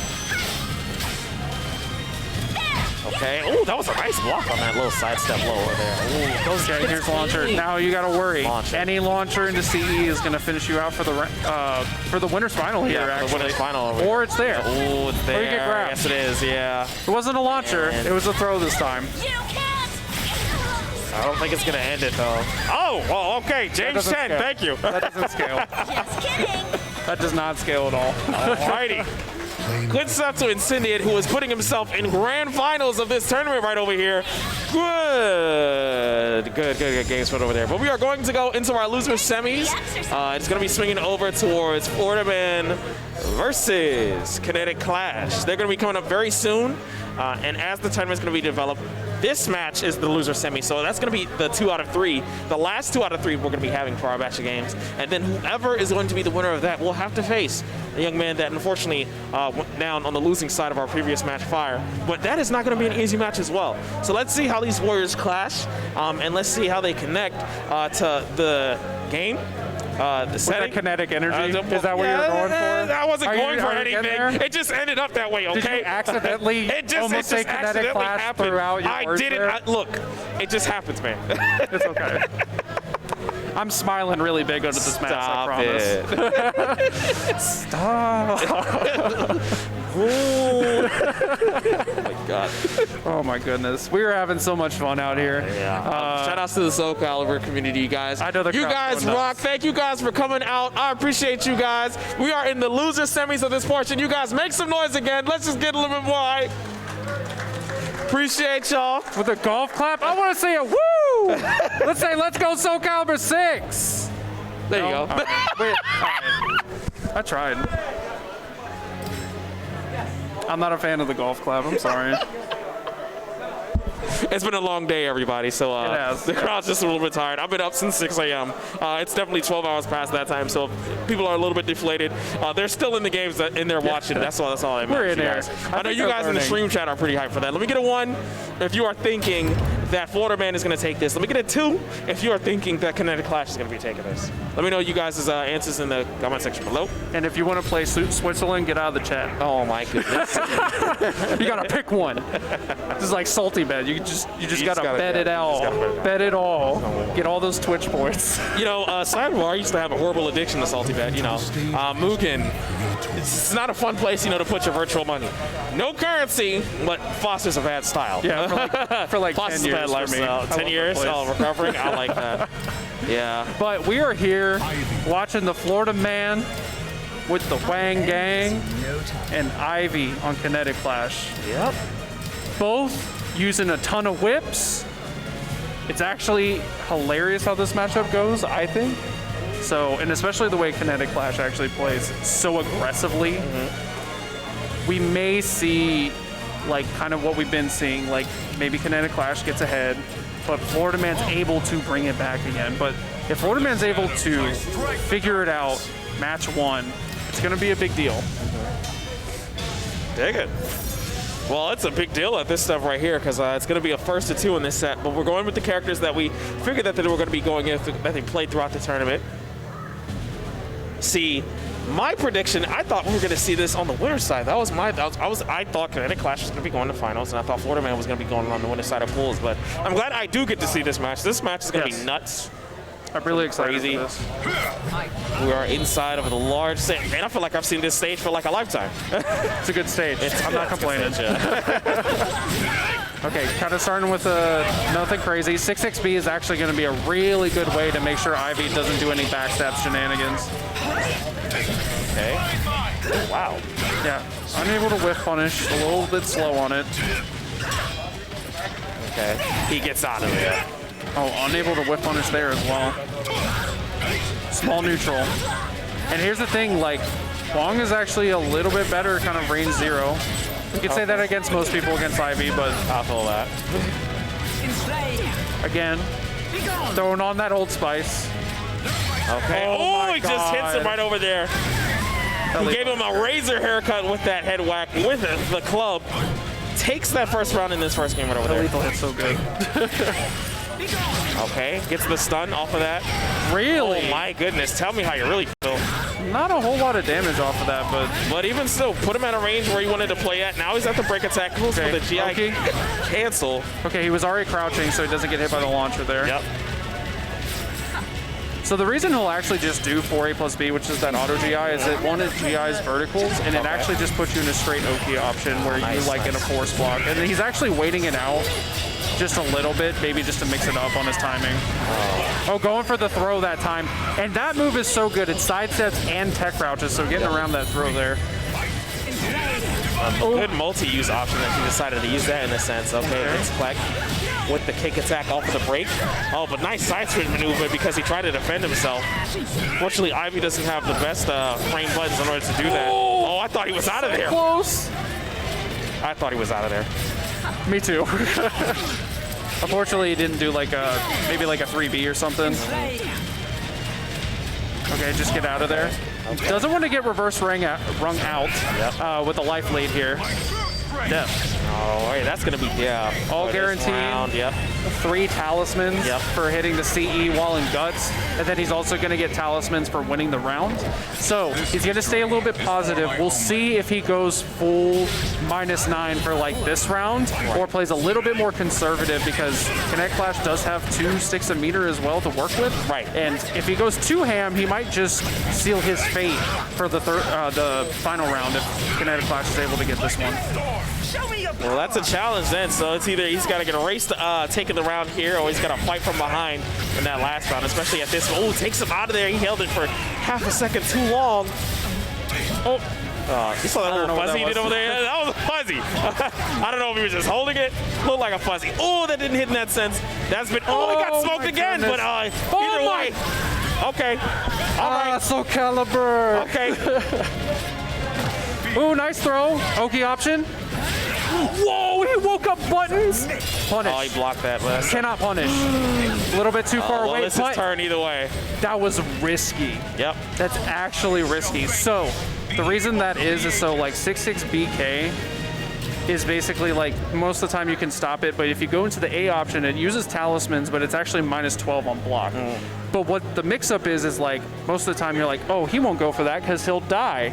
And he went for it, and Kinetic Clash went for a button, and he died. So like it actually is a kind of nice 50-50, especially when you're both at like a button depth. It's the Freudian demon. It's like, hey, I could die, the micro step, but I can kill you. And he's out of there. Swing and see you later, buddy. Oh, and the taunt? This is a great game, you guys. No, going back into the second round. Let's see if we see the taunt to body combo, though. I see. Oh, my gosh. Yeah. Deal with this, Oki. Florida man's angry. Gosh. You don't taunt this man. He's a Florida man. That gator is coming. Oh, my goodness. It's the funny part because he's not from Florida. Oh, he tried to GI, and unfortunately that option's a little bit slow to actually. I was so afraid that was going to put him out from there. Oh my God! Trying to go for the haymaker GI. I don't disagree, but at the same time, good amount of patience for Florida man from sticking that out. I kind of wanted the taunt back. Yep. I wanted it. I think the taunt back is to take the dub. Hold on. See, they're whipping. Watch me whip. All right. Go. Okay. Well, I'm watching the whip, and I'm watching Florida man Nene, but it's got the hit. Oh, nice side switch from there. Oh, full crouch DK. I like nice super kick. The side step duck and the full crouch DK is actually a sick way to kind of get in some good damage. Okay, soul charge, back up. Uh-oh. Oh, he missed completely. Sends him back. Yeah. That's a nice tech forward. Gotta deal with it. That. Oh, yeah, that's it. Now, unfortunate that he used the lethal hit there, but not too big of a deal. Right. But he won't have that for any of the rounds afterwards. It only happens once. But he did get the meter bonus that comes with hitting that lethal hit, so that's pretty good on him. There you go. Oh, he managed to. So last time he tech forward, managed able to catch the tech forward, and he's able to actually redirect that version of that normal from the 7AB. Okay. Oh, you're dead. Low and you're dead. Goodbye. Good stuff. That was it. Florida man. Good stuff to you. You are going to be advancing towards the winners, or losers, I should say, final, where you'll be getting your chance against Fire. Listen. Kinetic Clash, unfortunately, is going to be coming out at 4th place. Very good step.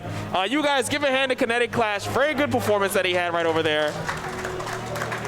Florida man, not going to be going too long. Just getting a step up, and Fire is going to be making his way over to the player desk. We are in our top 3. I actually can't believe how fast that was. Well, like I said, that one was going to be the last first or 2, or best 2 out of 3 that Drew's going to get out of that. But I can believe it. I can believe it. I'm surprised how fast I could believe it. You know, Kinetic Clash really couldn't get this game that he wanted going on.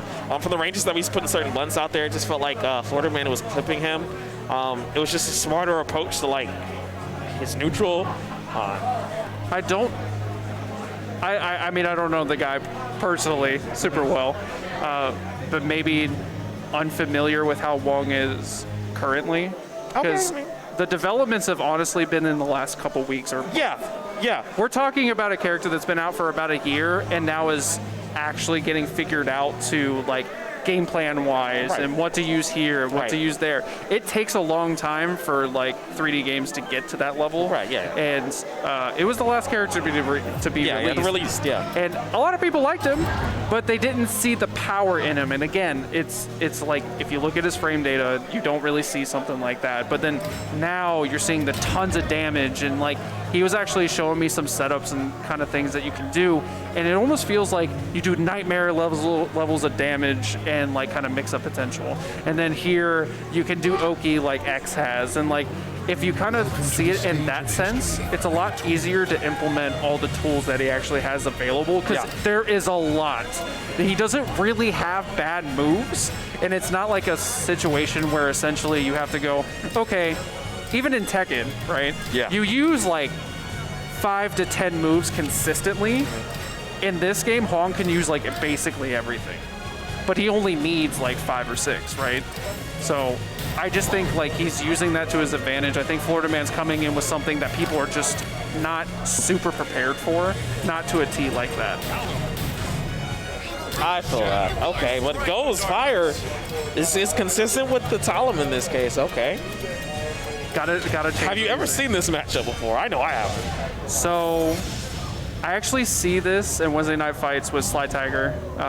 Actually plays. Sly Tiger, who's a Talum player. Okay. So, but these are very different players. Yeah. They play totally different games, and No, scratch it. I think I've actually seen Boom and Sly Tiger play this actually. That too. Yeah. Yeah, I think I've actually seen it. Okay. But I see this somewhat consistently. But again, it's always a kind of different player matchup thing. Yep. So again, always going into Red Aura. He's a big fan of it. Again, it's mostly because of the meter gain that you get, kind of on lethal hits and stuff like that right there. Oh, that was a nice duck and a follow-up tech grab actually. Okay. Okay. Ooh. Stomping him. Lightning Storm, got to deal with that. Yep, that's all guaranteed. And doing some guard damage, like. And Red Aura is actually pretty good against Talon too because she really likes her Soul Charge. So. Gets done from behind. Oh, not in range for that follow-up kick option, but just get What's punished for that. That was a nice read on that throw. K4, so. Yeah, I had to do something about that. You saw how like that kick just like knocks her to the side. Yes. Like you almost have to question what you want to do next. Okay, KK. Isn't ready for the follow-up, Soul Charge follow-up from there. Oh, that was, whiffs. Not punished, but checks him with the 5AA. He really loves K4. He was really adamant about how good that one-hit move is. Florida Man is on a roll here. I'm digging it. Yeah. He needs to keep up this confidence level because Zidane's also waiting in the wings, and Fire's no slouch. Like, if you give him an inch, he'll definitely take a mile. I peeped that. Okay, text the grab. 6-6A. Trying to check him with the 6-6B as well. Going a little ham here. Jeez, man. Soul Charge is good. This is impact. Divine Mind. Safe. Okay, you tried to go for 4B. Unfortunately, getting jumped. Okay. Oh my goodness. Yeah, that's a move. I was scared. I know that's a move, but I was hesitant on whether it would. You know what? I'll let you do all the damage calculations from now on, because I don't know what's going to kill it. Soul Charge wise, it kills. Gotcha. She does a lot of damage in Soul Charge. Gotcha. Ooh, went for the horizontal option. I like it. Good counter hit state. I love that cancel to actually get better Oki with, too. My soul burn with purpose. His soul's burning. Well, I think his purpose is to get back into grand finals over here. Well, let's see if he can do that. Oh, that was a nice one he put out there. Iron Will. So he's going all in. Oh, and it's gonna. Oh no, the GI. He definitely did not mean to do that. Don't get caught blocking. Oh, he actually finishes off with a Wild Rising V. Amazing. Nice. If he would have lost that round, I think it would have been curtains. He went full -9 the whole way, and it paid off for him. But we are in the 3 out of 5 situation. Fire has an amazing roster to pull from. Maybe Talum isn't what we should be doing. If he finds that right thing like we saw with Ritz, if he finds that right character, maybe he can start making something work. But Florida Man, again, is also a person that has played a bunch of different characters to a very, very good level. Yep. And I think he's going to stick with Hwang. I think he's in the zone. I think he's feeling himself. This makes sense. I think this actually makes sense. Okay. So the speed is hopefully to beat out the lack of frames that Hwang does have. I just think the range advantage is still there. And I think that's going to play a bigger factor. And especially because like tech crouches are really good in a lot of situations against Amy. Right. As long as he's not getting called out with big mids. Hwang actually has a decent amount of them. Okay, is in the DM, going up close. One thing, if you guys don't know Soulcalibur as well, you know, Amy, which a lot of DLC characters in this game, they do have specific trinkets on, on the side of like their health bar that shows different mechanics that they have. For flying, he has talismans, and he also has different stances in which you go in that improves his combo ability, that puts different mix-ups there for damage. But with Amy, she has this Rose mechanic, and it allows her options to go into like different, like confirms, added moves that she gets to her talisman. And main ones that a lot of players used to get, I know Jakey was telling me about, I saw Linkor's doing it, you want to go into 4 red roses, and then usually you just want to like stick to it to there. Did you see anything different from there? Or? So I'll tell you something right now. Fire actually believes in the purple Amy. Ooh, which means he's already at 3 white and 2 red in first round. He will. So here's the big thing about red is a lot of situations that you're trying to set up are verticals. Right. So a lot of times in the first couple rounds you can kind of sidestep and kind of abuse that fact because until she gets more roses, she's not a good character. I mean, she's good, but she's definitely nowhere near what she ends up being. Could be, once she improves and gets those. Once she gets purple, she's absurd. Gotcha. So he actually wants to play into that. Oh my goodness. I don't think we have time to talk about any of that stuff. I think we should just get into the match here because like it is all in. 100%. This is the first time we're seeing Amy in the top 8, so I at least want players to know that this character works a different way. And if we get the opportunity to see the way that character works, you're going to be seeing a lot of interesting and very upsetting stuff. But no, we're going into the match as Florida Man. Oh, that got tracked still. Nice. Oh, held that in for a long time. Going into a reversal edge setup. Waves, and is that going to be out? Unfortunate. Unfortunate. Well, he does have the damage to kind of play at his range, and there he goes. So the gist for everyone at home, he needs 4 roses on each side. Gotcha. And then he gets the unlocks for certain moves. Right. Her CE actually changes as well. Yep. It changes a lot of parts of the character. So until we actually get there, that's the thing. If you could stop the Amy, oh my God, 1A to finish it off. Roses don't even matter.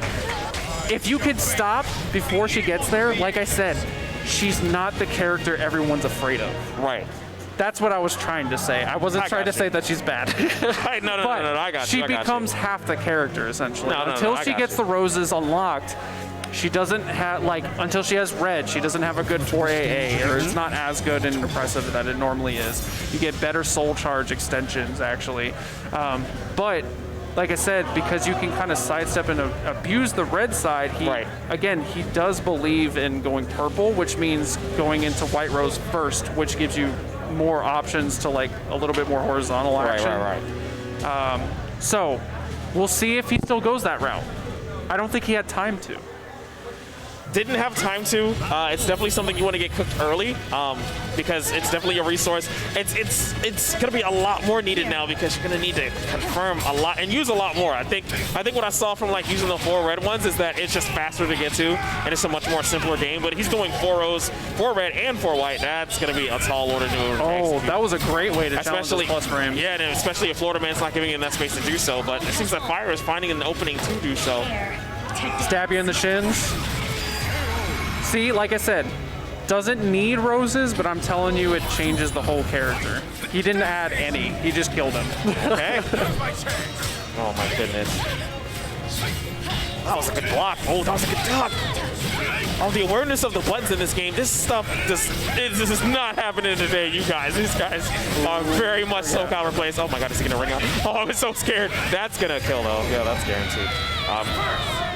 The thing is, you're still at 0 roses. Oh, man. Yeah. I was saying, maybe because, he took the first round, he would have, a longer time in order to do that, but he didn't develop anything. Yeah. Oh, and look at all the damage that, honestly, Florida Man's just rolling out. He's going full -9. He's basically saying, you're not going to get to roses this game. I'm just going to throw out talisman moves as much as I can. Feel that. Okay, go for the soul charge, though. A little bit of get off me. Oh, my God, that track over there? It's a horizontal. Okay, gotcha. And it's plus. But it's just super slow. Okay, BB. Good gut check. Fly. He can afford to play from here. Yep. More a little bit of the chip. The cool ranch. Okay. Hits him up. Oh, caught whiffing, but didn't hit him. Oh, that's going to be wow. These micro steps are. And Florida Man is one round away from going back into the grand finals.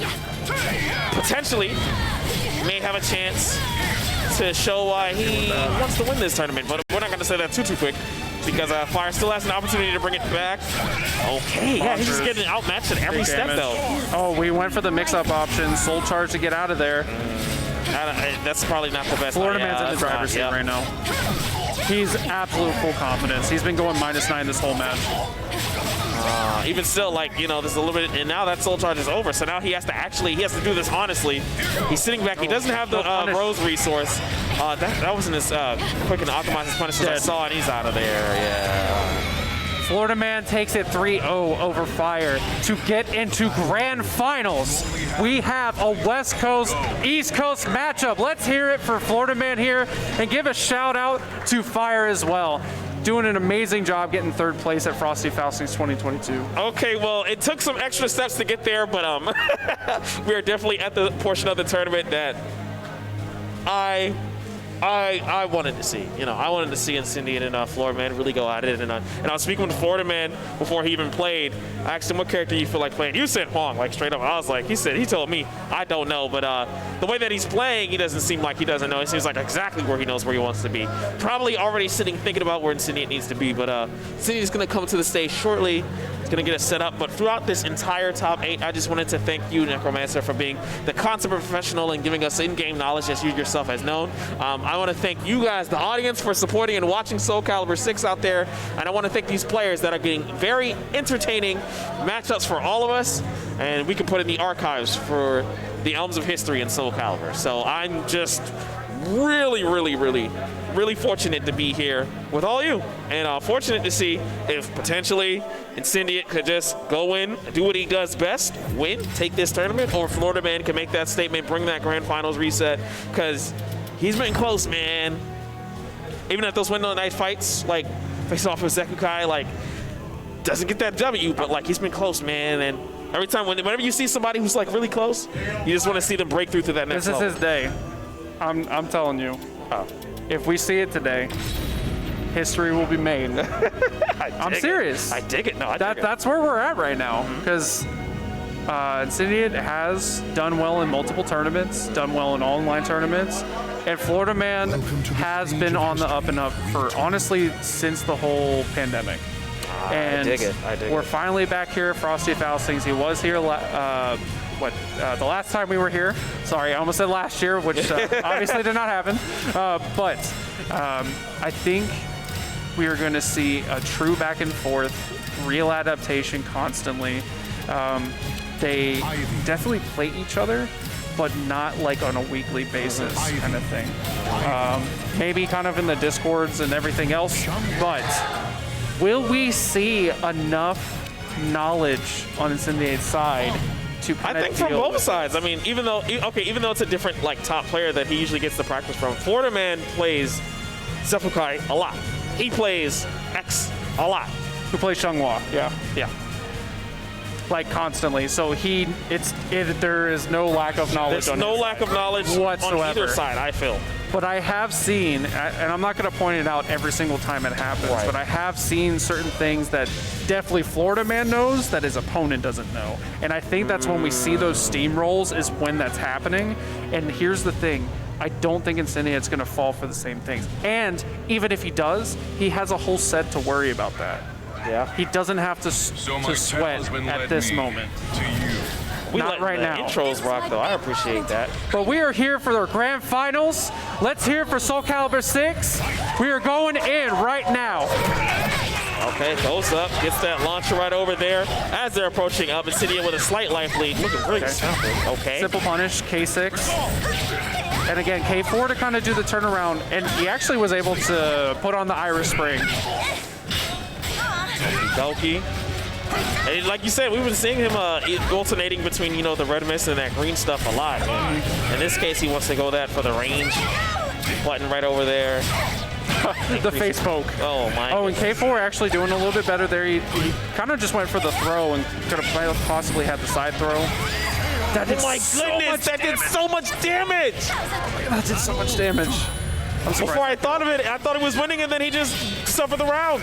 Oh, gets that whip punish right over there. Okay, C2B safe, but kicking her in the face. Not allowed to step. Okay. 4K whipping. Grappling hook. Oh. Okay. I have no idea how that went. There is no tech routes on the forte. I'm with you. I'm with you. That's okay. Oh, but he gets that straight hit clean. Guard break. Nice sidestep. That's going to be a CE. This is going to be Oki. Of course, it's not going to kill. I'm not sure if the Oki actually kills either. Yeah, it's not. Wait a minute. Kind of Yeah, at a weird. Okay. Oh, blocks the mid. No, and a jump B to beat out the 2K. What an amazing call-out option by Incendiate. I can't even begin to explain how like you would even develop knowing that. But Incendiate's looking very good. He has 2 rounds up. I told you, jump that option. Yeah. Do this. You'd be very surprised how many people jump at this game, even though it's not 2D. Okay, just 4K. Put her down. Okay, goes into the low, into the high. Okay. Yeah, and for people who don't know, like, Xianghua does have the unique opportunity on the ground for something called Crybaby, where she kind of flails on the ground. Yep. It actually messes with a ton of characters' Oki's options. So but this is going to definitely finish off here, give him some talismans, actually gives him 3. Yeah. And then the next round, he'll still be plus, which is going to help him hopefully get the next round and then the next one. He definitely is climbing up a little bit here, but we'll see maybe some craziness, but so far it's just been even exchanges, and just with Incendiate kind of coming on top with harder callouts.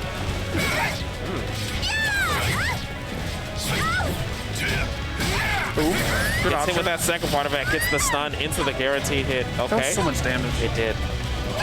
Off like an I-12. Oh my goodness, just run up the slide. My soul burn with purpose. Okay, soul charge, get him off me. Not for long though, he's right back into that pressure now. Oh, he actually calls out the duck. I can't believe he is. Guaranteed, unskilled, right? For that one, it's a little bit more, but I think he's this is gonna anyway. do enough. Yeah. So it's only the, it's mainly the standing throw. I know. When you do the low throw, it's a little bit different. Thanks for the But exercise. able to finish off the first game here. Incendiate is up by 1, looking very good. So if there's going to be potential for a Florida man to do what he wants, which is going to be the bracket reset, it's going to be a little bit longer to do it.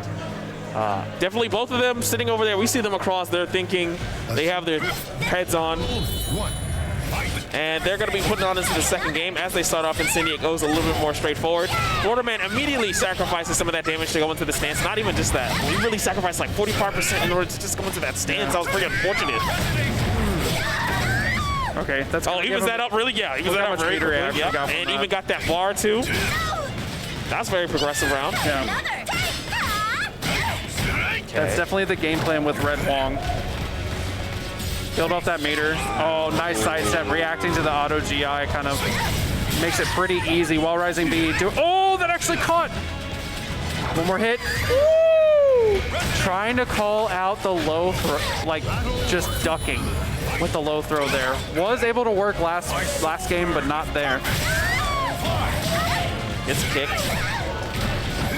Okay, got to deal with that OK option once again. Yeah, we're definitely seeing a little bit more knowledge from Incendiate's side. Oh, but he's already out of there, so that knowledge can go straight into where he fell and into the river. Oh my goodness.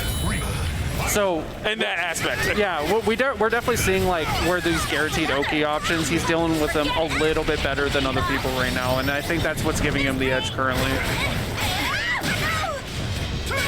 Oh, cross 3B, such a good move. Oh, gets grabbed, crouching, got it. Okay. It does have a 2-2B, and he's gonna be out there. Okay. Okay. Heavenly Slice is a very good move. Okay. Okay. The only thing is you can't let that take the wind out of your sails. You got to keep going in. You got to keep aggressing. Oh, well, these players definitely, they have a lot stronger mental fortitude, I can say, in this game than I am. When I get hit by something in this game, and I don't know what happened, man, I'm all over the place. But so kudos to them for having that fortitude to balance all, like, these moves that's going on, these interactions that's been going on.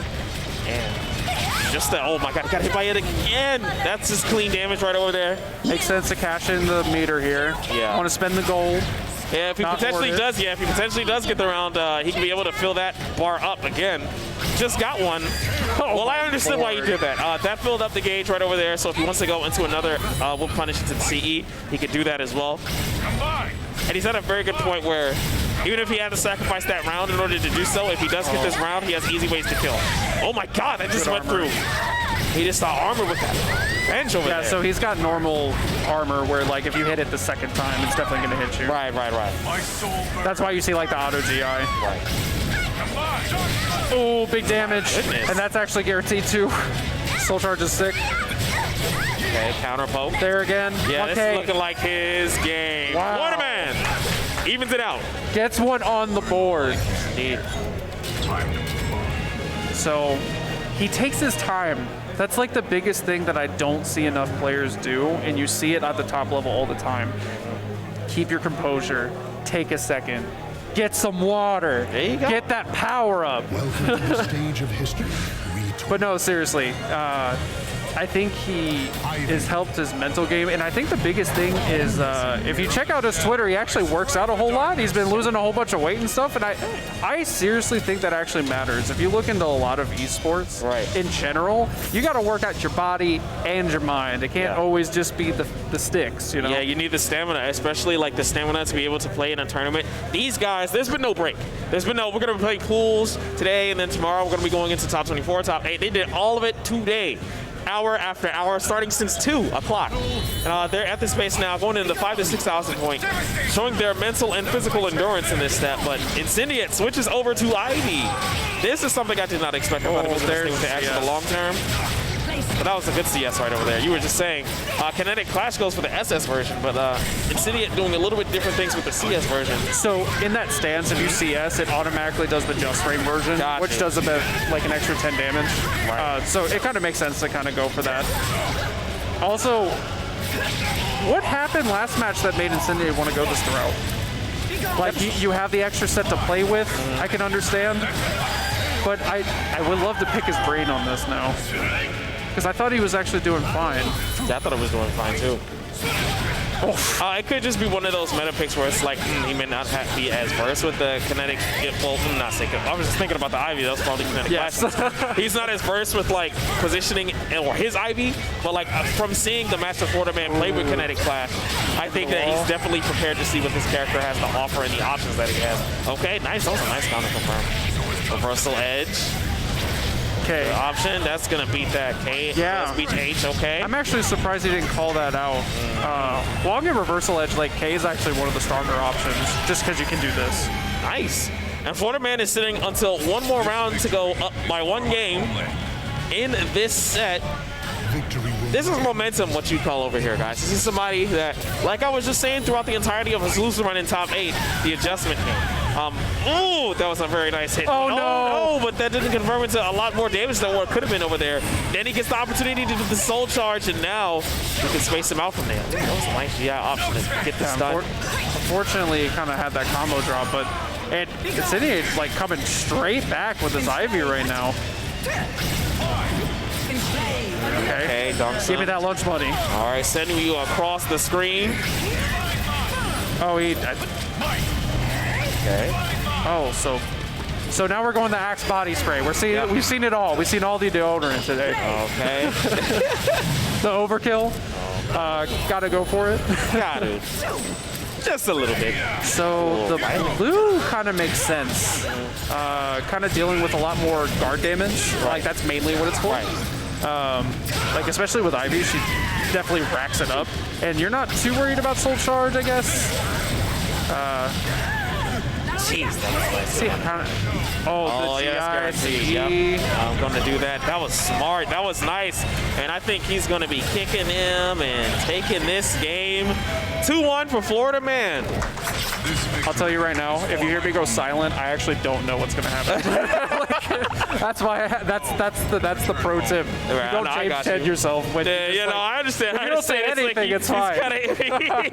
I honestly didn't know because it would scale post GI, and like I said, his CE actually does almost as much as X's, even though it's not I-12. It's like a normal I-16 one. Right. But yeah, able to finish it off there and. I'm not going to call it, but I don't think Ivy was it. And I think Incendiate agrees with me right now. Yeah. Just taking the time. Like I said, he was warming up the Ivy earlier this morning. I didn't really see him pull it out and bracket too much, if at all, because X normally does the job. But Florida Man definitely put some fear into Incendiate somewhere. And maybe we still see it here, kind of a smaller stage. He's going to be able to be range 0, range 1 a little bit more here. But he does have the set to play with. Florida Man needs to reset the bracket first, so he actually needs to win this one, then another 3 out of 5. Yeah. So hopefully, he is not done yet. Hopefully, due to these characters' games, and just generally due to the stage, you know, hopefully Incendiate could be I want to be in here as all times. Probably Florida Man's going to be in here. I'm not locked in here with you. You're locked in here with me. But and I'm looking like at such. Ooh, those are the hit right over there. Okay. Okay, full crouch 3B. Look at all that. So see all that meter gain? That's mainly from the red horn. Yeah. That's gonna matter a lot later. K4. Not the wrong idea, but didn't hit, so didn't get it. Yeah, unfortunately, all this stuff is safe. Yeah. Oh, how did that whiff? That micro step. Oh my goodness. Caught you moving. Where you going? Thought to step? I'm like clenched this whole time, man. Florida Man's winning by the skin of his teeth sometimes. But hey, listen, that's how it's proven. If he can do that. Oh, I don't know about this round though. Yeah. So this is the same time in Incendiate's favor. He was kind of talked to in that round there. You got to pick that up a little bit. Florida Man, you are sitting 2 rounds away from potential bracket reset. Eventually, he's getting the hit. Okay. Guaranteed. Oh, checks him. Kicked in the head. Yep. My soul burn with purpose. Combine. Oh, that hit. Oh, that hit again. Oh, it's big damage. Big damage. Yeah. Punish. Checked him out with that punish right over there. Yeah, unfortunately, he actually didn't punish. So he punished with like AA, but not the CE there. And the K4 again. You notice he doesn't even take his turn almost every time he hits him with that. Oh, there it is. My goodness. The classic. Oh, my goodness. Yeah. There you go. And unfortunately, being -7 puts him in a little bit of a disadvantage for this next round as well. So if Incendiate's going to start bringing it back here, this is the round to kind of do it, to kind of make it 2-2. You don't want that bracket reset. You don't want to give that momentum to your opponent. It seems like Incendiate is taking your advice to heart because he is up like round 1, and if he takes that next round, they won't be 2-2. Really? I think he meant to do soul attack there. Or maybe just did soul charge, I'm not sure. Well, it goes into the hard knockdown anyway, but the soul attack would have done a little bit of damage on the way down. No, that's big damage over there. Oh, went for the guard damage option instead. Oh, but the positioning is now bad in his favor. Able to tech every and he throw ducked right the now, second too. part of that 6-6A. Oh, that's so unfortunate. Oh, and he hits the reversal edge off of that? Okay, well, it's kind of challenging. Oh, gets him to the hit straight. Big damage. Oh, no. Okay. He's going to go into the break attempt that caught. Low. Oh, he went into all that. That's a punish, yep. Yeah. That was like that segment last time where like he had that added move to add to his repertoire. So whether he checked it, you know, kinetic crash, whether he thought he was going to check it earlier, but now Incendiate having the patience not to check it because he knew he was going to commit to that, and then he was able to punish from there. Yeah. That was very smart. It's kind of better to just not take your turn, because if he does do it, you definitely get a punish. Right. If you don't try to take your turn right after. What's the risk of it? Like, you're still defending. You can probably steal a turn, but like, what's you're the worst? neutral. Yeah. Like, okay, I'll just wait to take my turn. Yeah. So it is a good mix-up, but you can just opt out of all of it, kind of. But we see the stage select. I think that's a good idea. Did we just get basically the same stage? We went to Wolf stage instead. So this No. It said the sun's out, guns out. Let's do it. You know, I'm just saying. You know, Wayne's right over here. He has the cleave. He has the blade. Shanghua's over here. She has whatever weapon she's holding in her hand. But we're going into our potentially final game or potentially game into our reset. I'm just amazed to see how far these players are coming, especially for Florida Man, but we're going to see the adjustments. Hopefully, that was a knife punch punish that he made off of there. Get up. Oh my goodness, he actually hit the 4-4B. Just doing jump K. I dig it. Ooh, nice. He seen that from Zephyr way too much. Yeah. Knew that was coming. Oh, 236K getting a good counter hit, good launcher, lots of meter. Playing around each other. Ooh, you put that. Yeah, that was the soul attack I was expecting last time. Did it this time, but hooked him right back up. Ooh, he wanted to do a counter option over there. Didn't get the input that he wanted. He's trying. He's getting pressured into the wall too hard. So this is how kind of Incendiate actually took the last game, is getting in back to the wall here is actually hurting Florida Man on his options. Right. That's a large CE. That's going to be put him in a good position. Knockdown damage. So we got the OK to worry about. Just about the same. Slight edge towards Florida Man still. But no, my goodness. Wait, you went reversal edge. Oh my goodness. So it was definitely smart to go to block mid. I don't think a low would have killed there, but the reversal edge, I'm not so sure about. Okay, going for the cancel options here. Florida Man playing a lot more aggressive, understanding that like he needs to pick up the tempo a little bit here. Okay. Oh my goodness. But now Incendiate is in his flow at the moment. Like you were saying before, he gave him that time to not. Well, My blood boils and is it's gonna be hard to like use this soul charge in order to get anything to. Oh, it's gonna take one or two more hits. Oh my god, he's going full -9. Yep. Went for the stance cancel instead. Tried to go the GI on the option. Not there though. Iron Will actually carries over rounds, by the way. Big damage. Oh, actually get hit with the back turn B+K mix up. That's something that you say for final game of grand finals. I appreciate that. Okay, as he's trying to see if he can prevent this comeback from coming. The side step. And I think we are going to see a new champion. I'm pretty sure. Oh Pixel. no! Just one more mix-up. Pixel. Back text on the 2K. Where is it coming? Oh my goodness! Oh my god! And he's still in it.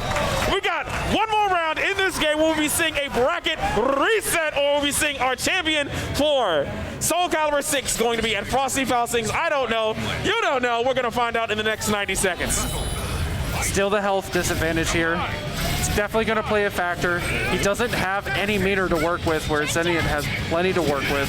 But now you don't have to care about talismans for next round. You use them all this time and spend all of your lethal hits going straight in. I hope you guys weren't tired of Soulcalibur VI action, because this Florida Man is about to reset this freaking bracket right now. Oh my god! Listen.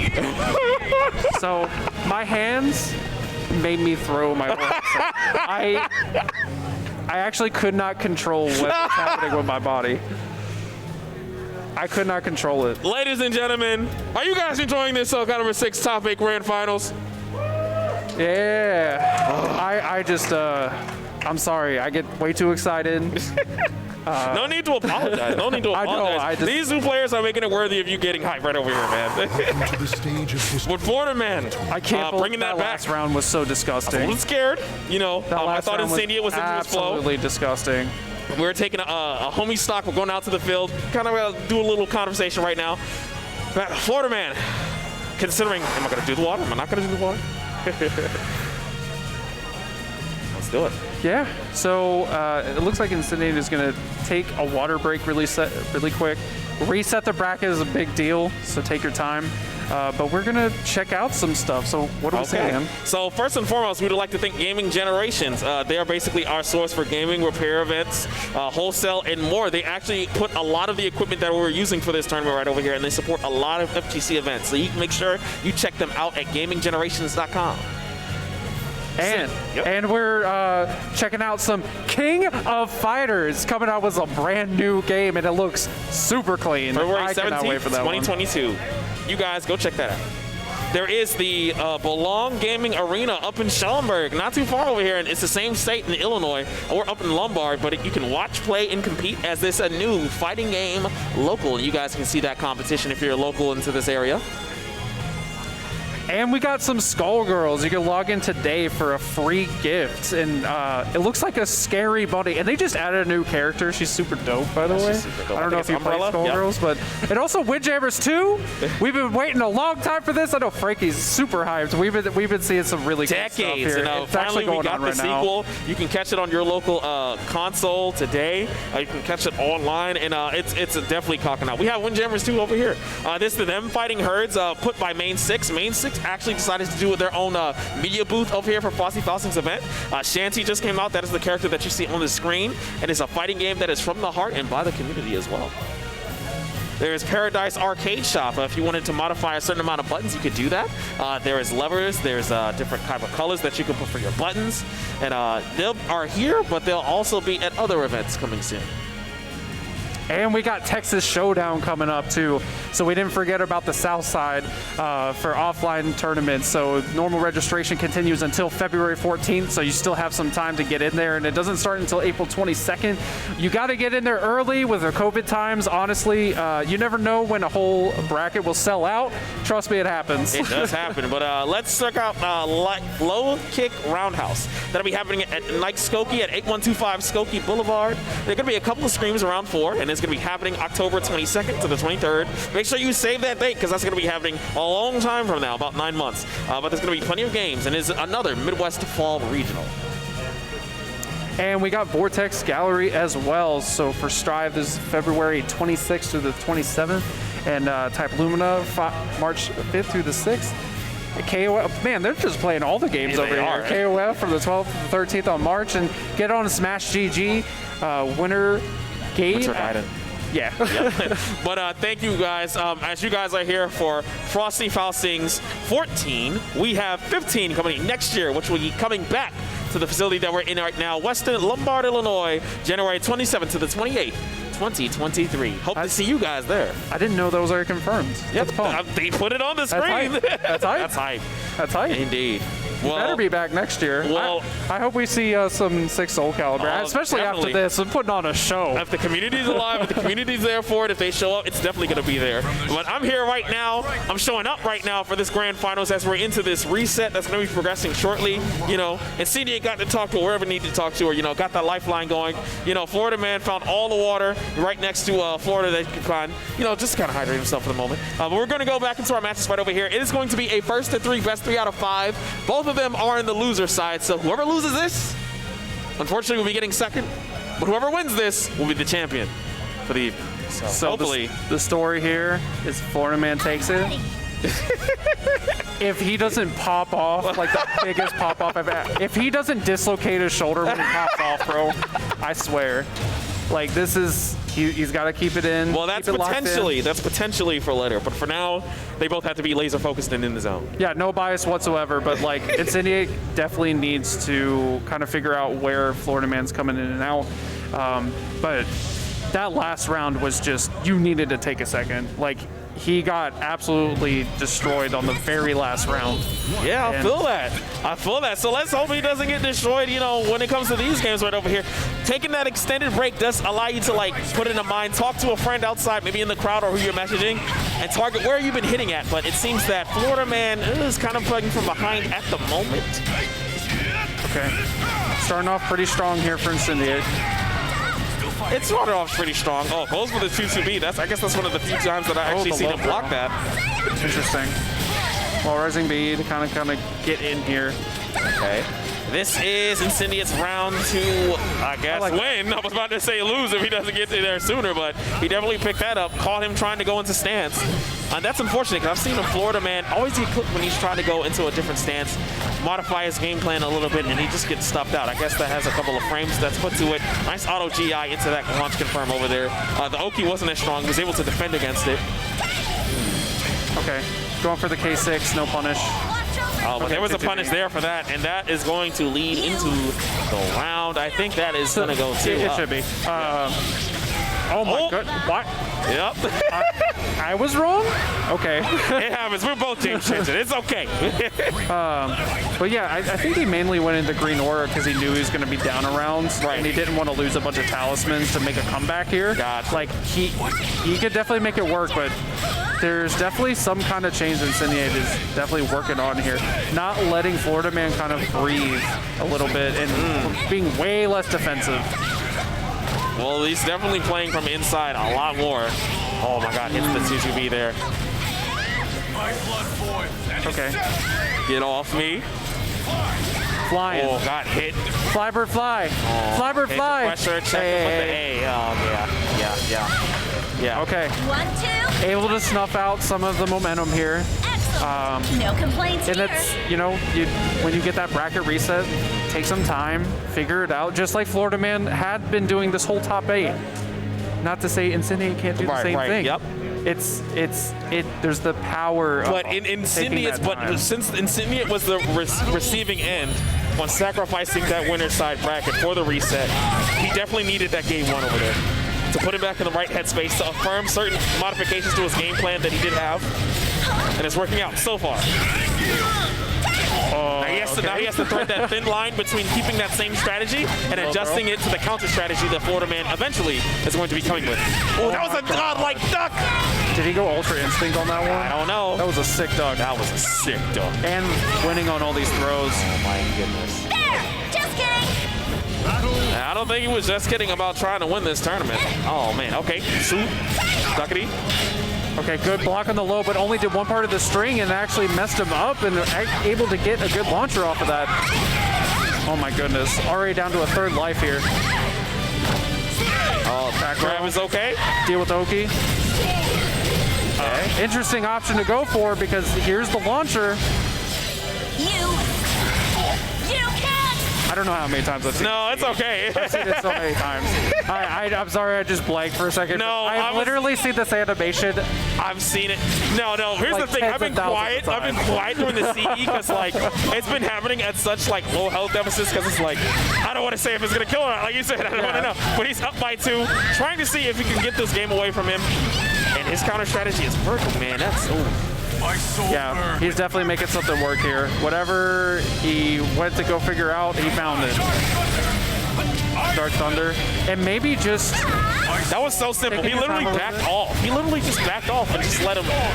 Didn't even deal with the situation. Didn't want to make a mistake. Well, now that he's in there, he's getting hit. Yeah. It's a little unfortunate that Iron Will, like, Soul Charge activation actually stops it from happening because it's technically a hit. Right. So he actually went into Iron Will, went Soul Charge. Oh, here's the big damage. That's the dammy. Okay. There's another opening, and he's going to take that round over there. I dig it. Okay. He wishes he could do that post round, but that's all right. Nice check. Okay. Got the 6B. Okay, just regular KKs. Oh, man. Okay, good launcher. Good launcher. Oh, again. barely missed the wall on that. No check after that. Side steps. Ooh, yeah, it works in that case. That was a nice check on that. And this is, this is Florida Man's round to lose now. Nice. Okay. Making the comeback here. But that's that game adjustment that I said Florida Man was so strong at. But Sandia basically took 2 rounds by going up 2 rounds right there. That was so weird. Okay. Where is Guess I go red. No, he's not going to use the round. Lethal hit. The lethal hit. Oh. It's because he's minus. Oh, gotta hold it. Going to Soul Charge. It's party time. Just kidding! He actually is holding back, but there it is. Florida Man answers back on 1-1, even it up once again. Will not be forgotten. I don't know. I was kind of scared. I thought Florida Man woke up the baby. I thought Incendia was just gonna come out. I saw those first 2 rounds he was up, and then Florida Man was like, no, I'm still here. He woke up the crybaby. He literally woke up the crybaby. You're welcome. Welcome to the stage of history retold. You got to be quick on your feet, man. I dig it, man. No, but we got a couple of games coming. Hopefully, we can stretch this all the way out for at least, or at most, 3 more games. To see who is our champion. We may have an interesting amount of momentum switch, I want to say, in this game. I think this game is going to dictate the pace.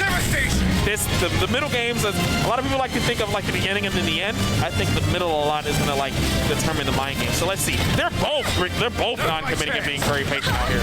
If you actually go around that mindset, that means Incendiate kind of has an advantage in that way because it took the first one. Right. So it's like now readapt, now readapts, now readapts. Whoever gets the first game. Yeah, but whoever gets the first one is always on top when it comes to Okay, here's a throw. Ooh, went for the wake-up option and back to people stay. Okay. There it is over there, and that's gonna kill it, yes. Nothing too crazy. Like I said, Incendiate kind of clapping back here. I don't know if it's gonna be for long though. I couldn't say consistently for sure. Wow, that actually hit that. Okay, going for the big damage here. Lightning Storm, plus frames. He's in Try the to wall. challenge it. He had to deal with the plus frames. Now it's his turn. Checks him again. A little less mistakes going to Florida, man. I like it. They get hit on the little back step a little bit. Eyes put it in the corner. Oh my goodness. Oh, he's got to deal with the wall pressure now. Oh no, Able he to doesn't get have out. to deal with it now. Yeah, That's safe. Oh, but I don't know what he did there. I don't know either. I know. The only thing I know is that he did get hit. He didn't hold after it. He either maybe didn't have enough frames to step, but Incendiate able to squish that out. But again, we're seeing the clap back here. The readaptation kind of going back. And just, it's crazy. Because like they're both hitting so hard on each other when they're winning.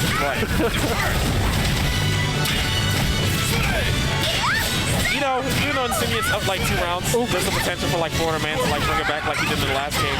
Like, I couldn't tell you like who's consistently like has like the reads. I think they're specifically even on like what the player likes to do and like positioning themselves very smartly to where the mistakes are very small and in between. But like at this level, like the mistakes, the small ones,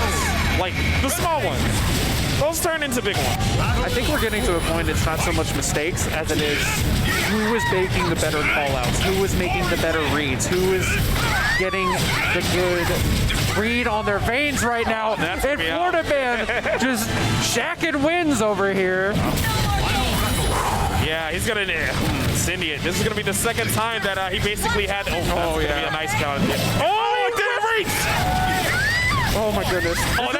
That's a mental thing. This is just a catch up. If that doesn't get to his head, I don't know what will. Honestly, that was just a catch up on the life total. That's the difference because he is -9, so it's not like he's out of the woods yet, but he is going ham right now. 4-4-8. That was not a counter hit, so you get punished, sir. You can't stop me. I can understand it. I can understand it. He truly thought he got the counter hit. That's a way. He didn't even have to CE. That's like super minus. That's hella unfortunate. He thought he had the counter hit because on normal hit you can't do the third part of the string.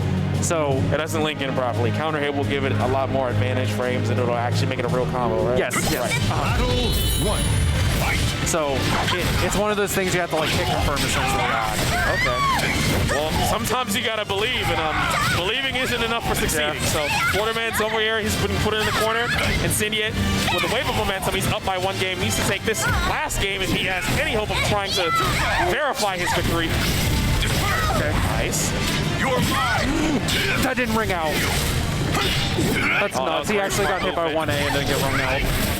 Okay, nice. Going for the throws. Catches the back step. Yep. Launch. That's one more. Yep. One more follow-up. Good kill. Trying to snuff out the flames. Incendiate wants this tournament. He said, "You've had your fun. It's my turn now." But this is different. It's not like, okay, I'm here. I'm in the safe side. I'm winning. It's just like, oh my God, I could potentially lose. I have to turn up. Yes, sir. My blood boils. Doesn't want to give him back his turn. But his back is against the wall though, so and he doesn't have the health to play. And he got thrown even, so. Honestly, he has been guessing right on the throws so often. There's a lot of throws that are landing for Incendiate's favor. Wow, that hit with kick the was one forever. Well, there's a little mix-up. You can cancel just into a mid. Ah, so yeah. Oh my God. I thought he had the whip on his lock. Going back to prom. Okay. Oh, doesn't finish it. Interesting, but that actually threw Back throw is going to kill. Back throw is going to kill. Back throw has a lot of damage. That was a very good position where he was able to do that from. Oh my goodness. If Florida Man's able to bring this back here, He's done it 2 times already. He's done it. Well, we've been to a 2-2 situation where he's been down by 2 rounds.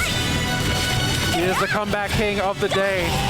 Oh, just raw launcher, Yeah, but raw launcher here's the CE, gonna put you into cuts. Solid stuff. You can't stop me! Do you give up? Now he's in range for that again. And Sinid has another bar, especially if he... There it is. There it is.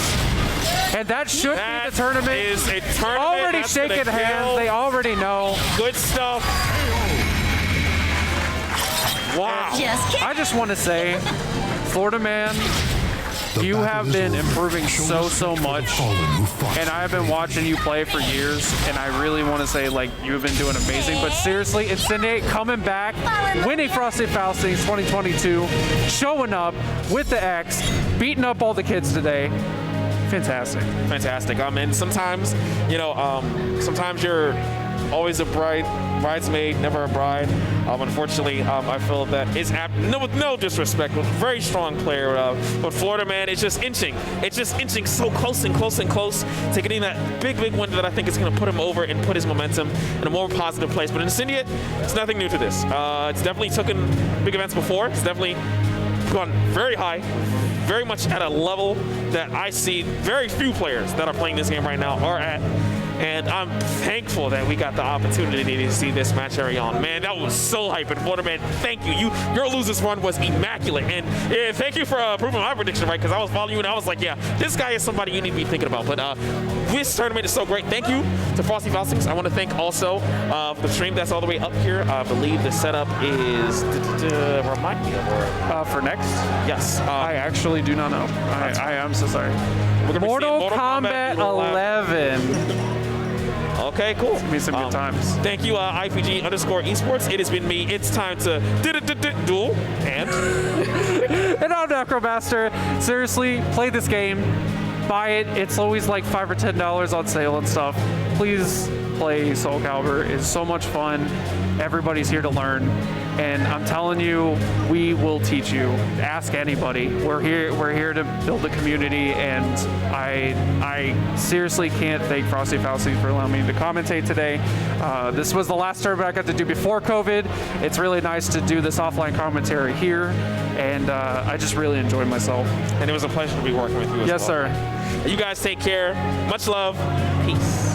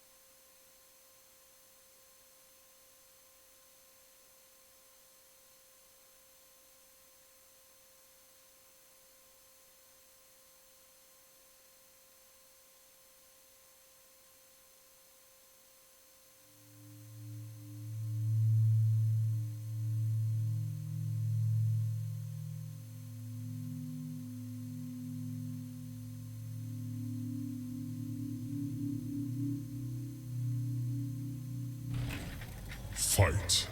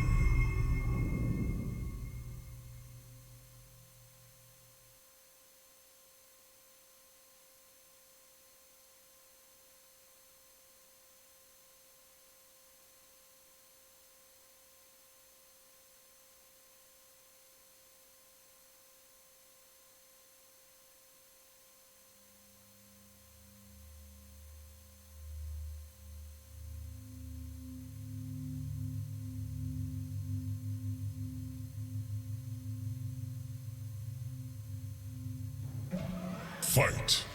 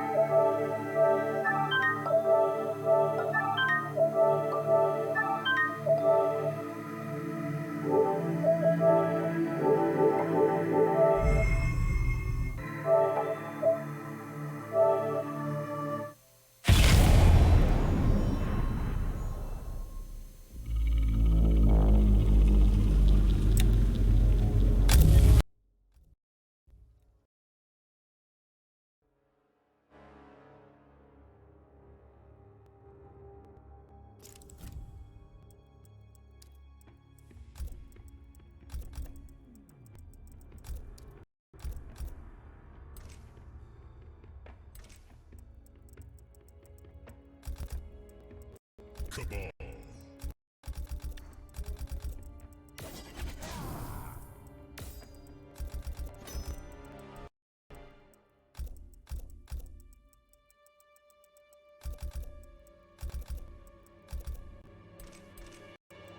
Cetrion.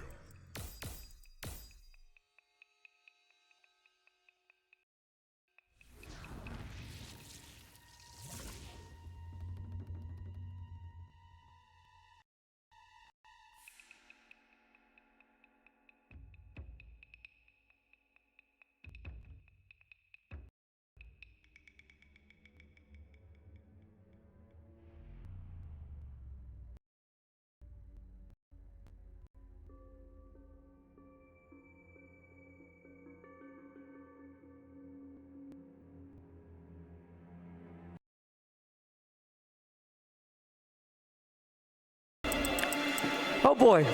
You see, this is just the easiest part of my day, right? We've been running games, Soulcalibur, Mortal Kombat, doing my thing as a player manager, and this is my safe place. I'm joined by the lovely Saki. This is New Generation Florida, coming with this old man to bring you commentary for this top 8 of Mortal Kombat 11 at Frosty Faustings 2022. I can't believe we're back offline again. It's crazy of being in a year of a pandemic, and now we're back online, or offline rather.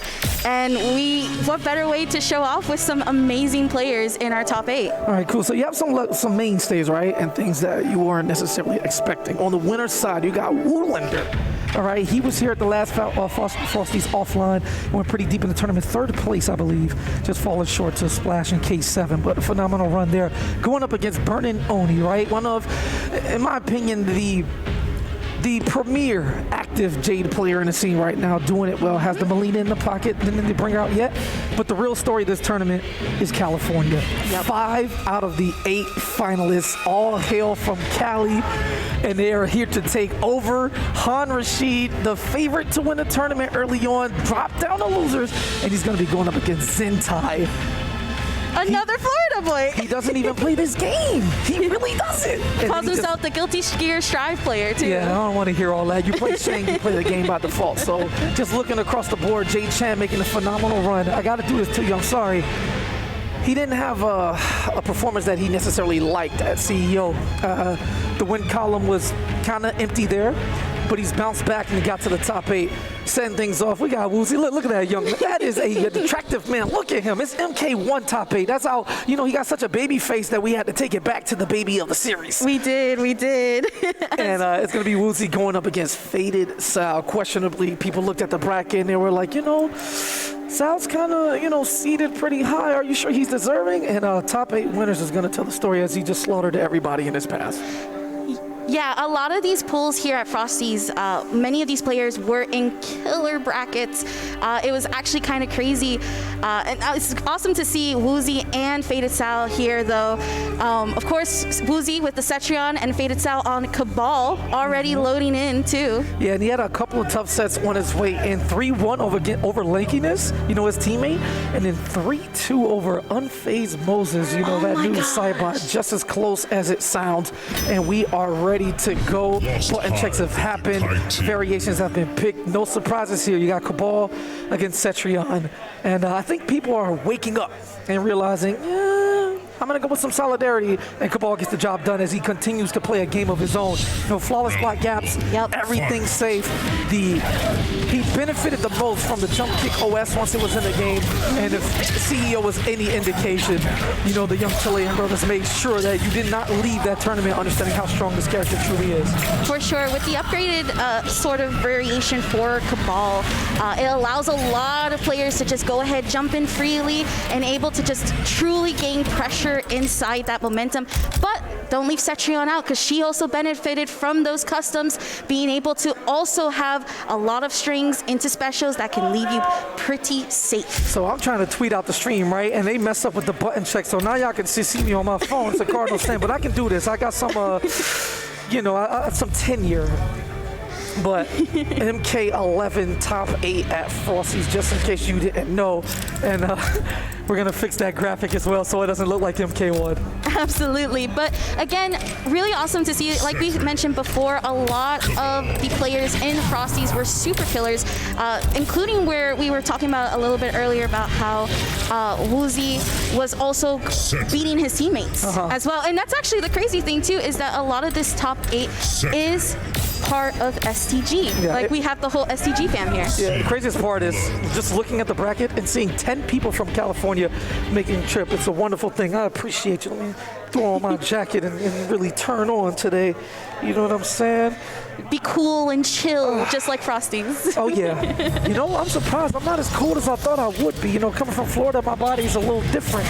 But I think we've evolved. We have evolved Have you over a time. shred of virtue? And here we go. Inches are going to rock. That would be no. Only greed, then. I don't think I've seen this headpiece for Cetrion. Personally, I think she has the best gear in the game collectively, as much as we hate her. But as far as the neutral is concerned, you can go ahead and throw it out the window. Cabal controls the air with that gas blast and his wonderful jump attacks. However, this Cetrion teleport, combined with Luzi's patience to understand that he's going to chip away at Cetrion doesn't necessarily have much of a damage department. It's going to be an interesting look to see what happens when it's an up-close game. Absolutely. And here we go. We're going to actually see Fadasol try to somehow get in, and we do get in with some pressure. Again, those strings are safe. Trying to zone in, goes for the jump in, and there we go. Let's get those opties. Goes for the reset here. Yeah, not quite. She was in the air and he didn't get his attack off, so she did recover. One of the things about Cabal and the patience in Cetrion, it's fine. The payoff is worth all the time in between is any touch leads to 300 plus damage from any angle, any pickup, any button. Cabal is just efficiency in a character all around. Absolutely. And again, with a character like Cetrion that has 950 health, here we go. We're going to see that jump kick goes for the down one right now. Going to try to get off something from those safe strings. Blocks the rock wall. Oh yeah, big rocks. It's early on, baby. We got to save the environment, but not today. Down 4, poke to get in between, trying to keep Fadasol at bay, picking up on his tendencies and how he plays a counter poke. Oh, the breakaway. Jump kick OS coming through to save it. 10 seconds on the clock. Big time tech for Fadasol. Chip damage territory, trying to build up as much as he can. And what? No, Woozy taking an unnecessary risk with the fatal blow. Oh my goodness. And that fatal blow. 1 second, 163 health, and 1 round in favor of Fadasol as Woozy cracks under the pressure here in round 1. Could be a story to tell. Let's just pay attention and see how it falls up in other clutch moments. Okay, using the interactable to get the jump kick. Not going to be able to fully convert into the speed, but that's all right. We got Woozy, though, going ahead for the restand and actually throwing in the corner. Yeah, very scary throw there. Spinning a bar to get, 189 damage. It's not the best as the buzzsaw hits before the helping can connect. Full combo pickup from Fadasol, and just like that, everything Woozy just did was instantly negated by one combo that came from Fadasol just jumping around. Oh, this is going to be a crushing blow. A big mistake on Fadasol's part. Probably did not notice about the defensive meter to cancel. Yep, had no resources, got shimmy because he wants to press. Woozy's picked up on that as well, and now we have a wonderful back and forth. Yeah, this is really good right now.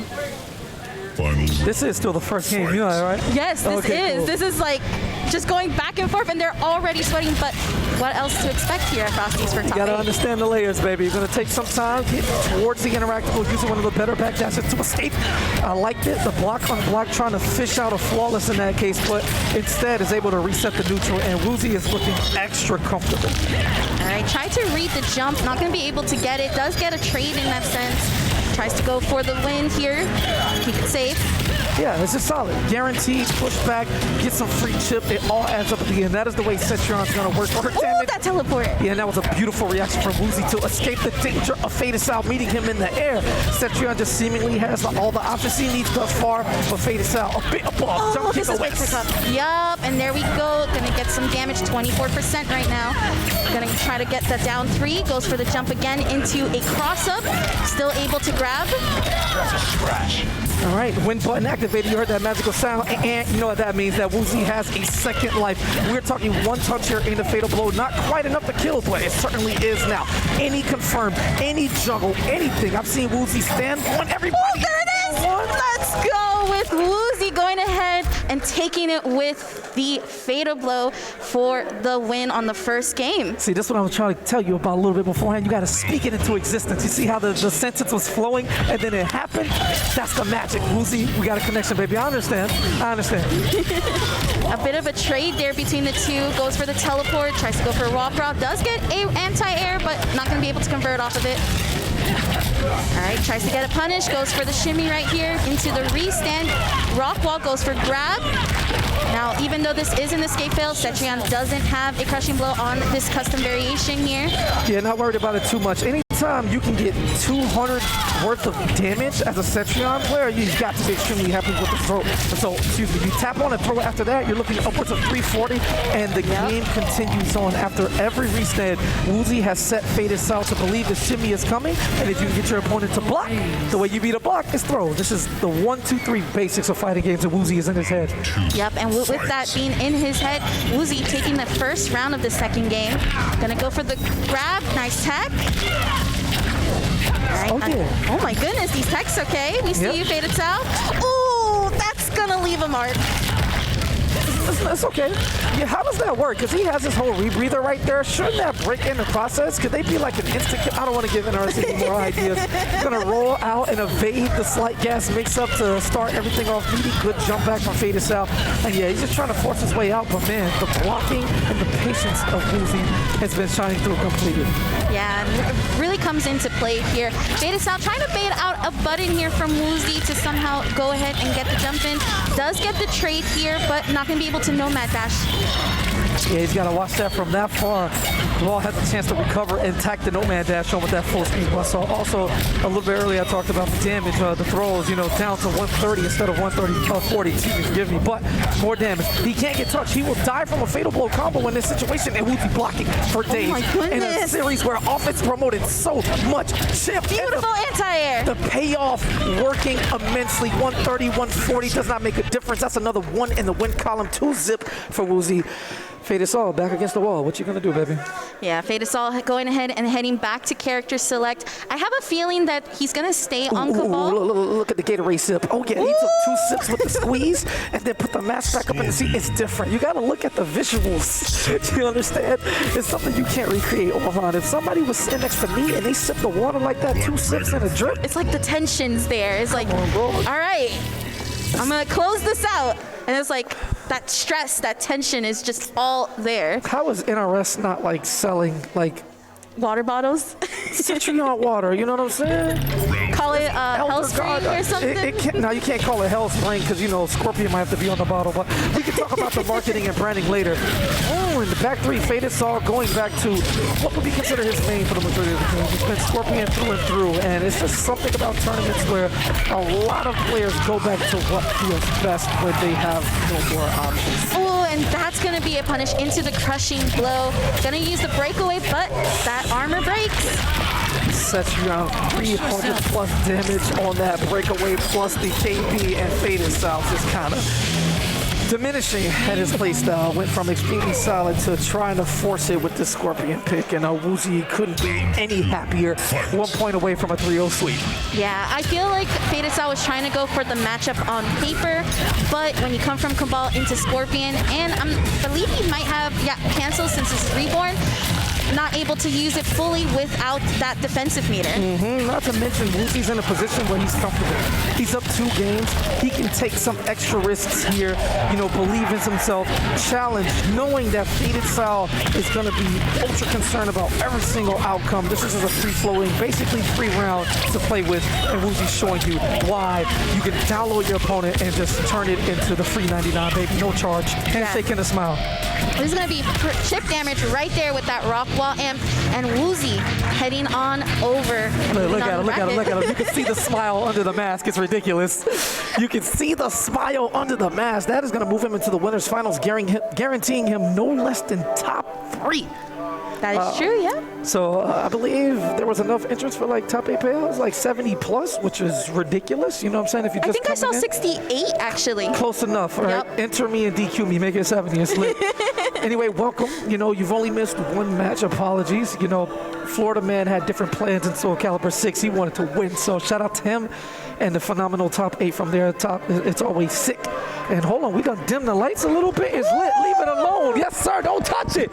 Don't touch it. Leave it alone. Dim the lights. Keep it nice and intense still. Just a little bit. You got to make people feel comfortable and they get real silky smooth in here. All right. So coming up to the stage next, my favorite Jade player to watch, man. This is Burning He's my favorite Oni. too.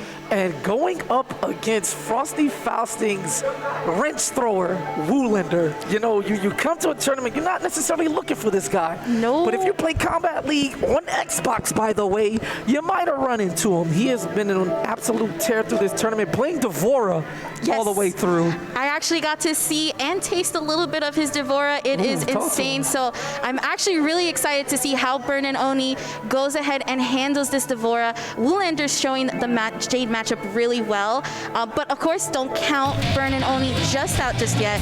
Again, really strong Jade player, one of the leading Jade players right now. For sure, current active best in my opinion. And Woolander has just been dipping around. He said, you know what, KP, bro, like when Customs came out, I just got bored.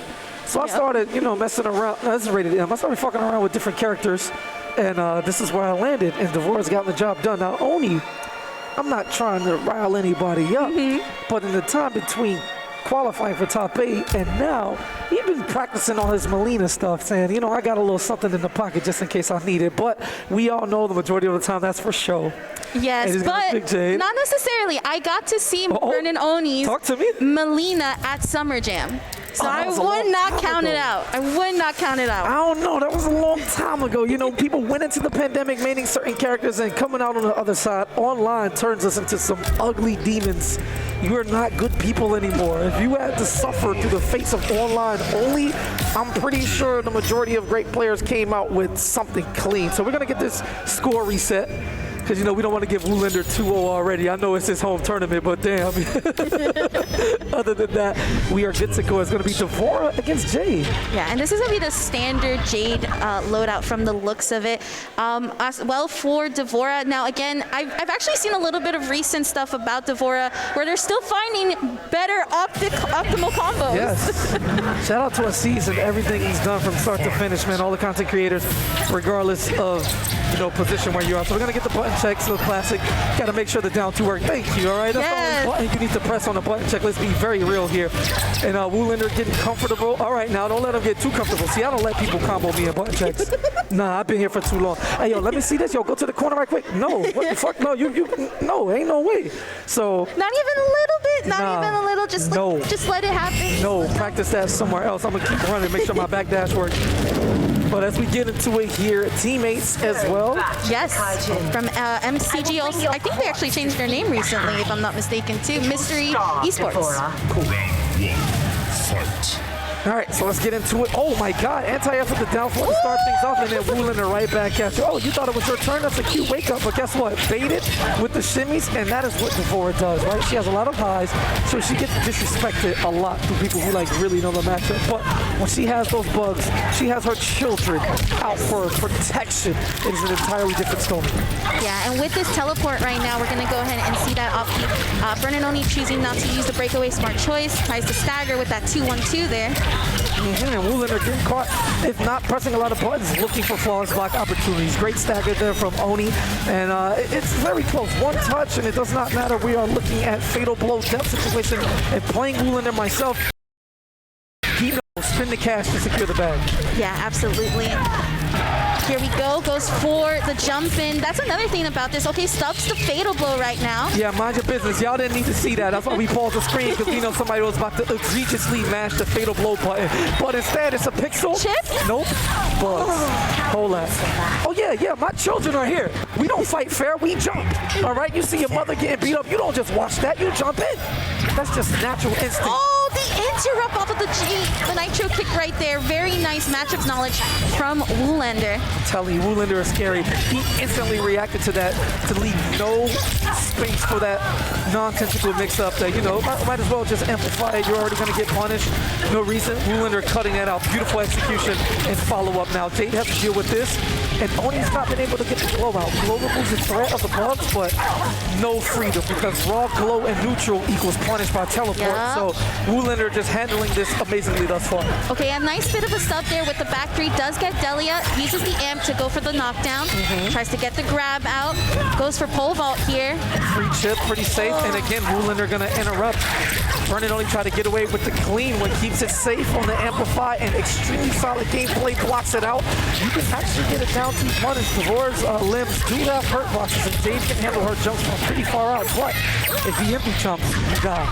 Yeah, and here we go. We're going to get that far throw right there on the back throw. Goes for the forward to seal the deal on this round. Beautiful. Just enough cap under. Ruler throwing out that poke, probably looking for the ovipositor cancel, but when it didn't reach, you got to hold that, baby. You reach out T. Okay, catches with the air glaives, goes for the down two to keep it simple.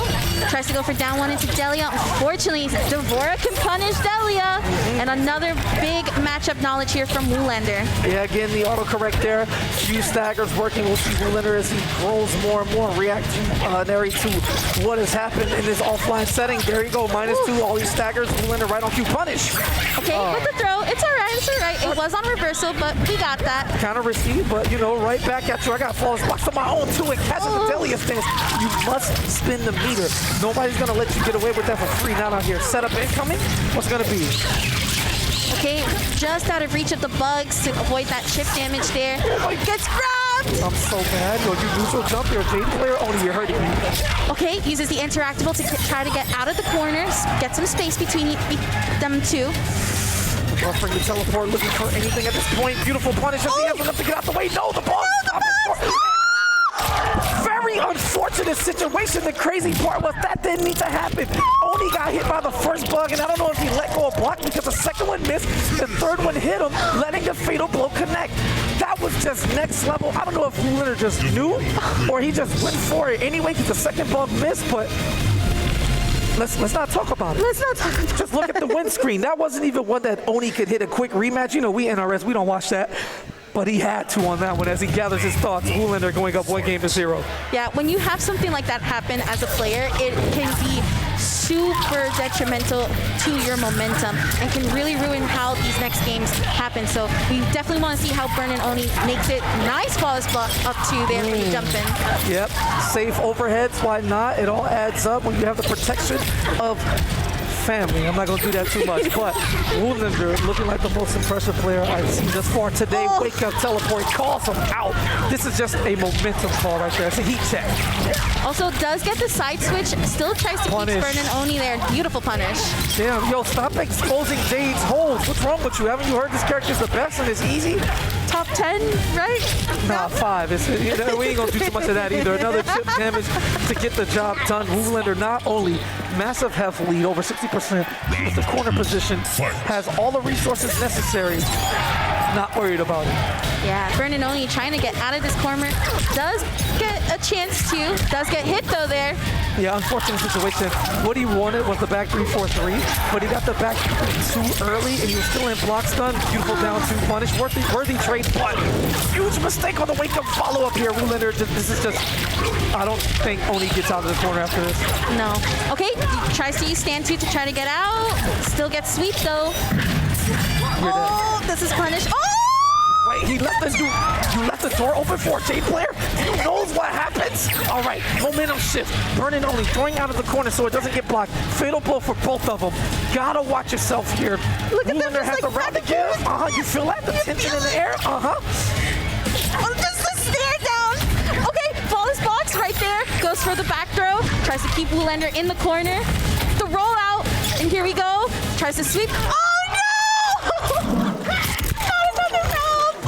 Damn, that hurt you personally, didn't it? No, while you gather yourself, we'll connect on as Woolander takes a commanding 2-0. You thought Woozy's performance was the best? Woolander said, hold my beer. I'm from here, you understand? The Midwest is my domain, and I am looking to defend. Came up short the last time we were here. K7 show off taking that, commanding victory. Beautiful tournament, but Woolander, he didn't forget. He woke up. K7, actually, speaking of him, he fell early. Yes, it was here. J-Chan, right? Yeah, that took him out of the bracket. And J-Chan on a tear all the way to top 8 himself after going 0-2 as he bounces back and goes to top 8 here. Crazy. It's wild, just the level of competition that is here at Frosty's. Burn and Oni taking the chance. I do hear our queen, Arcana Melina. Excuse me? Who is our? Me. Oh, you singular. Okay, because you don't have to do commentary. We can get you out of here if you want to celebrate Melina next to me. Says the katana player. Yeah, I don't know who you're talking about. You see that model? You know that's Katana, right? Katana's so bad that they made another one. That's crazy. Yo, buff Katana. Anyway, getting into game 3 here and Oni committing to Melina. That's it. No turning back from here. And Woolander still has the whole roster to deal with. No punish opportunity, but reversal throw. Let me take a lick. What it tastes like. Actually, I don't want to know. That's Devora. Yeah, that's Devora. Okay, has the Rolling Thunder variation here. Going to go for Stabby Scotch right now. That's that command grab for Melina. And wait a minute. I don't know what it is about it, whether matchup specific or not, but Burning Oni looking infinitely more comfortable in his offensive approach, taking it and having it his way with Woolander looking lost for the first time in this match. Yes, absolutely. And we're going to go for that end throw there off of that string. Tries to down 2. This is not Jade's down 2 corner. Hey, listen, man, once you play Jade, that down 2 DNA is with you forever. It's but for reals. Oni is looking like an entirely different player. It's only one round, and we hate to crown people so early, but flawless blocks on the mids, gets the punish on the call out. This is Melina, that 4-1, phenomenal button. You know, very useful, very utility, one of her go-tos. Backdashing, staggering it up, and Woolander in big time trouble here. Melina's movement seems to be a better answer as she scurries across the stage forward and backward faster than Jade ever could. Yeah, absolutely. I'm definitely noticing that this is probably one of the reasons why Burnin' Oni is looking really good, able to just fully space out and backdash and get out of Devora's range. Tries to go for that forward 1, gets the down 2 crushing blow. Just quit. You don't need to see it. You know what's about to happen. That's an L. That was free. Hello? Is that the same person on the controller from the first 2 games? Because that looked like something totally different. I would like to point out that you doubted me from Summer Jam for Burnin' Oni.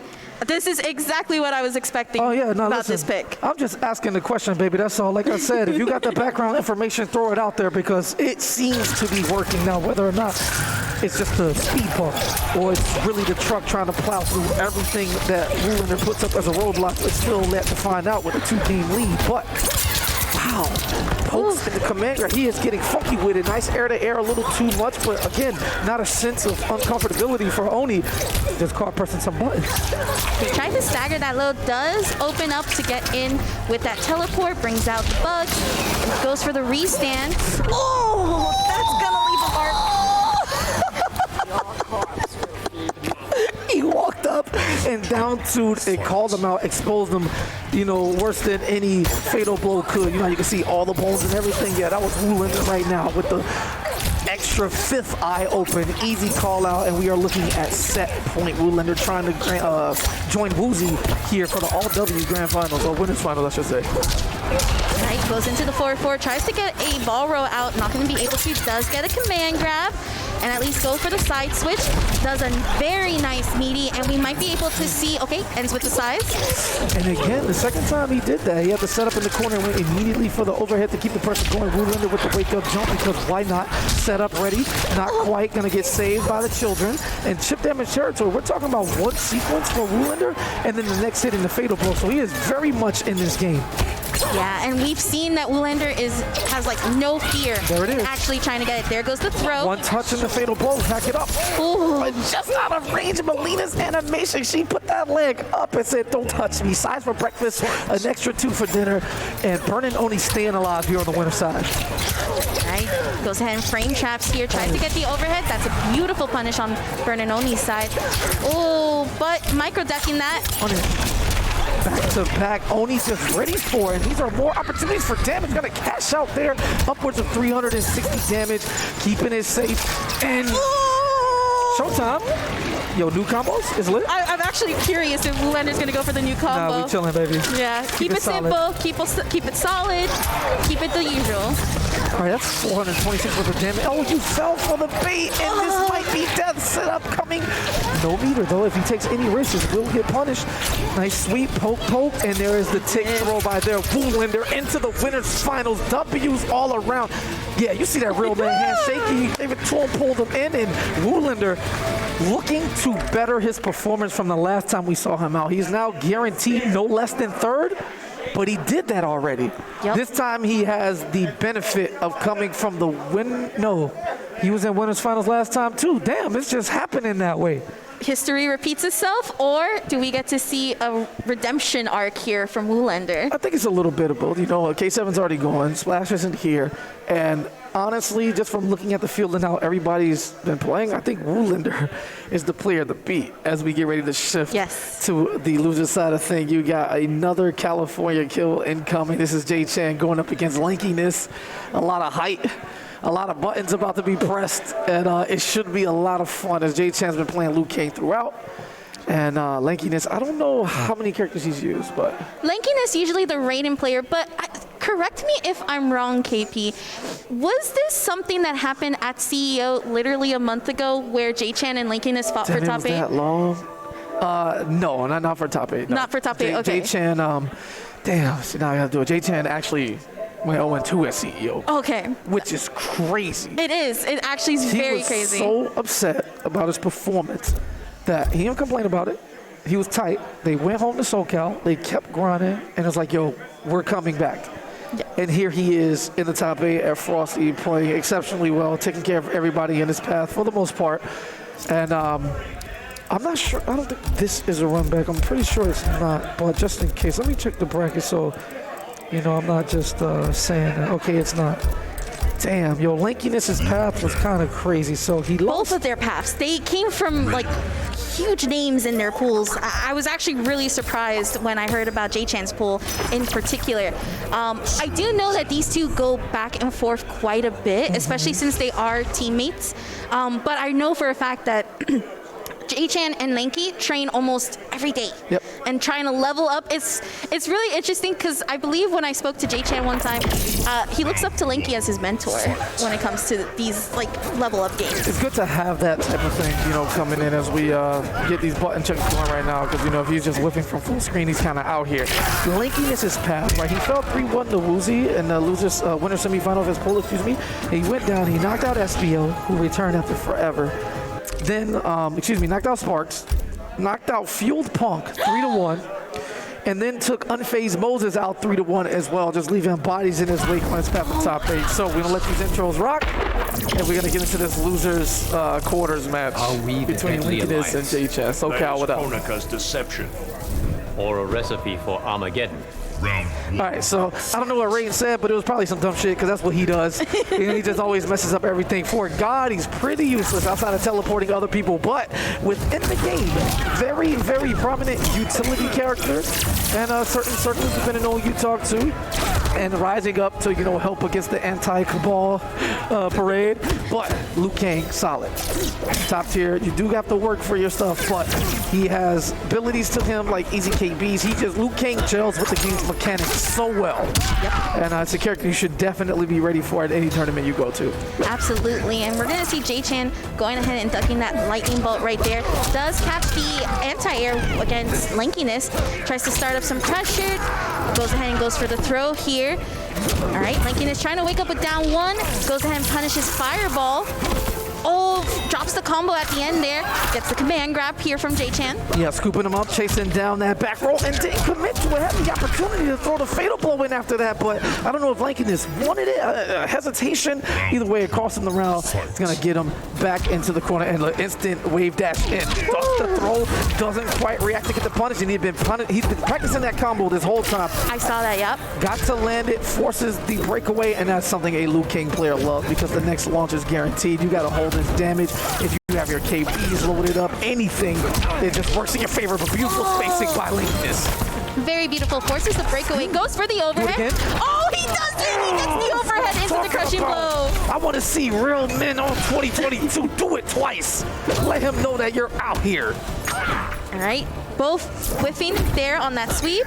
Goes for the grab here. J-Chan trying to come back from this health deficit. And love the instant wave dash after the block to get extended range on that throw as Liu Kang uses his character model for it. Flawless block, not trying to take any additional shifts necessary, but instead runs into the straight fireballs. A great option is a projectile at that sweep range because it's very hard to react to. Now, this isn't going to kill, but this is going to be really close, and now Raiden has to play the game. He has a teleport available to him, but does J-Chan immediate fireball? Does he dare risk it? He does not. Instead, goes for the buff. Up. Yeah, that buff can also help with the chip damage if he chooses. Ooh, very close here right now, and there it goes with that advancing move into the Thunder Wave. Or Storm Cell. Yo, that was so like not dramatic. He didn't really get a chance to let the neutral build up. He just came with the 4-4 big knee. Challenged him this time. Knows he was looking for the read on the teleport option. Beautiful flawless block. He's calling him out. He's baiting J-Chan into pressing buttons during his gaps so that he can get the blocks and reversal throws. No confirm there because he didn't have the meter to launch. But again, you still want to add that damage on. Yeah, absolutely. Here we go. J-Chan trying to carry Lanky into the corner. Goes for the plus string. Tries to jump. Oh, you're ridiculous. For a reversal back to you just don't care. And again, some rated players don't care, Gaby. Like, I don't know what to tell you. They be wild out here. Yeah, you touched on this earlier. They do have this personal thing where they just know each other. So you tend to see more reads in those type of games because there's a deeper level of understanding immediately out the gate. The layers being built throughout the match already start at like Yomi level 5 instead of 1, and now you just die. Flying kick, hold that, you're done. Chip damage, easy meaty for Liu Kang in the flawless block to save his life. No chip necessary. Gave himself a window. Went for the big read, and J-Chan called him out. Hold that. I knew what you wanted to do. I told you. Again, you can tell that they've gone back and forth, and we're in not layer 1, layer like 100. Yeah, Frey, that flawless block to save his life by juicing that chip significantly was exceptionally clutch. And once he fired off that back one string, it just became a 50-50. You just have to commit to an option one way because you can't afford to block afterwards. And J-Chan, another call out. Beautiful. Taking advantage of the highs, the second hit that string, and then calling him out. Up 2 to get it going. And yeah, this is what I'm talking about. Steamrolling. This is what Liu Kang does best. Nice the command grab game down 2 there. All right, some staggers here coming from J-Chan's part. Catches the fireball with that opening. Doesn't quite get the conversion, but instead goes for the throw. All damage is good damage, baby, especially when you have the positioning. Beautiful anti-air. Here's an opportunity to escape the lankiness. Down 4 and the low fireball just wrong to cut. I mean, if it worked, it worked. Okay, tries to go for the grab. J-Chan not able to get the kick in just in time. Okay, really good stagger. Teleports in place. That's interesting. Yeah, probably just wanted to play with them animation-wise. Teleports into the corner, also interesting, but we're going to leave that one alone. Godlike decision followed by questionable decision must be the classic. Round 2. Sometimes that happens. I've seen a couple of Raidens try to trick and cross mine there, but it happens. Yeah, nah, leave those games for casuals, all right? We played in the top 8. It's going to be a salty flight and car ride back. They came together for one of them, so it's going to be a lot of pain in my life. Gets the throw, takes it out, and J-Chan looking extremely solid. Drops the throw so he can duck the second half of that string, which is a high after the back one. And that is why Lankiness is starting to go to that forward one play. This is game come out with a second hit that isn't a high and force J-Chan to re-evaluate neutral options. Yeah, absolutely. We're going to get that launch going. Forces the breakaway on J-Chan. Very nice meaty there. Flawless blocking here from J-Chan's part. Avoids the throw with the sweep. All right, I got to go for the tech there. Rather not give him an opportunity to get the crushing blow throw loaded up. This is something you just don't want to deal with. Yeah, that's cool. Back throw out of the corner, no big deal. Take the throw. A common thing in fighting games nowadays, especially when all the modern games have these crazy comeback mechanics and a big time call out. Gets the stand 3 starter because he knew. I'm surprised we didn't see the fatal bolt there. Okay, going for the forward throw here. Tries to zone it a little bit. Teleports out of the corner. Oh! Into fatal blow with an easy hit confirmed on J-Chan's part once that opening happened. Yeah, so you have to go back to the drawing board. You ask yourself, if you're like this, do I deserve this? And the answer is yes, because he got so passive and so conservative in that round with a huge life lead that all he did was allow J-Chan chance after chance after chance to figure it out and get that one hit. But what he didn't understand or adjust to is that on the path to finding that one hit, J-Han is getting a throw, a free throw, some chip here, and next thing you know, you're in fatal blow death territory. You know, no lead is safe when a game has such a comeback mechanic that it's basically guaranteed. Let's keep it real. Yeah, and again, with a character like Liu Kang, he can make that comeback. Also, I'm not really seeing a lot of crushing blows being used immediately on J-Chan's part, and he's just loading them up to get to that last round. That's a very common thing that Liu Kang players do to allow them to get that comeback mechanic, not just with that fatal blow, but the whole kit in its entirety. Yeah, big time cash out. You know, he's just chilling, about to laugh to the bank. And by the bank, I mean like the 5th place game. We'll figure it out from there. J-Chan commanding 2-0 lead, rated. And the first time we saw him, man, back at the reveal on this very stage, he had a default costume on, which is still sick, by the way, but Yeah, man, it's a long time from, watching Rewind display rated for the Worlds for the first time. And Jay Chan here just ultra familiar with this matchup and is cooking. Yeah, and we're going to see Jay Chan try to react to that Raiden teleport there. Going to throw him back into the corner. You're going to stay there. Don't be coming out of there. Beautiful far teleport, keeps itself safe. Trying to bait out a counter hit now. What Lankiness should do is take the data from what is happening every time after the back one string. If Jay Chan is continuously blocking. Oh, and a beautiful reaction there from Jay Chan. He was going to try to slip the teleport in there. That's exactly where I was going in. Jay Chan ready, back to back. Yo, it's red like a book. This is Jay Chan's game to lose, and I don't see anything stopping this momentum. This is insane. Yeah, this is really good momentum for Jay Chan as we try to get to set point here. Let's see if we can get that pressure going. Beautiful ducks to the storm cell. Oh my God. Gonna load it up instead and try to get an opportunity to get this breakaway out of here and then go in for the kill. Yeah, this is big time trouble. Didn't go for the amplify. I'm not sure what's happening there. Jay Chan, like you said earlier, not cashing in on any of these blows, leaving the door open, delay to get the duck on duck, and This is the start. This is where the bad things start happening. You unravel, you fall apart unless you can close it out. Now has two decisions to make. Beautiful evasion, another throw, and now we're talking fatal goal territory, right? If Lexington gets hit and beats a KD, he's gonna wake up with crushing blow. Excuse me, fatal blow. Not only that, I'm not sure you noticed, but Lankiness does have a throw crushing blow loaded as well for Jay Chan. Jay Chan having to try to recuperate here. Play again with these reactions. Gets opened up. Okay, third time the charm's gonna get the jump attack into the down two. No, he doesn't go for the guaranteed stuff. Has a chip damage situation here. Only has to touch him, but he's playing. Oh my God, he's playing because I'm conservative again. So conservative, big time mistake avoided, and he left the door open. Maybe Lankiness has a flair for the dramatic, and he just wanted to act like he was dead. Play possum. But let's take it one game at a time, ducking that high. Beautiful space. Yeah, if Jay Chan is going to be able to take this round for that final game here, okay, flawless block into the punish. There we go. Gets the bicycle kick, crushing blow. Plus, he's got a condition and catches the button. Opportunity rings. Yep. No. Wake up 1-2 into dragon kick. Tries to sweep it for meaty. No, he confirmed again. He tried to throw it. Lankiness looking to cash out. Instead, he's gonna cash out in 7th place, whatever that plays. I got you, bro. Let me give you like $7. It's lit. And you could probably buy a water or something like that. But again, welcome Frosty Faustings 2022. It's the Mortal Kombat 11 top 8, everything 3 out of 5. You know what I'm saying? Brought to you by the folks over here at IPG. I play games. Tweet the stream out, share it out. You know what time it is. You have only missed the first 3 matches thus far. As a recap, we got Woolander in the winners final taking it 3-1 over Burning Oni, who switched to Melina, so you might see more of that later. And we had Woozy 3-0 over Faded Sal with Cetrion. It was looking exceptionally strong. So after that match, we have one more side on the losers. It is going to be tournament favorite Han Rashid. Yes. Who fell to Burning Oni, by the way. I did not know that, actually. He did. He's going to be going up against our guy, Florida Boys, Young Zentai. You know what I'm saying? Excuse me, Young Zato.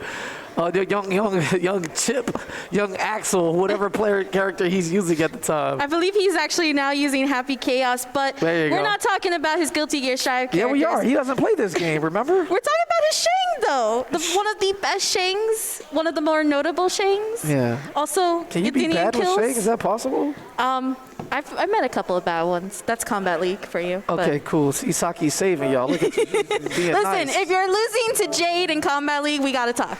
We just gotta talk. I don't want to get too deep into that. We just chilling right now. Han Rashid just looking to cook. Somebody who plays on field. You know what I'm saying? SoCal's finest, I would say, off the top of my head. I got to thank everybody. Forgive me if I can't, but Han, super exciting player. He's one of those guys who, when you look at the timeline for, let's just say from MKX and now, whatever, who are some of the most exciting players to watch? You have to have Han in your list because there's nobody else like him. He plays with that signature SoCal feel.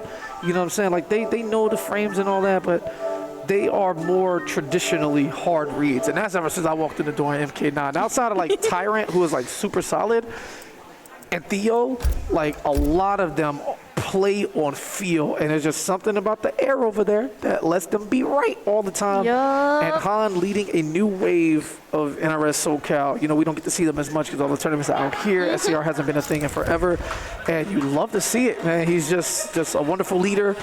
De facto, you know, even if he's not trying to, he just is, and his Fujin is exciting. Yes, I unfortunately did not get to know Han Rashid before MK11, which honestly a tragedy because I would have loved to see more of this player beforehand to see just like the level up and the growth.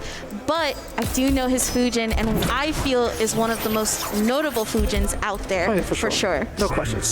Another character who's growing in popularity as people will just realize how much fun they have with him and how satisfying it feels. We're gonna get Shang from Zentai. Yep, and it looks like. Yeah, by default we do that. Yeah, one coach, 1 minute in between games. Huh? Yes, you can. I got you. Yep, thank you. Yep, 1 minute in between games or before, for sure. So Han just wanted to, you know, decide. He was like, yo, Kippy, are we doing the same rules that we basically do? Yeah, absolutely. So he wanted to let me know that Dark Jack is his coach. You know, he'll be coming in for 1 minute in between games or like before, you know, it's lit. I always find that that's really interesting as a player, just especially because that 1 minute can really calm your nerves and actually just take the breath that you need, regardless of the momentum you have, whether you're winning or losing. Not to mention, some people are just better at visualizing and analyzing what is going on from a spectator standpoint. You know, they might not be the best, but Han can definitely confide in his guy who may know him as well, and that's something that's a very underrated thing. Some people like to have the discussion whether or not, like, how they feel about coaching and like fighting games, but they definitely, it should be a thing. Literally all sports and all esports have coaching. Yeah. Like, let the game grow and be good as it can be, you know? So you dedicate that, and, you know, we'll go from there. This is still button check. Zentai doesn't need no help. He throws skulls, the end. Like, you know. It's the zoning master himself. Yeah, you're going to tell him, yo, throw more skulls. Like, no, I know. Like, Zentai's the nicest dude you'll ever know. Quite honestly, I will say Zentai has the master plan of an obstacle course. If you want to say, hey, let's create an obstacle course for MK11, but like in real life, literally just look at Shang's game plan and look how Zentai plays that. Again, for me, one of the more notable Shangs in MK11 for sure. All right, as we slow down, we get to our final opening match of the top 8 here at Frosty. And Han Rashid, the signature Fujin, right? His thing is the ability for the wind to carry him. His back dashing, his forward dashing, his wave dashing, the air, the ground.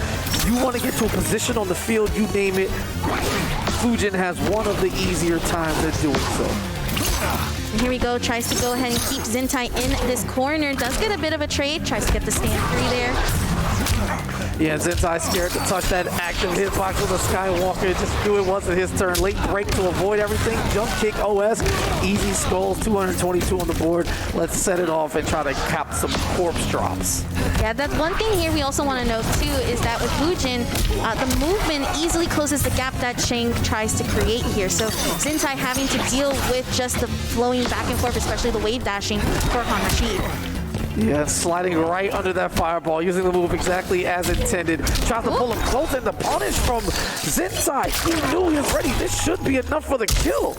Yeah, I believe this is actually the optimal way to get it, so that kill might happen. Oh no, it's killing. We going up top. Maybe breaking that neck. Oh, 6% right See, there. James Shane was supposed to be here, and he didn't come, so he passed the curse to me. No pun. And Han he is invoking fear in Zentai, trying to pay something. He runs.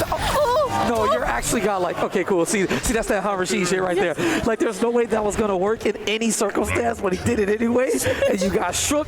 But Zentai does not. You know what I'm saying? He literally has Zen in his name. It's just a part of the character, baby. It's just that perfect calmness there, keep it cool, collected, and confident as well. But we're going to see Han Rashid right now trying to keep Zentai in that corner. Gonna get punished though with the Hell Sparks. Yeah, and after all that, you know, those baby hits, not quite much, as Han is having his way floating around, gets the flawless block, reverses the throw, escape failed, activating the KB, and oh, 2 can play that game. Well, let me show you something. Actually, no, let me not show you something. I just did a slide, no cancel. I don't really think Zentai's Fujin is up to anything as he morphs back in the shade with the quickness. Okay, that was a very nice crushing blow there from Han Rashid. Okay, blocking the Soul Steal. Beautiful stand for anti-air. And there you go. We're going to have this first game tied apiece. Zintai trying to duck here. Goes for the body drop, unfortunately miscalculating the distance on there. Here we go. Yeah, instead of just taking his soul complete, he's going to take a little bit of life. 2% ought to do. All right, I don't need to prove myself to you. Meaty slide up front. Going to get a punish here? Not quite. But Han did block, which extended his hurt box forward, and was able to get that throw to connect. Corner pressure, tried to get it down too, but a little too late. We all know how strong jump kicks are in these titles. Yep, especially Shang's jump kick too as well. Oh, okay, we're getting opened up by the mid. Okay, beautiful. Tries to stop the wake up jump there from Zintai. And it's not the worst option in the game either. If Han commits to more than just the back one string itself and Fujin starts living, that is a full combo punish. So it's not quite the traditional means of getting it, but the way MK11 works, you know, you have to kind of throw neutral on his head. Oh, and gets the crushing blow off of that string. Unfortunately, it does not pop up, but at least creates this cross up that we're seeing here. Nice anti-air. Goes for the throw to keep Zintai in this corner. Ooh, and that was loaded the whole time. He loaded that at the end of the first round, by the way, and elected to keep it. And he's going to do his practice my wave dash thing, making the most of that fatality screen. You love to see it. And one of the better, you know, outros. Fujin's such a sick addition. This is a DLC character done right.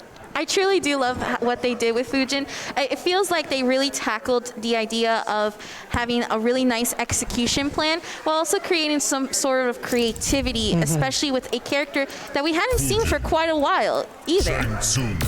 Well, I thought he was going to make a trip to RoboCop, you know what I'm saying? No fun allowed. I'd love to see it. Why not? Zin does have a RoboCop. Of course he does. He plays scumbag characters with projectiles. This is, you know, it's in him, which is crazy because he's like the nicest person ever. But he's not a very nice person in game. Fighting games allow us to express a side of us that the world doesn't quite know about. And we're going to have to do a background check on Zentai to find out a little bit more. I don't trust him anymore. I don't. All right, let's see. I believe Zintai might have gone for the shapeshifter custom variation here to deal with Fujin. It doesn't seem like the zoning was going to work out. We're going to go ahead and get that throw going, though. Brings out the bodies. Yeah, the damage just wasn't as satisfying as it could be. So you see him starting more up close, trying to challenge Fujin a bit bold. And as he get caught pressing buttons, that is guaranteed follow-up there outside of a flawless block. Or he could have been late to the party. Either way, Han is taking advantage, has the life lead, and is now forcing Zintai to chase him down. And imagine having to chase Fujin. Goes ahead and uses a slide to get out of the corner and then get that side switch to keep. Oh, into the Ermac lift right there. Okay, stop. Listen, Zintai, if you want to be God, just say it out loud. You know, that's what we do in this scene. That was absolutely ridiculous. Who cares about your evasive maneuvers number 47? I'm Zintai. This Ermac lift has an insane that was very big brain right there. And he knew what time it was. Okay. There's no way you just anti-aired with that, Han. You're the best ever. And we both of these are like contending back and forth. Like, hey, I know matchup. Hey, I know matchup. Let's just go back and forth. Okay. I see what he was trying to do there. Does get the flawless block into it. Yeah, that was all frustration right there. Zintai coming out of the transformation. Han looking for the punish on that frame, that availability, and then Zintai immediately going for a wake up fatal blow. Yeah, he's definitely in an uncomfortable position. Yeah. All right, we're going to get the back throw right now. Try to get some space here. Goes for the bodies. Han Rashid trying to close in here using the Skywalker. Forget to cancel. All right, down for the skull, something new. Just trying to get the bait out here to let Han know he can't just move however he wants to freely. Spends all the resources, gets the early jump. Boy, wow, that was very Injustice-esque or like Sub-Zero-esque. You know what I'm saying? Everybody can't really do that and still get the combo. But Shang in the driver's seat for the first time in a long time. Han Rashid down to about 40% health, and he's been down before. Yep. All right, does get the conversion of the air-to-air. Tries to go for the mid here. Get some space. Tries to wave dash. Love the call out. Jump kick OS. Won't be enough for the kill, but close enough. One touch territory and goes for a throw. Very dangerous with low health in MK11. Oh! Opportunity strikes, and I love the idea about one of the better auto shimmies in the game. I'm not sure. He was looking for a very cute, meaty option. We don't need those skulls. Put him back. Chip damage territory. Beautiful flawless block from Han. He jumps out. He's afraid. Zintai can't close the door. Doesn't know what he wants to do. gets staggered for the step, and that is exactly what happens to poised, controlled players like Han Rashid. Oh my goodness. So many opportunities for Zentai to go through the door, and he didn't even move. He was stationary, pressed the button here or there, and he had no game plan. And when you have no game plan, you get exposed. Absolutely. I want to take note of how just stand your ground Han Rashid was there and really trying to capitalize off of the struggle that was just happening there. Now, again, what happened in that round could definitely change the momentum for Zentai. Has to play it cool here and keep up with the usual game plan. Goes for the Soul Steal right now. All right, so no fear, because Zentai has shown us absolutely nothing with every individual Soul Steal. It's not something Han necessarily worried about. Gets a throw punish there, which is sick because he had that wave dash available to him in fusion form. You know, Shang doesn't quite move that fast. So damage is damage. You know, it is what it is. But right now, your back is to the wall. Great confirm from Han to not continue out the whole string and set himself up for a punish. But man, his defense against Shang is so solid. He just feels at home. This is the first time we got like a full combo, and he wasn't even allowed to complete it. Yep, that breakaway allowing Han Rashid to actually punish Zentai for making that choice. He's gonna punish this one for trying to challenge that Shane jump kick. You better learn, boy. 265 worth of damage. Beautiful flawless block. Doesn't want to take the huge chip from the corpse drop at all. Slowing it down. Old man versus young man. Whoa. And this is gonna be enough for a death. Gonna go into the restand to get the fatal blow. It's gonna be close because of the scaling, but this is death. Yeah, this is 100% death. Really nice. This is actually one of my favorite fatal flows in the game. Yeah, sick. Sick. DLC character done right, man. Fujin is insane. Round 2. Fight. All right, and this could be set point for Han Rashid. Good start. You got about 10% out of there just off the power of the corpse drop. Nice cancel. It was pretty delayed, but a bigger call out from Han, and he just knows. Zentai's just outclassed right here in every way, but the jump-ins are working. It might be something he wants to look into continuously until Han can prove consistently enough that he's ready to punish it. Yeah, we haven't seen really Han Rashid actually going for the anti-airs on Zentai because it's just been stubbed. All right, goes ahead and cancels Skywalker. Goes ahead and switches side. Baits Zentai to actually get the air-to-air. I actually hate it here. Yo, Zentai, my mind is messed up too. I understand you, bro. I feel you.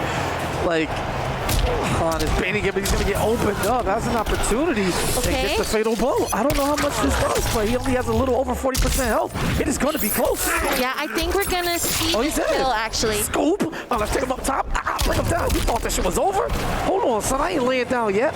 As Han looks to the sky, it's unfazed. He's like, okay, I slipped. He got around on me, but with no fatal blow, he won't have access to that kind of damage again. Zentai's going to have to outplay Han as he circus jumps over the poke. He didn't even do an attack. He didn't do a follow-up. Han is out here flexing, and that is also one of the problems. He does like this swag, and sometimes he gets carried away in it. For sure. I mean, who wouldn't when you're like Fujin? But okay, we're going to use the interactable to try to get a trade here. Okay, goes for the mid. Unfortunately, going to get frame trapped into that throw. We're going to get the far throw into a body. Has to use back two there from Han Rashid. Tries to close in and shimmy Zentai right now. Yeah, this is just pure solidarity. So you see what happens here now.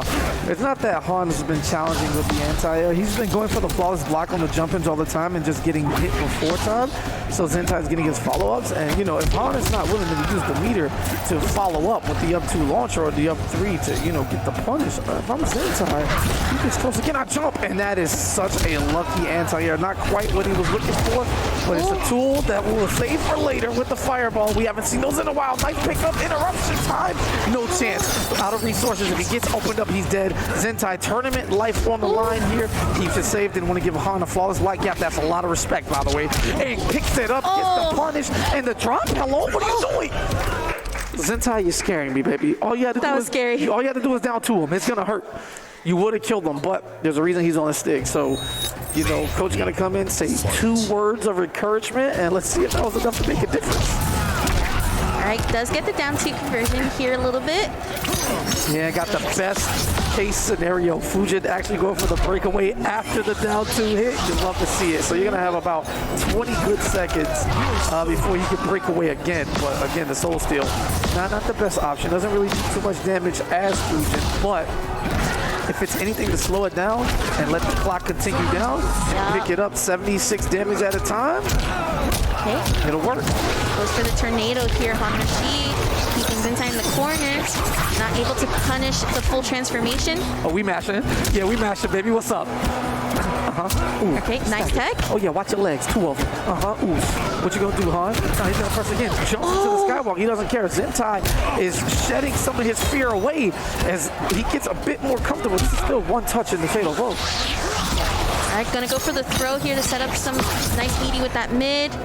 Has to play very careful here. Han Rashid trying to create some space. Able to get that last hit there. Oh my God! Yo, you do know that if Zentai blocked that, that could have been a down. Why you think Han just looked at me like that? I looked directly at him because I knew that was some Han Rashid shit, and he gave me the head like I'm so glad that worked because that was absolute death, a throwaway of a round of the unnecessary variety. Maybe he was looking for a jump, but hey, look, if it worked, it was the right decision. Sometimes you just have to have that confidence in the risk itself. And we're seeing Han Rashid trying to take care of that confidence here. That's SoCal, baby. They play on field. Empty jump, looking for the throw or high mix-up. Zentai trying to send a Hail Mary down to big time trouble. No breakaway. Lucky drop for him. Still very much alive, getting checked. Can't move. Just wind everywhere. It is not your turn. Falls block. I mean, it's cute. Oh, he got recovery from the back three. Stood up right into the Skywalker. This is just ugly. Okay, tries to catch Zentai jumping there, able with the mid. Oh, tries to skywalk. Okay, at least we got out of the corner. That's important. Yeah, he's gonna be fishing for that big lunging string, trying to get a KP out of here. And the interruption, that was reactions. Han Rashid. Yeah, he don't want to see the fatality, bro. Let me get out of there. Let me get out of there. He dropped the fatality too. I know y'all heard the down too. I did actually. I did. I just want to make sure, I know I'm not alone. I want to make sure the chat is riding with me, but that is going to concede the first 4 games here. We ride till midnight, baby. We got a way to go. So we're going to get the next and losers 5th. It should be Faded Sal going up against. Forgive me, chat. Let me just look. I got like 8 brackets in my head. So loser of B. Oh, it'll be Burnin' Oni against J-Chan and Han Rashid against Faded Sal. So yeah, let's get Burnin' Oni to the stage. Burnin' Oni and J-Chan. All right, let's get y'all up there.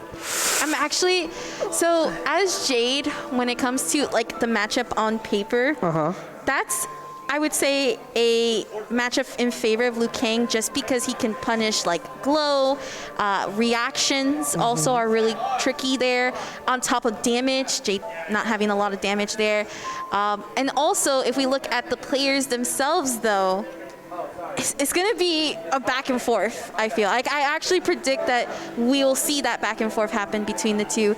And I'm curious to see how Burnin' Oni goes ahead and handles the player that J-Chan is. Yeah, see, this is all momentum, right? So if Liu Kang is firing on all cylinders, you know what I'm saying, no pun intended, that is one of the harder offensive onslaughts to even slow down in this game because we talk about how he has the ability to load the KBs up. You know, once that throw is there, once the bicycle kick is there, the threat of down 2 is there for literally every character. Like, it gets out of hand. And I just, as you look at it, it is the business hour. 3 O's and 3 1s everywhere. Nobody is trying to see a reset or a long set, either cook or get cooked. And here on the production side of things, we love it. Straight to business, make it clear, make the statement too. Again, this is Frosties. This is probably one of the first offlines coming back. What better way to set your mark right now? First one of the year. First one of the year. For sure. Yeah, we had good performances at KIT. Phenomenal CEO. Everybody saw what happened there. Continuing with more gameplay in the offline setting here. And while we don't know what could possibly be next, as if it's slowly try to set their standards and requirements and everything that's going on. I want to give a big shout out. I know it's only day 1. Yep. But I haven't, I'm not exaggerating. I have not seen a single mass down person. I haven't either, and it's awesome. The respect is so high here. Yep. You know what I'm saying? Everything's been good. Everything is running well. There's just this is just a phenomenal tournament to come to, period. It's my 6th one or 5th because we missed a year or whatever. But come. You know what I'm saying? They run 50 games in 2 days. It's insane. Crazy and insane, but I love it. This one's actually my first one, and I could not be any more happier to make it my first one. Beautiful. And also shout outs to the staff for also the testing measures as well. I think that was probably one of the highlights for sure. Yeah, on absolutely. it. Can't get in, no entry, baby. All right, so we're following up. This is now losers quarters, right? 5th place game. Got Zinta. No, we gotta get these names updated, baby. It's Burnin Oni 007 in the player 1 spot, and he is going up against Jay Chan. This is a button check, so we got time to get those names updated. Don't worry, chat, be easy. We'll be right here with you. Absolutely. Again, this is on paper a bit of a matchup that is in favor of Liu Kang, but we are talking about Burnin Oni and we are talking about Jay Chan. 2 players that can make the comebacks happen. I think the really crucial thing right now for Jay Chan, though, seeing how he was playing with lankiness, he has to cash out. This is a character that you should be able to cash out on and not have to worry too much. He doesn't have the damage to keep up. Yeah, there's always been discussions back and forth between both communities about how this matchup really goes. Again, it's a likely thing, right? If Liu Kang gets up, he runs from her. So he has to come to him. There's not much she can do when she has to chase you. You can dodge all the glaives. Everybody should be flawless blocking air glaives by now, but you know it is what it is. But when you overextend like that, that is something Jade excels in. Big pull, you understand that she can use it in multiple ways. Just watch what you're doing. But if you know the recovery is so high, and even with the second hit of that string connecting, she's so negative that Liu Kang's gonna get that punish every single time. Yep. Right. Going ahead and using down 4 to stop Jay Chan from wave dashing in. Does get the back 2 into the hit confirm off of the extended string. Easy work here. Big time troubles. Gonna bait it out. Using the flying kick to get in. Can't afford to take anything, so has to come with some mix-ups. Takes the biggest risk and jumps at Jade twice. He could have died like a million years ago, but I respect it. Oni just keeping it safe, looking for his flawless blocks, and shipping Liu Kang down 1 place at a time. Yeah, Oni's trying. Okay, we have a flawless block up 2 there from the jump in. Goes for the grab here for Jay Chan. Gonna try to keep this pressure going. Now the up close game is a little different, right? As long as Jade has the ever so present deadliest dance, you never know. Every poke turns into a mix-up, and that is what makes her exceptionally good in this version of the game. However, with all of the highs and everything like that, the frame's just not the best. Gotta watch it, because all it takes is Jay Chan to duck that follow-up blade once, and that is a crushing combo. Yep. Goes ahead and anti-airs with the fireball. Oh, into the down 2 crushing blow. Ooh, I'm feeling things on this table. Oh, I gotta call my wife right quick. Ooh, that down 2 just hit a little bit different. Glows up, doesn't want to deal with fireball shenanigans. Flawless blocks the glaives, taking no damage, taking his time and jumps at Jade, gives the game away. Burnin Oni, beautiful patience, beautiful punish, and one of the more damaging fatal blows in the game. But back 2 in the fatal blow is like upwards of 400 easy. Yeah, I would say so for sure. No, like it definitely is. It just is. So good.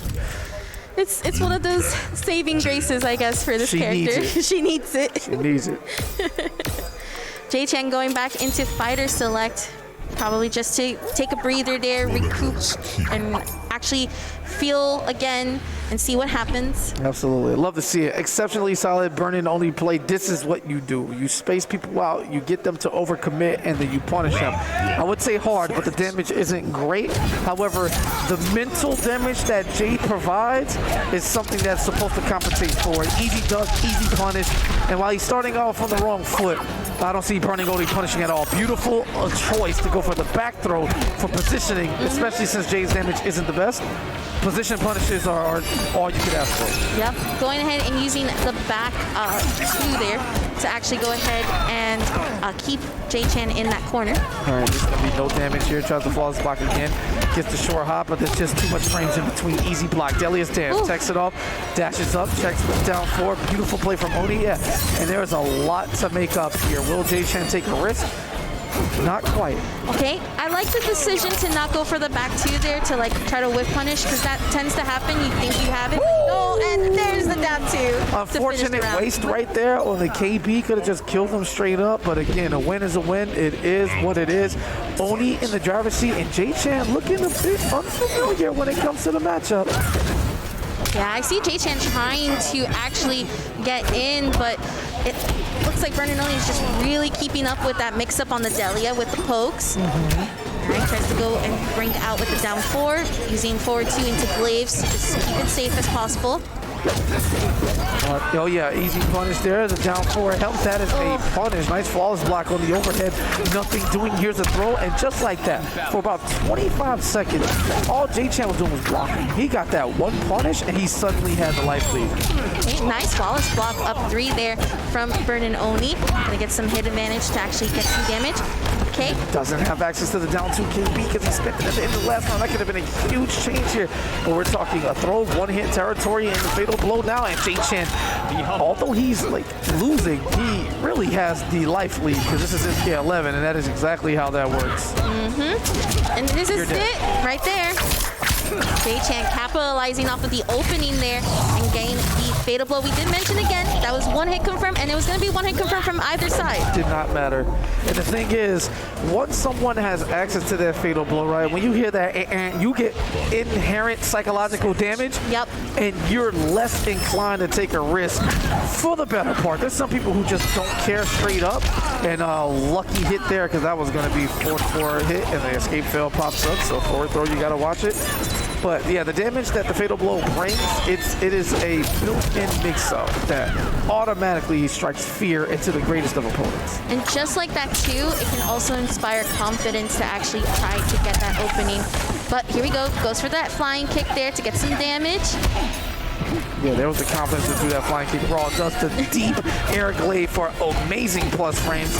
Taking the time between Delia, has to keep it safe, doesn't have meter to do anything else, so don't expect anything big. Yeah, that's the obvious play there without the bar, and J-Chan slowly but surely trying to work his way, got caught. He pressed it first, chip damage territory. Oh, he goes for the back too. Interesting choice, but it does not matter. Raw throw, and that is 2-0 for Vernon Oni. J-Chan with the rematch. I ain't looking at this win pose, you crazy? I have a feeling Vernon Oni was trying to read that J-Chan was going to go for the duck off of the throw, because usually when Jay does that hit advantage, she'll be enough so that you can try to do the mix-up for that strike throw situation. And Vernon Oni went for that back two to solidify, but here we go. So it is now 2-0 in favor of Vernon Oni as J-Chan tries to figure it out. Another flawless block punish. And I don't know what Lankiness told him, but we've seen a clear difference in approach here in Game 3 with his life on the line. Yeah, definitely becoming more aggressive is what we're seeing here. Goes for the down 1. Get some staggers going forward. Nice tech there from Vernon Oni. Okay, tries to wait out the glaives. And this visit doesn't commit to the entirety of the string as Vernon Oni has proved you a flawless block that if you just willy-nilly throw strings, I got you. I love to see it. Sometimes the best thing is nothing. And J-Chan getting a taste of that here. There's the raw glaive, shadow kick. Not having it. Okay, brings out the fireball.